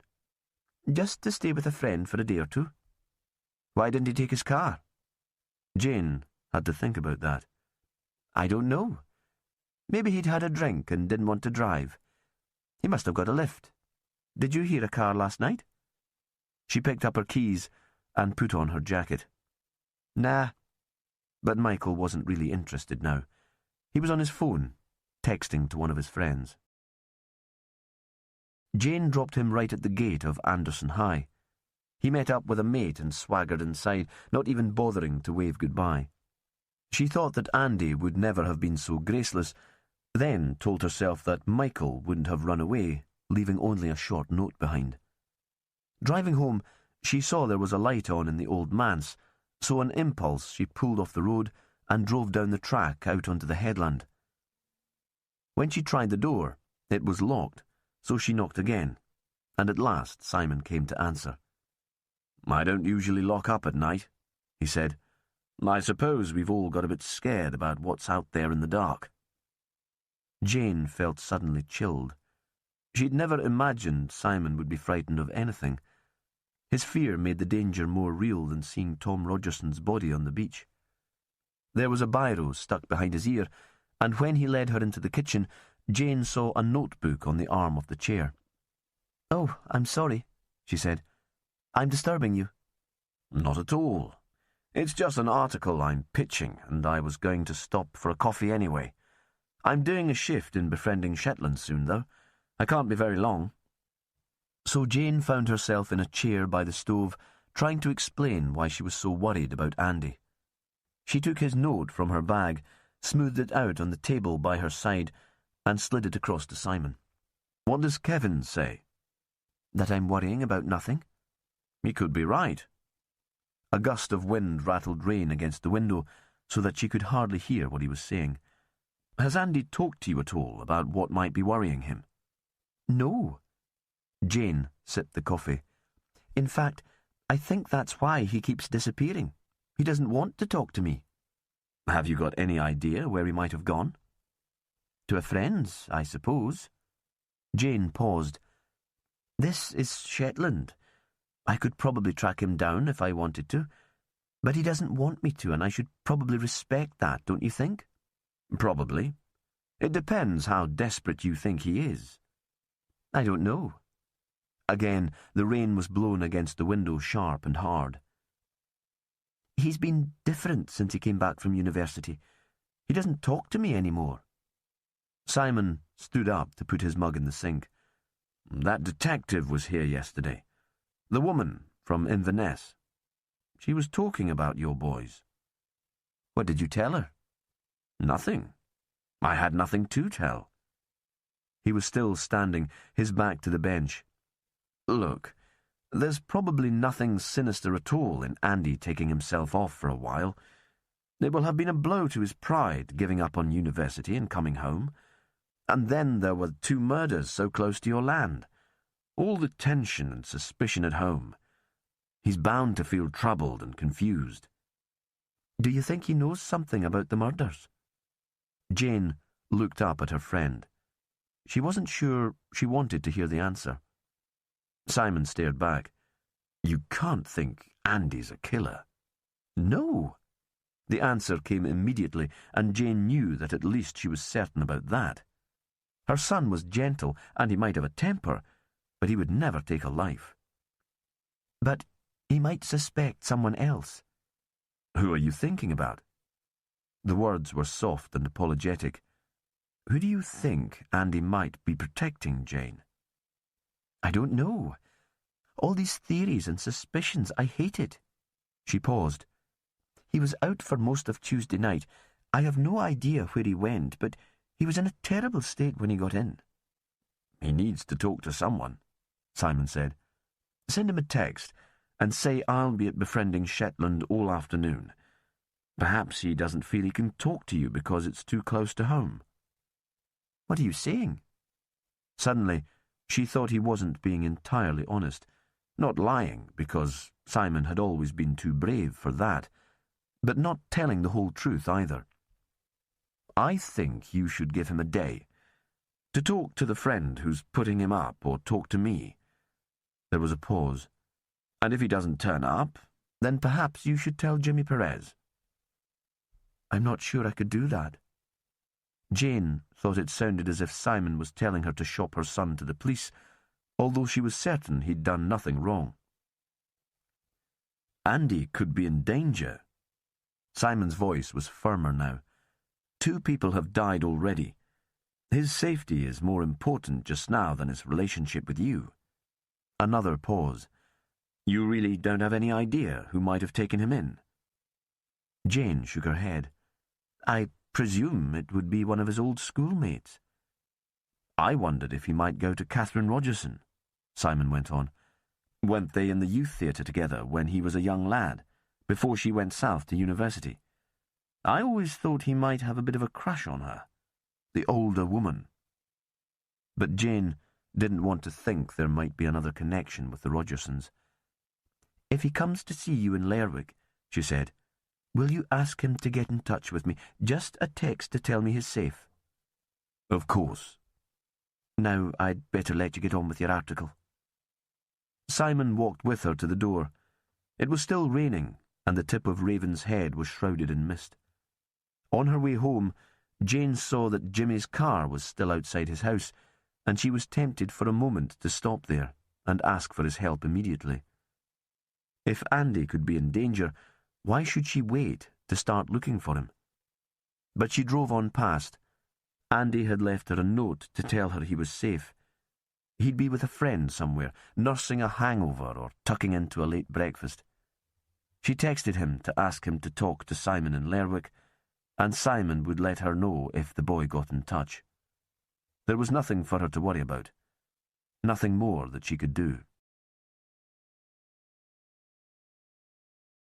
Chapter 39. Sandy Wilson pulled into the Sumborough Airport car park. The traffic had been heavy all the way from Lerwick, and there were still lights controlling the single-lane stretch close to the landslide. It was 10 o'clock, but the low cloud meant it was barely light. In the terminal building, disgruntled passengers were waiting for the weather to lift and for the delayed flights to take off. Sandy felt as if this was a wild goose chase, as if he'd been sent to go through the motions while the exciting part of the investigation was happening elsewhere. He went into the shop to buy coffee and a bacon sandwich. He'd overslept and left without time for breakfast. He recognised the woman behind the food counter, but struggled to remember her name. She was big-boned and red-faced, and he thought she'd once worked in the chip shop in Lerwick. A few years ago, before he'd met Louisa, and had tried to get in better shape, he'd been a regular customer. "Hi there." She'd recognised him too, greeted him like an old friend. "Where are you off to?" He shook his head. "I'm here on work, not away on holiday." An announcement over the PA system called passengers for the Glasgow flight through to security. There was a similar call for people for Aberdeen, and the shop emptied as if by magic. "Ah," she said, "those murders." an excitement in her voice, hoping for details that wouldn't be known to the general public. He remembered that she'd been a terrible gossip. "I don't suppose you saw Tom Rogerson on Sunday? He was supposed to be flying off to Orkney. Parked his car here but never arrived." "You did know Tom Rogerson?" "Oh, aye. And Mavis, his wife, he led her a merry dance, you ken." The woman's name came back to him.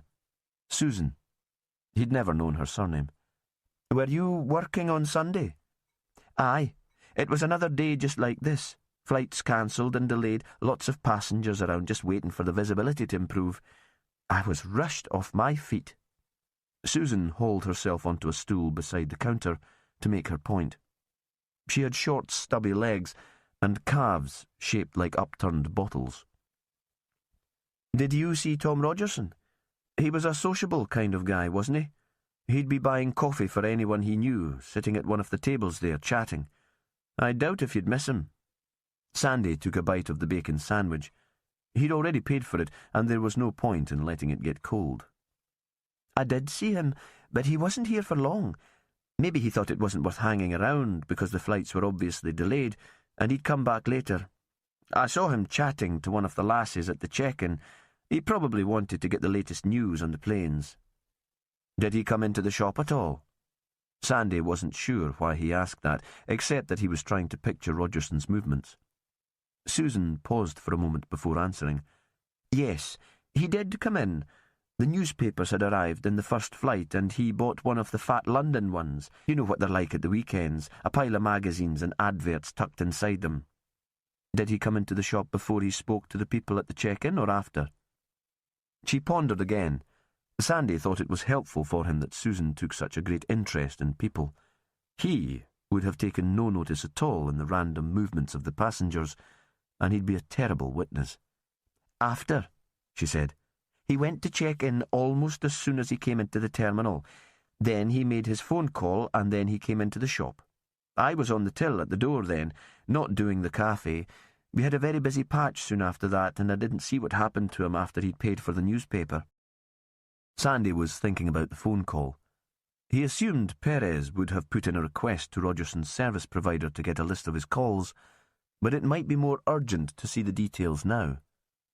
There had been no phone on Rogerson's body, and no mention had been made of one at his house or office, but Mavis would have his personal and business numbers. It should be easy enough to track down the call history. "Did you hear anything of his phone conversation?" Because he knew Susan would be interested.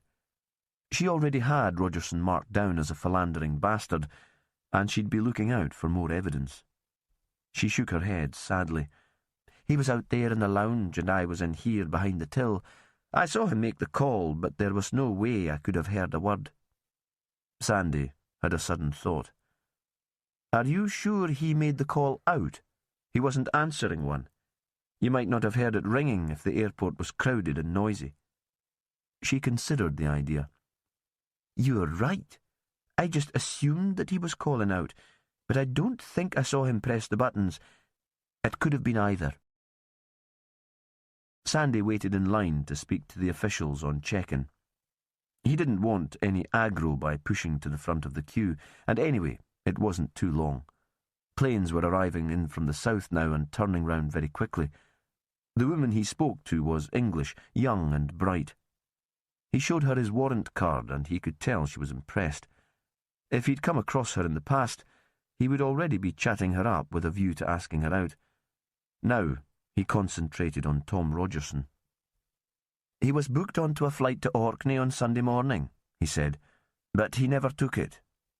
She pressed a few keys on her computer, muttered under her breath because the system was so slow. "Were you working on Sunday?" he asked, while she waited to retrieve Rogerson's booking. "Yes, on the early shift. I finished at 2. "Maybe you remember talking to him then? He had a kind of flirty way of speaking to the ladies." She raised her eyebrows. "Late middle age?" "Had hand luggage only, a small rucksack. Talked like something from that cop show set in the 70s, Life on Mars. Dismissive." "Aye, that sounds about right." Sandy gave her a smile. He thought that since Louisa had changed his style, He felt good about that, a bit superior. She looked at the screen in front of her. Rogerson, Thomas, booked on the 10:30 flight to Kirkwall. He checked in on time and was told that the flight would be delayed and he should listen out for announcements. Then he came back and said that because of the severe delay, he'd miss his meeting and he might as well cancel. Because he only had hand luggage, there was no problem, but he lost nearly 200 quid because the return flight was automatically cancelled too. Sandy tried to think that through. Missing the meeting was obviously a bollocks excuse because the fishery conference wasn't going to start until the Monday morning. So what had happened between checking in for his flight and coming to the desk to cancel? Tom Rogerson had spoken to someone on the phone. If they could find out who the caller was, they might know the identity of the killer. Sandy thanked the young woman and moved away from the counter. He was about to phone the police station in Lerwick to tell Jimmy Perez what he'd discovered when he remembered that his boss was working at home all day, looking out for comings and goings at the Hayes farm. He thought it would be just as easy to call in on Jimmy on his way back to town, and that his boss might even provide a spot of lunch. But when he arrived at the house in Ravenswick, Perez seemed preoccupied. He was sitting at the window with a pair of binoculars on the sill, staring down towards the valley where the Hayes lived. In the distance, there was the scar in the hill left behind by the landslide. The ruin of Tain was just out of sight. "Get back to the station and chase up those phone calls," Perez said. "You're right. We need to know who Tom spoke to in the airport that morning. We know he phoned his brother-in-law in Orkney, but that would have been after he changed his plans." "Anything happening here?" Sandy still had hopes of lunch. "Jane Hay drove north with a passenger, the youngest lad, I think. She could have been taking him to school. Then she turned down towards the headland and I lost sight of her. She wasn't away long and she's home now." Perez looked at Sandy. "This feels like a serious waste of time."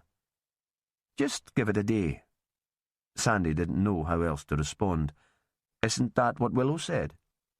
"Aye." Perez lifted his binoculars and stared out once more. "That's what she said." Sandy was reminded for a moment of the Jimmy Perez who'd lost Fran in a stabbing on Fair Isle.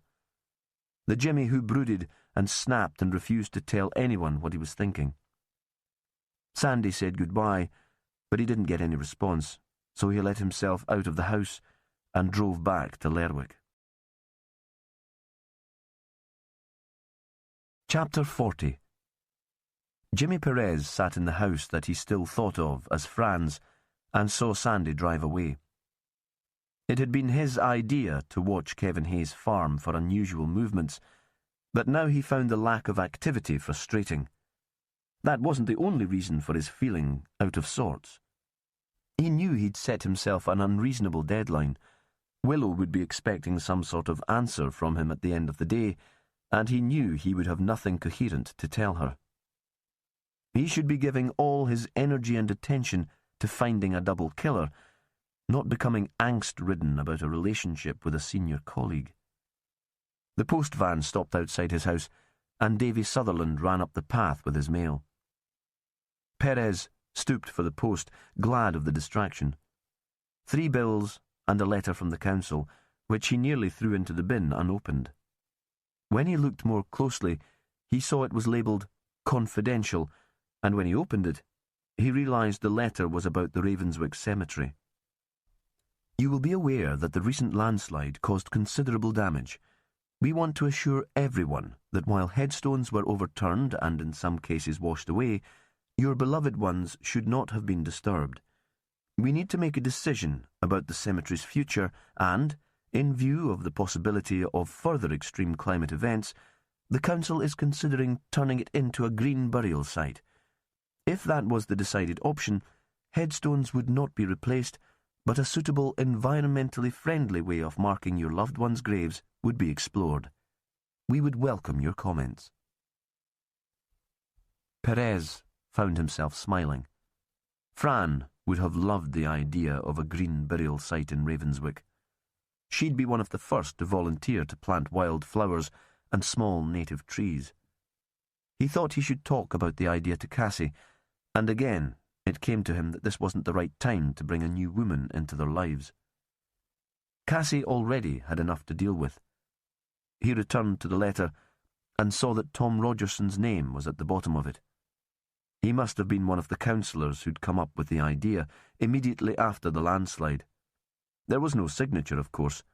The letter would have been drafted, approved, and then slowly made its way through the council bureaucracy to be printed without anyone realising it might not be appropriate for it to carry Rogerson's name. All the time, he'd been keeping half an eye on the valley and the road. The cars were moving steadily, despite the single-lane traffic south of his house. No movement from the haze. No sign of the eldest son, the one who had given Perez most concern. Was Andy in the house, helping his parents, or had he stayed overnight in Lerwick?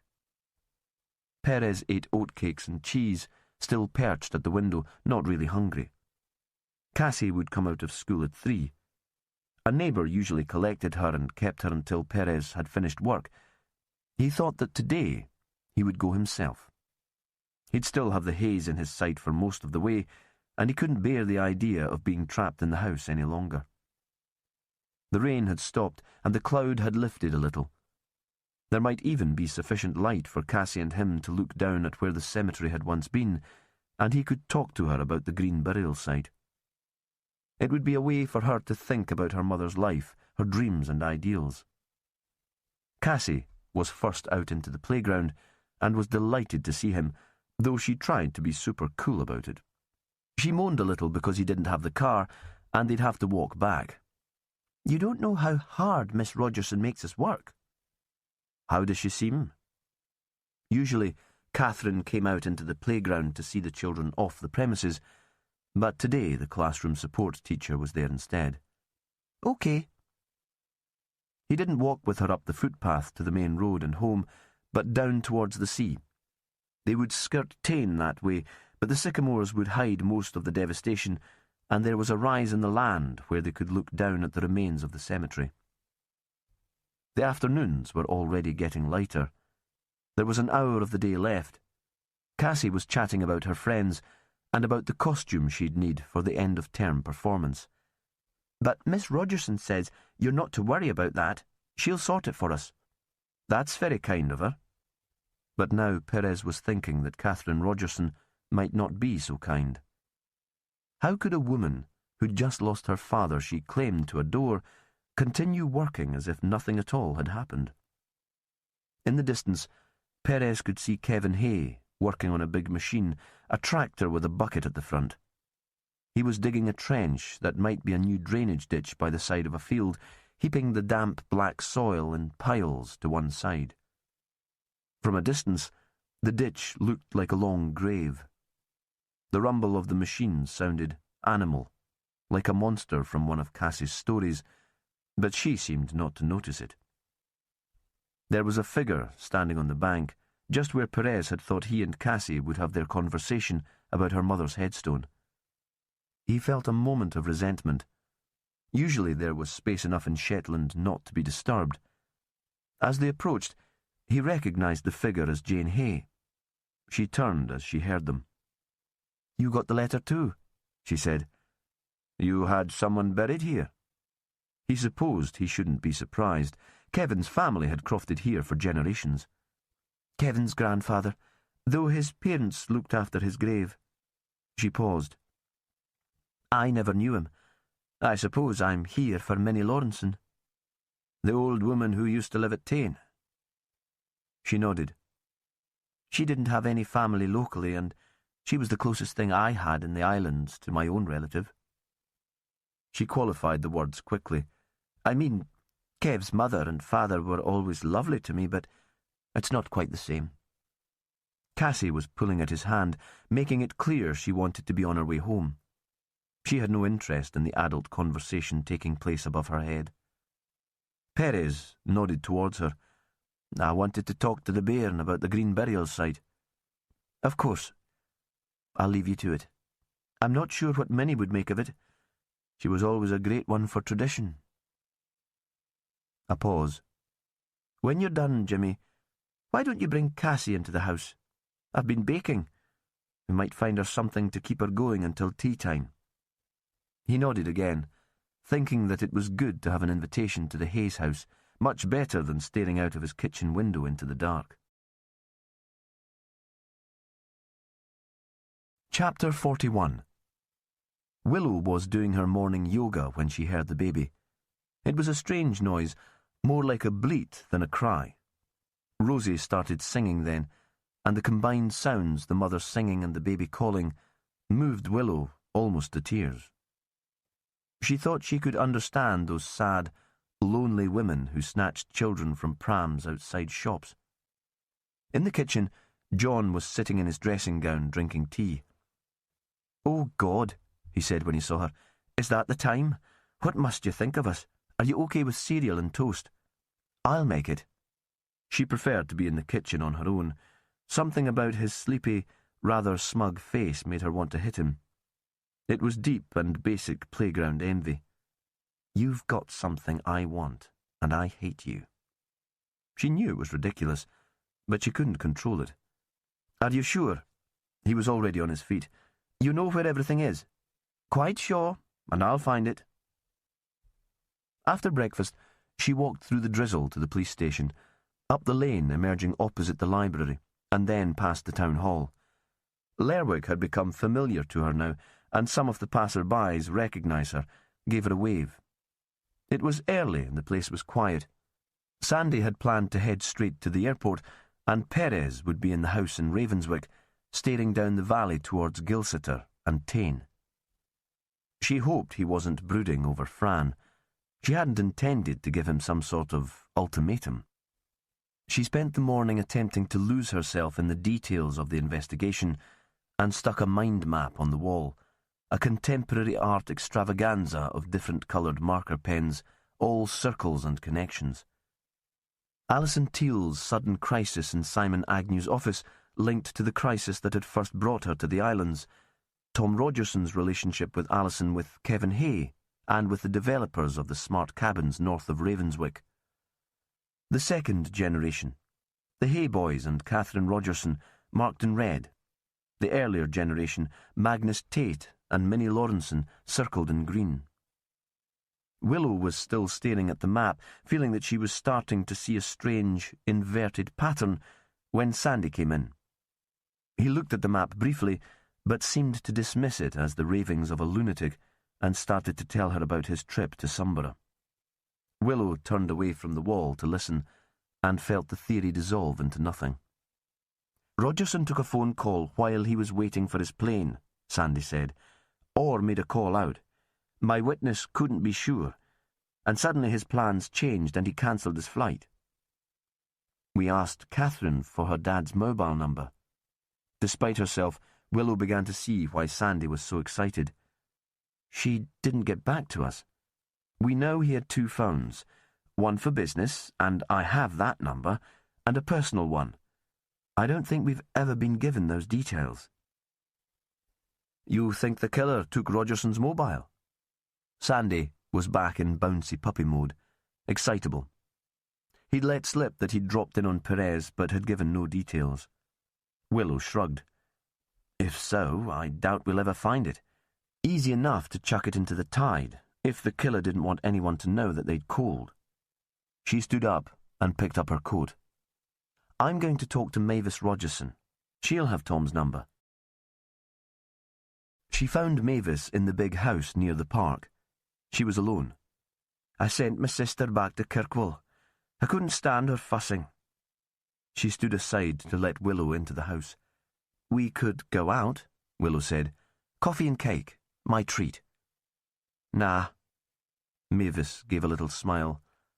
"People just want to tell me how sorry they are for my loss. They didn't have much good to say about Tom when he was alive. It sticks in my craw now he's dead. Besides, I've been baking." They sat in the kitchen, and she switched on the kettle. There were scones cooling on a wire tray on the table. "I can't seem to stop cooking," she said, "since you took me out and bought me cake that day. It's something to do. Catherine took a batch into school for the bairns." "I wanted to ask you about Tom's phone numbers. It's always something we check. I've got his work number from his office, but they don't have his personal one, and he didn't have his phone with him when we found him. Sure? Mavis took a mobile from her bag, searched for the number, and handed the phone to Willow, who copied the number into her own contact list. She pressed call just in case, but there was no ringtone anywhere in the house. Did you phone him on Saturday morning when he was waiting for his flight? No. A pause. I didn't call him much. He didn't always answer, and then I'd start imagining what he might be up to. Why did you stay with him for all that time, when he treated you so badly? Willow couldn't help asking the question. She couldn't imagine what it must be like to be in a relationship with someone it was impossible to trust. I don't know. Maybe I don't think sex is that important. Another pause. And I liked all the things that came with being his wife. This house, nice holidays, social events, and his company. He was such good company. She turned away from Willow to make instant coffee. Sometimes I thought the sex was an illness, like an addiction, that maybe if he got help he could stop. Then other times I thought it wasn't about the sex at all, but it was the admiration he needed. That there were things he needed that I couldn't give. It was never your fault. Willow took a mug of coffee and blew across the surface. Aye, maybe. Not really believing it. They sat for a moment in silence. Do you know the Hays at Gilsiter? Kevin and Jane? Mavis split a couple of scones and buttered them, passed a plate to Willow. They were still warm, and the butter began to melt. I've met them a few times, but we're not pals. I know the boy better. Which boy? Willow kept her voice even, but in her head she was Sandy, dancing around the room in anticipation. Andy, the oldest one. He was at the house a few times when Catherine was at school and in college. But she'd be older than him. 6 or 7 years, maybe. Mavis was eating a scone with intense concentration. That's a big gap between friends when you're a teenager. They weren't friends exactly. Mavis put down the scone and tried to find the words she needed. Andy was more like a pet. A pet? Catherine took up with him when he started at the youth theatre. He was the youngest there, and she was one of the oldest. Maybe pet is the wrong word. He was more like a mascot. He played up with the big ones, showing off and making them laugh. Tom liked having the young people around. She paused. Maybe it made him feel not quite so old. Or perhaps he just enjoyed staring at the bonny lasses. Sometimes they held informal rehearsals here. Sometimes they just came back for supper afterwards. When did you last see Andy? Willow thought this was another connection, another colour for the mind map on the board. Just before Christmas. He'd dropped out of uni and wanted to ask Catherine's advice. He was thinking about applying to drama school and wondered what Catherine thought of the idea. Mavis smiled. I hadn't seen him since he was about 12 years old, and I hardly recognised him. He's got so skinny and those dreadful piercings on his face. Was Tom here then? I think he was out at a meeting and came in just as the boy was leaving. They had a row in the street, the week before Tom died. Willow resisted the temptation to take another scone. Any idea what that might have been about? Mavis shook her head. Tom didn't really do confrontation. He wanted everyone to like him. If there was an argument, the boy will have provoked it. Willow tried to think through the implication of Andy's friendship with Catherine Rogerson. Did it really have any significance? In a place like Shetland, perhaps there were always going to be unexpected connections. She stood up. Thanks for the number. If you come across the phone, just give me a shout. It was good of you to come. Mavis followed Willow out into the dark hall. You seem to understand. Everyone thinks of Tom as a monster or a bit of a joke. It's hard to grieve for him when everyone thought so badly of him. There's nobody to talk to." "There's always Catherine," Willow said. "She seems to have loved him." There was a moment of silence. "Ah, yes, Catherine." There was a pause. "She's very much her father's daughter." Chapter 42. Jane stood at the kitchen window watching out for Jimmy Perez and Cassie. She was already regretting the impulse that had made her invite them back to the house. What was the point, when she'd already decided it was too soon to tell Jimmy that she was anxious about her son? Beyond the polytunnel, she could see the lights on Kevin's tractor. This was his new project. He was digging a drainage ditch to save them from the water that he was convinced would soon sweep down the valley again. He'd been at it all day, but the light was fading, and Jane thought he'd surely stop soon. She hoped he'd be in before Perez and Cassie arrived. He had an easy way with children, and she would feel less awkward if he was around. She was thinking again that Kevin would make a brilliant grandfather when there was a tap on the door. It had started raining again, a soft misty drizzle that had been invisible from the house. Perez and the child stood hand in hand, hoods up. "Come in," she said. "You'll catch your deaths. We'll give you a lift up the bank when you've had some tea." Sounding, she thought, almost normal. Perez took off Cassie's jacket and hung it up before removing his own. "You're on your own today." "Kevin will be in soon," she said, "and Michael's staying in Lerwick with his girlfriend tonight." "What about Andy?" She gave a little laugh that she knew was unconvincing. "Ah, we never know where Andy is these days." She switched on the kettle. "Would you rather tea or coffee, Jimmy? And I have orange juice if Cassie would like it." She didn't hear his answer first time round, because she was suddenly lost in her own thoughts. "I'm sorry, Jimmy. What did you say?" Feeling foolish, the socially incompetent woman with the dirt ingrained into her fingers. "Are you okay, Jane?" She'd found Cassie a box of toys that had belonged to the boys when they were little. The girl was on the floor, building a Lego monster. Perez was sitting opposite Jane at the table, very still, very serious, more like a priest, she thought, than a detective.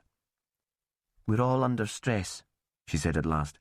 "How can we relax when there's a killer out there?" She nodded towards the darkness. "When will it all be over?" He hesitated too. "Soon," he said. "Very soon." She wondered if that meant the police were close to an arrest. If so, why was Jimmy Perez sitting at her table drinking tea? She pushed away the idea that they must somehow be implicated. Her head was full of questions, but she knew he'd tell her nothing further. The silence was broken only by the click of Cassie's bricks as she created her own brand of villain. "How has Andy settled home?" Perez asked. "It must be hard coming back once you've made the break." "Well, I know how hard it is. I did it too. Came back to the islands after working in Aberdeen." She shrugged. Andy was the last person she wanted to talk about. "It's not so unusual these days. Kids go south for adventure, only to find that it's pretty tough out there in the big wide world. We have it easy in Shetland in lots of ways." "I understand Andy was pals with Catherine Rogerson. Have they hooked up since he came back?" Jane felt a moment of panic. How could the police know the trivial details of a weird friendship that had happened when Andy was still a boy? It occurred to her that they were probably digging around in her past too.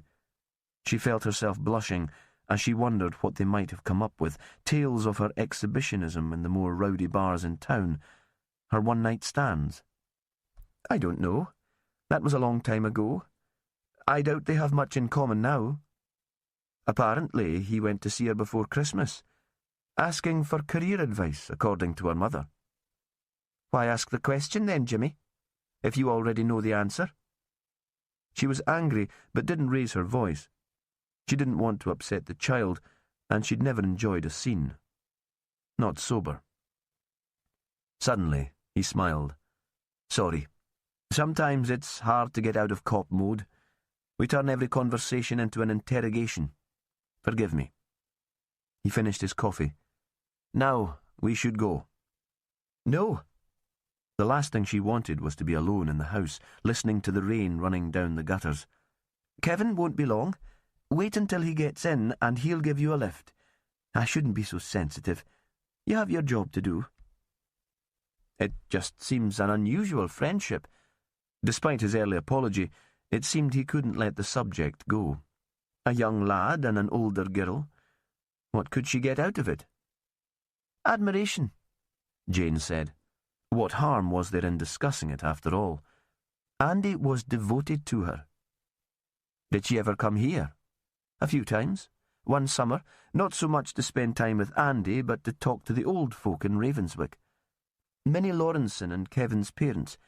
She was doing a history project at the start of her hires, something about local agriculture and the changes there'd been.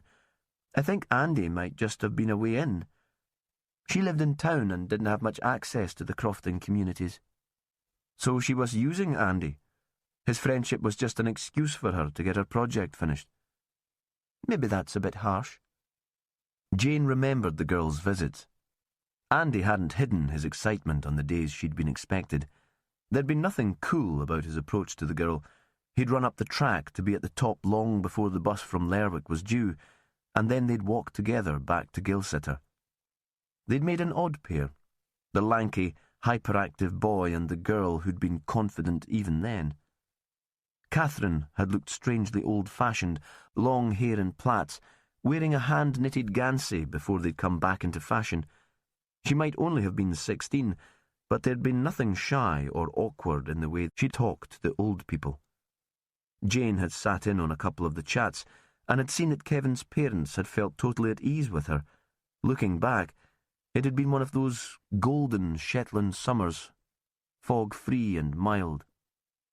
She saw that Perez was waiting for her to continue. Catherine helped Andy too. With his acting? She nodded. We always said she'd be a teacher because she was good with the young ones. It was a bit of a coincidence that she ended up teaching here in Ravenswick.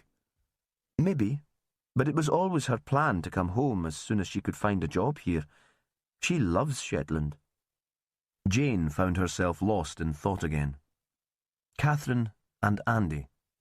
She'd thought the relationship had ended when the girl had gone south to university. Now she thought they must have kept in touch. She felt strangely hurt that Andy had kept the friendship a secret. She stood up to put some homemade biscuits in a tin for Jimmy Perez to take away.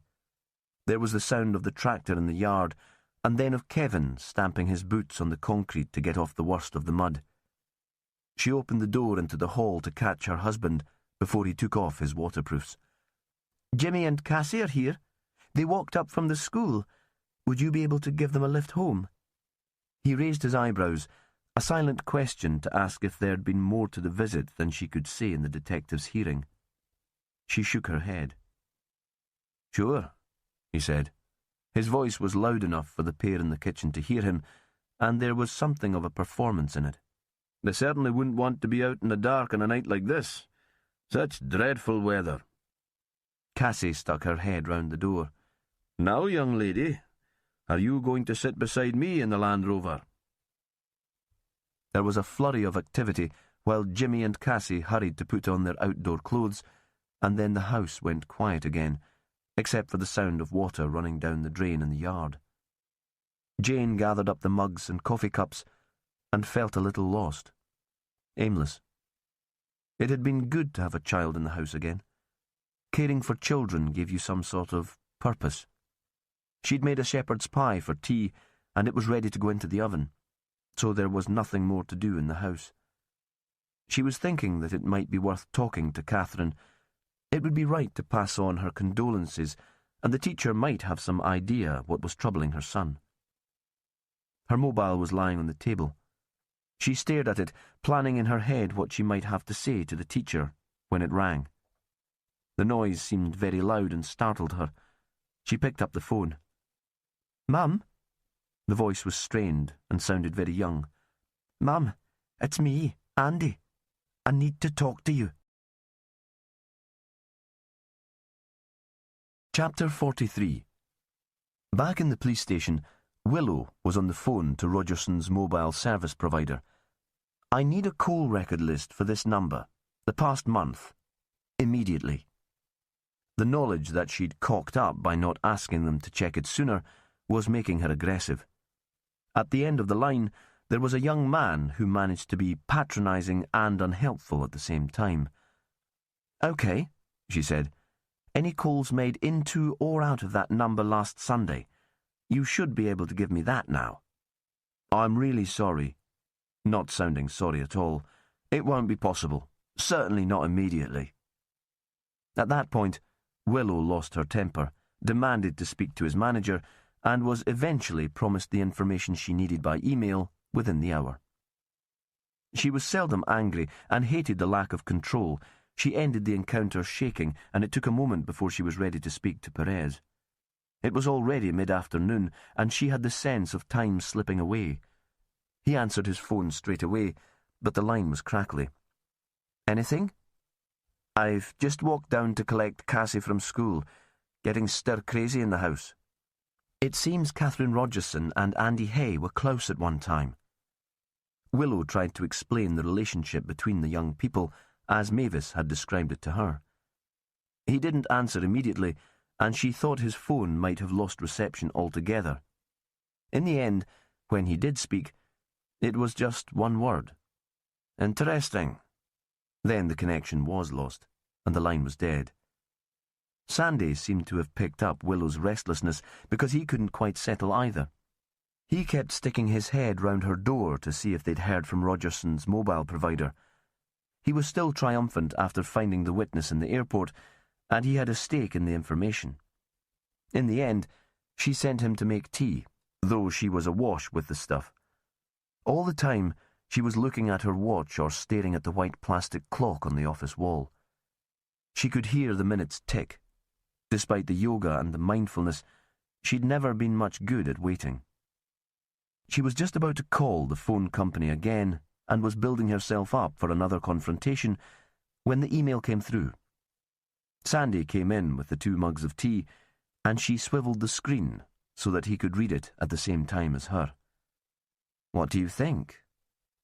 She thought Sandy must have spent too long in Perez's company, because he gave the same one-word answer his boss had done half an hour before.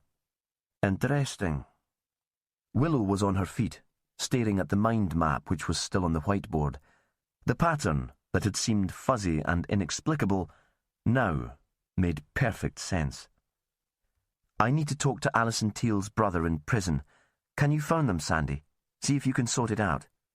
Because words and ideas were tumbling through her head, and she needed to concentrate to make sense of them. She didn't need distractions. Besides, Sandy would be good at a task like that. Persistent but polite. She was so wired that she worried she might end up shouting again. "I don't need a video link this time, just a phone call will do." He nodded and left the room, bewildered but knowing better than to ask for more details.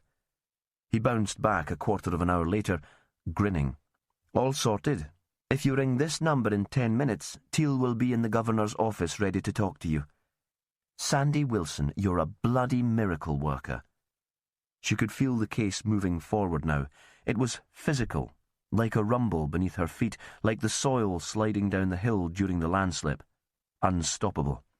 "No problem." But Sandy was blushing, as delighted as she was. It seemed the assistant governor was a birdwatcher, obsessed, a regular visitor to Shetland. He'd been happy to help in any way he could, glad of another informal link to the islands. "I've promised to take him out for a beer next time he's up." "I'll tape the conversation," Willow said, "so I can play it back to you as soon as we're done, but I don't want an audience while I'm talking to him, Sandy. Is that okay? I need to be able to focus." She paused. "My performance has to be just for Teal." Sandy left the room without comment. If he was disappointed, Willow didn't notice. She was making notes on a scrap of paper on the desk in front of her. She looked at her watch again, took a deep breath, made the call. The man who answered had an educated southern accent, warm, interested. He sounded more like an old-fashioned schoolmaster than someone who worked with offenders. Willow created a backstory for him in her head as he introduced himself. He'd be someone who'd been brought up to take responsibility for people less fortunate than himself. His father was a priest, maybe, or a socialist intellectual. She wondered what his colleagues would make of him and hoped he wouldn't become hardened and cynical. She forced himself to listen to his words. "I wish I were in the islands with you." His voice was wistful. "It's my favourite place in the world." Then he dragged himself back to the present. "I have Jonathan with me. I'll put him on the line." Teal sounded even younger than he had on the video link. Perhaps he had no idea why he'd been dragged to the governor's office and was scared. Willow took the interview slowly, felt the rhythm of it like a poem, and pulled him with her, so eventually he felt the need to answer as he would join in the chorus of a song. "I'd like to talk to you about the time your sister disappeared, Jono. Could you cast your mind back to then?" A pause. "It was a while ago, I know, but let's go through the details again." A mumbled response. "Anything, however trivial, might help us find Alison's killer. You do want to do that?" "Of course." It was 2002. You in the army. Britney Spears at the top of the charts. Alison at the height of her fame in that drama on TV. I remember it like it was yesterday. Good times. Brilliant, Jono. Willow felt as if she'd caught him now. In his mind, he was 15 years younger, still with a purpose and a famous sister. Contacts and parties when he was home on leave. What might have happened, do you think, to make Alison run away and give it all up? She was pretty messed up. Man trouble? Oh, she could never keep a decent man, always wanted more than they could give, and she never took to the good ones. It was always the losers, the druggies and the wasters. The older ones who reminded her of Dad, or the exciting ones who promised her the world. Willow was about to ask another question when Jono spoke again, and she could tell that he was back with his sister, sharing the glamour and the heartache. The stories spilled out, details he'd probably forgotten for years, names and places and the parties they'd been to, the meals they'd eaten. No need for Willow to ask leading questions, to tease out the facts. The recorded conversation might be used in a future court case, so she had to be careful. All the same, she felt in total control of the exchange. 20 minutes later, Sandy knocked quietly and looked in, but seeing that she was still talking, he went away again. At last, when she could think of nothing else to ask, and the man at the end of the line had fallen silent, she thanked Teal and told him they were done. The assistant governor came onto the line again. I hope that was useful. She assumed he'd been in the room all the time, listening in. Terrifically. All confidential at this stage, of course. Oh, absolutely. You can trust me. I'm sure that I can. There was a pause. Willow was impatient to end the call so that she could consider the implications of the conversation with Teal, but the man spoke again. Perhaps we could meet up, next time I'm in Shetland.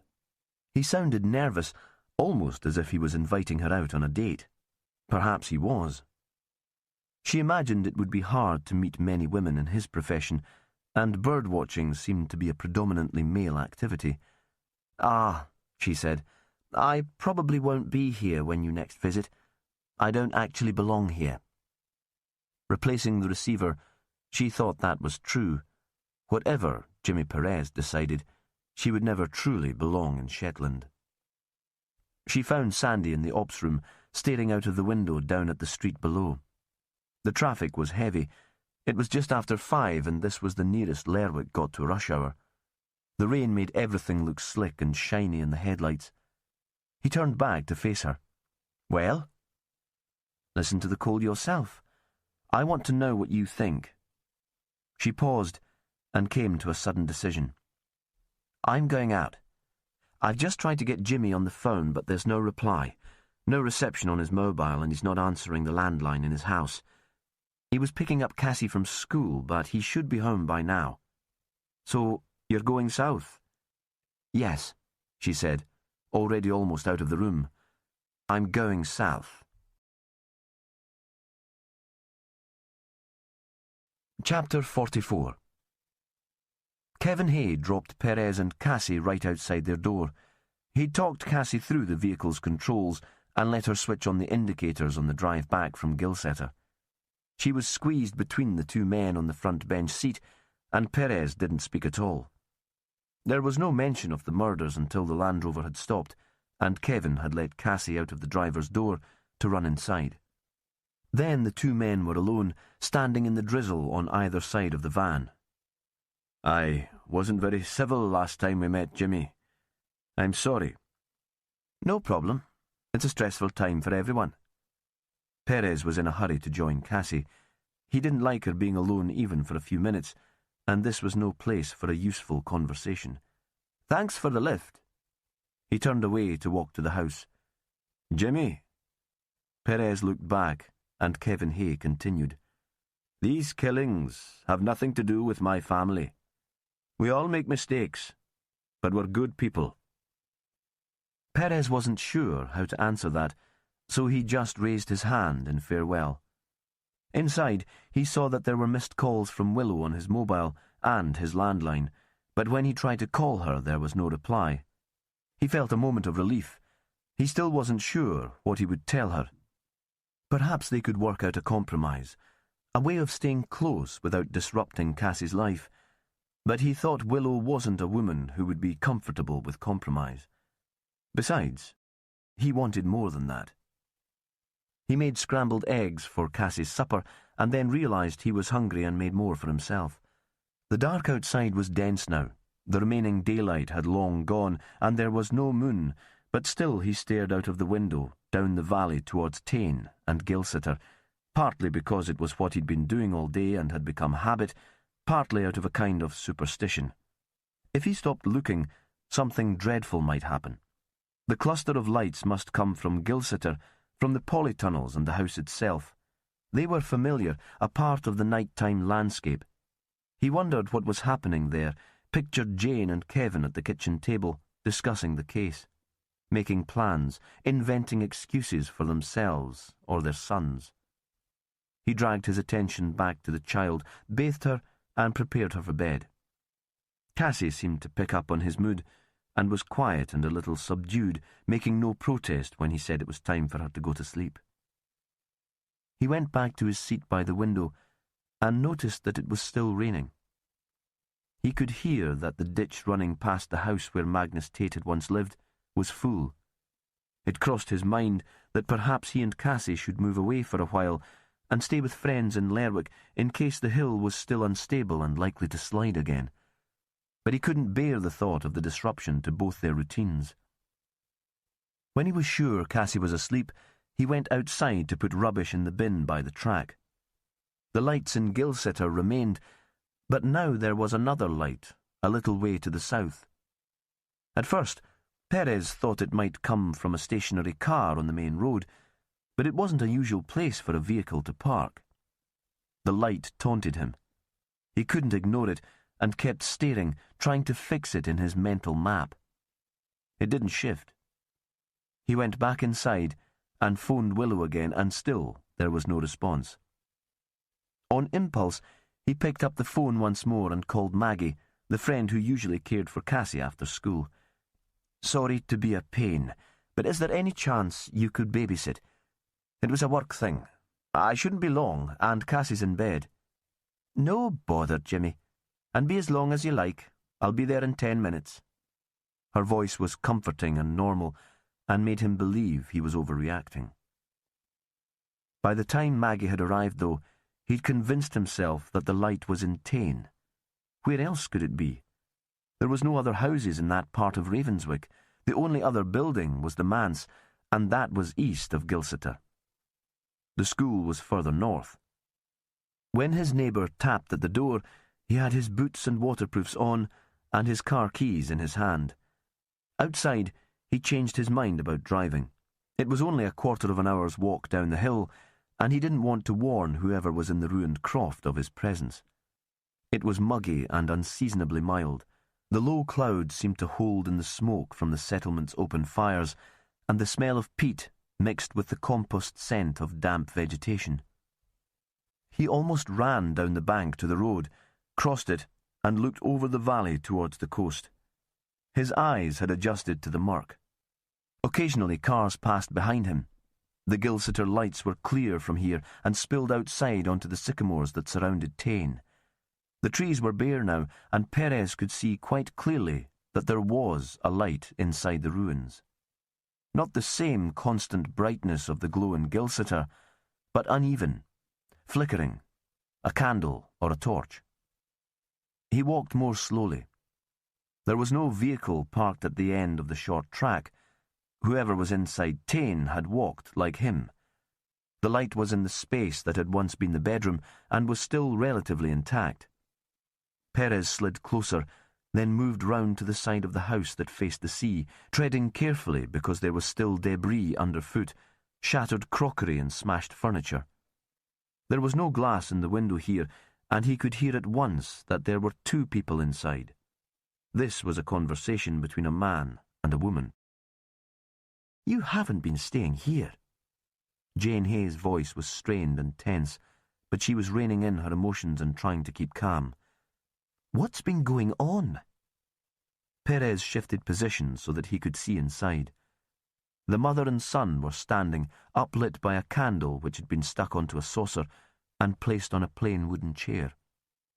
Jane had a torch in her hand, but that had been switched off.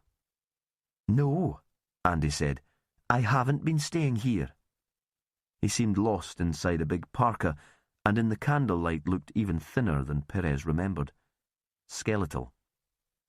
Perez could see the bones in the boy's face and in the long fingers that never seemed to rest. The piercings near his eyebrow glittered. "I told you I was staying with a friend. Why didn't you come and see me at home tonight?" She was trying not to sound accusing, but the words came out as a cry. "Why all this drama and mystery?" There was a moment of silence, because he's a young man, Perez thought, and because he's always been attracted to melodrama. "I couldn't face Dad." Andy looked directly at her. "I needed to talk to you first. Your father isn't even at home." She was growing impatient now. "He took Jimmy Perez and his daughter home and then went straight to the Henderson house to watch the footy. There's a Scotland game." The ordinary, banal words seemed almost to offend Andy. Perez thought again that he preferred the tension and the high drama. "So why don't we just go back to Gilsiter?" Jane went on. "You can explain everything to me in the warm." "I used to come here." "I know you used to come here. You came with me to see Minnie Lawrenson. She had a tin of toffees and homemade fudge, and she told you stories." Perez saw that Jane was smiling. It was probably easier for her to think of Andy as a small boy, eager to please. She didn't know what to make of this angry young man. "No," he sounded frustrated now. "I mean, I came to Tain recently, while Alice was living here." "Alice?" "Alison," he said. "Alison Teal." Of course. Perez should have known all along. Kevin Hay hadn't been Alison's client. The regular visitor to Tain, paying Tom Rogerson with his father's stolen debit card, had been Andy, not Kevin. Andy, the boy teased for his lack of sexual experience and his attraction to older women, would have been easy prey. Hay must have guessed why the payment had been made in his name and was protecting his son. Perhaps he believed that Andy had killed the woman. And perhaps, Perez thought, as the idea chased around his head, perhaps that made sense. Jane seemed to be following the same logic. "Did you kill the woman?" "No!" The boy was screaming. "I loved her." Again there was a moment of silence. "She was a prostitute," Jane said. "You do know that." "And how did you know? A wild guess? Been listening to the same rumours as Craig Henderson? Or did Kevin tell you?" "Of course I knew. She wouldn't have had sex with someone like me if I hadn't paid her. But it didn't matter. She made me happy. He looked around the filthy room. "She made this place seem special, and she did like me." A pause. "I brought her a kitten from the farm to keep her company. She was going to cook me a meal on Valentine's Day." "Did your father know what you were up to?" The woman's voice was even now. "Not at the time." The boy's bony fingers continued to move. Perez couldn't stop staring at them, flexing and twisting as if they had a life of their own. "I think he followed me down one night, but he couldn't see what was going on. He worked it out later, when the police started asking about the money." "So, after they were both dead?" "Of course after they were both dead." Andy was howling now. "You can't think Dad would commit murder." "Of course not." But Perez could tell that the woman had considered the possibility. "Where have you been staying, Andy?" Her voice was quiet. "Where have you been running away to, the nights you didn't come home?" For a moment, Perez thought the boy would refuse to answer, that like a petulant child he would stand in the flickering candlelight with his mouth clamped shut. But Andy shrugged and began to speak.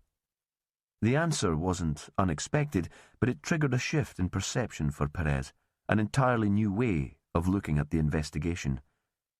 He remembered why the bad weather on the day of Rogerson's disappearance was so important. He moved away from his hiding place and through the hole in the wall where once the back door had been. Jane and Andy stared at him in horror, as if he was an apparition, and then they both began to speak at once. At the same time, he must have chanced upon a patch of mobile reception because his phone started to go wild with electronic sound. Chapter 45. Willow drove south out of Lerwick. The roads were quieter now, and she scarcely passed any traffic. There was a light in Jimmy Perez's house, and she was tempted to stop, but after a moment's hesitation she continued on her way. He might have personal reasons for not answering her calls, and she had too much pride to turn up unannounced on his doorstep. She slowed down to avoid a jogger in a high-vis jacket running north. Willow wondered at the dedication that drove people to exercise in weather like this, and at this time of night. She checked the clock on her hire car dashboard. It was only 7, not so late after all, although it had been dark for hours. The building appeared before she was quite expecting it. Her headlights swept across it, and it appeared as a solid black shadow. She had decided against a clandestine approach. She wouldn't be able to hide the car, and besides, she was only here to ask questions. There was no need to make a big issue of the visit. The building was unlit as far as she could see. Perhaps she'd misjudged her timing and had made her dramatic chase south for nothing. She could have called ahead and saved herself a wasted journey. All the same, she got out of the car and knocked at the door. Silence. She turned the handle, and it opened. That struck her as odd. Shetlanders might not usually lock the doors even of their workplaces, but there had been 2 murders within a few miles of this place. "Hello? Anyone at home?" She walked further inside. It had the air of a place that had been left recently. There was a kettle, warm to the touch. In the office, a file left open on the desk, and the PC on standby. The occupier could be home any minute, but Willow thought she would have some warning. There hadn't been a car parked outside, and she'd see the headlights coming down the track, hear the engine noise. The office faced out towards the road. Willow would have time to move back to the other room and pretend that she was just waiting out of the weather. She'd left on the hall light and could see well enough just from that. A light in the office would show that she'd been snooping. She opened the desk drawers one by one, not entirely sure what she was searching for. In the top drawer, there was the same self-help book that they'd found among Alison's possessions. She recognized the title and the publisher's name. Sandy Sechrist, the owner of Tane, worked as an editor for the company in New York City. Willow was pondering the significance of this, excited because in a small way it confirmed her theory, when she was aware of a change in the atmosphere. A slight draft. Somewhere, a door had been opened. She turned quickly, preparing to leave, but she was too late. There was already someone else in the room blocking the exit. Willow was about to smile apologetically and mumble an excuse. She felt embarrassed, but not in any danger. Then there was a brief moment of bewilderment, and everything went black. When Willow woke, she was outside. Her face felt wet, blood from the wound on her temple mixed with a gentle drizzle, and the damp was soaking through the back of her jeans. She was wearing the waterproof jacket she'd had on when she had been hit, and that was keeping the top of her body dry. She shifted slightly, and the pain in her head was so severe that she wanted to scream. She didn't scream. That pride again, but also an instinct for survival, because somewhere close by there was the sound of footsteps. Willow heard the suction of boots lifted out of mud and the splash of surface water. She knew she was in no state to take on her attacker, so she lay still. Strong arms grabbed her under her shoulders and began to drag her along the ground. Willow tried to distract herself from the pain. She could do this. It was why she got up before work every morning and practiced the discipline of yoga. She could keep her breathing even, control her muscles, and force herself to relax. Her attacker had to believe that she was still unconscious, that she posed no danger. Willow imagined coming to the scene as the first officer present. Her heels would be making tracks in the mud, and any competent detective or CSI would work out what had happened here. The killer was panicking and getting careless. The movement stopped, and Willow's upper body was dropped on the ground. This time, there was no need for pretense. The pain was so intolerable that she slipped back into unconsciousness. When she woke once more, she was lying on her back again. The rain on her face was heavier, sharper. It was still and dark, thick black. Usually her eyes adjusted to the island dark, and after a while she'd make out shades of grey, a house light in the distance, the beam of a lighthouse sweeping the horizon. Now there was nothing, and it came to her that she must still be unconscious, dreaming or dead. But her other senses were working. She felt cold and wet, and a heaviness on her lower limbs and her torso, as if something or someone was lying on top of her. There was a smell of damp earth and a sound, rhythmic, repetitive, and oddly familiar.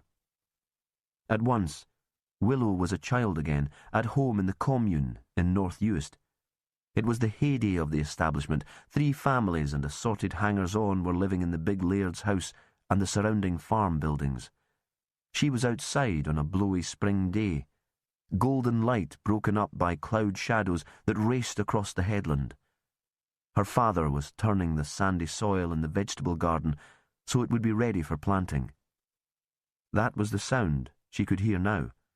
A spade slicing into the earth, and then the thud of soil landing in the previously dug trench. Except that now the soil was being tipped onto her. It wasn't rain on her face, but the wet earth that had already covered her body, trapping her legs and arms, and making movement impossible. She tried to scream, but as she opened her mouth, it was filled with mud. She spat it out and began to yell for help. The cry seemed to disappear into the dark, and all the time above her, she heard the sound of the spade cutting and lifting, and felt the soil as it rained down on her body and her face. Chapter 46. Jane walked with Perez and Andy back towards Gilsiter. Perez's appearance had shocked her, but she was pleased that he was there. It was easier than being on her own with Andy, who was trailing behind them like a recalcitrant toddler. Perez had lost phone reception again once they'd left Tain, and she could tell that he was preoccupied. There'd been a message that had disturbed him, and he'd said he would walk with her back to the house so that he could use their landline. She knew he'd have questions for Andy, though. He'd have questions for them all. She still wasn't sure where it would all end. The Lerwick bus drove along the main road, lighting their path so that, for a moment, there was no need for her torch. It stopped to let off a passenger, and briefly the land around Gilsiter could be seen clearly in its headlights. Glancing up, Jane caught sight of a figure in the field beyond the house, a silhouette, and a reflected gleam. Then the bus drove on towards town, and everything was dark again. "What's your father doing out at this time of night?" Because she'd seen that the figure had been standing next to Kevin's new drainage ditch.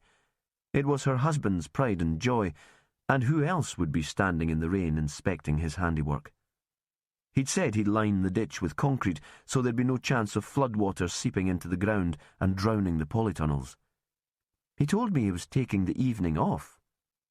Andy gave a non-committal grunt, but Perez had already started to run, with a speed and lack of concern for his own safety and comfort that seemed like panic, or desperation. The evening flights must just have come into Sumborough, because now there was a steady stream of cars and taxis heading north, their headlights passing over the scene and then disappearing, so that the activity in the field had the jerky, flashlit appearance of an early cartoon. Every couple of seconds she caught sight of Perez. First he was vaulting over a wall, then sprinting across the open field towards the figure by the ditch. There was no sound. He was too far away already for them to hear his laboured breathing or pounding feet. This was a silent movie. The person standing next to the ditch seemed oblivious to his approach. If it hadn't been for Perez's desperation, the scene would have been ridiculous. Then Jane thought she could hear something, the thin cry of an injured animal. She peered through the darkness, but the traffic had disappeared. Other cars coming from the airport had probably been held by the traffic lights controlling the one-way system further south. Everything was quiet and dark once more. Chapter 47. All that Perez could think as he started to run towards the ditch was that he couldn't let this happen again. He couldn't see in detail what was happening on the hill, but he'd recognised the person standing there, and he'd picked up Willow's message explaining that she intended to visit. As he moved, time seemed to be working differently. It warped and stretched. In reality, it must only have taken minutes to reach the field where the ditch had been dug, but in his head it took hours. In his head, he wasn't even in the present. He was back in Fair Isle, running to the loch where Fran, his love, the woman he would marry, was dying of a stab wound. He'd seen the knife that killed her as a flash of blue lightning at the same time as he'd caught the glint of a murderer's spade reflected in a bus's headlights. He was a crazy Time Lord trying to turn back the clock, to save this woman when he'd failed to save the other. As he forced himself to maintain the pace and his heart thudded with the effort, the same phrase pounded to the rhythm of his footsteps. Oh, please God, not again. The digger, dressed in dark clothes, was almost invisible, even when headlights swept across the field. The spade gave no reflection, its surface dulled now by the earth. Perez crouched behind a dry stone dike to catch his breath, just for a moment, because time was flying on, unreliable. In another minute, Willow could be dead. He hadn't been seen, but was close enough to hear the shovel as it sliced through the earth and the soil landing in the trench below. There was a maglite torch in his pocket, and he held it in his hand, balanced and comforting. He switched it on at the moment that he leapt down from the wall, and the killer was caught in the full beam. Perez had anticipated an attempt to run away, for in the last 2 days there had been an increased desperation in the killer's responses. No matter that there was nowhere to run to, no boats or planes this late in the evening, Perez still expected flight. Instead, there was silence and stillness. Simon Agnew threw down his spade and held his hands out wide. A gesture of surrender or resignation, almost that of a charismatic believer giving themselves up to God. Perez was reminded for a second of the third woman in his life, his ex-wife Sarah, who'd been a member of a happy-clappy church. Again, time seemed to collide. He knelt on the edge of the ditch. There were 2 eyes blinking as if the torchlight was painful, and a face so muddy that at first he couldn't tell it was still uncovered. He pushed the torch into the mud at the top of the trench, then slid in beside Willow and pushed the soil away from her neck and body with his hands, careful, like someone moulding a sculpture out of sand, scared that he would hurt her if he used the spade. He glanced back up at Agnew. He hadn't moved. When Willow's body was free, Perez put his arm around her neck and lifted her into a sitting position. He found he was murmuring reassurances, the same words he'd used to Cassie when she had nightmares. He forced himself to stop. Willow wasn't a child, and she'd hate being treated like one. Now, at last, Agnew dropped his hands to his side, but still he stood motionless. The next half hour passed in a blur. Looking back, Perez saw the action as a series of unrelated scenes. Jane Hay taking charge of Simon, despite Perez's protestations, and pushing him towards Gilsetter, furious and showing a courage that would surely keep her family together. Andy at her side, proud and protective, Jane calling back across the ditch, "We'll look after him there, Jimmy, until Sandy arrives." So Perez realised he must have phoned Sandy, or Jane had. Willow, fierce and more angry than he'd ever known her, when he suggested calling an ambulance. "All I need is a bath and a very large drink." A pause. Now. Willow, stumbling away into the dark, so he'd followed her and wrapped her in his coat and started walking with her up the bank towards his house. Sometimes he was almost carrying her. All the way he was offering a prayer of thanks to a God he'd never quite believed in, even as a child. He'd worried that he wouldn't have the strength to get her there when Kevin Hay arrived in his Land Rover. "You need to go back to Gilsetter," Perez yelled above the sound of the engine. "Jane's there, with a killer." "Don't worry, Jimmy. The boys are there too, and they've locked him into the tractor shed." Kevin jumped down from the vehicle, and between them, the two men lifted Willow inside. "You just look after your friend. We'll deal with the rest." In the house, Perez sat Willow in the bath and rinsed away the mud with the handheld shower. Tender, grateful that she wasn't pushing him away. He washed the soil and blood from her hair using Cassie's shampoo, then filled the tub with clean water. "Shall I leave you to soak?" He thought she might want to be on her own. He'd propped the door open so he could hear that she was still conscious. "Nah, but bring in the bottle and a couple of glasses." A pause and a thin grin that took some effort. "I always think it's wrong to drink on my own." Later, they sat in front of the fire. She wore his dressing gown and a pair of thick socks. Her hair was wrapped up in a towel. He could tell she still felt cold. He wanted to hold her tight to him, but since she'd emerged from the bathroom, something about her body language, frozen and tight, made him think it wouldn't be the right thing to do. "Shouldn't you be at the station, interviewing Agnew?" she said. "I could stay here, if you'd trust me with Cassie." He almost said that she needed someone to be with her, but stopped himself just in time. "Nah, it's about time we gave Sandy some responsibility, and they're sending some of your colleagues on the first flight from Inverness tomorrow. Besides," he lifted his empty glass, "I'm not fit to drive." He paused. "But you're a witness. I could talk to you and make a few notes if you feel up to it. Nothing that would stand up in court, of course, but it might help us to jot down a few things while it's still clear in our memories." Willow took a moment to speak, and he thought he'd played that all wrong. She wouldn't want to relive the nightmare so soon, and would think he was an insensitive oaf. "When did you know it was Simon Agnew?" she said at last.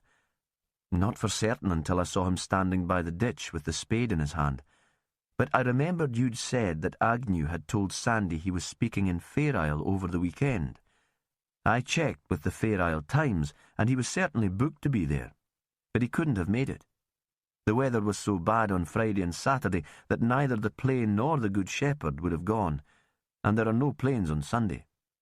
That was why your phone message made me so anxious. And when Andy Hay told his mother he'd been staying at the manse, it just seemed bizarre that Agnew hadn't told Jane he'd seen him. She visited this morning. Agnew must have realised that Jane would be worried stupid. Surely he'd have encouraged Andy to go home and talk to his parents, or at least told Jane that the boy was safe. When she went to see Agnew, his door was locked. She thought it was because he was scared, but it was to give him time to hide Andy if a visitor arrived. Why did he take the boy in? I think he supported Andy and encouraged him to confide in him because it was a way of keeping in touch with the investigation, and Andy needed someone away from the family to talk to. He saw Simon Agnew as a man of the world, someone who'd understand. Perez threw another peat onto the fire. It was as hot as a sauna in the small room already. Agnew pointed us in the direction of the Hay Boys, of course. He couldn't appear too interested in the case himself, and I think it amused him to throw us off track. He had that sort of arrogance. Perez looked at her. But you got to the killer way before I did. Naturally.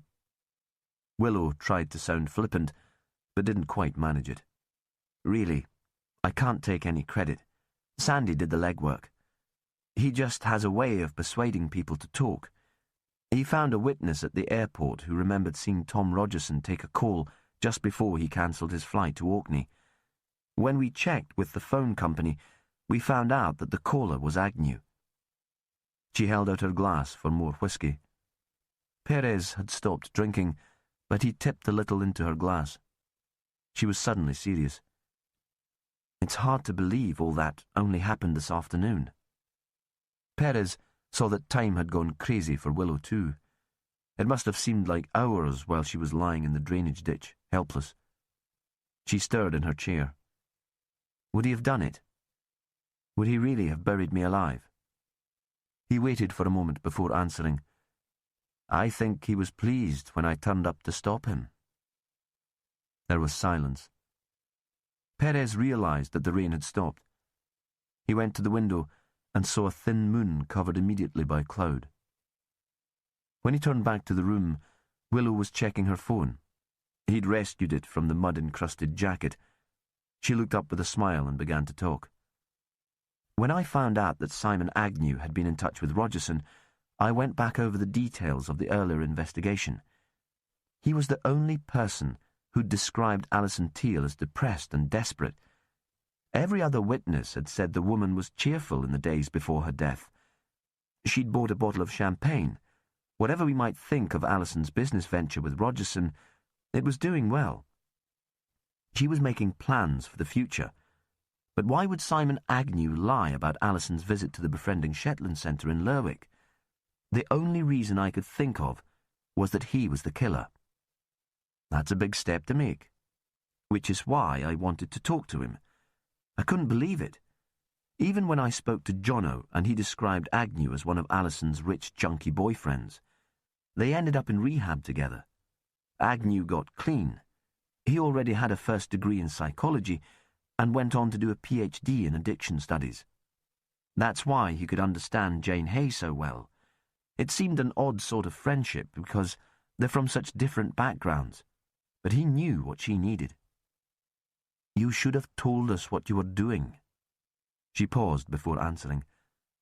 I tried to phone you, Jimmy. I thought you might be avoiding my calls. The silence lengthened while he struggled to find the right words to apologize or explain. In the end, she rescued him and went on with her own explanation. We knew that Alison's parents were addicts and that she'd had her own problems. One of the articles we read about her disappearance talked about the possibility that she'd gone back into rehab. That suggested she'd tried rehab before. That was when she was knocking around with Simon Agnew. He was much older than her, but rather glamorous then. From a smart family, famous for his exploration and his partying. And maybe she was looking for a father figure. When we were thinking about the murders, we talked a bit about shame as a motivating factor. It occurred to me that Agnew might have a past that he was ashamed of. He was happy to admit to a rackety past as an adventurer, but not as a heroin addict who turned his back on his children and stolen from his wife to feed his habit. Willow looked at Perez. Those last details only came through to my phone a few minutes ago. He'd become a psychologist, helping other people with their problems, settled and happy in Shetland. A pillar of the community. He'd be the last person who'd want that past to come back to haunt him. Did he know that Alison came to Shetland to escape her problems? I think that was a coincidence. They'd lost touch by the time she ran away from her life as an actress in a popular drama. She must have been a very young woman when he first knew her, and very lovely, of course. Willow hesitated. I found the same self-help book in his office as the one we found in Teal's room. It was probably standard issue at the clinic they both attended. Willow was thawing out a little now, engrossed in her story. So, Simon becomes respectable and invents a past for himself. An ex-wife who couldn't cope with his energy and his passions. No kids. He did work as a psychologist in a teaching hospital and briefly as an academic, but he exaggerated his success in those fields. He loved Shetland. People admired him. But then Alison turned up, almost on his doorstep, wanting to take advantage of all the single men in the flotels and the workers' hotels. Setting up a business with her old pal Tom Rogerson. Perez supposed he should be taking notes, but this was never going to be a formal interview. There would be time for that later. Then Alison and Agnew met up somehow, by chance, or perhaps Andy Hay mentioned one to the other. Agnew had always got on with the boy, and Alison saw another business opportunity. Perez now saw how neat this was, how it all hung together perfectly. You think she was blackmailing Agnew? Willow had finished her whiskey, but set her glass on the floor without asking for more. Don't you? I think it might have been more subtle than that, more complicated. Alison wanted friendship, some kind of recognition. They'd been lovers, remember. Perhaps Simon Agnew was determined to put his old life behind him. In his mind, the bad stuff never happened, or at least it wasn't his fault. Perez supposed he could understand that. Then Alison turned up at the befriending Shetland office, an attempt to renew the relationship or demand money from him.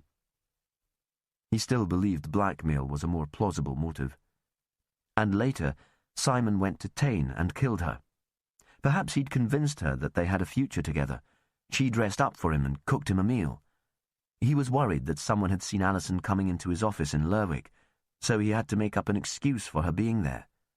Alison was still calling herself Alessandra Sechrist, so Agnew used that name when he described the distraught woman coming in out of the rain. What about Tom Rogerson? Simon believed that Alison had talked to Tom about him, Willow said.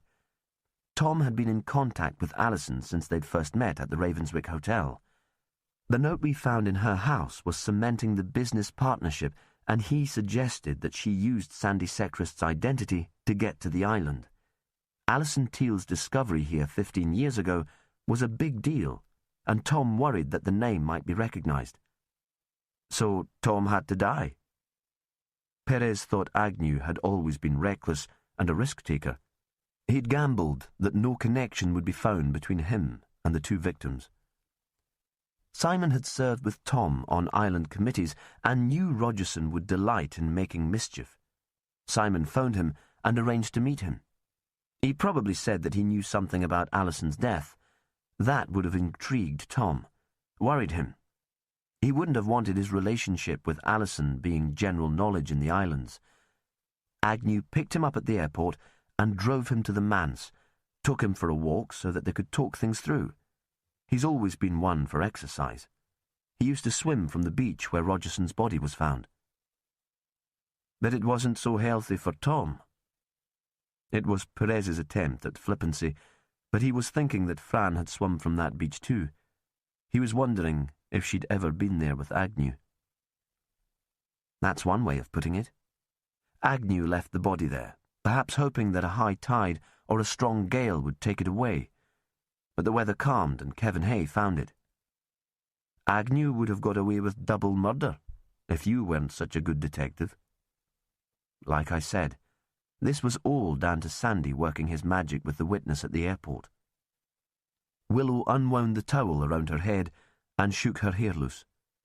I saw Agnew, you know, this evening. He was jogging along the road. I thought he'd be in his car and that I'd have some warning of his return. And of course he left his door unlocked. He wasn't scared of a killer in the dark. If I hadn't been so stupid, he would never have caught me. Would you like a coffee? Perez wanted Willow to change the subject. not to think beyond the point when Agnew had found her in the office at the manse. "I want to sleep," she said. "Use my bed. I'll stay here, on the sofa." "Nah. Come in with me." A grin that made him see she was stronger than he'd ever be. "I won't make unreasonable demands, Jimmy. I'm not up to that tonight. And no strings. But I could use the company." He lay beside her and slept fitfully. She hardly stirred. The next morning he made sure he was up and dressed before Cassie was awake, and he had an excuse prepared for Willow being in his bed. Chapter 48. Willow decided she'd go south on the ferry. The weather was calm and still again, and she needed a slow trip.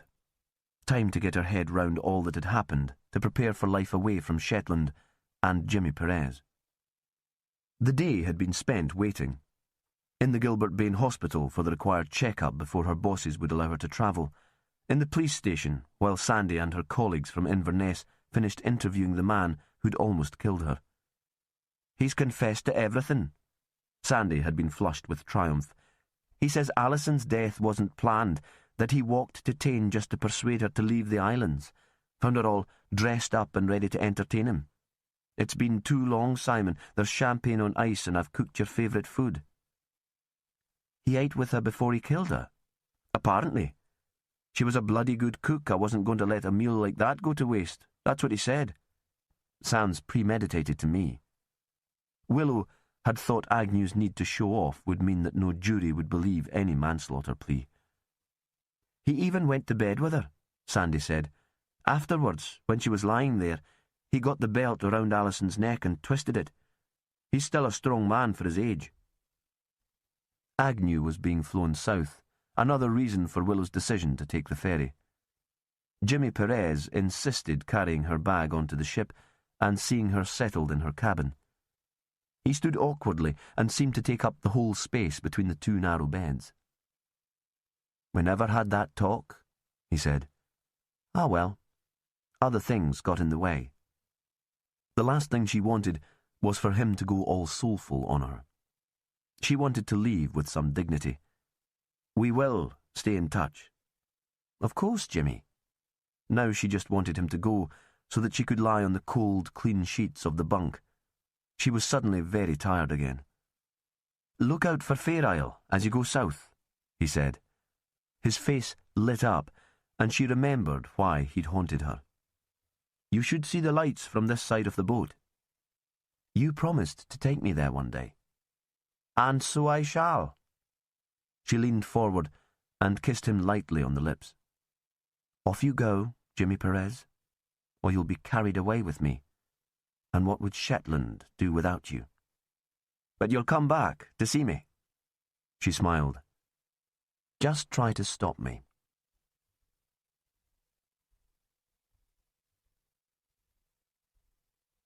That is the end of Cold Earth. It was written by Ann Cleeves and read by Kenny Blythe. The moral right of the author has been asserted. This performance is owned by Isis Publishing Limited.